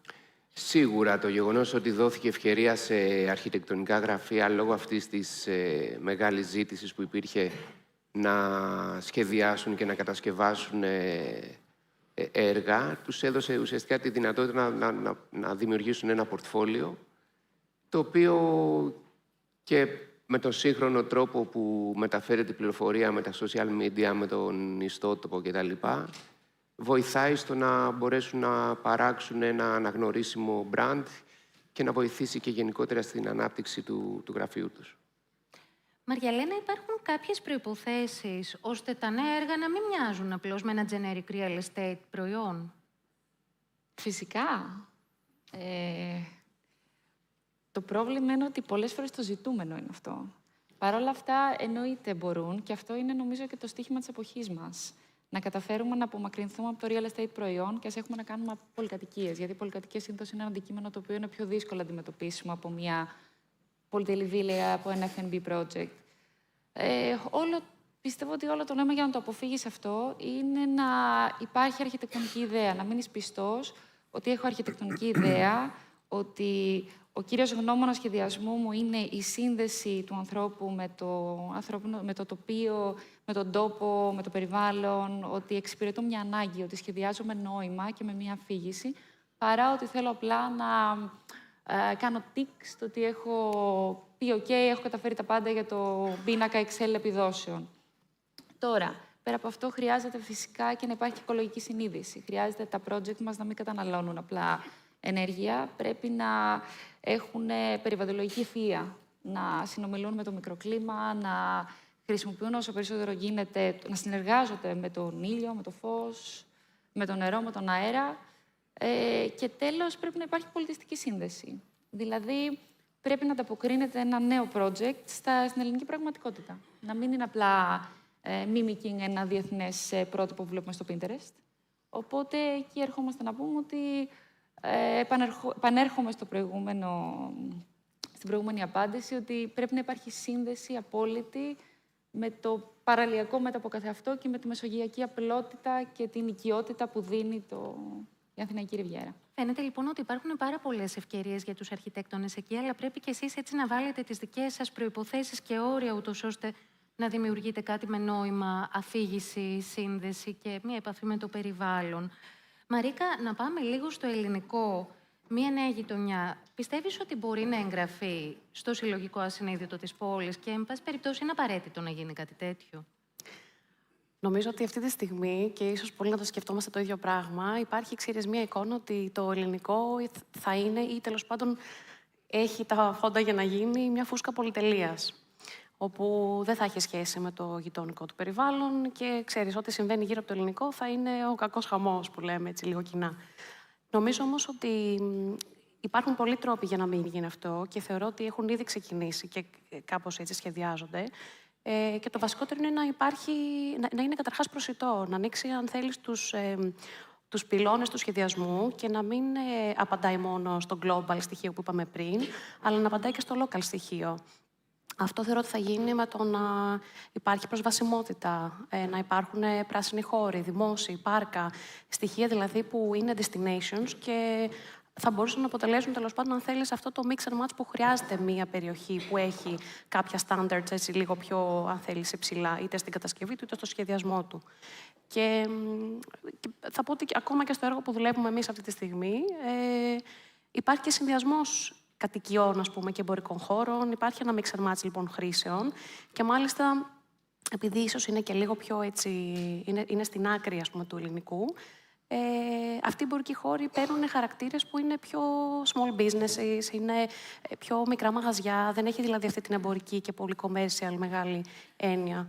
Οπότε θα κάνουμε focus σε στοιχεία που τονίζουν την εμπειρία του χρήστη και όχι τόσο την μεγάλη εικόνα της πολυτέλειας. Και θα λέμε ο φούρνος της γειτονιάς, το φαρμακείο της γωνίας. Φυσικά όλα αυτά θα χρειαστεί χρόνος για να γίνουν, αλλά είναι απαραίτητα όμως για να εγγραφεί το ελληνικό στο συλλογικό βίωμα. Έννοια κλειδί, λοιπόν, η προσβασιμότητα και το να μπορείς να σκηνοθετήσεις μικρές εμπειρίες πέρα από αυτή τη μεγάλη εικόνα που μπορεί να έχουμε όταν κοιτάζουμε τα πράγματα. Και πάμε, Θάνο, να δούμε κάτι που έχει υλοποιηθεί σε μια έτσι κάπως παρόμοια λογική. Η Μαρίνα της Βουλιαγμένης είναι μια εμβληματική είσοδο στη Ριβιέρα. Πώς μπορεί η αρχιτεκτονική της να αφηγηθεί τη νέα εικόνα της παραλιακής Αθήνας? Ναι, πράγματι, η Μαρίνα της Βουλιαγμένης, κατά κάποιο τρόπο, και θα έλεγα και σε σύνδεση με το έργο της ανακαίνησης του Αστέρα Βουλιαγμένης, ανήκοντας στο ίδιο σύνολο και στην ίδια ιδιοκτησία, το οποίο κατά κάποιο τρόπο ήταν το πρώτο μεγάλο πραγματικά έργο, μεγάλου προϋπολογισμού, μεγάλης φιλοδοξίας, που δημιουργήθηκε στην περιοχή. Λειτουργήσε κατά κάποιο τρόπο, και το βλέπουμε και συχνά, σαν ένα προανάκρισμα, σαν πρελούδιο των αναπτύξεων που περιμένουμε. Ήδη έχουμε αρχίσει να βλέπουμε τα πρώτα δείγματα στο ελληνικό. Είναι ένα έργο στο οποίο η επαφή με τη θάλασσα ήταν καθοριστική. Όπως συζητάγαμε και προηγουμένως για το πόσο καθοριστική είναι καταρχήν αυτό, η σχέση με τη θάλασσα. Ο σχεδιασμός κατεξοχήν συνέλαβε, αντιλήφθηκε ως context τη θάλασσα και τα σκάφη. Μιλάμε για ένα σύνολο από τα ωραιότερα σκάφη που ελιμενίζονται στην Ελλάδα. Είναι εκεί πέρα τα πολυτελέστερα και τα μεγαλύτερα. Επομένως, αυτό αντιληφθήκαμε σαν context. Και ο σχεδιασμός τους, οι ναυπηγικές γραμμές, η ποιότητα και η αντοχή των υλικών. Γιατί μιλάμε και για ένα περιβάλλον το οποίο είναι αλμυρό, έχει και μεγαλύτερες απαιτήσεις ανθεκτικότητας. Όλα αυτά ήταν καθοριστικοί παράγοντες του σχεδιασμού. Από εκεί και πέρα, είναι ένα έργο το οποίο η περιβαλλοντική υπευθυνότητα ήταν και αυτό καθοριστικό. Έχει σύστημα γεωθερμίας, πράσινα δώματα. Και σε σχέση με άλλες μαρίνες που έχουμε και στην Αττική, αυτό που υπήρξε επιθυμία έντονα να αποφευχθεί, είναι οι ατέλειωτες επιφάνειες πάρκινγκ. Το πόσο ο παράγοντας της χρήσης του αυτοκινήτου, των χώρων στάθμευσης, είναι επίσης ένας πολύ σημαντικός παράγοντας. Όπως και στο ελληνικό, η επιθυμία είναι να είναι λιγότερα αυτοκίνητα, περισσότερο χρήση άλλων μέσων. Έτσι ήταν και στη Μαρίνα. Το πάρκινγκ είναι κρυμμένο κάτω από τα κεντρικά κτίρια υπόγειο. Έτσι λοιπόν έχουμε ένα περιβάλλον το οποίο είναι κάτι διαφορετικό, κάτι εξαιρετικά σύγχρονο και θα έλεγα ότι μοιράζεται σε πολύ μεγάλο βαθμό τις προθέσεις και σε κάποιο βαθμό, ας πούμε, και την αισθητική που βλέπουμε σε αρκετά έργα στο ελληνικό, που είναι περισσότερο μια αισθητική που κοιτάζει προς τα εμπρός. Λίγο μπορεί να την πει κανείς ίσως λίγο φουτουριστική, αλλά εν πάση περιπτώσει φανερώνει μια αισιοδοξία για το μέλλον, το οποίο είναι, θεωρώ, ιδιαίτερο θετικό.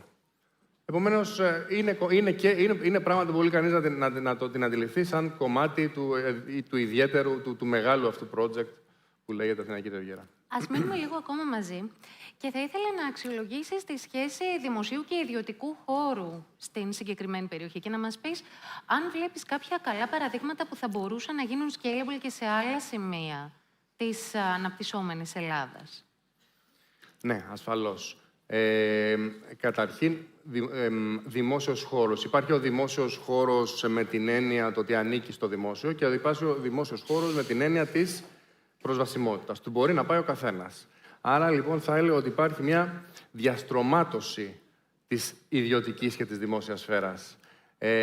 Το μικροπολιτικό πάρκο θα είναι καταρχήν ένα τεράστιο, ένα αχανές πάρκο. Δεν υπάρχει τίποτα ανάλογο στην Ελλάδα και είναι και από τα ελάχιστα.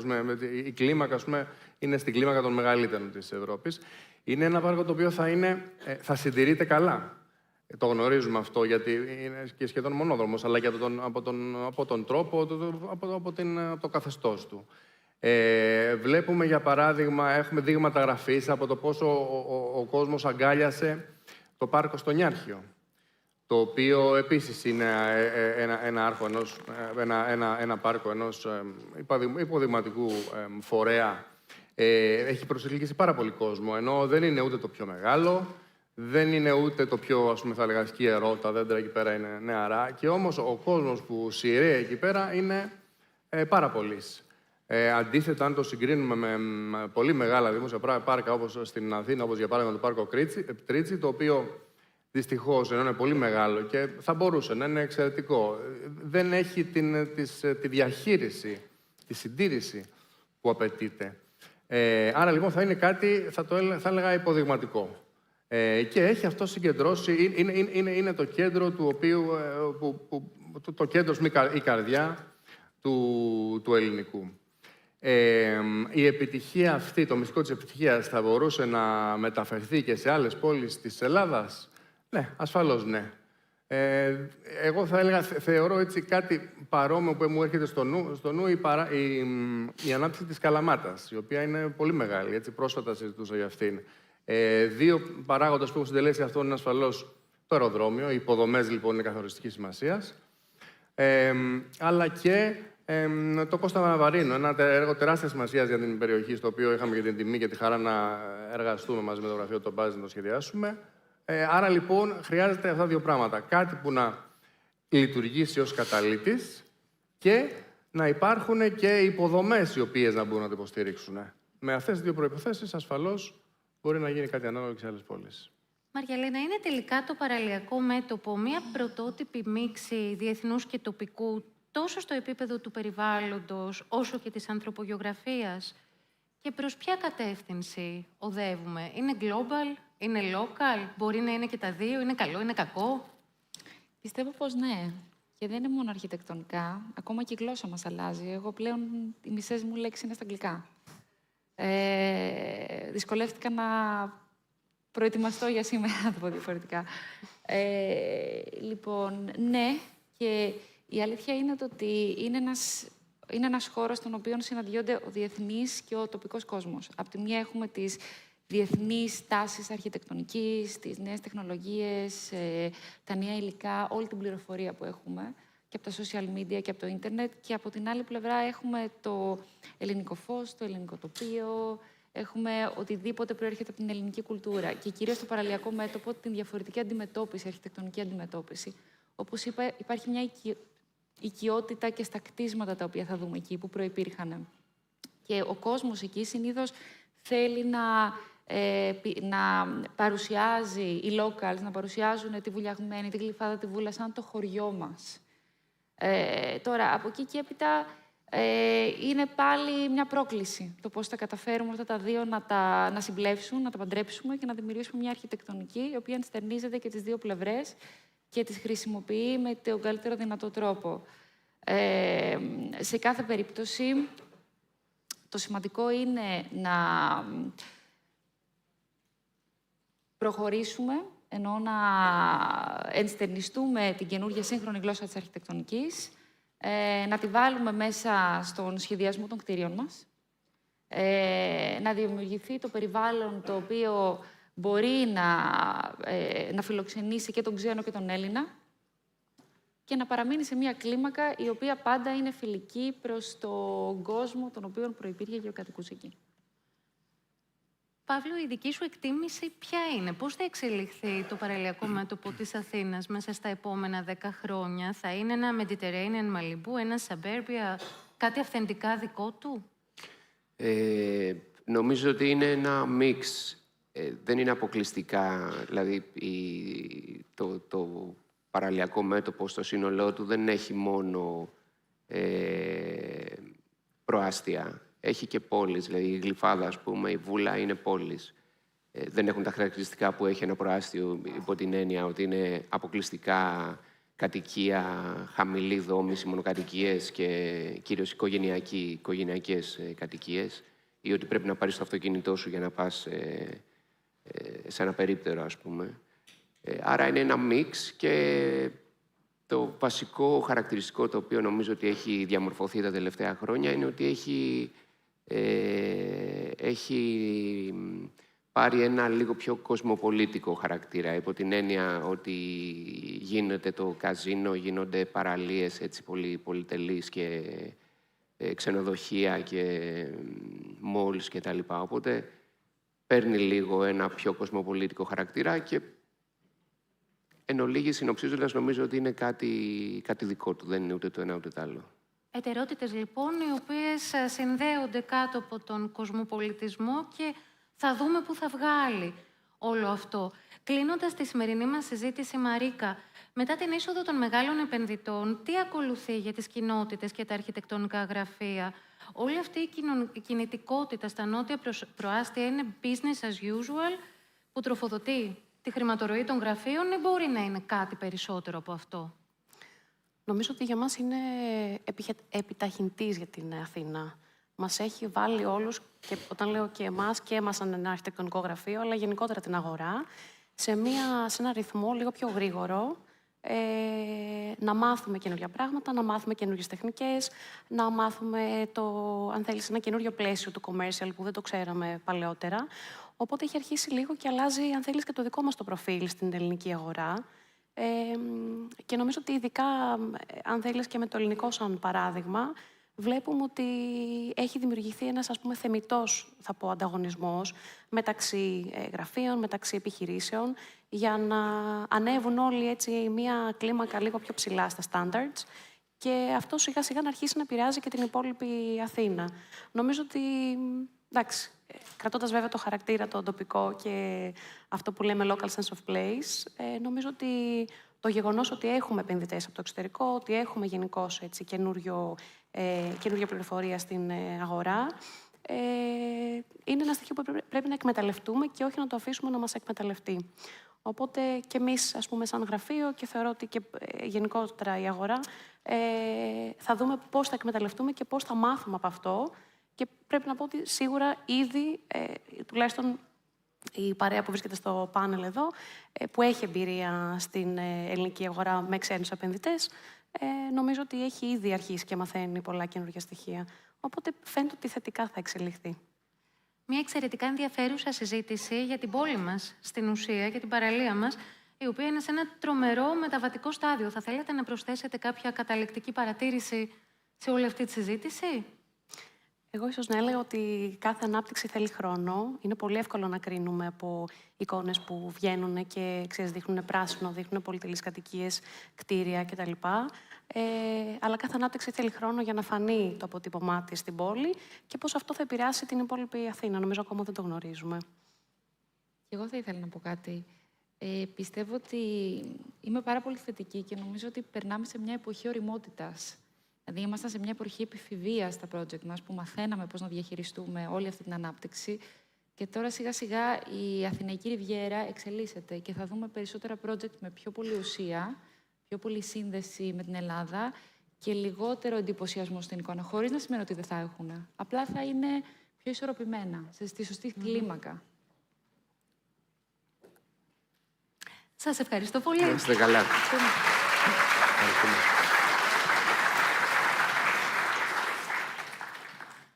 Η παρατήρηση της κυρίας Τσόλκα κάνει και μια πολύ ωραία γέφυρα για το επόμενο πάνελ μας. Κυρίες και κύριοι, ακολουθεί μια ομιλία που δεν κοιτάζει τα επόμενα βήματα, κοιτάζει το άλμα. Μιλά για τον τρόπο μετάβασης από το γνώριμο στο πραγματικά καινούριο.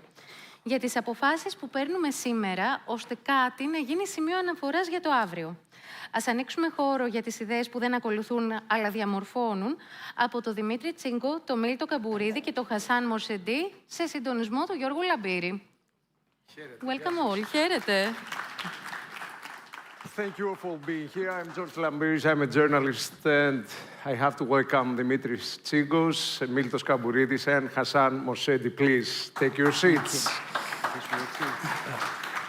So I'm going to start immediately from you, Dimitri. Of course. As the architect of the crew here, and I would like you to tell me a few things about architectural revolutions, and if there is any space today to make revolutions like the ones that made a few years ago and many years ago to be like Gaudi, for example, or Le Corbusier. What do you think about it? Because we see the technology that comes day by day, and things change very, very quickly. So good afternoon, everybody. Yorgos, hello, and first of all, thank you for honoring me to be the one who will talk about revolutionary ideas. Thank you so much. Let's think a little bit about Le Corbusier, right? Le Corbusier indeed made a revolution. But his ideas, the revolutionary nature, had two sides. The one side was like aesthetic, and the other side was the urban planning side. And I want us to focus a little bit on one concept that is very significant for me, the concept of pilotis. Now, let's all forget for a second how pilotis has been implemented here in Greece, which is with a fence, privatized and turned to a garage. This was not the intention. So let's think a little bit together about what pilotis was. Pilotis was this concept of raising the entire city by one level, creating this like continuous promenade on the ground floor. So I want us all to imagine like walking in this endless urban field, no private areas, no fences, under the shades of buildings, protected from the elements. And I think that this was like pretty radical, right? But guess what? 102 years after this idea was expressed, 1 century and 2 years, our cities, and particularly Athens, is actually still looks like an array of boxes. But his ideas, they make us dream. They make me dream all the time. You're still dreaming? I'm like... Even in Athens? Even in Athens. Okay. But let me get to actually I'll get to your point pretty quickly. So I'm actually dreaming. I'm dreaming like of a city that is this completely new type of urban fabric, like this 3D interwoven kind of mixture of like public, private, concrete nature, vertical suburbanism, vertical neighborhoods, skywalks that cross through the roof gardens, or what have you. But what is the catch? It's that this kind of thing has to be supported by legislation. So to answer your question, like, what is the possibility? I don't think that revolutionary architecture can be facade architecture. I think that revolutionary architecture can only be enabled by the aid of the legislation. Okay. So there you go. Miltos, you started with Amanzoe, which was the first ultra-luxury resort in Greece, and then you continued with One and Only Care. What do you think about the thing that we don't see more resorts like yours in Greece? Which is the reason? Yeah. First of all, thank you, Yorgo, for inviting us here. Thank you for being here. These kind of resorts require a unique combination of long-term commitment, patient capital, a development team that can work both with local talent and foreign talent, that can be trusted by these world-class brands, and vision. So the combination of all these things together is rare. Each one individually is easy, but all together is rare. The problem with Greece is that resort development is led by local hoteliers. local hoteliers want to do everything. They want to be the architects instead of hiring someone like OmniView. They want to be the managers instead of hiring someone like Aman. They want to be the builders. They want to be the chefs. They want to be the operators. They want to do all this. So this is not a recipe for... Also, legislation has its role on this thing. Yes, but the legislation is the same for everybody. Okay, so I'm just saying what makes a resort a unique one, like the pictures you see on the screen, versus a typical other resort. So Greeks just do the same thing again and again and again, you know? So being different and attracting those brands is what is difficult. That's why it took 12 years from the opening of Amanzoe to have another opening, which is similar to that, which was last year the opening of One Only Care. Okay, Hassan, I'm coming to you, and you are the owner of one of the biggest real estate companies. Tell me a few things about what did you have on mind when you chose to invest in Greece? Why? Well, first of all, thank you for inviting me here and making Greece my actual... People think it's my second home, but it's actually now my first home. And Greeks have been very, very welcoming. Although you are living here in Greece I'm right living now. Here full-time now, so you can't get rid of me. Yeah, I came here 10 years ago. And my story and my family have two aspects of it, one business and one spiritual. And the business side, we came here in 2010, and the market at the time was crashing. And it was three cities, actually 3 countries. It was Greece at the time, Portugal, and Spain. And we decided to stay in Greece, first for holidays, and then we have a spiritual priest, and he told us, you know what, guys? Invest all your money in Greece at the time, in 2010. Everyone thought we were crazy. And he's like, invest all your money, and if you don't make 4 times your money, then consider me not your priest or your sheikh or anything. So we started to do so. And we saw as a group huge potential, because if I live in Glyfada, and if you look at the coastline of Glyfada, Vula, Egmeni, and this area, and I've traveled all over the world, it's very similar to Amalfi Coast, to the south of France, and you have the aspects of the main city. So if you go and real estate all over the world, it gets to have bumps over 10 years. The market tends to fix itself over 10 years. So like if we were to ride this wave and the blue book value of this beautiful coastal area were to fixate again, then I'm sure there will be huge demand. And the government also put the Golden Visa initiative. So we also thought that this will attract a lot of foreign investors that are from Eastern Europe, Northern Africa, and the Middle East. And it was for 250,000 euros.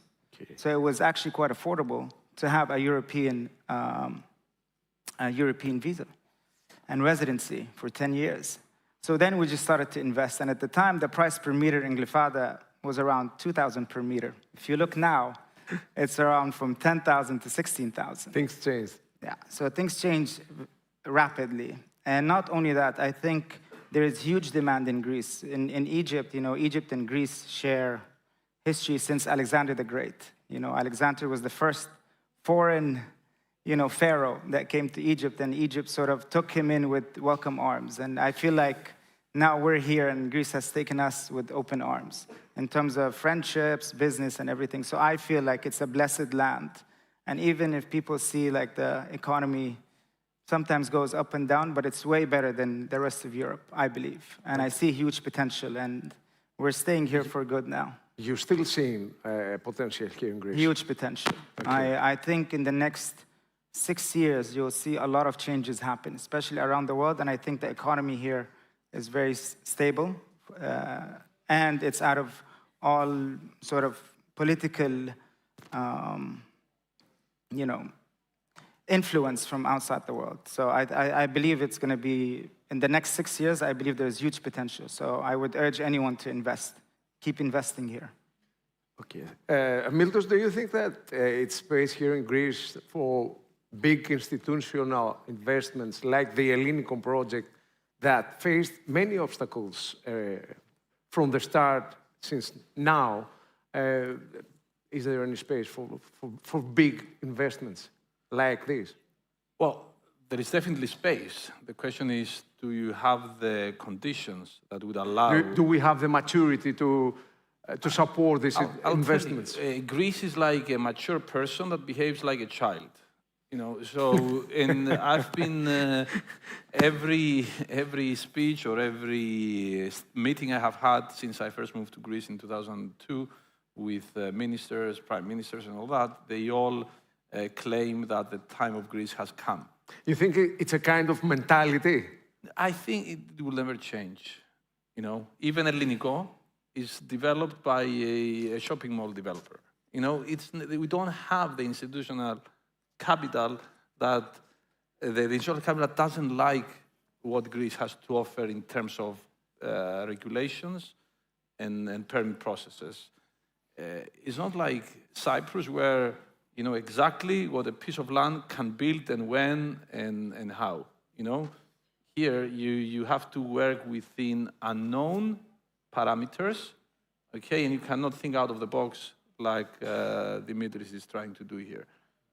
Okay. Dimitris, which do you think the characteristics that are missing from the urban design today in Greece? The main characteristics. I would say that the one very important thing that's missing is like the ability for designers to actually dream.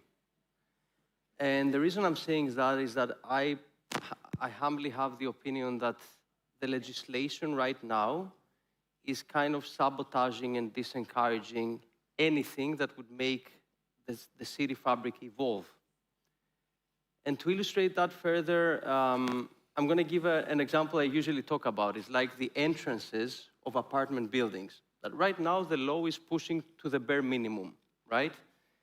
Supposedly bonusing, but if you put the volume calculation in, it's actually pushing it down. And for me, that's a small fragment of thought that I can develop to illustrate a point, right? So imagine being in the 60s, walking in like one of those grand entrances in the apartment buildings of Kypseli, of Pagrati, this dignifying experience. Even going to a 70 square meter apartment, this kind of entrance made a completely different experience.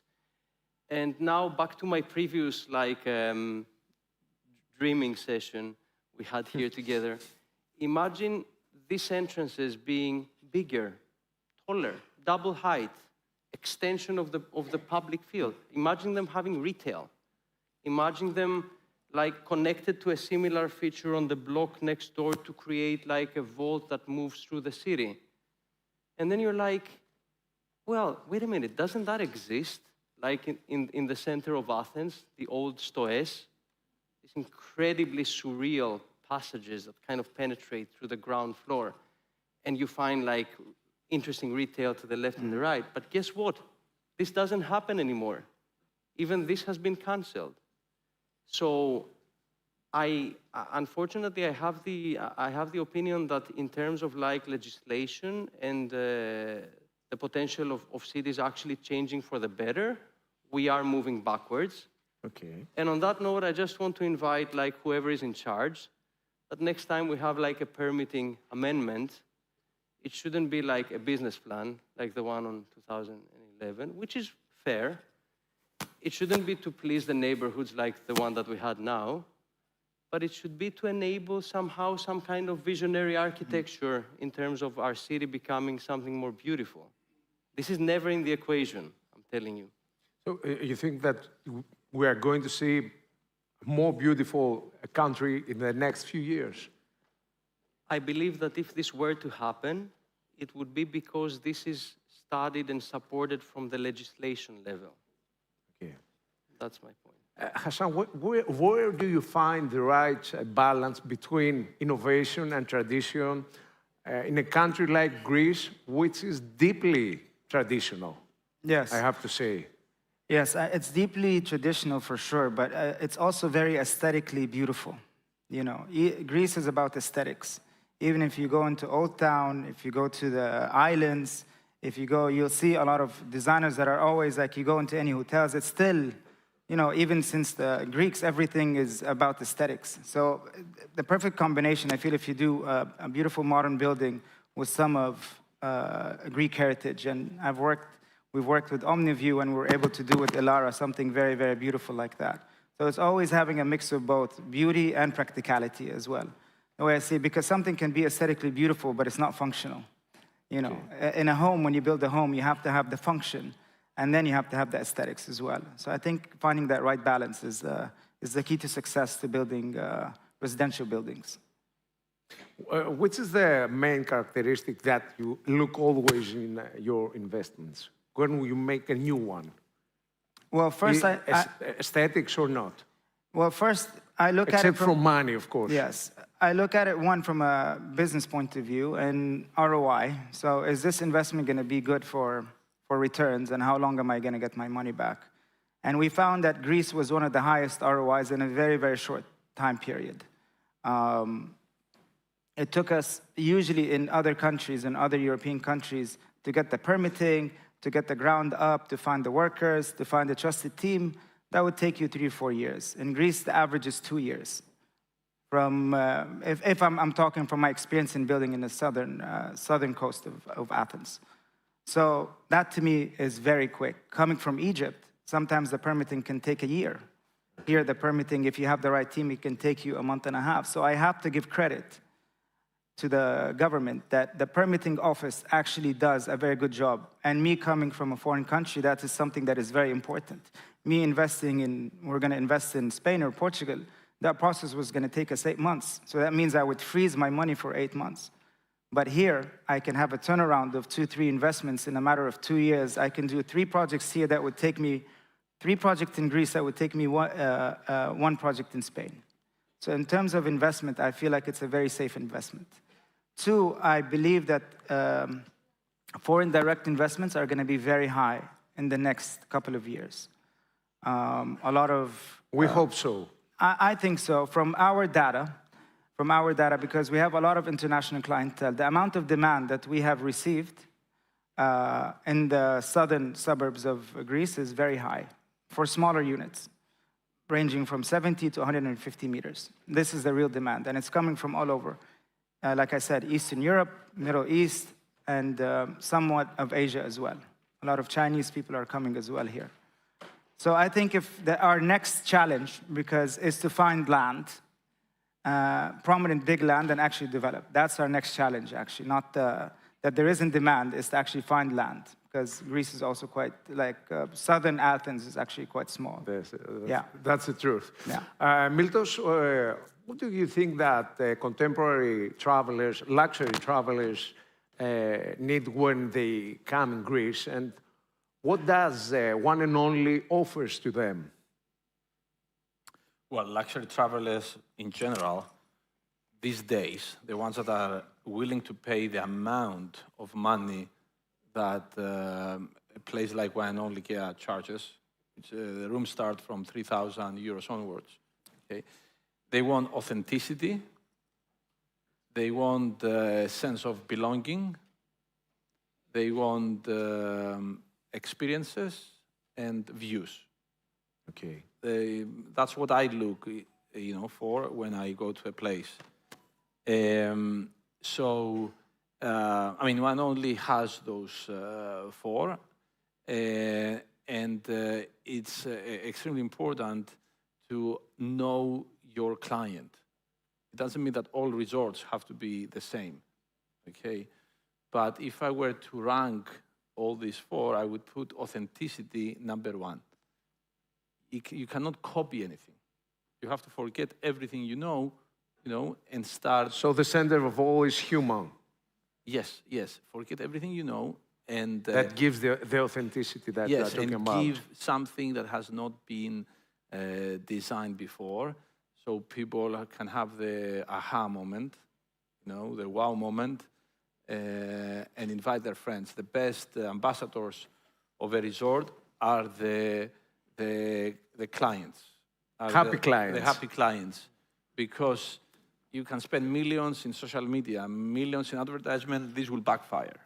You know, you don't do advertisement, you let your customers talk about it. Dimitri, as I hear Miltos talking about authenticity, I'm coming to you and I want you to tell me a few things about the balance between contemporary architecture and technology. And in this occasion, where can we find authenticity? Which is the right place of authenticity?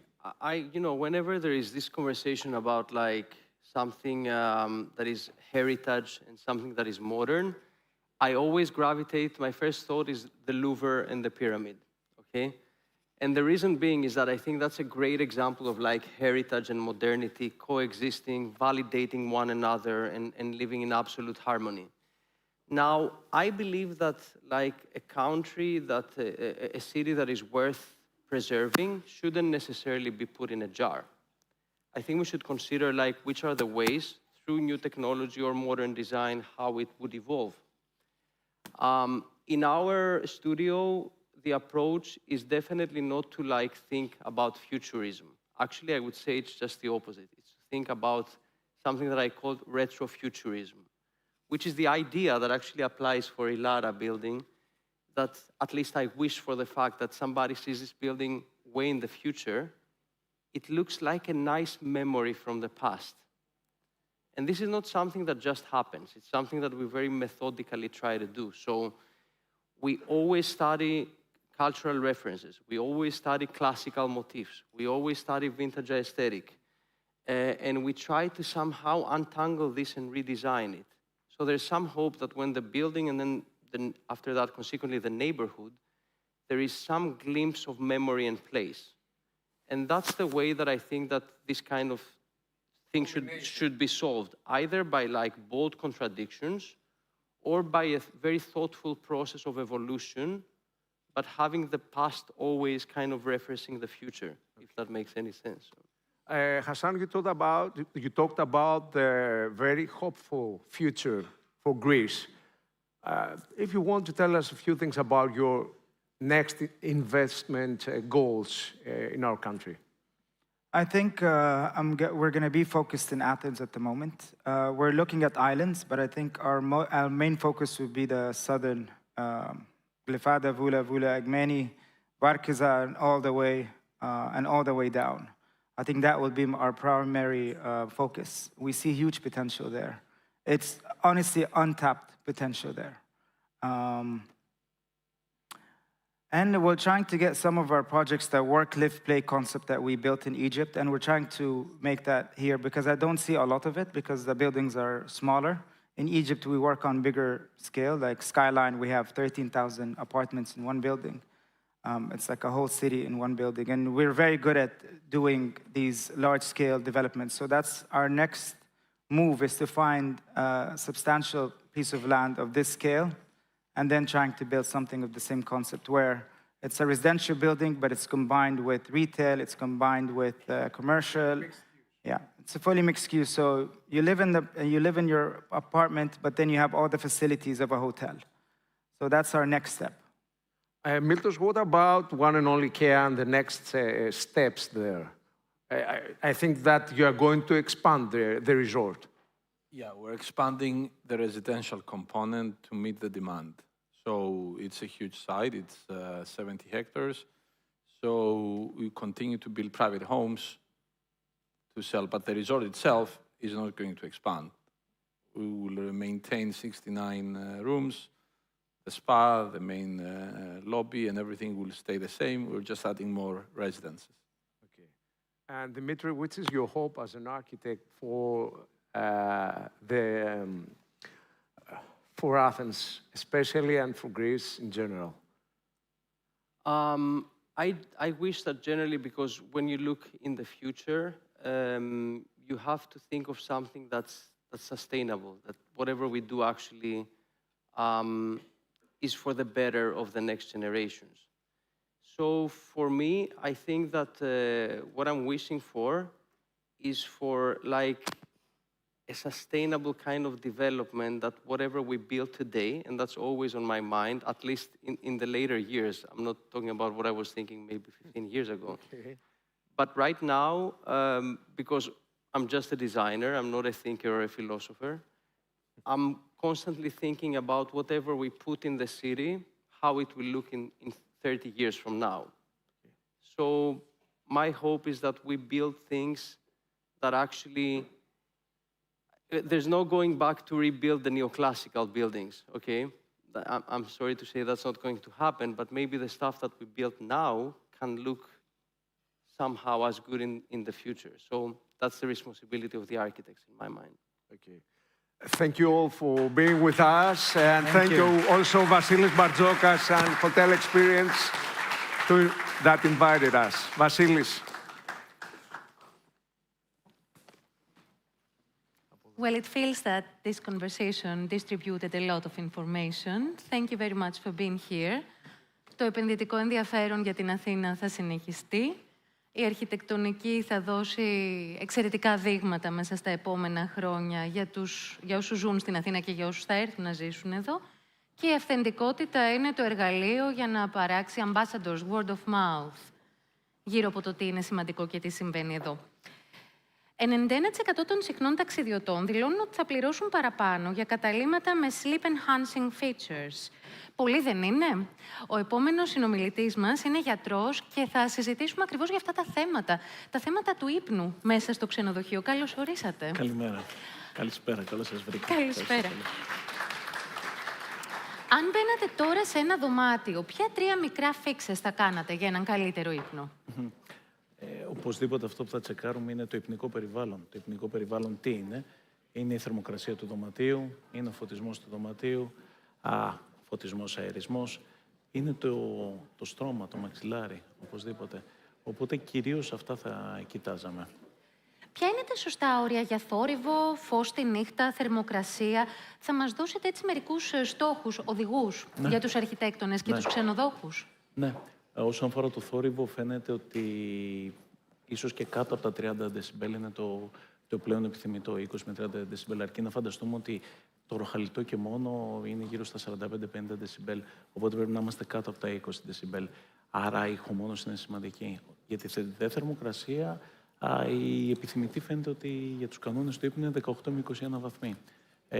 Και επίσης να μην υπάρχει υγρασία στο δωμάτιο.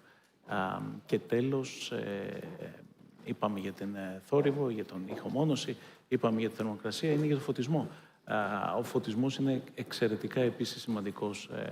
Θέλουμε φωτισμό συνήθως με, ας πούμε, θερμά χρώματα, καλή ώρα όπως βλέπω εδώ πέρα, και όχι ψυχρά χρώματα, ψυχρά φώτα. Θερμά φώτα φαίνεται ότι ευωδώνουν ίσως τον ύπνο. Τα ψυχρά που εμπεριέχουν κυρίως το μπλε ή το πράσινο είναι χρώματα τα οποία ξέρει όλος ο κόσμος, κάνουν αναστολή της έκτησης μελατονίνης κλπ. Δεν τα επιθυμούμε. Έτσι. Θερμός φωτισμός, όχι υγρασία και benchmark για την ησυχία κάτω από τα δεσιμπέλ του ροχαλιτού. Στην επιλογή στρωμάτων και λευκών ειδών, ποια χαρακτηριστικά μετρούν, όπως για στήριξη, αναπνοή, υγρασία? Και ποιο είναι το 5λεπτο τεστ πριν από την αγορά, για να μην γίνει κάποιο λάθος? Κοιτάξτε, για το στρώμα περσέ δεν υπάρχει το one fits for all. Έτσι, δηλαδή, κάθε άνθρωπος είναι εξατομικευμένο το τι χρειάζεται. Στην πράξη ξέρουμε ότι συνήθως οι μεγαλόσωμοι άνθρωποι δεν πρέπει να έχουν ένα μαλακό στρώμα. Οι άνθρωποι οι οποίοι είναι side sleepers που κοιμούνται στο πλάι, ξέρουμε ότι καλό είναι να μην είναι πάρα πολύ σκληρό, γιατί είναι μικρή η επιφάνεια του σώματος που γεννάεται η αντίσταση. Γιατί όλος ο σκοπός ουσιαστικά τι είναι? Η κολόνα, δηλαδή η σπονδυλική στήλη να είναι σε μια ευθεία και να μην έχει ας πούμε, αυξομοιώσεις. Αντιθέτως, άνθρωποι που έχουν back pain, που έχουν πρόβλημα στη μάηση τους, στην σφιαλγία κλπ. Και κοιμούνται συνήθως ανάσκελα, καλό είναι να είναι λίγο σκληρό το στρώμα. Θα πρέπει να είναι ένα στρώμα που γενικά να αερίζεται καλά, να μπορεί να μην κρατάει τη θερμότητα που δημιουργείται, γιατί η θερμοκρασία που δημιουργείται ουσιαστικά είναι αυτή που μας ξυπνάει, δεν μας αφήνει να μπούμε σε ένα βαθύ ύπνο, ο οποίος είναι αναζωογονητικός. Κάθε σώμα λοιπόν έχει το δικό του στρώμα, αλλά και πέρα από αυτό υπάρχουν κάποια τεχνικά χαρακτηριστικά που πρέπει να καλύπτονται ακρός για να ξέρουμε ότι όλοι θα κοιμηθούμε καλά, με υγεία και σωστά. Πάμε τώρα να δούμε τι κάνουμε για έναν ταξιδιώτη μακρινού δρομολογίου. Ποια 3 βήματα 24-36 ωρών θα βάζατε σε μια απλή κάρτα, ώστε να νιώσει καλύτερα πιο γρήγορα? Ναι, αυτό είναι όλο ένα και πιο επιτακτική ανάγκη. Ταξιδεύουμε πάρα πολύ. Και βλέπετε ότι αρχίζουμε και προετοιμάζουμε, ειδικά όταν είναι μακρινός προορισμός, αρχίζουμε και προετοιμάζουμε ταξίδι από πριν, ειδικά για να αποφύγουμε το jet lag. Μπαίνουμε σε μια διαδικασία λίγο να φτιάξουμε τα ωράριά μας σύμφωνα με τον τόπο προορισμού που θα πάμε. Αλλά βλέπετε ότι υπάρχει μια μεγάλη σπουδή σε αυτό το πράγμα. Ξεκινάς από αυτό, μετά φτάνεις στο αεροδρόμιο, θα μπει σε ένα αεροπλάνο που ειδικά είναι μακρινός προορισμός, θα επιθυμήσεις μια θέση να έχει χώρο, ή θα πας σε μια θέση που μπορεί να έχει και κρεβάτι, αν είναι μεγάλος. Ή θα πας να έχεις transit σε ένα αεροδρόμιο το οποίο μπορείς να κοιμηθείς μέσα στο αεροδρόμιο. Όλα αυτά, ή θα βάλεις ρούχα εύκολα, ή θα βάλεις μάσκα ύπνου, όλα αυτά δείχνουν ότι υπάρχει μια γενικότερα μεγάλη σπουδή σε αυτό το κομμάτι. Άρα δεν νομίζω ότι μπορεί να λείπει ένα ξενοδοχείο από αυτή τη διαδικασία. Δηλαδή, αν τελικός προορισμός είναι το ξενοδοχείο, θα πρέπει και αυτό να φτιάξει ένα υπνικό περιβάλλον πάρα πολύ ωραίο. Οπωσδήποτε, ειδικά σε μια εποχή κιόλας που οι αναδυόμενες μεσαίες τάξεις που ταξιδεύουν έρχονται από μακριά, το ξενοδοχείο είναι το πρώτο σημείο που με τον ύπνο θα τους υποδεχτεί για να τους τονώσει και να καταλάβουν καλύτερα και να απολαύσουν καλύτερα μια περιοχή. Τελευταία μας ερώτηση, τελικά ποια είναι η σημασία του ύπνου στο ξενοδοχείο? Έχουμε ξεπεράσει την έμφαση που δινόταν κάποτε σε αυτό προς χάριν μιας άλλης εμπειρίας ή παραμένει κάτι πάρα πολύ σημαντικό? Νομίζω ότι ίσα-ίσα αντιθέτως το τελευταίο διάστημα όλο ένα και περισσότερο δίνεται έμφαση γιατί καταλαβαίνουμε τη σημασία του ύπνου στην καθημερινότητα. Επομένως, αρχίζει και βλέπεις ότι μιλάμε για sleep tourism. Κόσμος που πηγαίνει αποκλειστικά για ένα retreat ύπνου, για να μπορέσει να βελτιώσει τον ύπνο του, να πάρει μια εβδομάδα ένα γερό boost ή για μέσα η καινούργια τάση είναι στα ίδια τα ξενοδοχεία να εκμεταλλευτεί την παραμονή για να διορθώσει διαταραχές του ύπνου που μπορεί να υπάρχουν. Θυμάμαι χαρακτηριστικά στο Cleveland Clinic που εκπαιδεύτηκα στην Αμερική, μέρος του κέντρου ύπνου ήταν μέσα στο ξενοδοχείο Hilton. Έτσι. Αυτό κάτι δείχνει εδώ που σας λέω για αρκετά χρόνια πριν. Οπότε, ένα είναι αυτό και ας μην ξεχνάμε κιόλας ότι μπαίνει στην ατζέντα δυναμικά. Δηλαδή, βλέπετε reviews πια για τα ξενοδοχεία που έχουν να κάνουν με τον ύπνο. Άρα, θέλω να πω ότι η έμφαση στον ύπνο είναι κάτι πάρα πολύ σημαντικό, να δεικνύεται όλο ένα και περισσότερο. Είτε φύγεις για ένα business trip, ας πούμε, θα πας 1-2 μέρες, άρα θέλεις το maximum των δυνατοτήτων και των δεξιοτήτων σου για να μπορείς να αποδώσεις αυτό που έχεις να κάνεις, είτε θα πας διακοπές που θέλεις να είσαι καλά όλες αυτές τις μέρες και να γευτείς τον τόπο που είσαι. Σύντομη κουβέντα, αλλά πάρα πολύ ουσιαστική, γιατί αναψυχή χωρίς ξεκούραση δεν υπάρχει. Σας ευχαριστώ πάρα πολύ. Να είστε πολύ καλά. Ευχαριστώ.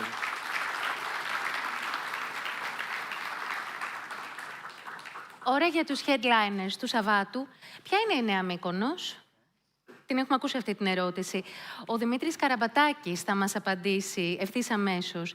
Και στη συνέχεια θα αναλάβει έναν πρωτότυπο ρόλο, αυτόν του συντονιστή, για να οδηγήσει τη συζήτηση με ανθρώπους που διαθέτουν την πλέον μακροσκοπική ως και την πιο εστιασμένη ματιά σε ζητήματα τοποθεσίας, ταυτότητας και εμπειρίας.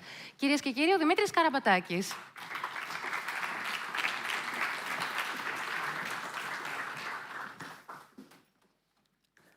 Γεια σας. Καλησπέρα. Είναι αργά.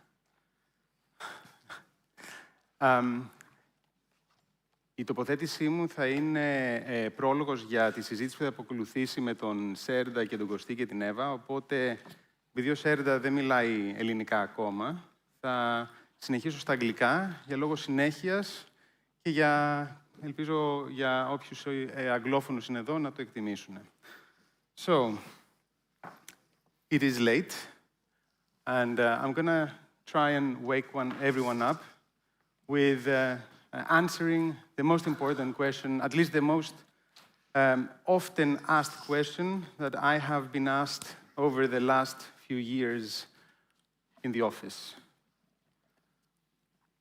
which is the new Mykonos. Like every time I've been asked by developers, by investors, by other designers, which one is the new Mykonos? And, well, I'm not going to answer it right just yet, so you guys don't leave, because I've got a lot of other things to say, but I will keep you here, hopefully, and I will answer that very important question. What is the new Mykonos? So, in order to understand that, we need to understand the notion of location. I think we have the kind of, how does this work? The real estate mantra of location, location, location. And it's kind of, as a designer, it feels a bit disheartening because that means that all of the value is in finding the right plot. And as designers, as entrepreneurs, as hoteliers, we can do nothing about it. We cannot add, which is, well, it's bullshit. Actually, we can add, and we can also subtract. We can add value, and also we can be destructive with what we do to a location.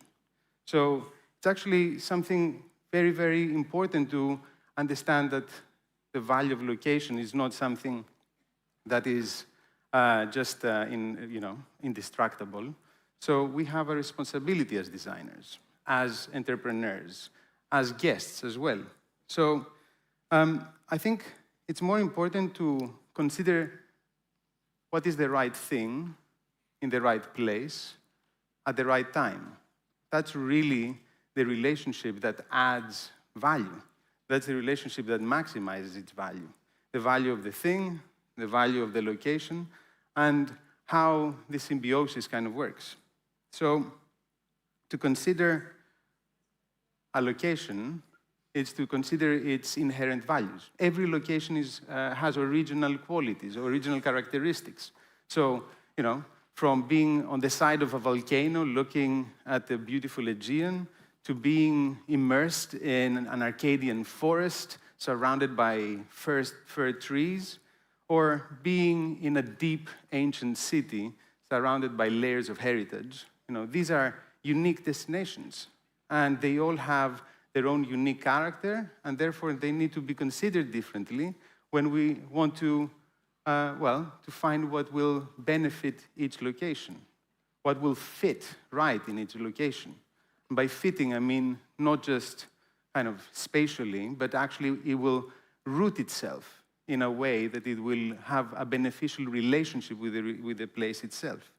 So we have to imagine the location as an ecosystem.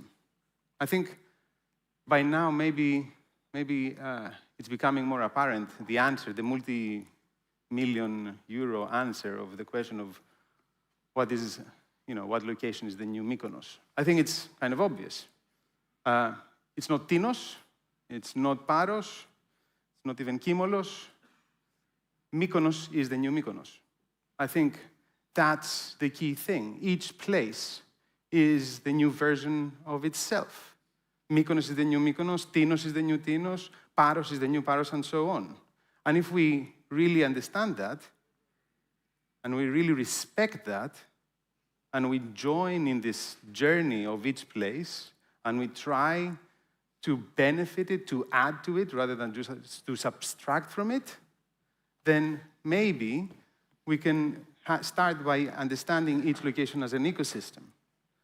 An ecosystem that, of course, it has its sun patterns, it has its wind location, it has its, how much rainfall, and, its specific views. It has its, nice sunsets, its weird neighbors, or even kind of its own qualities. But most importantly, it has some key characteristics. Its nature, its culture, and its community. So if we kind of turn this real estate mantra of location, location, location, and we kind of decipher it, and we think of it actually as these three components of location. The location in terms of nature, the location in terms of culture, and the location in terms of community, then we start to understand how we could actually have a positive impact by inserting the right thing at the right place at the right time. So I think my statement of Mykonos is the new Mykonos will be basically kind of an invitation now for a panel of my very good friends who I'm inviting to come down and to talk about the location as an ecosystem.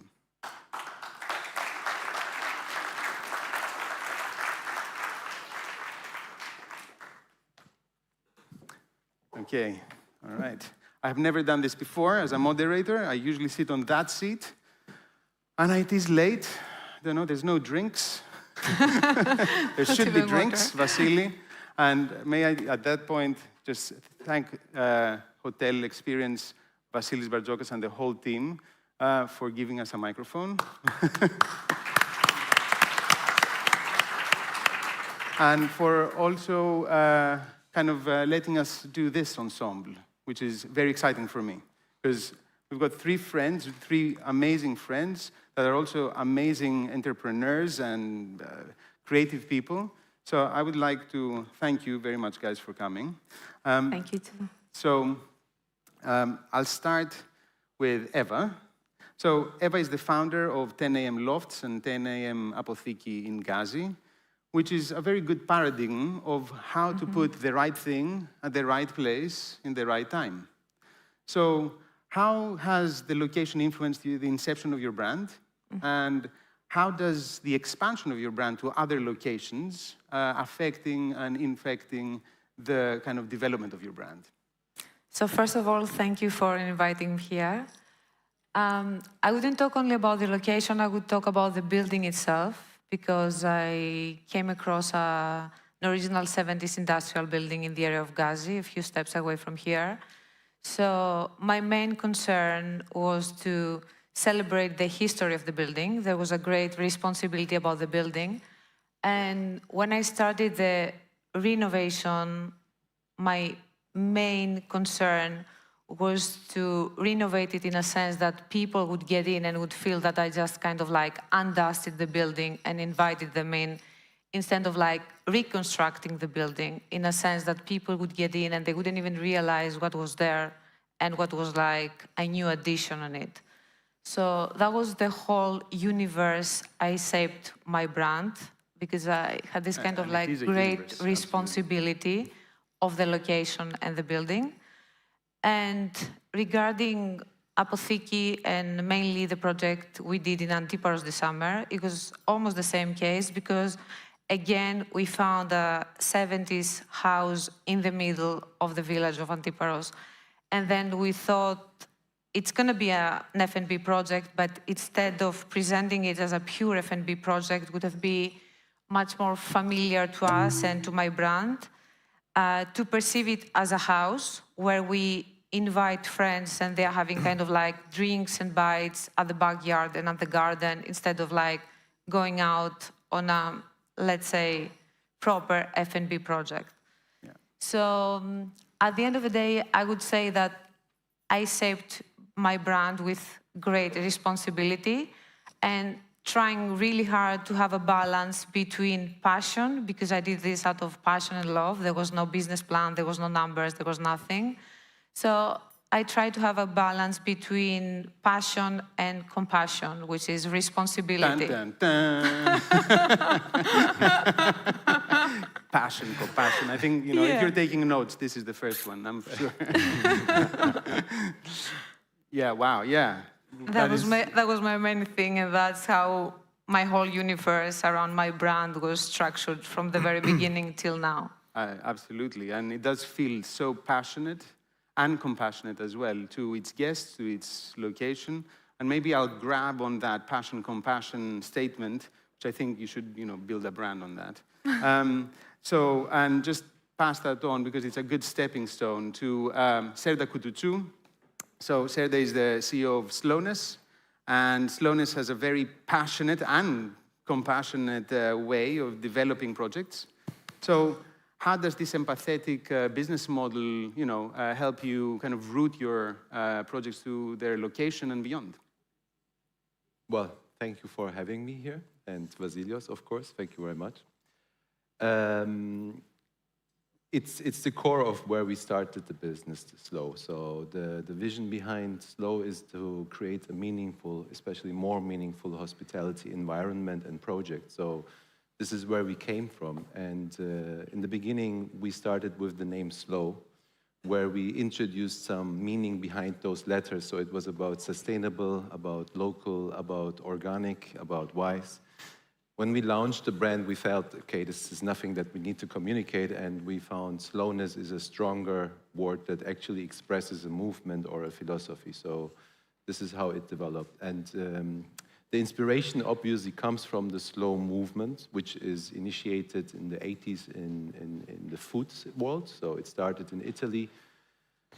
with protests against fast food restaurants in the historic center, and then this has become a philosophy itself and a movement throughout the world. And I think what it actually is trying to teach us or inspire us is to not necessarily go faster, but actually go deeper. So it's the level of engagement with what you're doing that can result in a different outcome. And especially if you consider the implications of what you're doing. And I think that's very, very important to not stop in an idea, but really to consider what will be the implication to the local community, to travelers, over time into the future. So it's really, because every step we take has having an impact. And well, saying impact, it's a very nice word. I see and hear it everywhere these days. There is, in impact investment, impact something here. I many times wonder what people actually want to say by saying that, I don't see anyone doing something different necessarily. So it seems like there's another marketing term, and I think we need to take this more responsibly and more seriously to really think, how we can not just find the balance of what we're doing, and you presented very well nature, culture, and community, but even go a step ahead and create a positive impact. And this is where we started. And this is where we started being a bit more collaborative in every of our projects, to starting it from its location, together with the local communities, let them participate and do it together. I think that's one way that we can create a heritage for the future for any location we do new projects at. Well, there's another stepping stone, future heritage there. And it's so important that impact has in mind future heritage. And I think that, we've been hearing a lot about impact in so many occasions, and sometimes it's just really missing the point.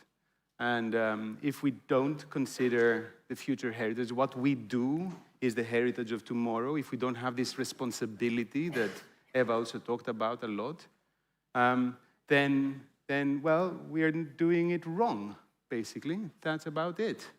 And I think in that future heritage, I think that I will take the opportunity and introduce Kostis. Kostis Karagias is the founder of the Greek Foundation and the Modernist Hotels. And the Greek Foundation is really capturing this, this future heritage kind of in real time with its amazing live archive. And well, how do you see, Kostis, this kind of live capture infecting kind of the Greek scape of design, of hotelier, of investment? Sure. Thank you for inviting us. I think it's very interesting it's a big part of what we do at the Greek Foundation, as you said, like trying to kind of real-time archive what is happening. Try to identify the characteristics of the projects that seem to be relevant to their environments, to their ecosystems. Try to identify what makes them relevant. The projects, and it's very much the people behind the projects, always. It's very interesting to see also, I mean, being in a conference like today, there's a lot of talk about authenticity, sustainability, future impact, as said. Heritage. Not really many people do anything about that besides talk about it, and it's tricky. I mean, it's difficult. It's not easy to understand what you have to do. I guess the first step is to talk about it. Which yes, is good. Yes. Let's not cancel that. That's very important. Let's continue on talking about that. That's the nature of the thing. But at the same time, let's also get on with it. To walk the talk. To walk the talk would be it's not a bad thing. Let's continue talking about it, and let's also do a bit more of it. Yeah, sure. I would argue that the first step is to try and do something about it. You don't know if it's going to work. You just have to, have a perspective on a time frame which is more long term. Realizing that, as the guy said, what you do matters and it affects people, it affects the environment that you're part of, and that should matter. And trying to build things in a way, for them to be relevant and be relevant in the long term, and being part of this future heritage, as we commented, really makes a difference. Yeah, absolutely. And I would even argue that this is also linked to whether projects and things are going to be there in the future or Successful or not. Yeah. So are they going to make it or not in the long run? Maybe I'll grab that as a question. How do we kind of start considering building, acting on that responsibility? Maybe as investors, entrepreneurs, designers, hoteliers, operators, brand ambassadors, guests ourselves. Maybe we have to kind of start with a different kind of invitation. Maybe we don't invite, in the hospitality world, we don't invite tourists. We invite travelers. I don't know if, I will just drop that and we can chat about it. I mean, what do you consider a tourist and what do you consider a traveler? Do you see a kind of an oxymoron there or a difference? Is it the same thing? From tourist to traveler? I would say that travelers are more like interested into the culture thing. They're gonna dig in on things. They're gonna find out things. They're gonna relate. Usually travelers are people who have learned about our country before they arrive in our country. They're familiar with the history. They're familiar with the food. They're familiar with the culture. So they're gonna absorb these kind of things. Tourists might be something more like much more mass. It has to do with consumption maybe or something like this. But I would say that it could be an opportunity to focus on the travelers and give them as much and give them the chance to connect with the locals and the culture. I actually think we even don't have the choice because for me, it's pretty clear that the mindset has shifted to become someone to explore the location they are going to. So even if they still coexist, I think that the trend is clearly towards a more participatory tourism, which is about a traveler that wants to explore, that wants to connect, especially connect with people. I mean, not just to, as you say, just a one-way consumption, but also a two-way engagement level. And I think this needs to be allowed, and the way to allow this is actually to start it all with the community around you first, that connects with a global travelers community. And the ecosystem that you mentioned at the beginning, it also has to be kind of like connected and attract. Well, I would quickly say that I think, to my mind, the traveler engages in a dialogue with the destination and the people and the hotel, the project, whatever. The tourist doesn't get in that dialogue. He consumes and moves on, in a way. So he's not becoming part of what's going on there in a kind of meaningful way. Yeah, I think, in one way, it's about the starting point, the invitation. Who do we invite? Do we invite tourists or travelers or both? But at the same time, there's a bottoms-up kind of process where we are, guests ourselves. I mean, we also go on holiday. We also go abroad and, do things. And maybe it's also a shift in that mindset in us, how we actually don't go and, are tourists in a place. I mean, in Greek, touristas means someone that's not really paying a lot of attention. At least in class, it's a touristas. They're not paying attention. And it's true. I mean, that's the nature, the key difference. Whereas a traveler is an explorer. They want to find things out. And maybe if we ourselves set out to be more travelers and explorers, and we want to connect with the community, we want to connect with the food, and especially the slow food, that's for sure, that's really tasty stuff, then maybe, it's a bottoms-up process. Because, of course, there's a huge market for tourists right now, because there's a lot of tourists. But I invite everybody to be more travelers rather than tourists, I was about to say that even the way we design things and the way we perceive architecture, it's an invitation. Yeah. It's really connected to what you attract as tourists or travelers, or the way you perceive hospitality overall. It's an invitation. I think the design itself is an invitation. Absolutely. But I think, you know, I mean, we have been talking about location as an ecosystem, right? And of course, you know, tourist or traveler, it doesn't matter. In the end of the day, you enter an ecosystem. And ecosystems are really violent places. I mean, you know, you can call an ecosystem, maybe it's a euphemism that it's in balance, right? We see these diagrams with the rain that, you know, that falls and then it becomes a lake and then a dissipation and then, you know, that's a balanced system. But in order to get to that cycle of balance, a lot of violence, a lot of survival of the fittest has taken place, right? You know, so a lot of killing, basically, a lot of death, splatter. It's late, I have to wake you guys up, right? So it's, so, you know, I mean, do we need that kind of violence in order to get an ecosystem that we're dreaming of? Or is it more about, you know, kind of tuning in to something that already has its balance and we're trying to tune in and gently not just kind of interrupt it, but evolve it? Well, ideally add value to it even. So add value, hopefully, even add value how would you to do it? that? I mean, how do you add value to a sensitive place that, in a way, it's already in balance and it doesn't need you? I mean, it's there's many, many ways how you add value to it, of course. You know, I mean, you need, I mean, hospitality is about people, first of all.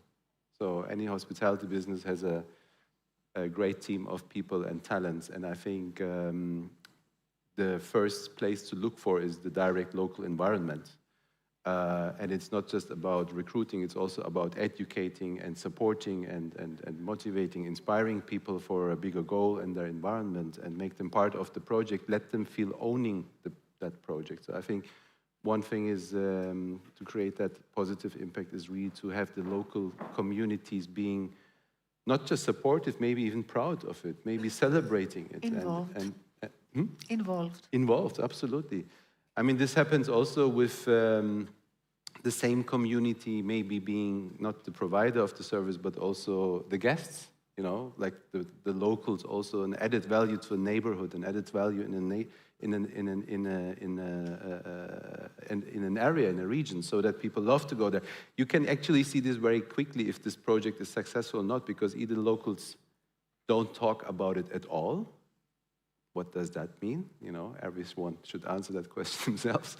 Or they talk badly, which is definitely not good, or they celebrate it. And if you look into the most successful hospitality projects around the world, there are those that are they are very much celebrated by the people that are part of it in any way, being part of the service or being part of their community. And I think this is essential. Yeah. Well, I mean, I'm just going to give you an example of a personal experience with one of our projects where the locals didn't, you know, talk good about the project. We finished the Examenes in Kuruta, and we were super proud about it. And one of the neighbors was peeking over the fence. And, you know, we kind of thought, oh, a neighbor, you know, come in, and, you know, sit down, and do you like what we've done with the place? And you know, he was kind of looking around suspiciously. He was thinking, I don't know what he was thinking, but he said eventually, after a long, uncomfortable pause, when are you finishing? And I was like, oh, all right. And then, you know, of course, that became a bit of a current anecdote, and we realized that a lot of the locals thought that, you know, we didn't do very well for not painting it a nice color and, you know, revamping. So it was going against what their expectations was. Of course, I think, and by results of, you know, now many more years, eventually they have tuned in as well. It's not just you tuning into the location, but it's also the location tuning into whatever lands in there. And it is a bit of a symbiosis. It is a bit of a dialogue. And in that, I think there's also fearlessness in that. There's a little bit of a Darwinian thing, because it could have been shit, and people would have been like, look, it's not finished, and it is shit. And then the guest would have said the same thing. And if everyone said the same thing, well, we would have to paint it a nice color in the end. But we didn't. You know, it survived that Darwinian process. So, you know, there is, I think, room for experimentation. There is room for kind of creativity in order to not just belong by blending in, but belong in your own way, you know? And I don't know, I mean... But it takes time, right? It does. It takes a lot of Sometimes guts. It takes a lot of time. It takes a lot of effort. I mean, it's a difficult I mean, process. change is changing comfort many times, and different people deal differently with it. You know, some people love change. I love change. Some people hate change. And but I think what is essential is what you said. The right word is dialogue. So it's empathy to allow the dialogue to find a solution together. And you will not make everyone happy. Never, never, never. But you should work, or everyone tries to work to try building that community and satisfaction or positive impact. So it's a give and take, you know. It's not just to take. And I think then it's possible to reach it, I trust. But I think if the honest intention... Investor, you know, it takes time. And, you know, it's great that an investor says that. Because usually the architect says, look, it's going to take time. And you're like, come on, you know, get on with it. So Bring money. You know, great.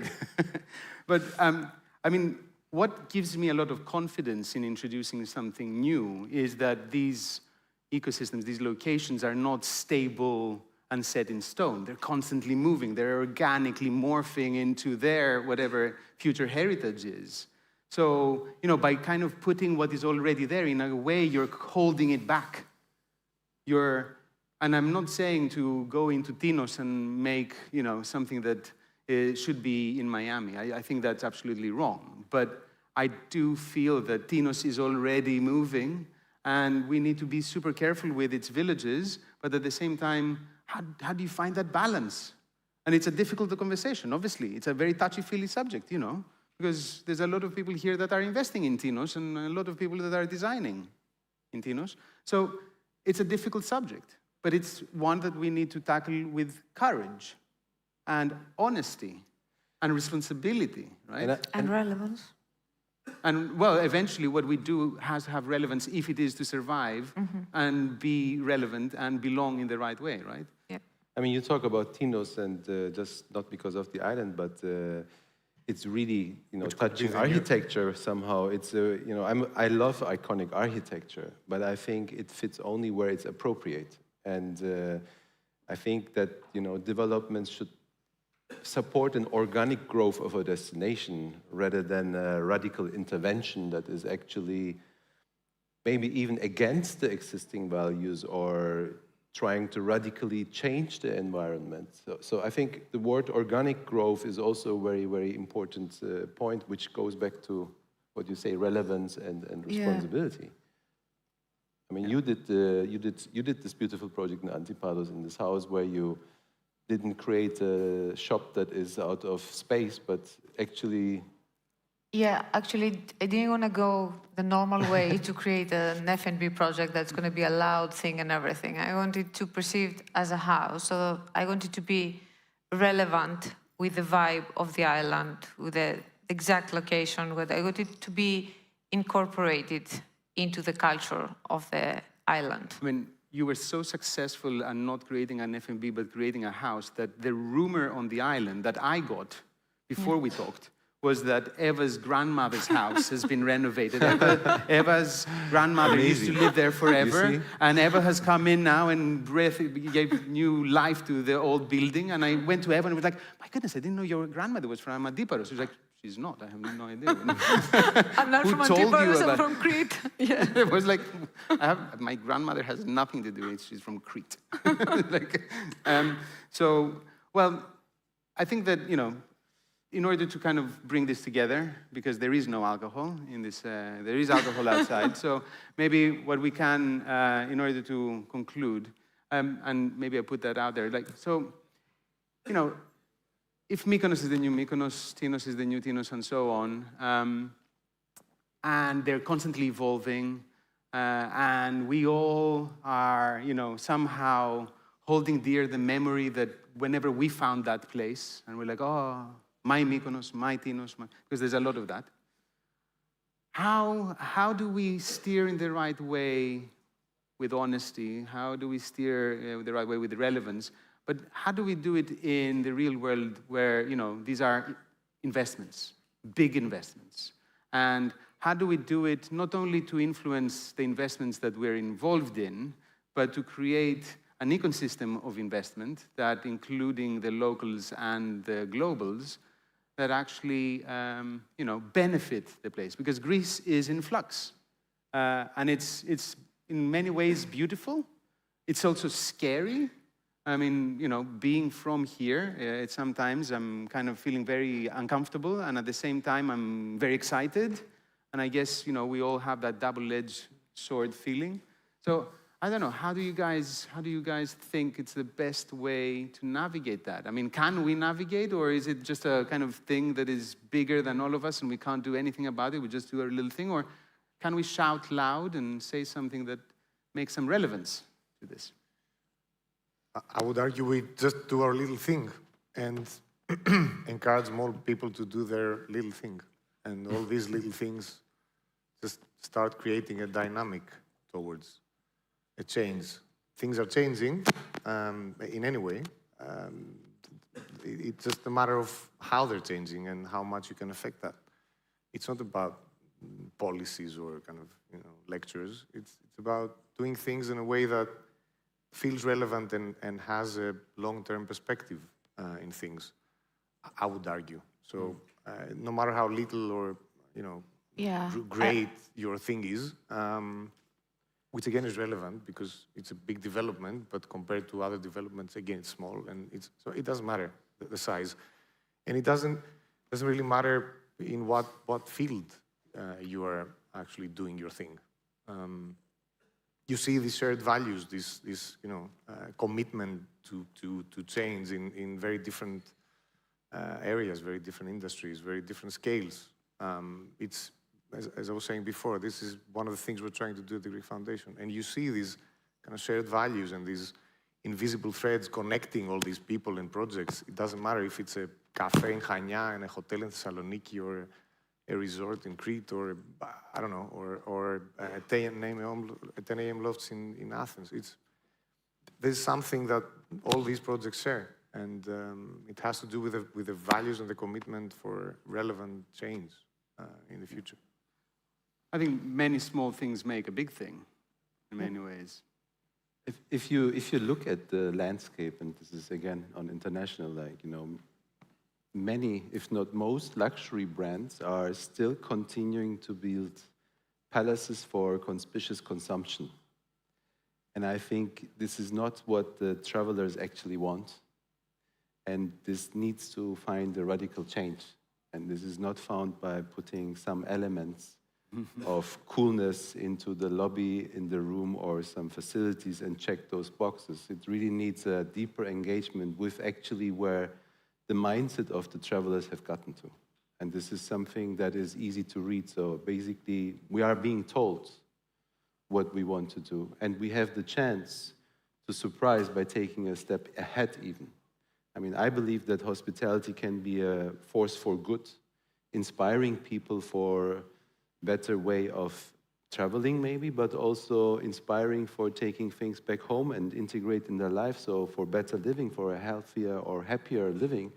And I think this is where hotels have an amazing opportunity to really build an engagement with the traveler community more than many other industries and brands. I mean, it just reminds me now of the lofts again, which we talked last night. I mean, wasn't planned as a housing for travelers. Not at all. It was after the second wine. And it's impossible to book it. It was designed for Dimitris to party, basically. So how comes you can't you cannot even book it because it's like fully occupied. So the demand is huge. Why? Because, it's an inspiration of living in Athens rather than staying in a hotel.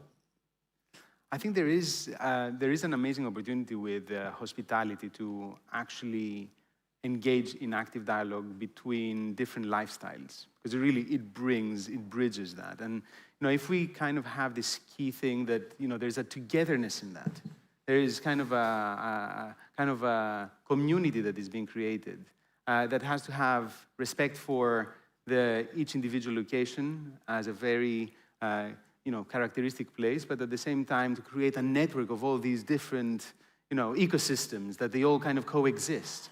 And if there is a respect, if there is, that kind of sentiment, hopefully hospitality can be a force for good, and it has been and it can continue on being, rather than an extractive process. So, guys, thank you so much for staying.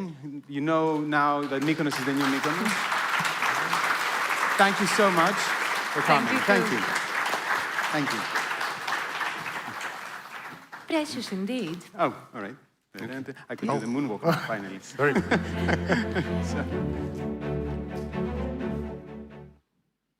What's happening? What's happening? What are we doing? What's going on? Thank you very much for Shall we go? everything. Shall we sit? Shall we go? Okay. Thank you. We go.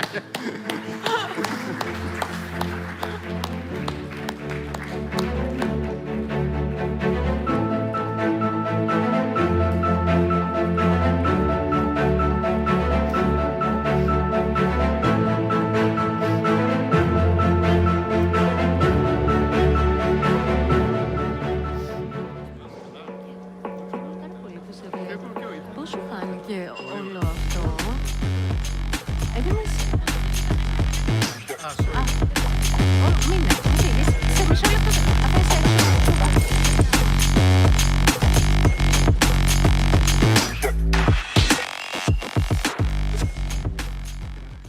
Αύριο οι πόρτες ανοίγουν στις 10:30.